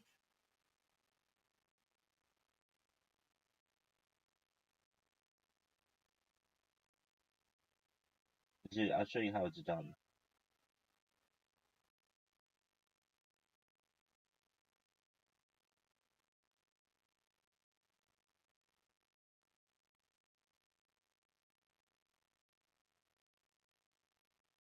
We're gonna go. Dude, what the fuck are you saying? Dude, what are you talking about? Nobody is paying attention to you.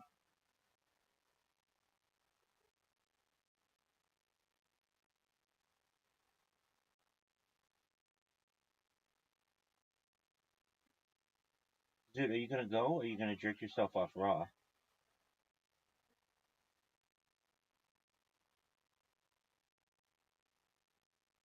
Dude, you are so frustrating.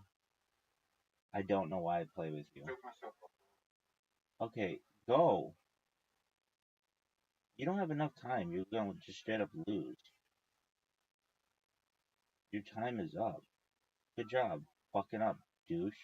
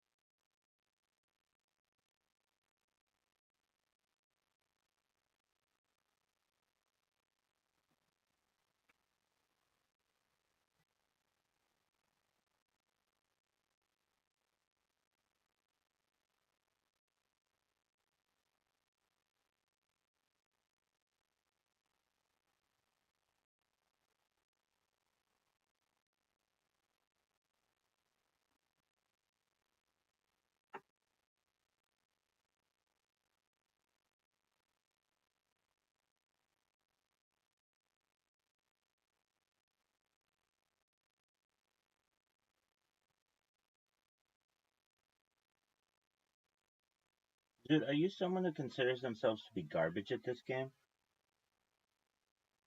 Sometimes I myself to be garbage. Oh, don't say that. You're a nice person. How you living, pimp? What's good in your neck of the woods? Are you on Telegram? I'm on, yeah, I'm on Telegram, but I'm also on Twitter. Dude, come to the Discord.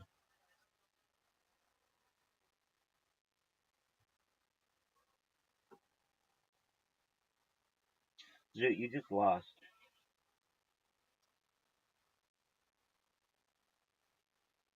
Dude, if you're not good, I'm gonna make you play all blank bingo.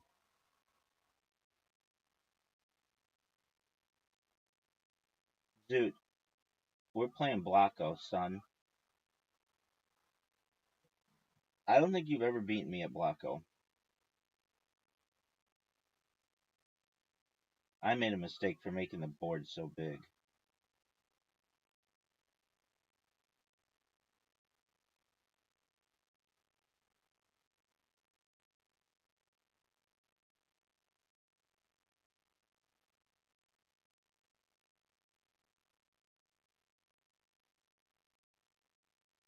Dude, you're up, big dog.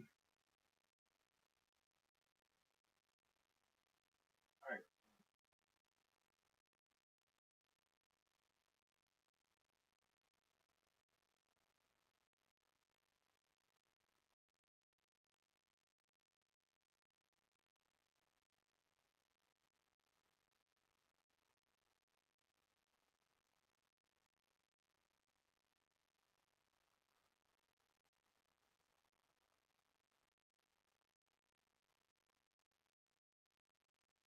I forget how to play this game. Dude, WTF. This game sucks.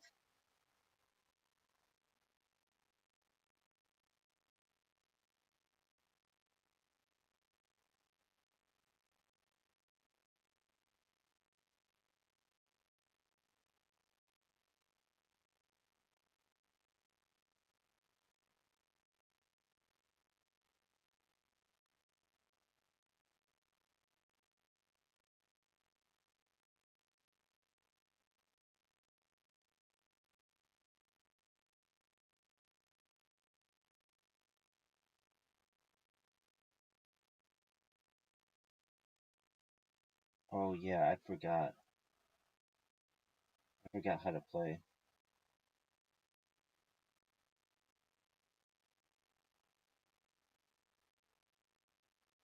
So did you.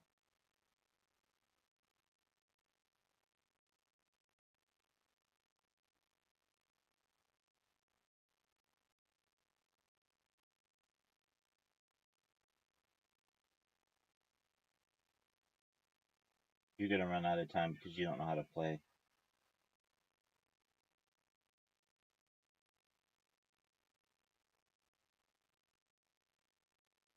Dude, it's 15-3. You have no idea how to play.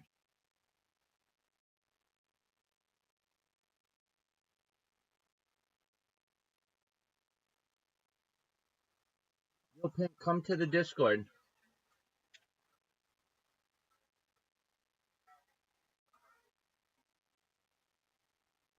Come to the Discord.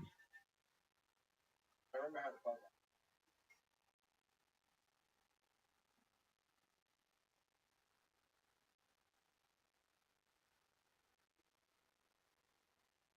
I remember how to play now.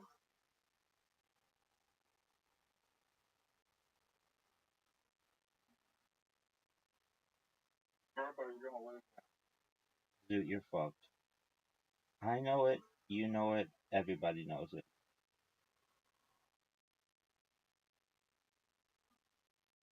Biggest comeback of all time. Psych B.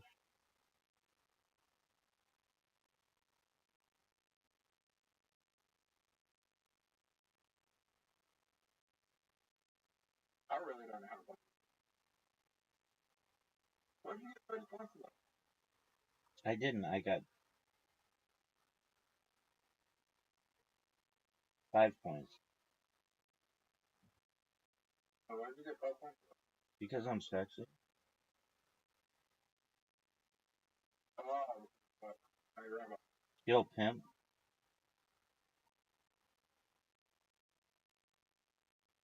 You made the wrong move. Yo, baby, you're done. I don't know what you're talking about. Wrong move. Garbage. You're done.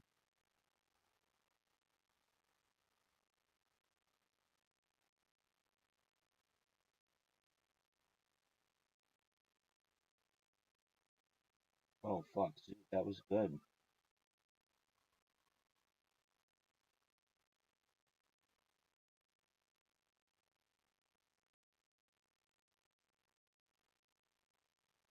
Dude, quit with your garbage talk. I'm not talking. Whatever you want to consider it, quit with it. Garbage. Is that no communicating? Quit with your communications, douche.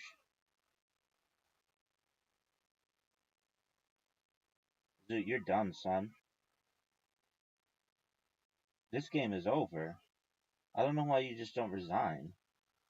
If I were you, I would resign because you're done. Dude, it's over. Dude, you're done.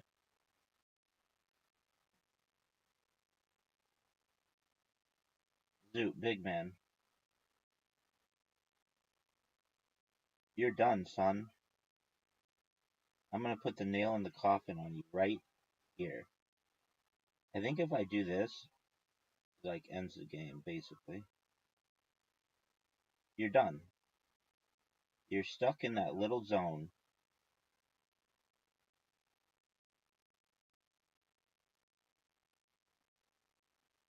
And you can't get out.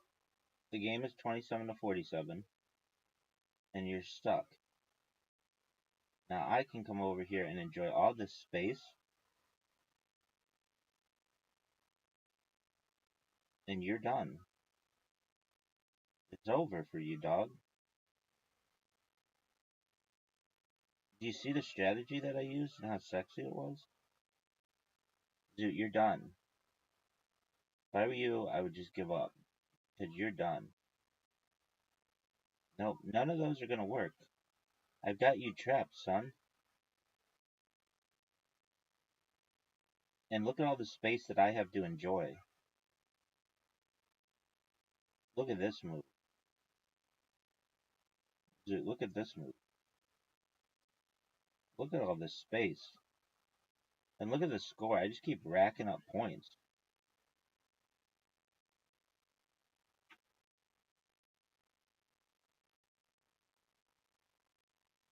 You're gonna win. Zoot, you're gonna suck dick. I'm in a better position. Zoot, you're done. You couldn't win on your best day. Look at all this space. Look at all this. Watch this move. Look how good this is. Just boom, 5. Another 5 points, Zoot. And you're done.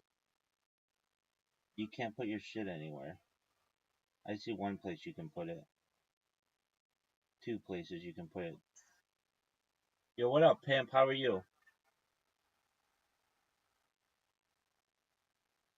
It's discord.me/rabbi.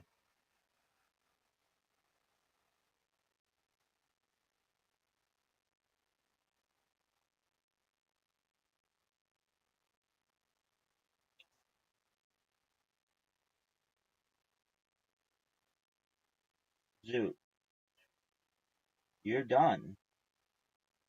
You can't use any of your shapes. You're done. It's over for you.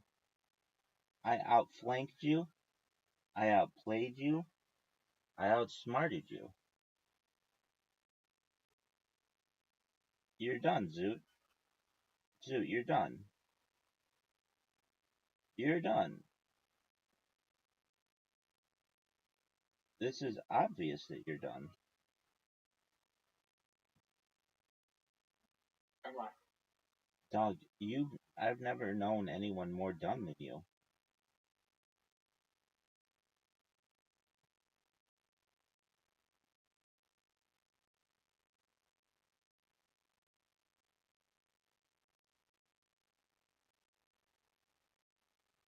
Hey, Rabbi. Yo, pimp, what's good in your neck of the woods, baby? Uh-oh. The what? Oh, I've never used it. I don't need hints. I'm the one who gives the computer hints.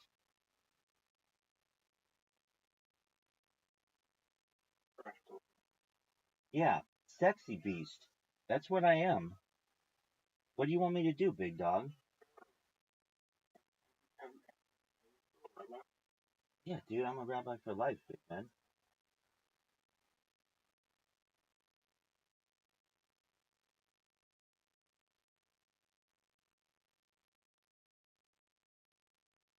Dude, are you gonna press the hint button? You think that's gonna help you? I don't even know what the hint button is. It seems like a simp thing to do. And I'm alpha, baby.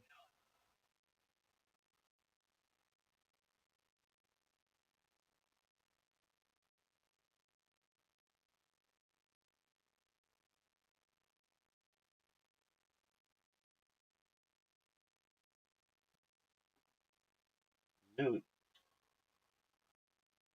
what are you gonna do?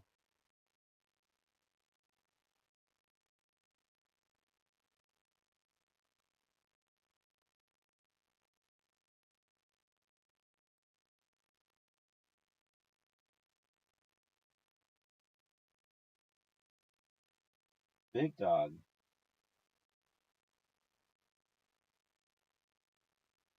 Dude, look at all these points I'm scoring.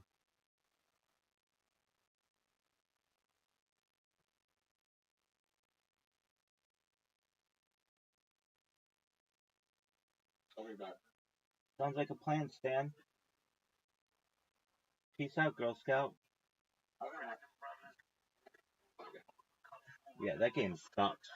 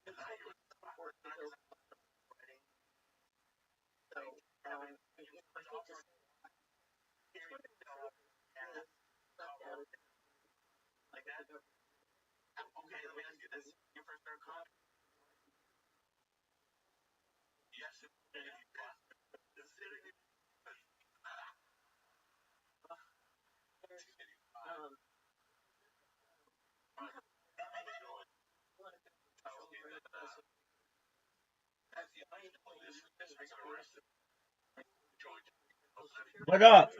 How are you? I didn't want to fucking talk with you anyway.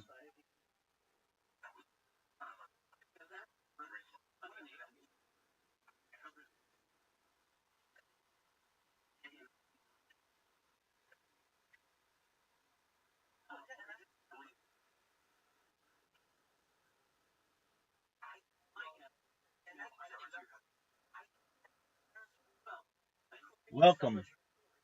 How are you? What up, Celestial? What up, Celestial? How you living, pimp? Going good. How'd you find out about me, son? I found a picture description From what Discord? that John Paul. Alright, what Discord?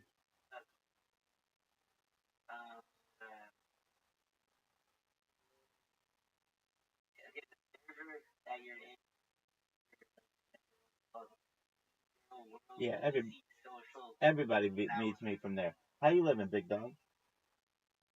I'm living good. Excellent. What's good in your neck of the woods? Said what?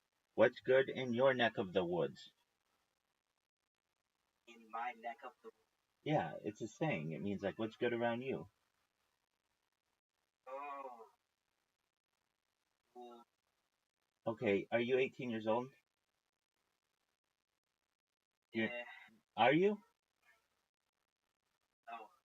No. No, you're not. Dude, you gotta go. It says you gotta be 18. Take care, my friend. Oh, really? It says that when you join. Alright. Bye. Oh. No. Alright. Okay. Okay, cool. Take care. Have a good day. Or have a good night. You too, big man.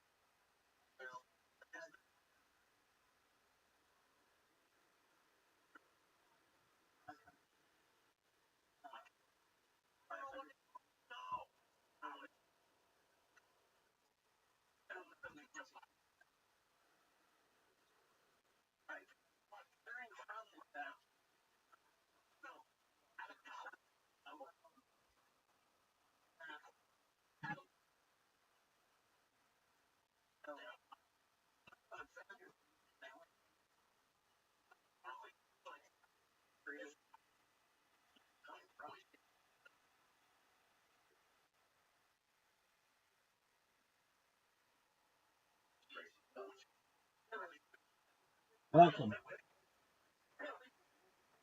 How are you? What's good? Hello? FWQZ, how are you?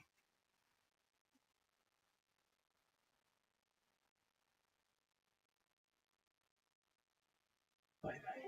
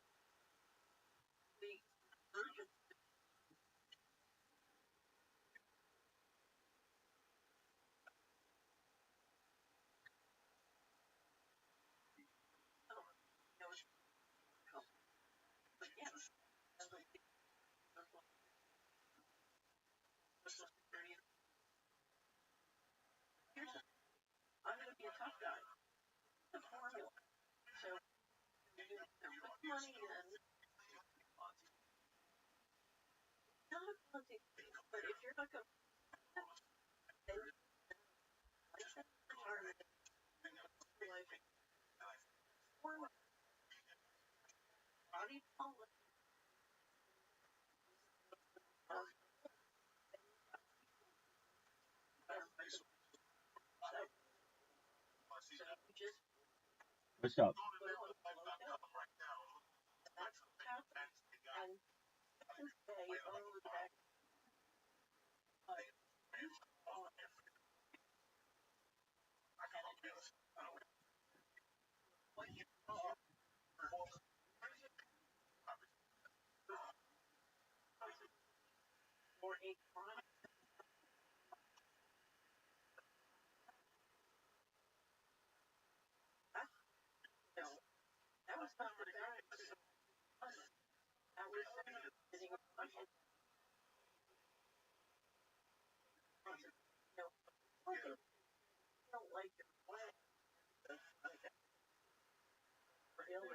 children. They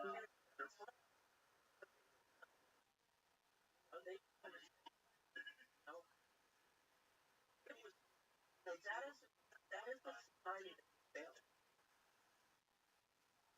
mean, that ever.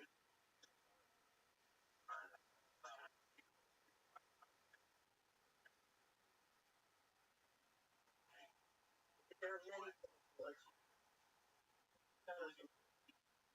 so have to profile.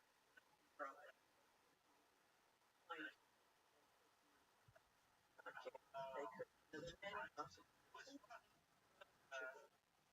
but they're not. I don't know what I saw. When I was growing up and you know,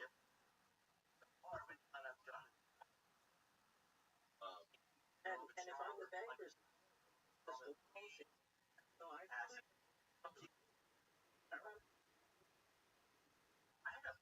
don't know, because the HHS budget or the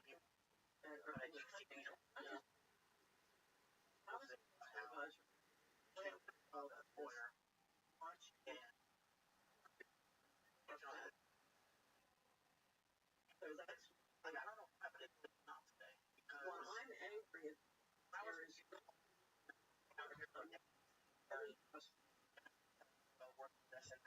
but you can only be successful and everyone and all the children have to that's what it takes to have civilizations. But how do you push back, for lack of a better term,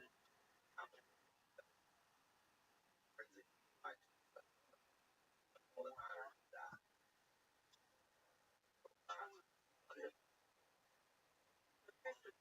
First thing, that's your right. You're trying to bring second are the and then right now people who all the things us we're implementing. I could walk in with health free matches, get all the retirement pull together all the stocks, they're financing. They're putting so we are going to work. We are putting our life all right.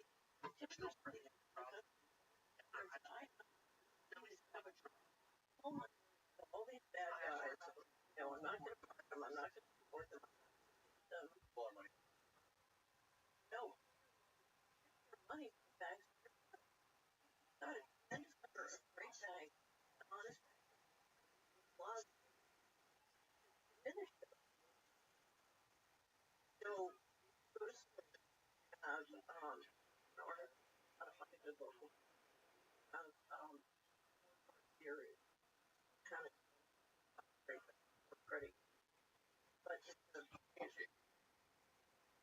so we have a very interesting search a subscriber after my personal organization. So, and I had, you know, if you know how the Madoff. Yes. So Madoff after the mid 90s hit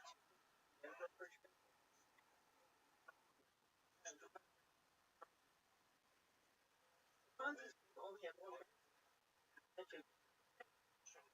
So I was attorney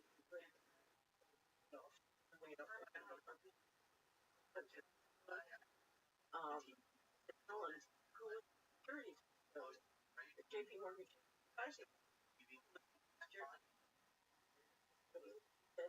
There was none. Never was.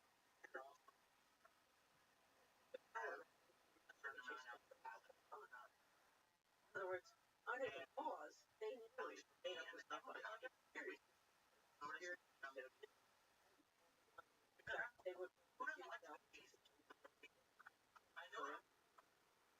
right. They were the they were the kindergarten. So it's an amazing. Anyway, so I had this person there list every single civil money policy.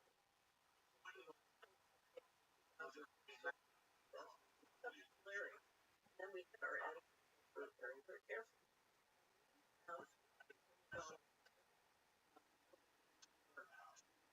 Financial, I would try to they truly were running people. So my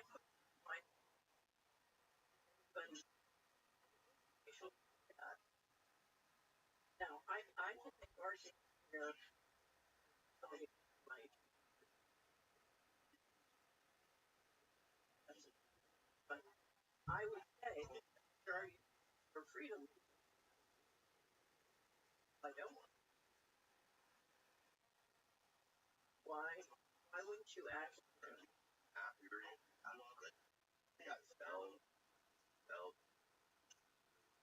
so having beneficiary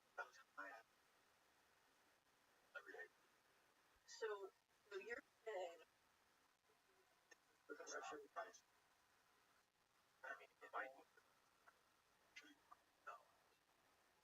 so what I'm telling you is if this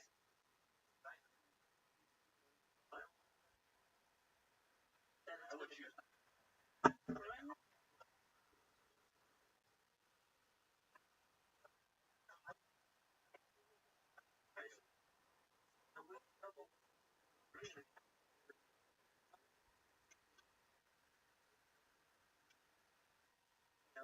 so that was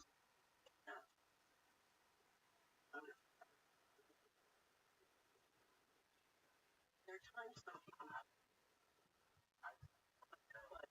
but I'll never forget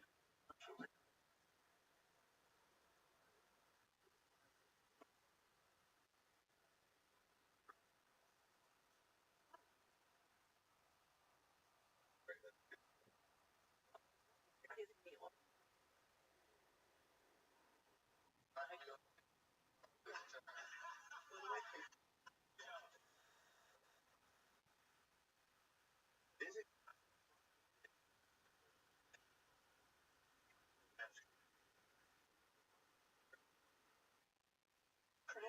and was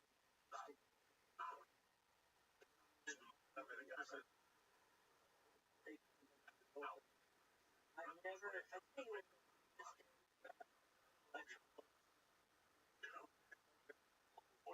very very like the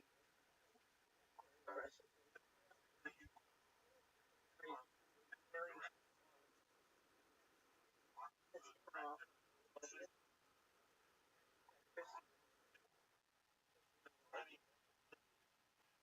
so they're working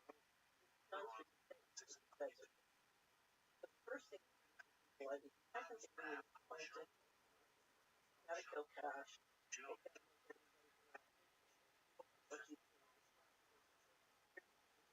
but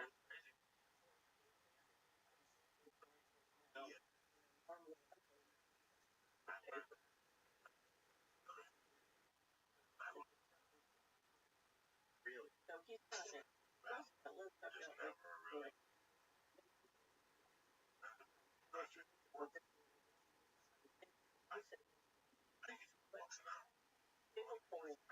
So I don't know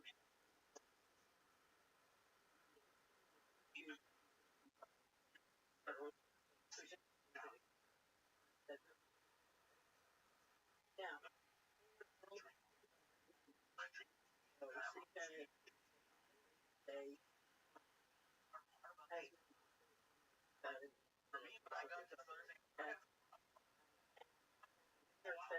positive pressure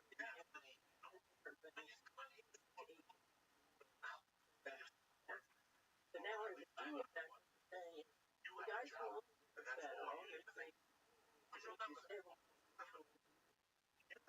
and can work with credit. Here's the head off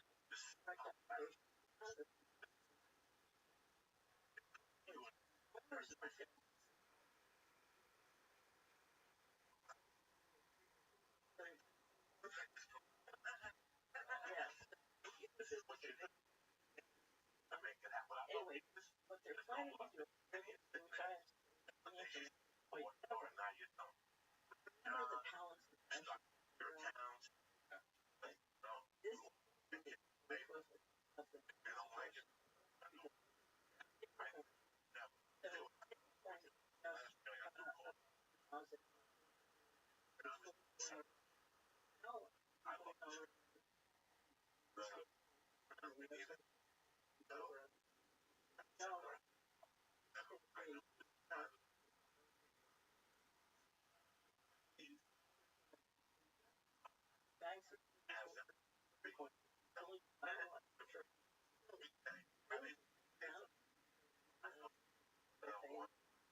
all the wallets.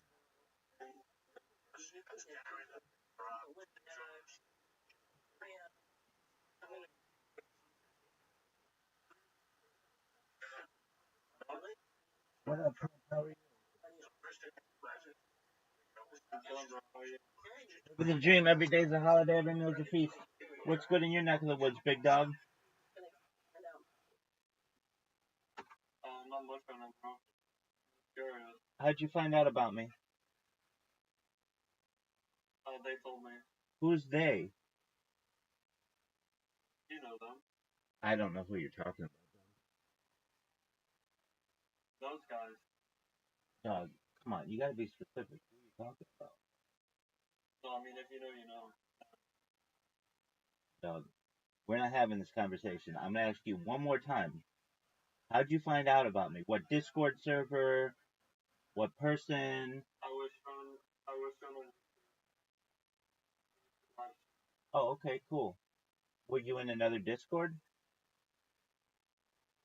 No, I'm in. Okay, very cool. What's good in your neck of the woods? Why do you have something like. Because I stream my life 24 hours a day, 7 days a week, 365 days a year for world peace. Next question. Yeah, but why does it need to be like 10 left? Dog, I want as many live streams as I can have. How about that?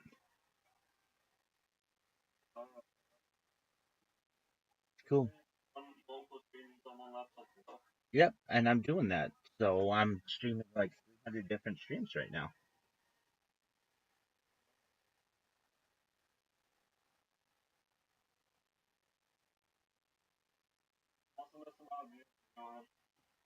$10 million.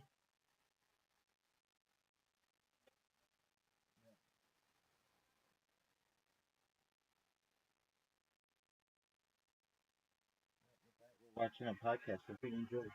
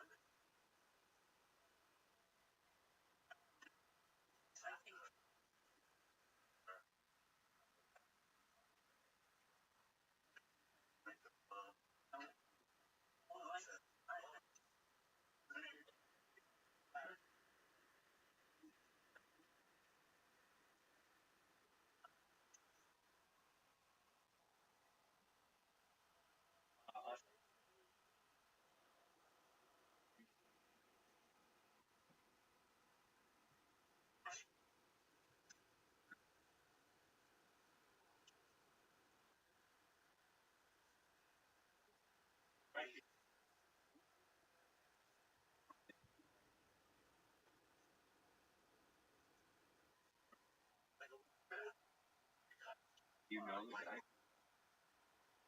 So you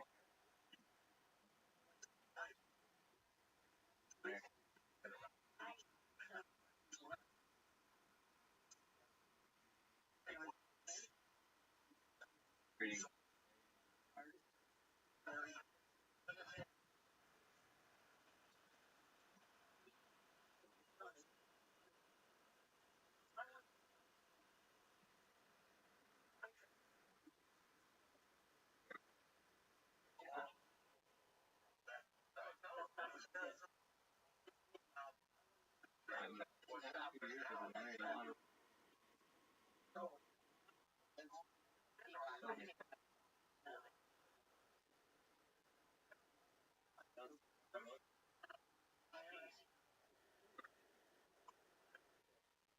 You can ask me any questions that you want in the Ask Rabbi section. Ask Rabbi anything.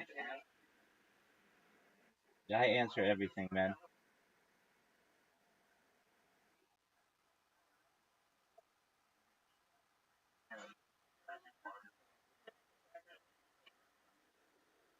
Yeah, it's a Day of Atonement. Ask anything you want up there. I'm busy right now.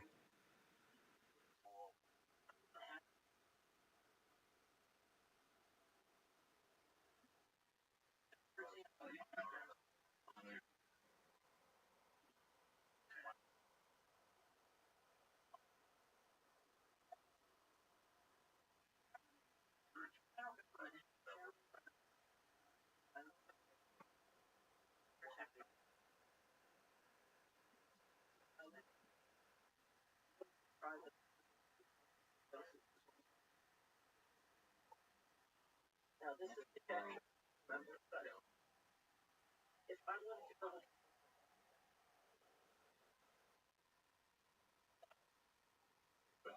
okay,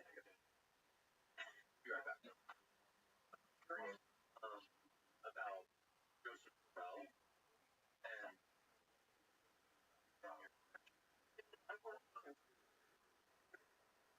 yeah, yeah.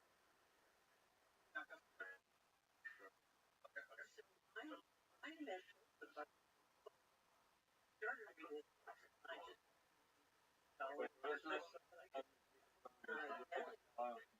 I just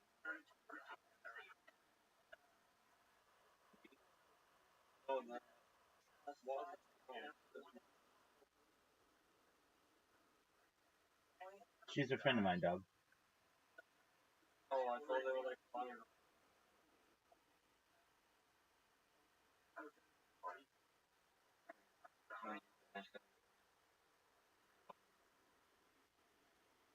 Cool, dog.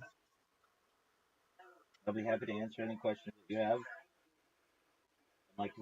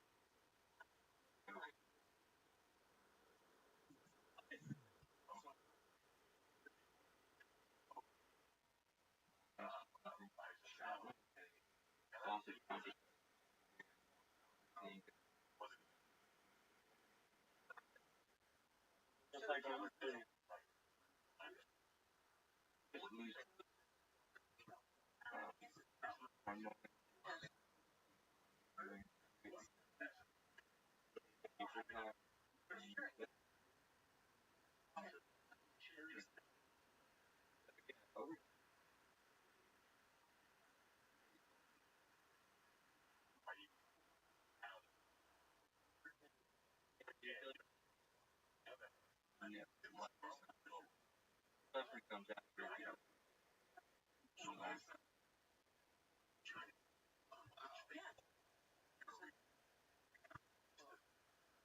usually when you get enough, like three,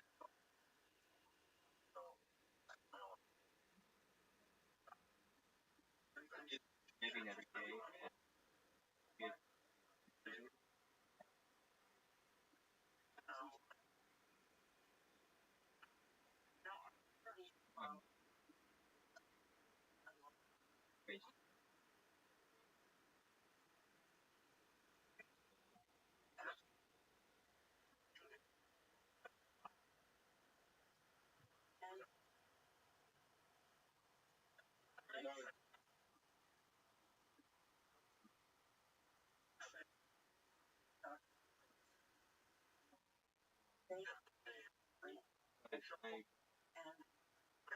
very strange.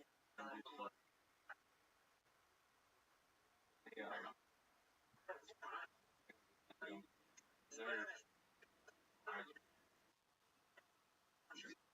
you don't know if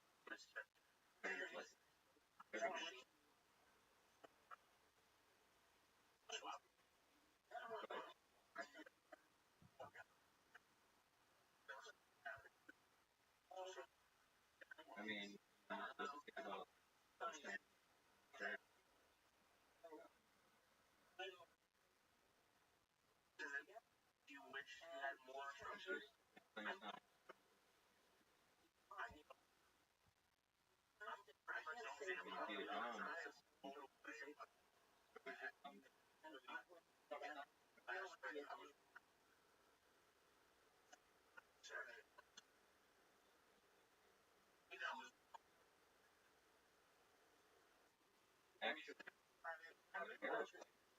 actually reading it process hasn't so clear for years. Like, very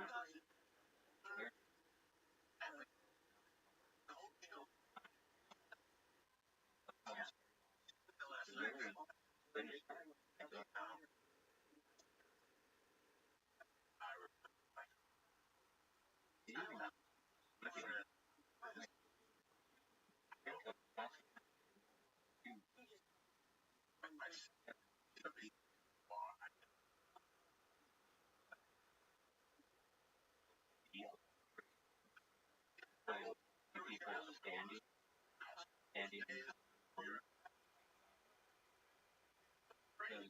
because it was taken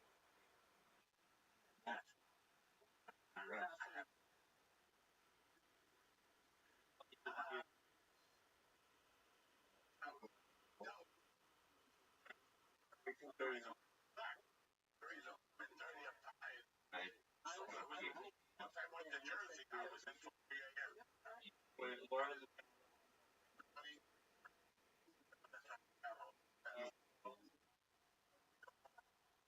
Tony rolls,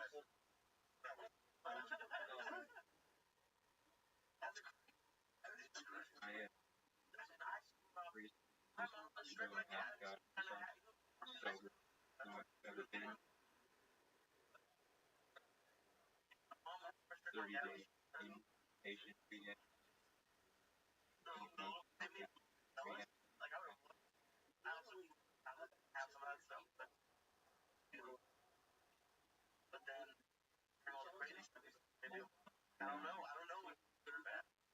Not gonna actually be sober.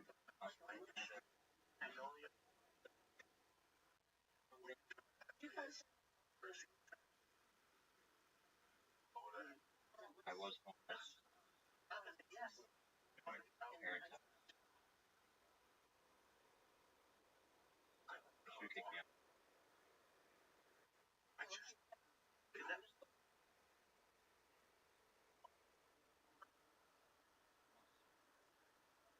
They need to be brought. People need to be brought. Very rough.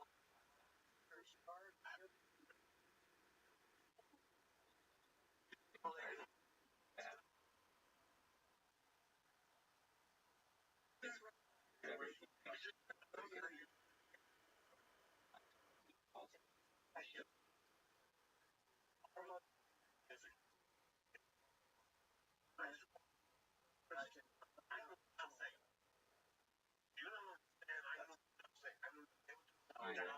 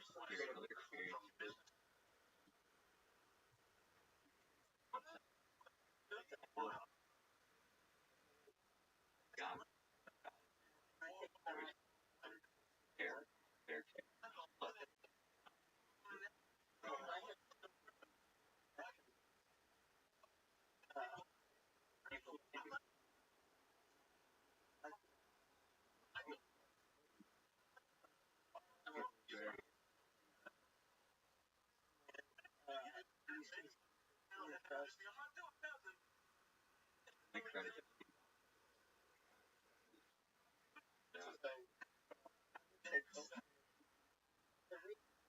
Day.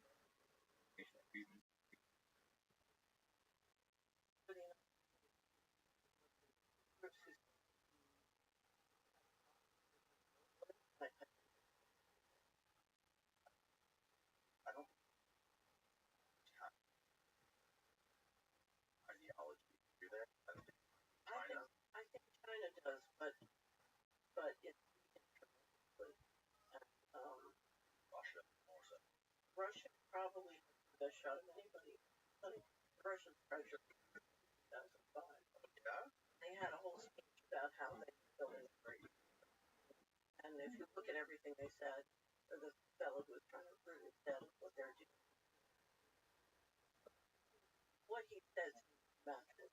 Why did they try to Well, I have a theory. I know what happens, but I don't. You never know what. Okay, so I got I won't bore you. I was at a conference outside of the country.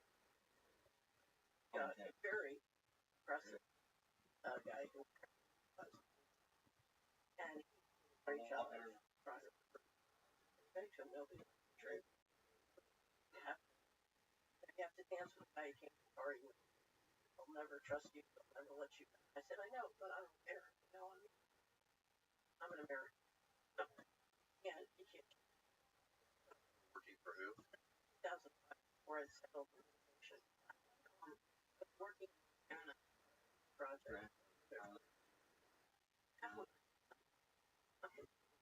And they had tried to force me that I would the negotiation. I was like, we're going to pay me. I'm not. No, not really. They had pushed. It got me. And then I think they wanted to. They knew they were going to mortgage bubble. And I got. And I said, there's something I'm missing. So I got a line that Russia, their wealth funds, number 2 holder in the world. Yeah, and I said that was Fannie and Freddie were trying. And that wasn't a Russian. That was Freddie and Fannie. And it was right after that. He paid me. Wow. Right.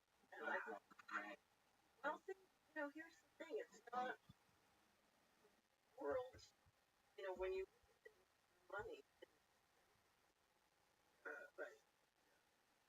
So I think that was. All of great stuff about So I think.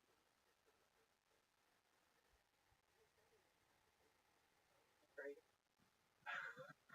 Right. That makes total sense. Makes total sense.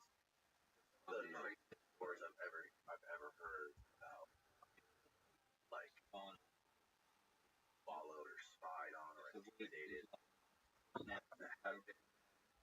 People have tested that contract. Private. Following me. They're funded by the government, but they have contractors. Then the contract, what I call Enforcer. And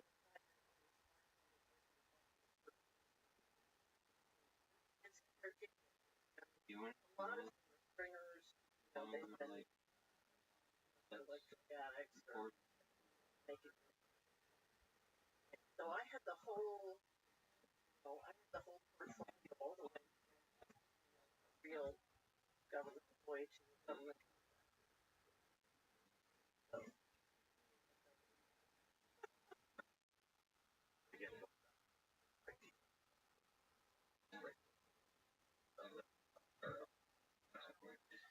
Yeah, what is So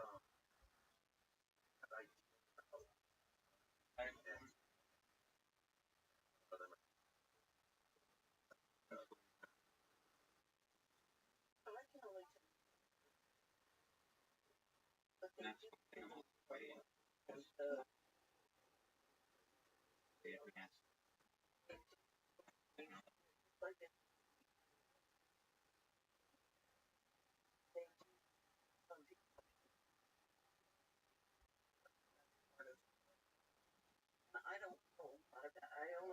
experience, but I don't know a lot about it. So, one of the big unanswered questions that I have is how much have we been medicating children? So, and I suspect they probably. So you saw the movie, right?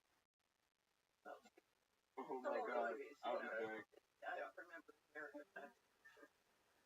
You talked about the novel that kind of took body part, right? Which is basically the idea of alien coming here from that has back to them somehow and their way type of planet Earth. So by the time they get here, they're getting like their mom. So what? Thanks.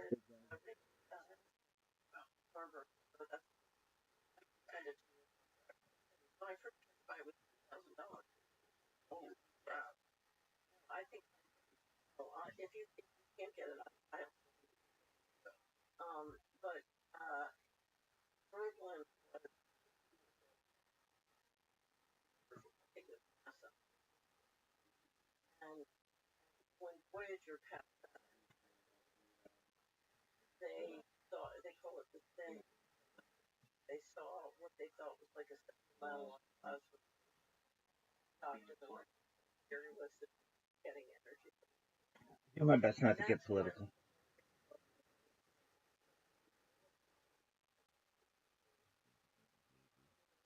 What is it?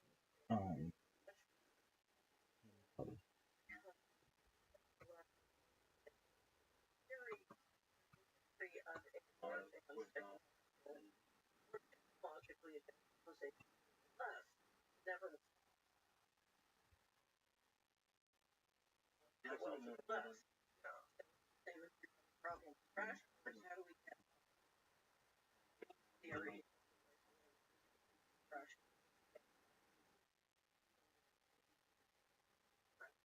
I don't know if it's true, but theory conflict shut down. But if you read really And you believe that that have some alternative free energy already, or that's it's already figured out. so Yeah. I think he's been compromised, taken. It's the same way. The person has different behavior. Oh yeah, they call it. It's the have a website, all this stuff, and I'm supposedly some of the conferences gathering better the world, right? Talk about what's possible. I also have two companies that report that do and the money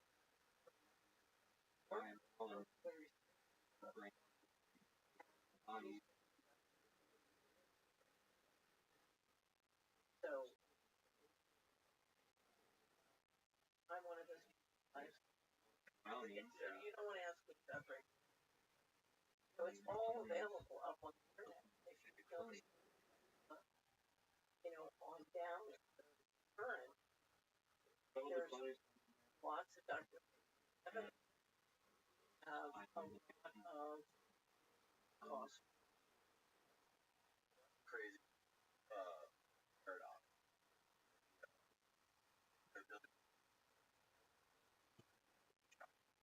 they're able to underground highway for people. I could be like fun and or 5 or something like this. That eventually diesel power that they're using to run those run out of gas. They're not gonna be able to power those underground. I have no idea how to cover it, but it seems to me, whether it's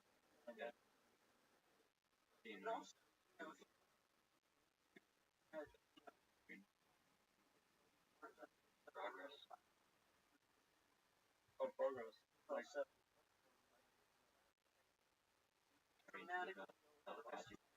That would want to help.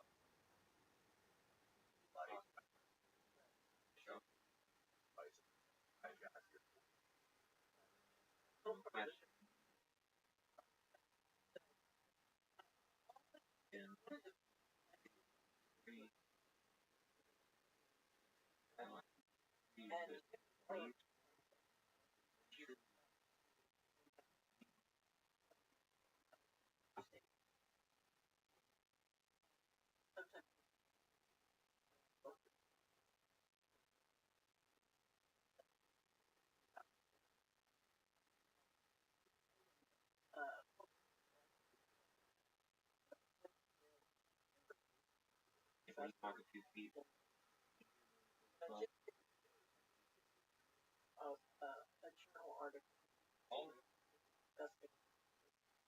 I can't tell you who wrote it. So,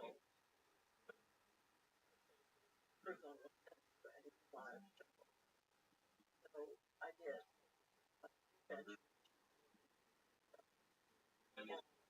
She did an interview on how all these things. When you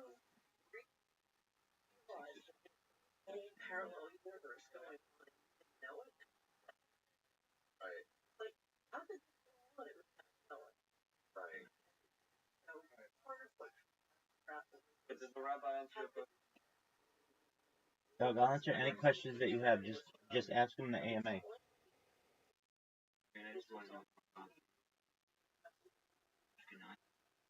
Dude, I answered your question at length, and it sent you an. Yes, I didn't see it. And it's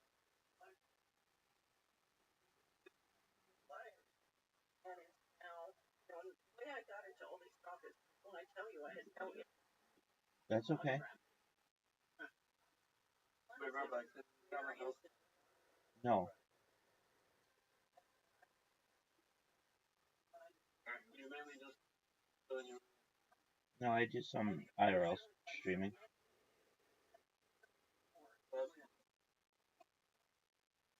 Oh, is that a GoPro on your hand as well?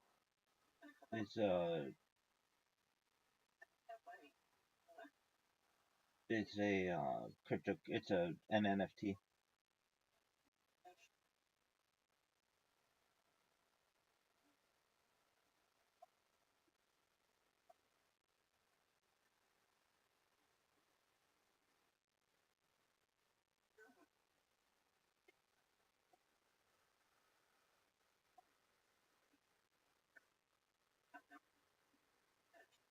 Where would it? It sends you a message. DM? Yeah. I would have. Just type in the word Ashkenazi in your search and see if what shows up.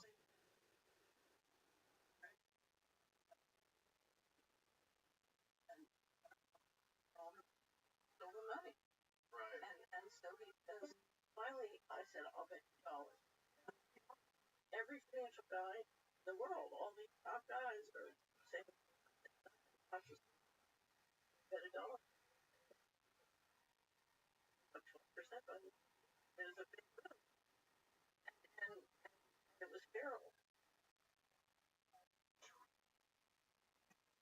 Frank Carroll that I was working really.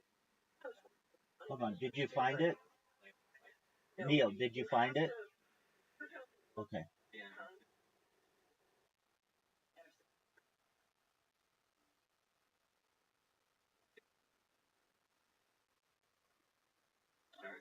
behind the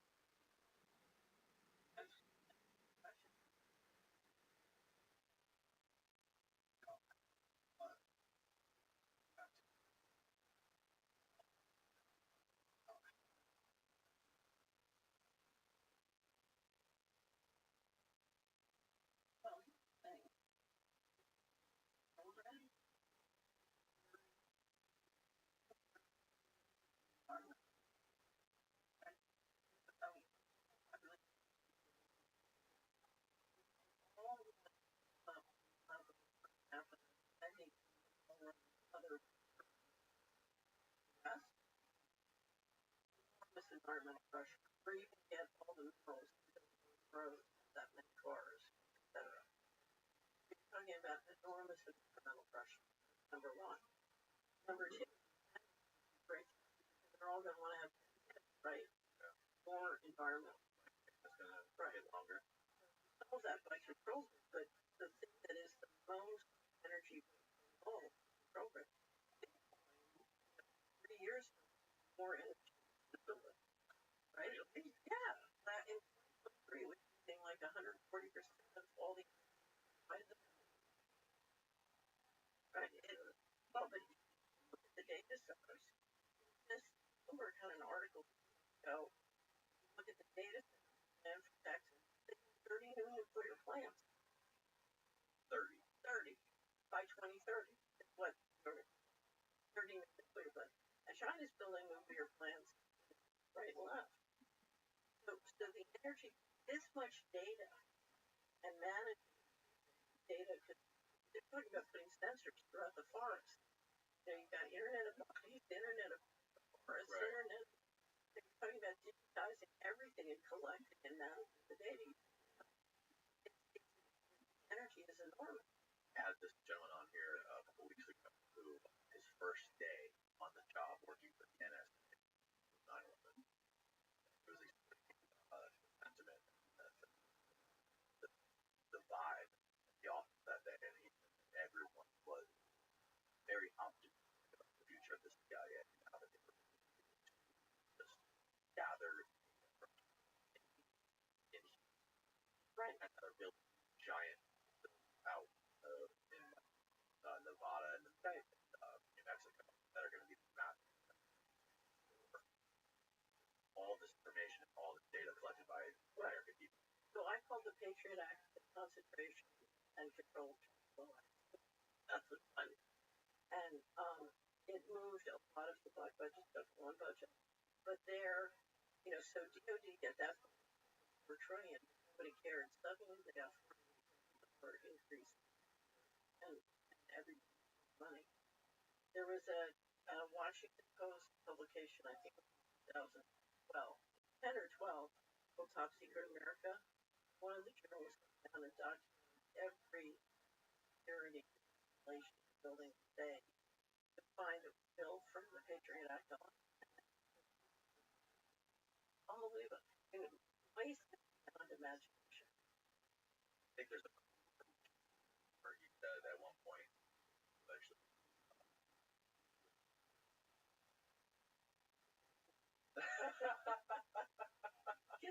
Always, I knew him in New York. I was part of the Republican, Jonathan Bush, the brothers. Jonathan was a good friend of mine, and I helped Jonathan with money. One of my favorite days of my life, I would frequent, so I'm an investment banker in Wall Street, a boatload of money, and having a great life. And I had a restaurant that I loved. And they had one table that was at like the I would always go there, and that was my table. And we would always come on a resident. And I had dealt a lot with Kissinger and some of the Republican budgets. Kissinger, you know, he could be the worst person on the anyway, so I'm standing in line right behind him. He tells behind him that he wants that table. And she says, sorry, sir, that's purpose. I'm kissing. And he was talking with a client, and so he's mad, and she goes off and someplace, but he's leaving. And says, oh, Miss Fitz, your table's ready, and takes me, and my client's looking at me like, and he kisses her across the room. It's like, and I'm laughing my head off. Like, okay, fix that. The girls won this one. My client was Henry was really bad. Right, it was pretty funny. Very good. He said he was there's this story about Kissinger. I don't know if it's true that he's finally taken into the inner sanctum and he's given the books of all the classified information the military knows about what's really going on. Public thing.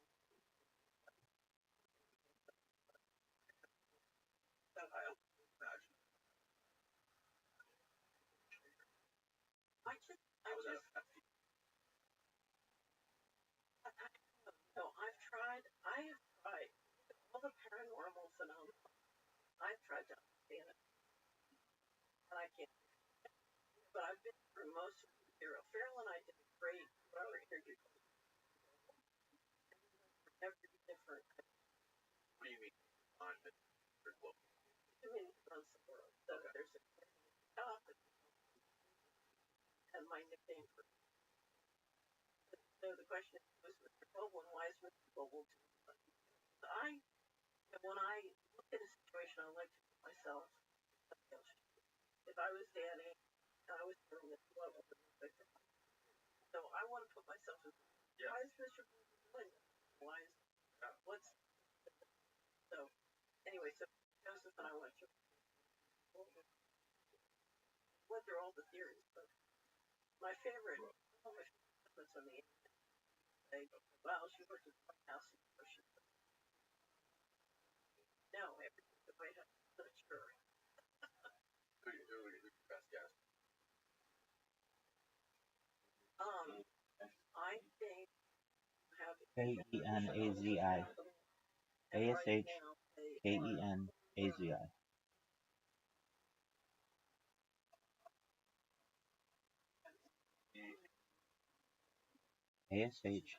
ASHKENAZI.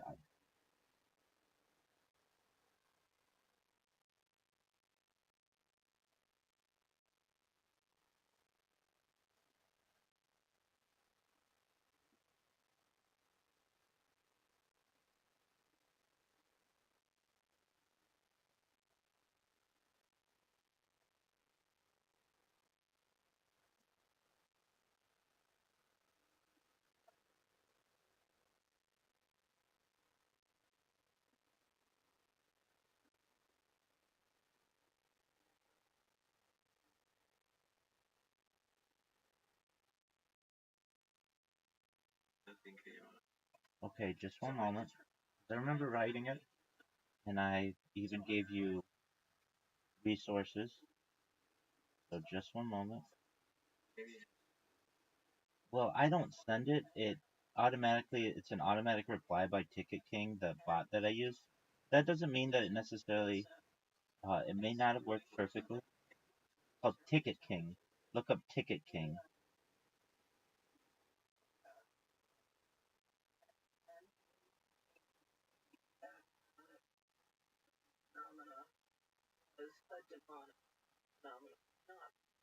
Another planet.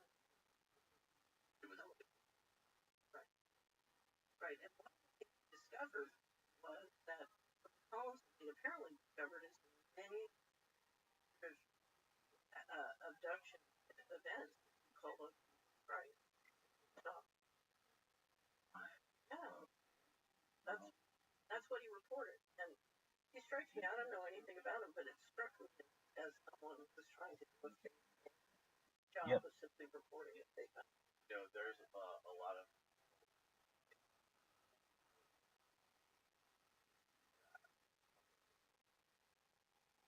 how they that the phenomenon, how it's angelic,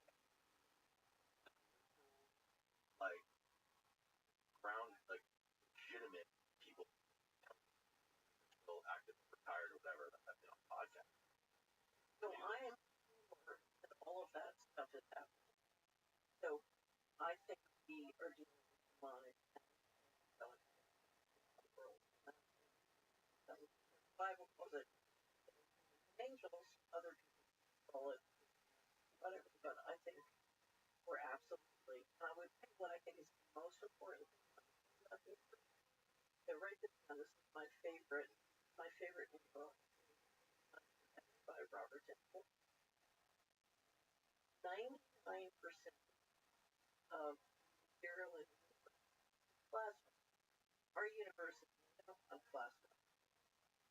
And I used to hear that David Bowie said this and other people document. I'm sure he's right. Class was alive and that means life class or that's but you know, make it simple. The universe is alive and intelligent. Here intelligent. Lord of the Rings creation. What the hell? That's real. Right. So life is alive, and the notion that technology control us. Once you understand that, is so ridiculous. Only a demonic intelligence can come up with that. Yep, I answered your question. I found it.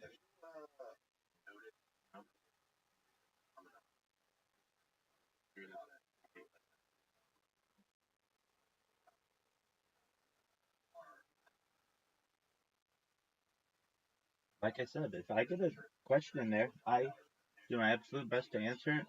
Not only did I answer it, I provided resources. Okay.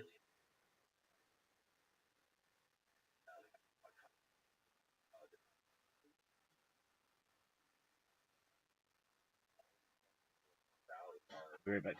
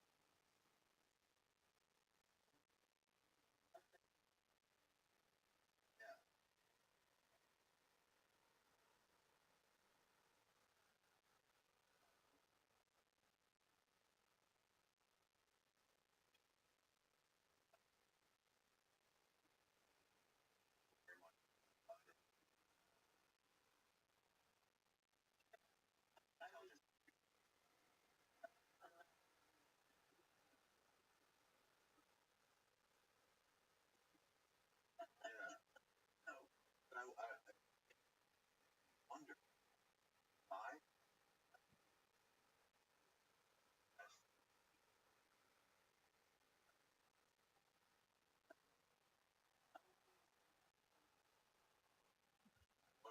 I wonder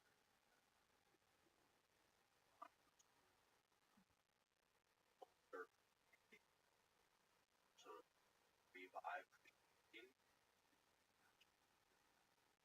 Well, here's the problem. The problem is that so much corruption that you have a real breakdown of population.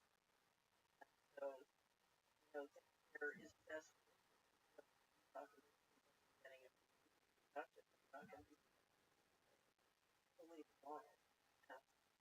So, in our problem, the reason people are not failed opinion is we're not capable. And the leadership is not capable. Now the message is not to be when a complex society on the floor is lost, you take away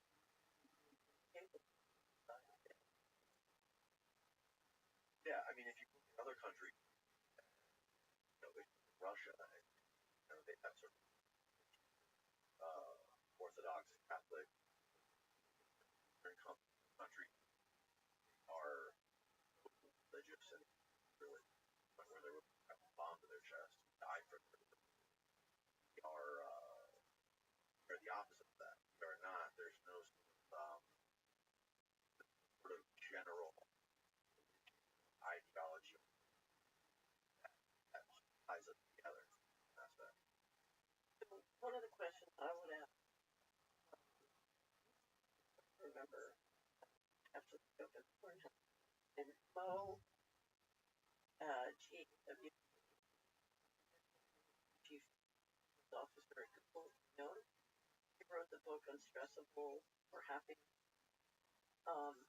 He discovered AI. Yeah, there is. Look it up. Wonderful, wonderful. Chief engineer, business officer at Google. Then he discovered and worked with AI, and his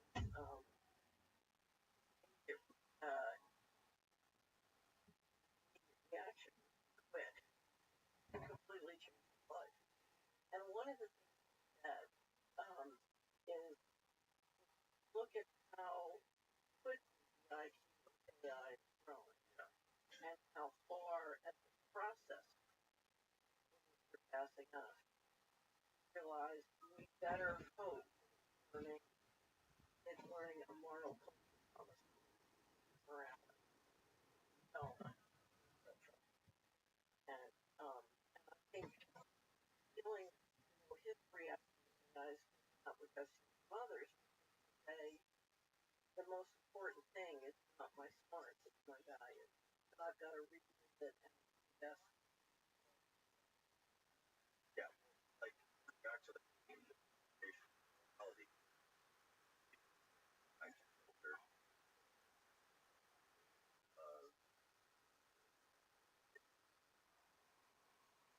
but from breakaway government or whatever you want to call it, it's almost like they can out have other countries that are like I've had show been a part of various intelligence have been a part of the United States intelligence. I'm in other intelligence Russia, the and within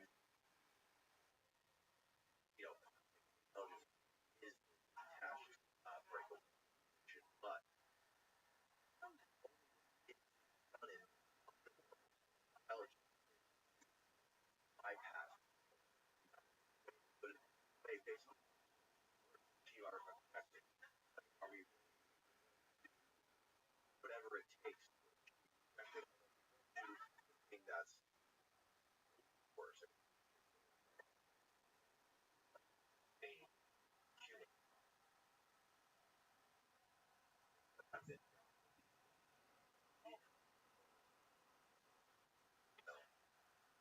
On operations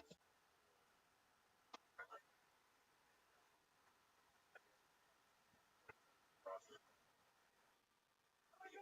way on scale. If you want to be more on planet Earth in this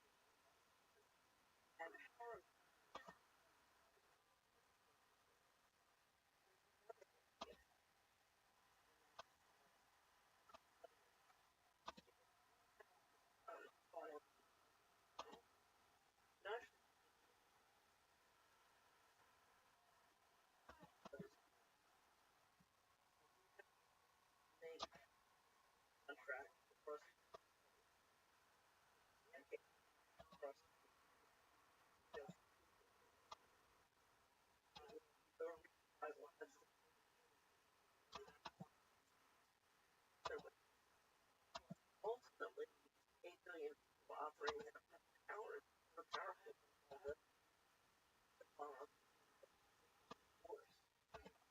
They know that reason they must come to that. But, you know, you have to understand. Did you ever read any of those? Oh yeah, yeah, I haven't read the book. But David was a right. What do you think? One of those. Falling Man. Yeah. Anyway, but there is another way to get out and train a population up.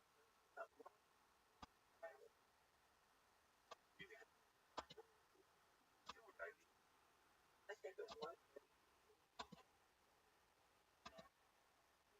It's a religion throughout history. Yeah. well, organized.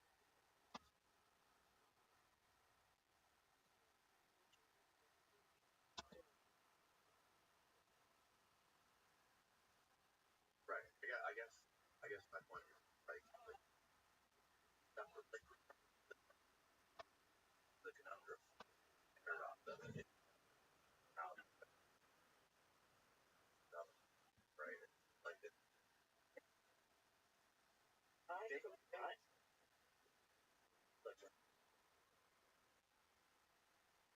yourself prophecy. You ever watch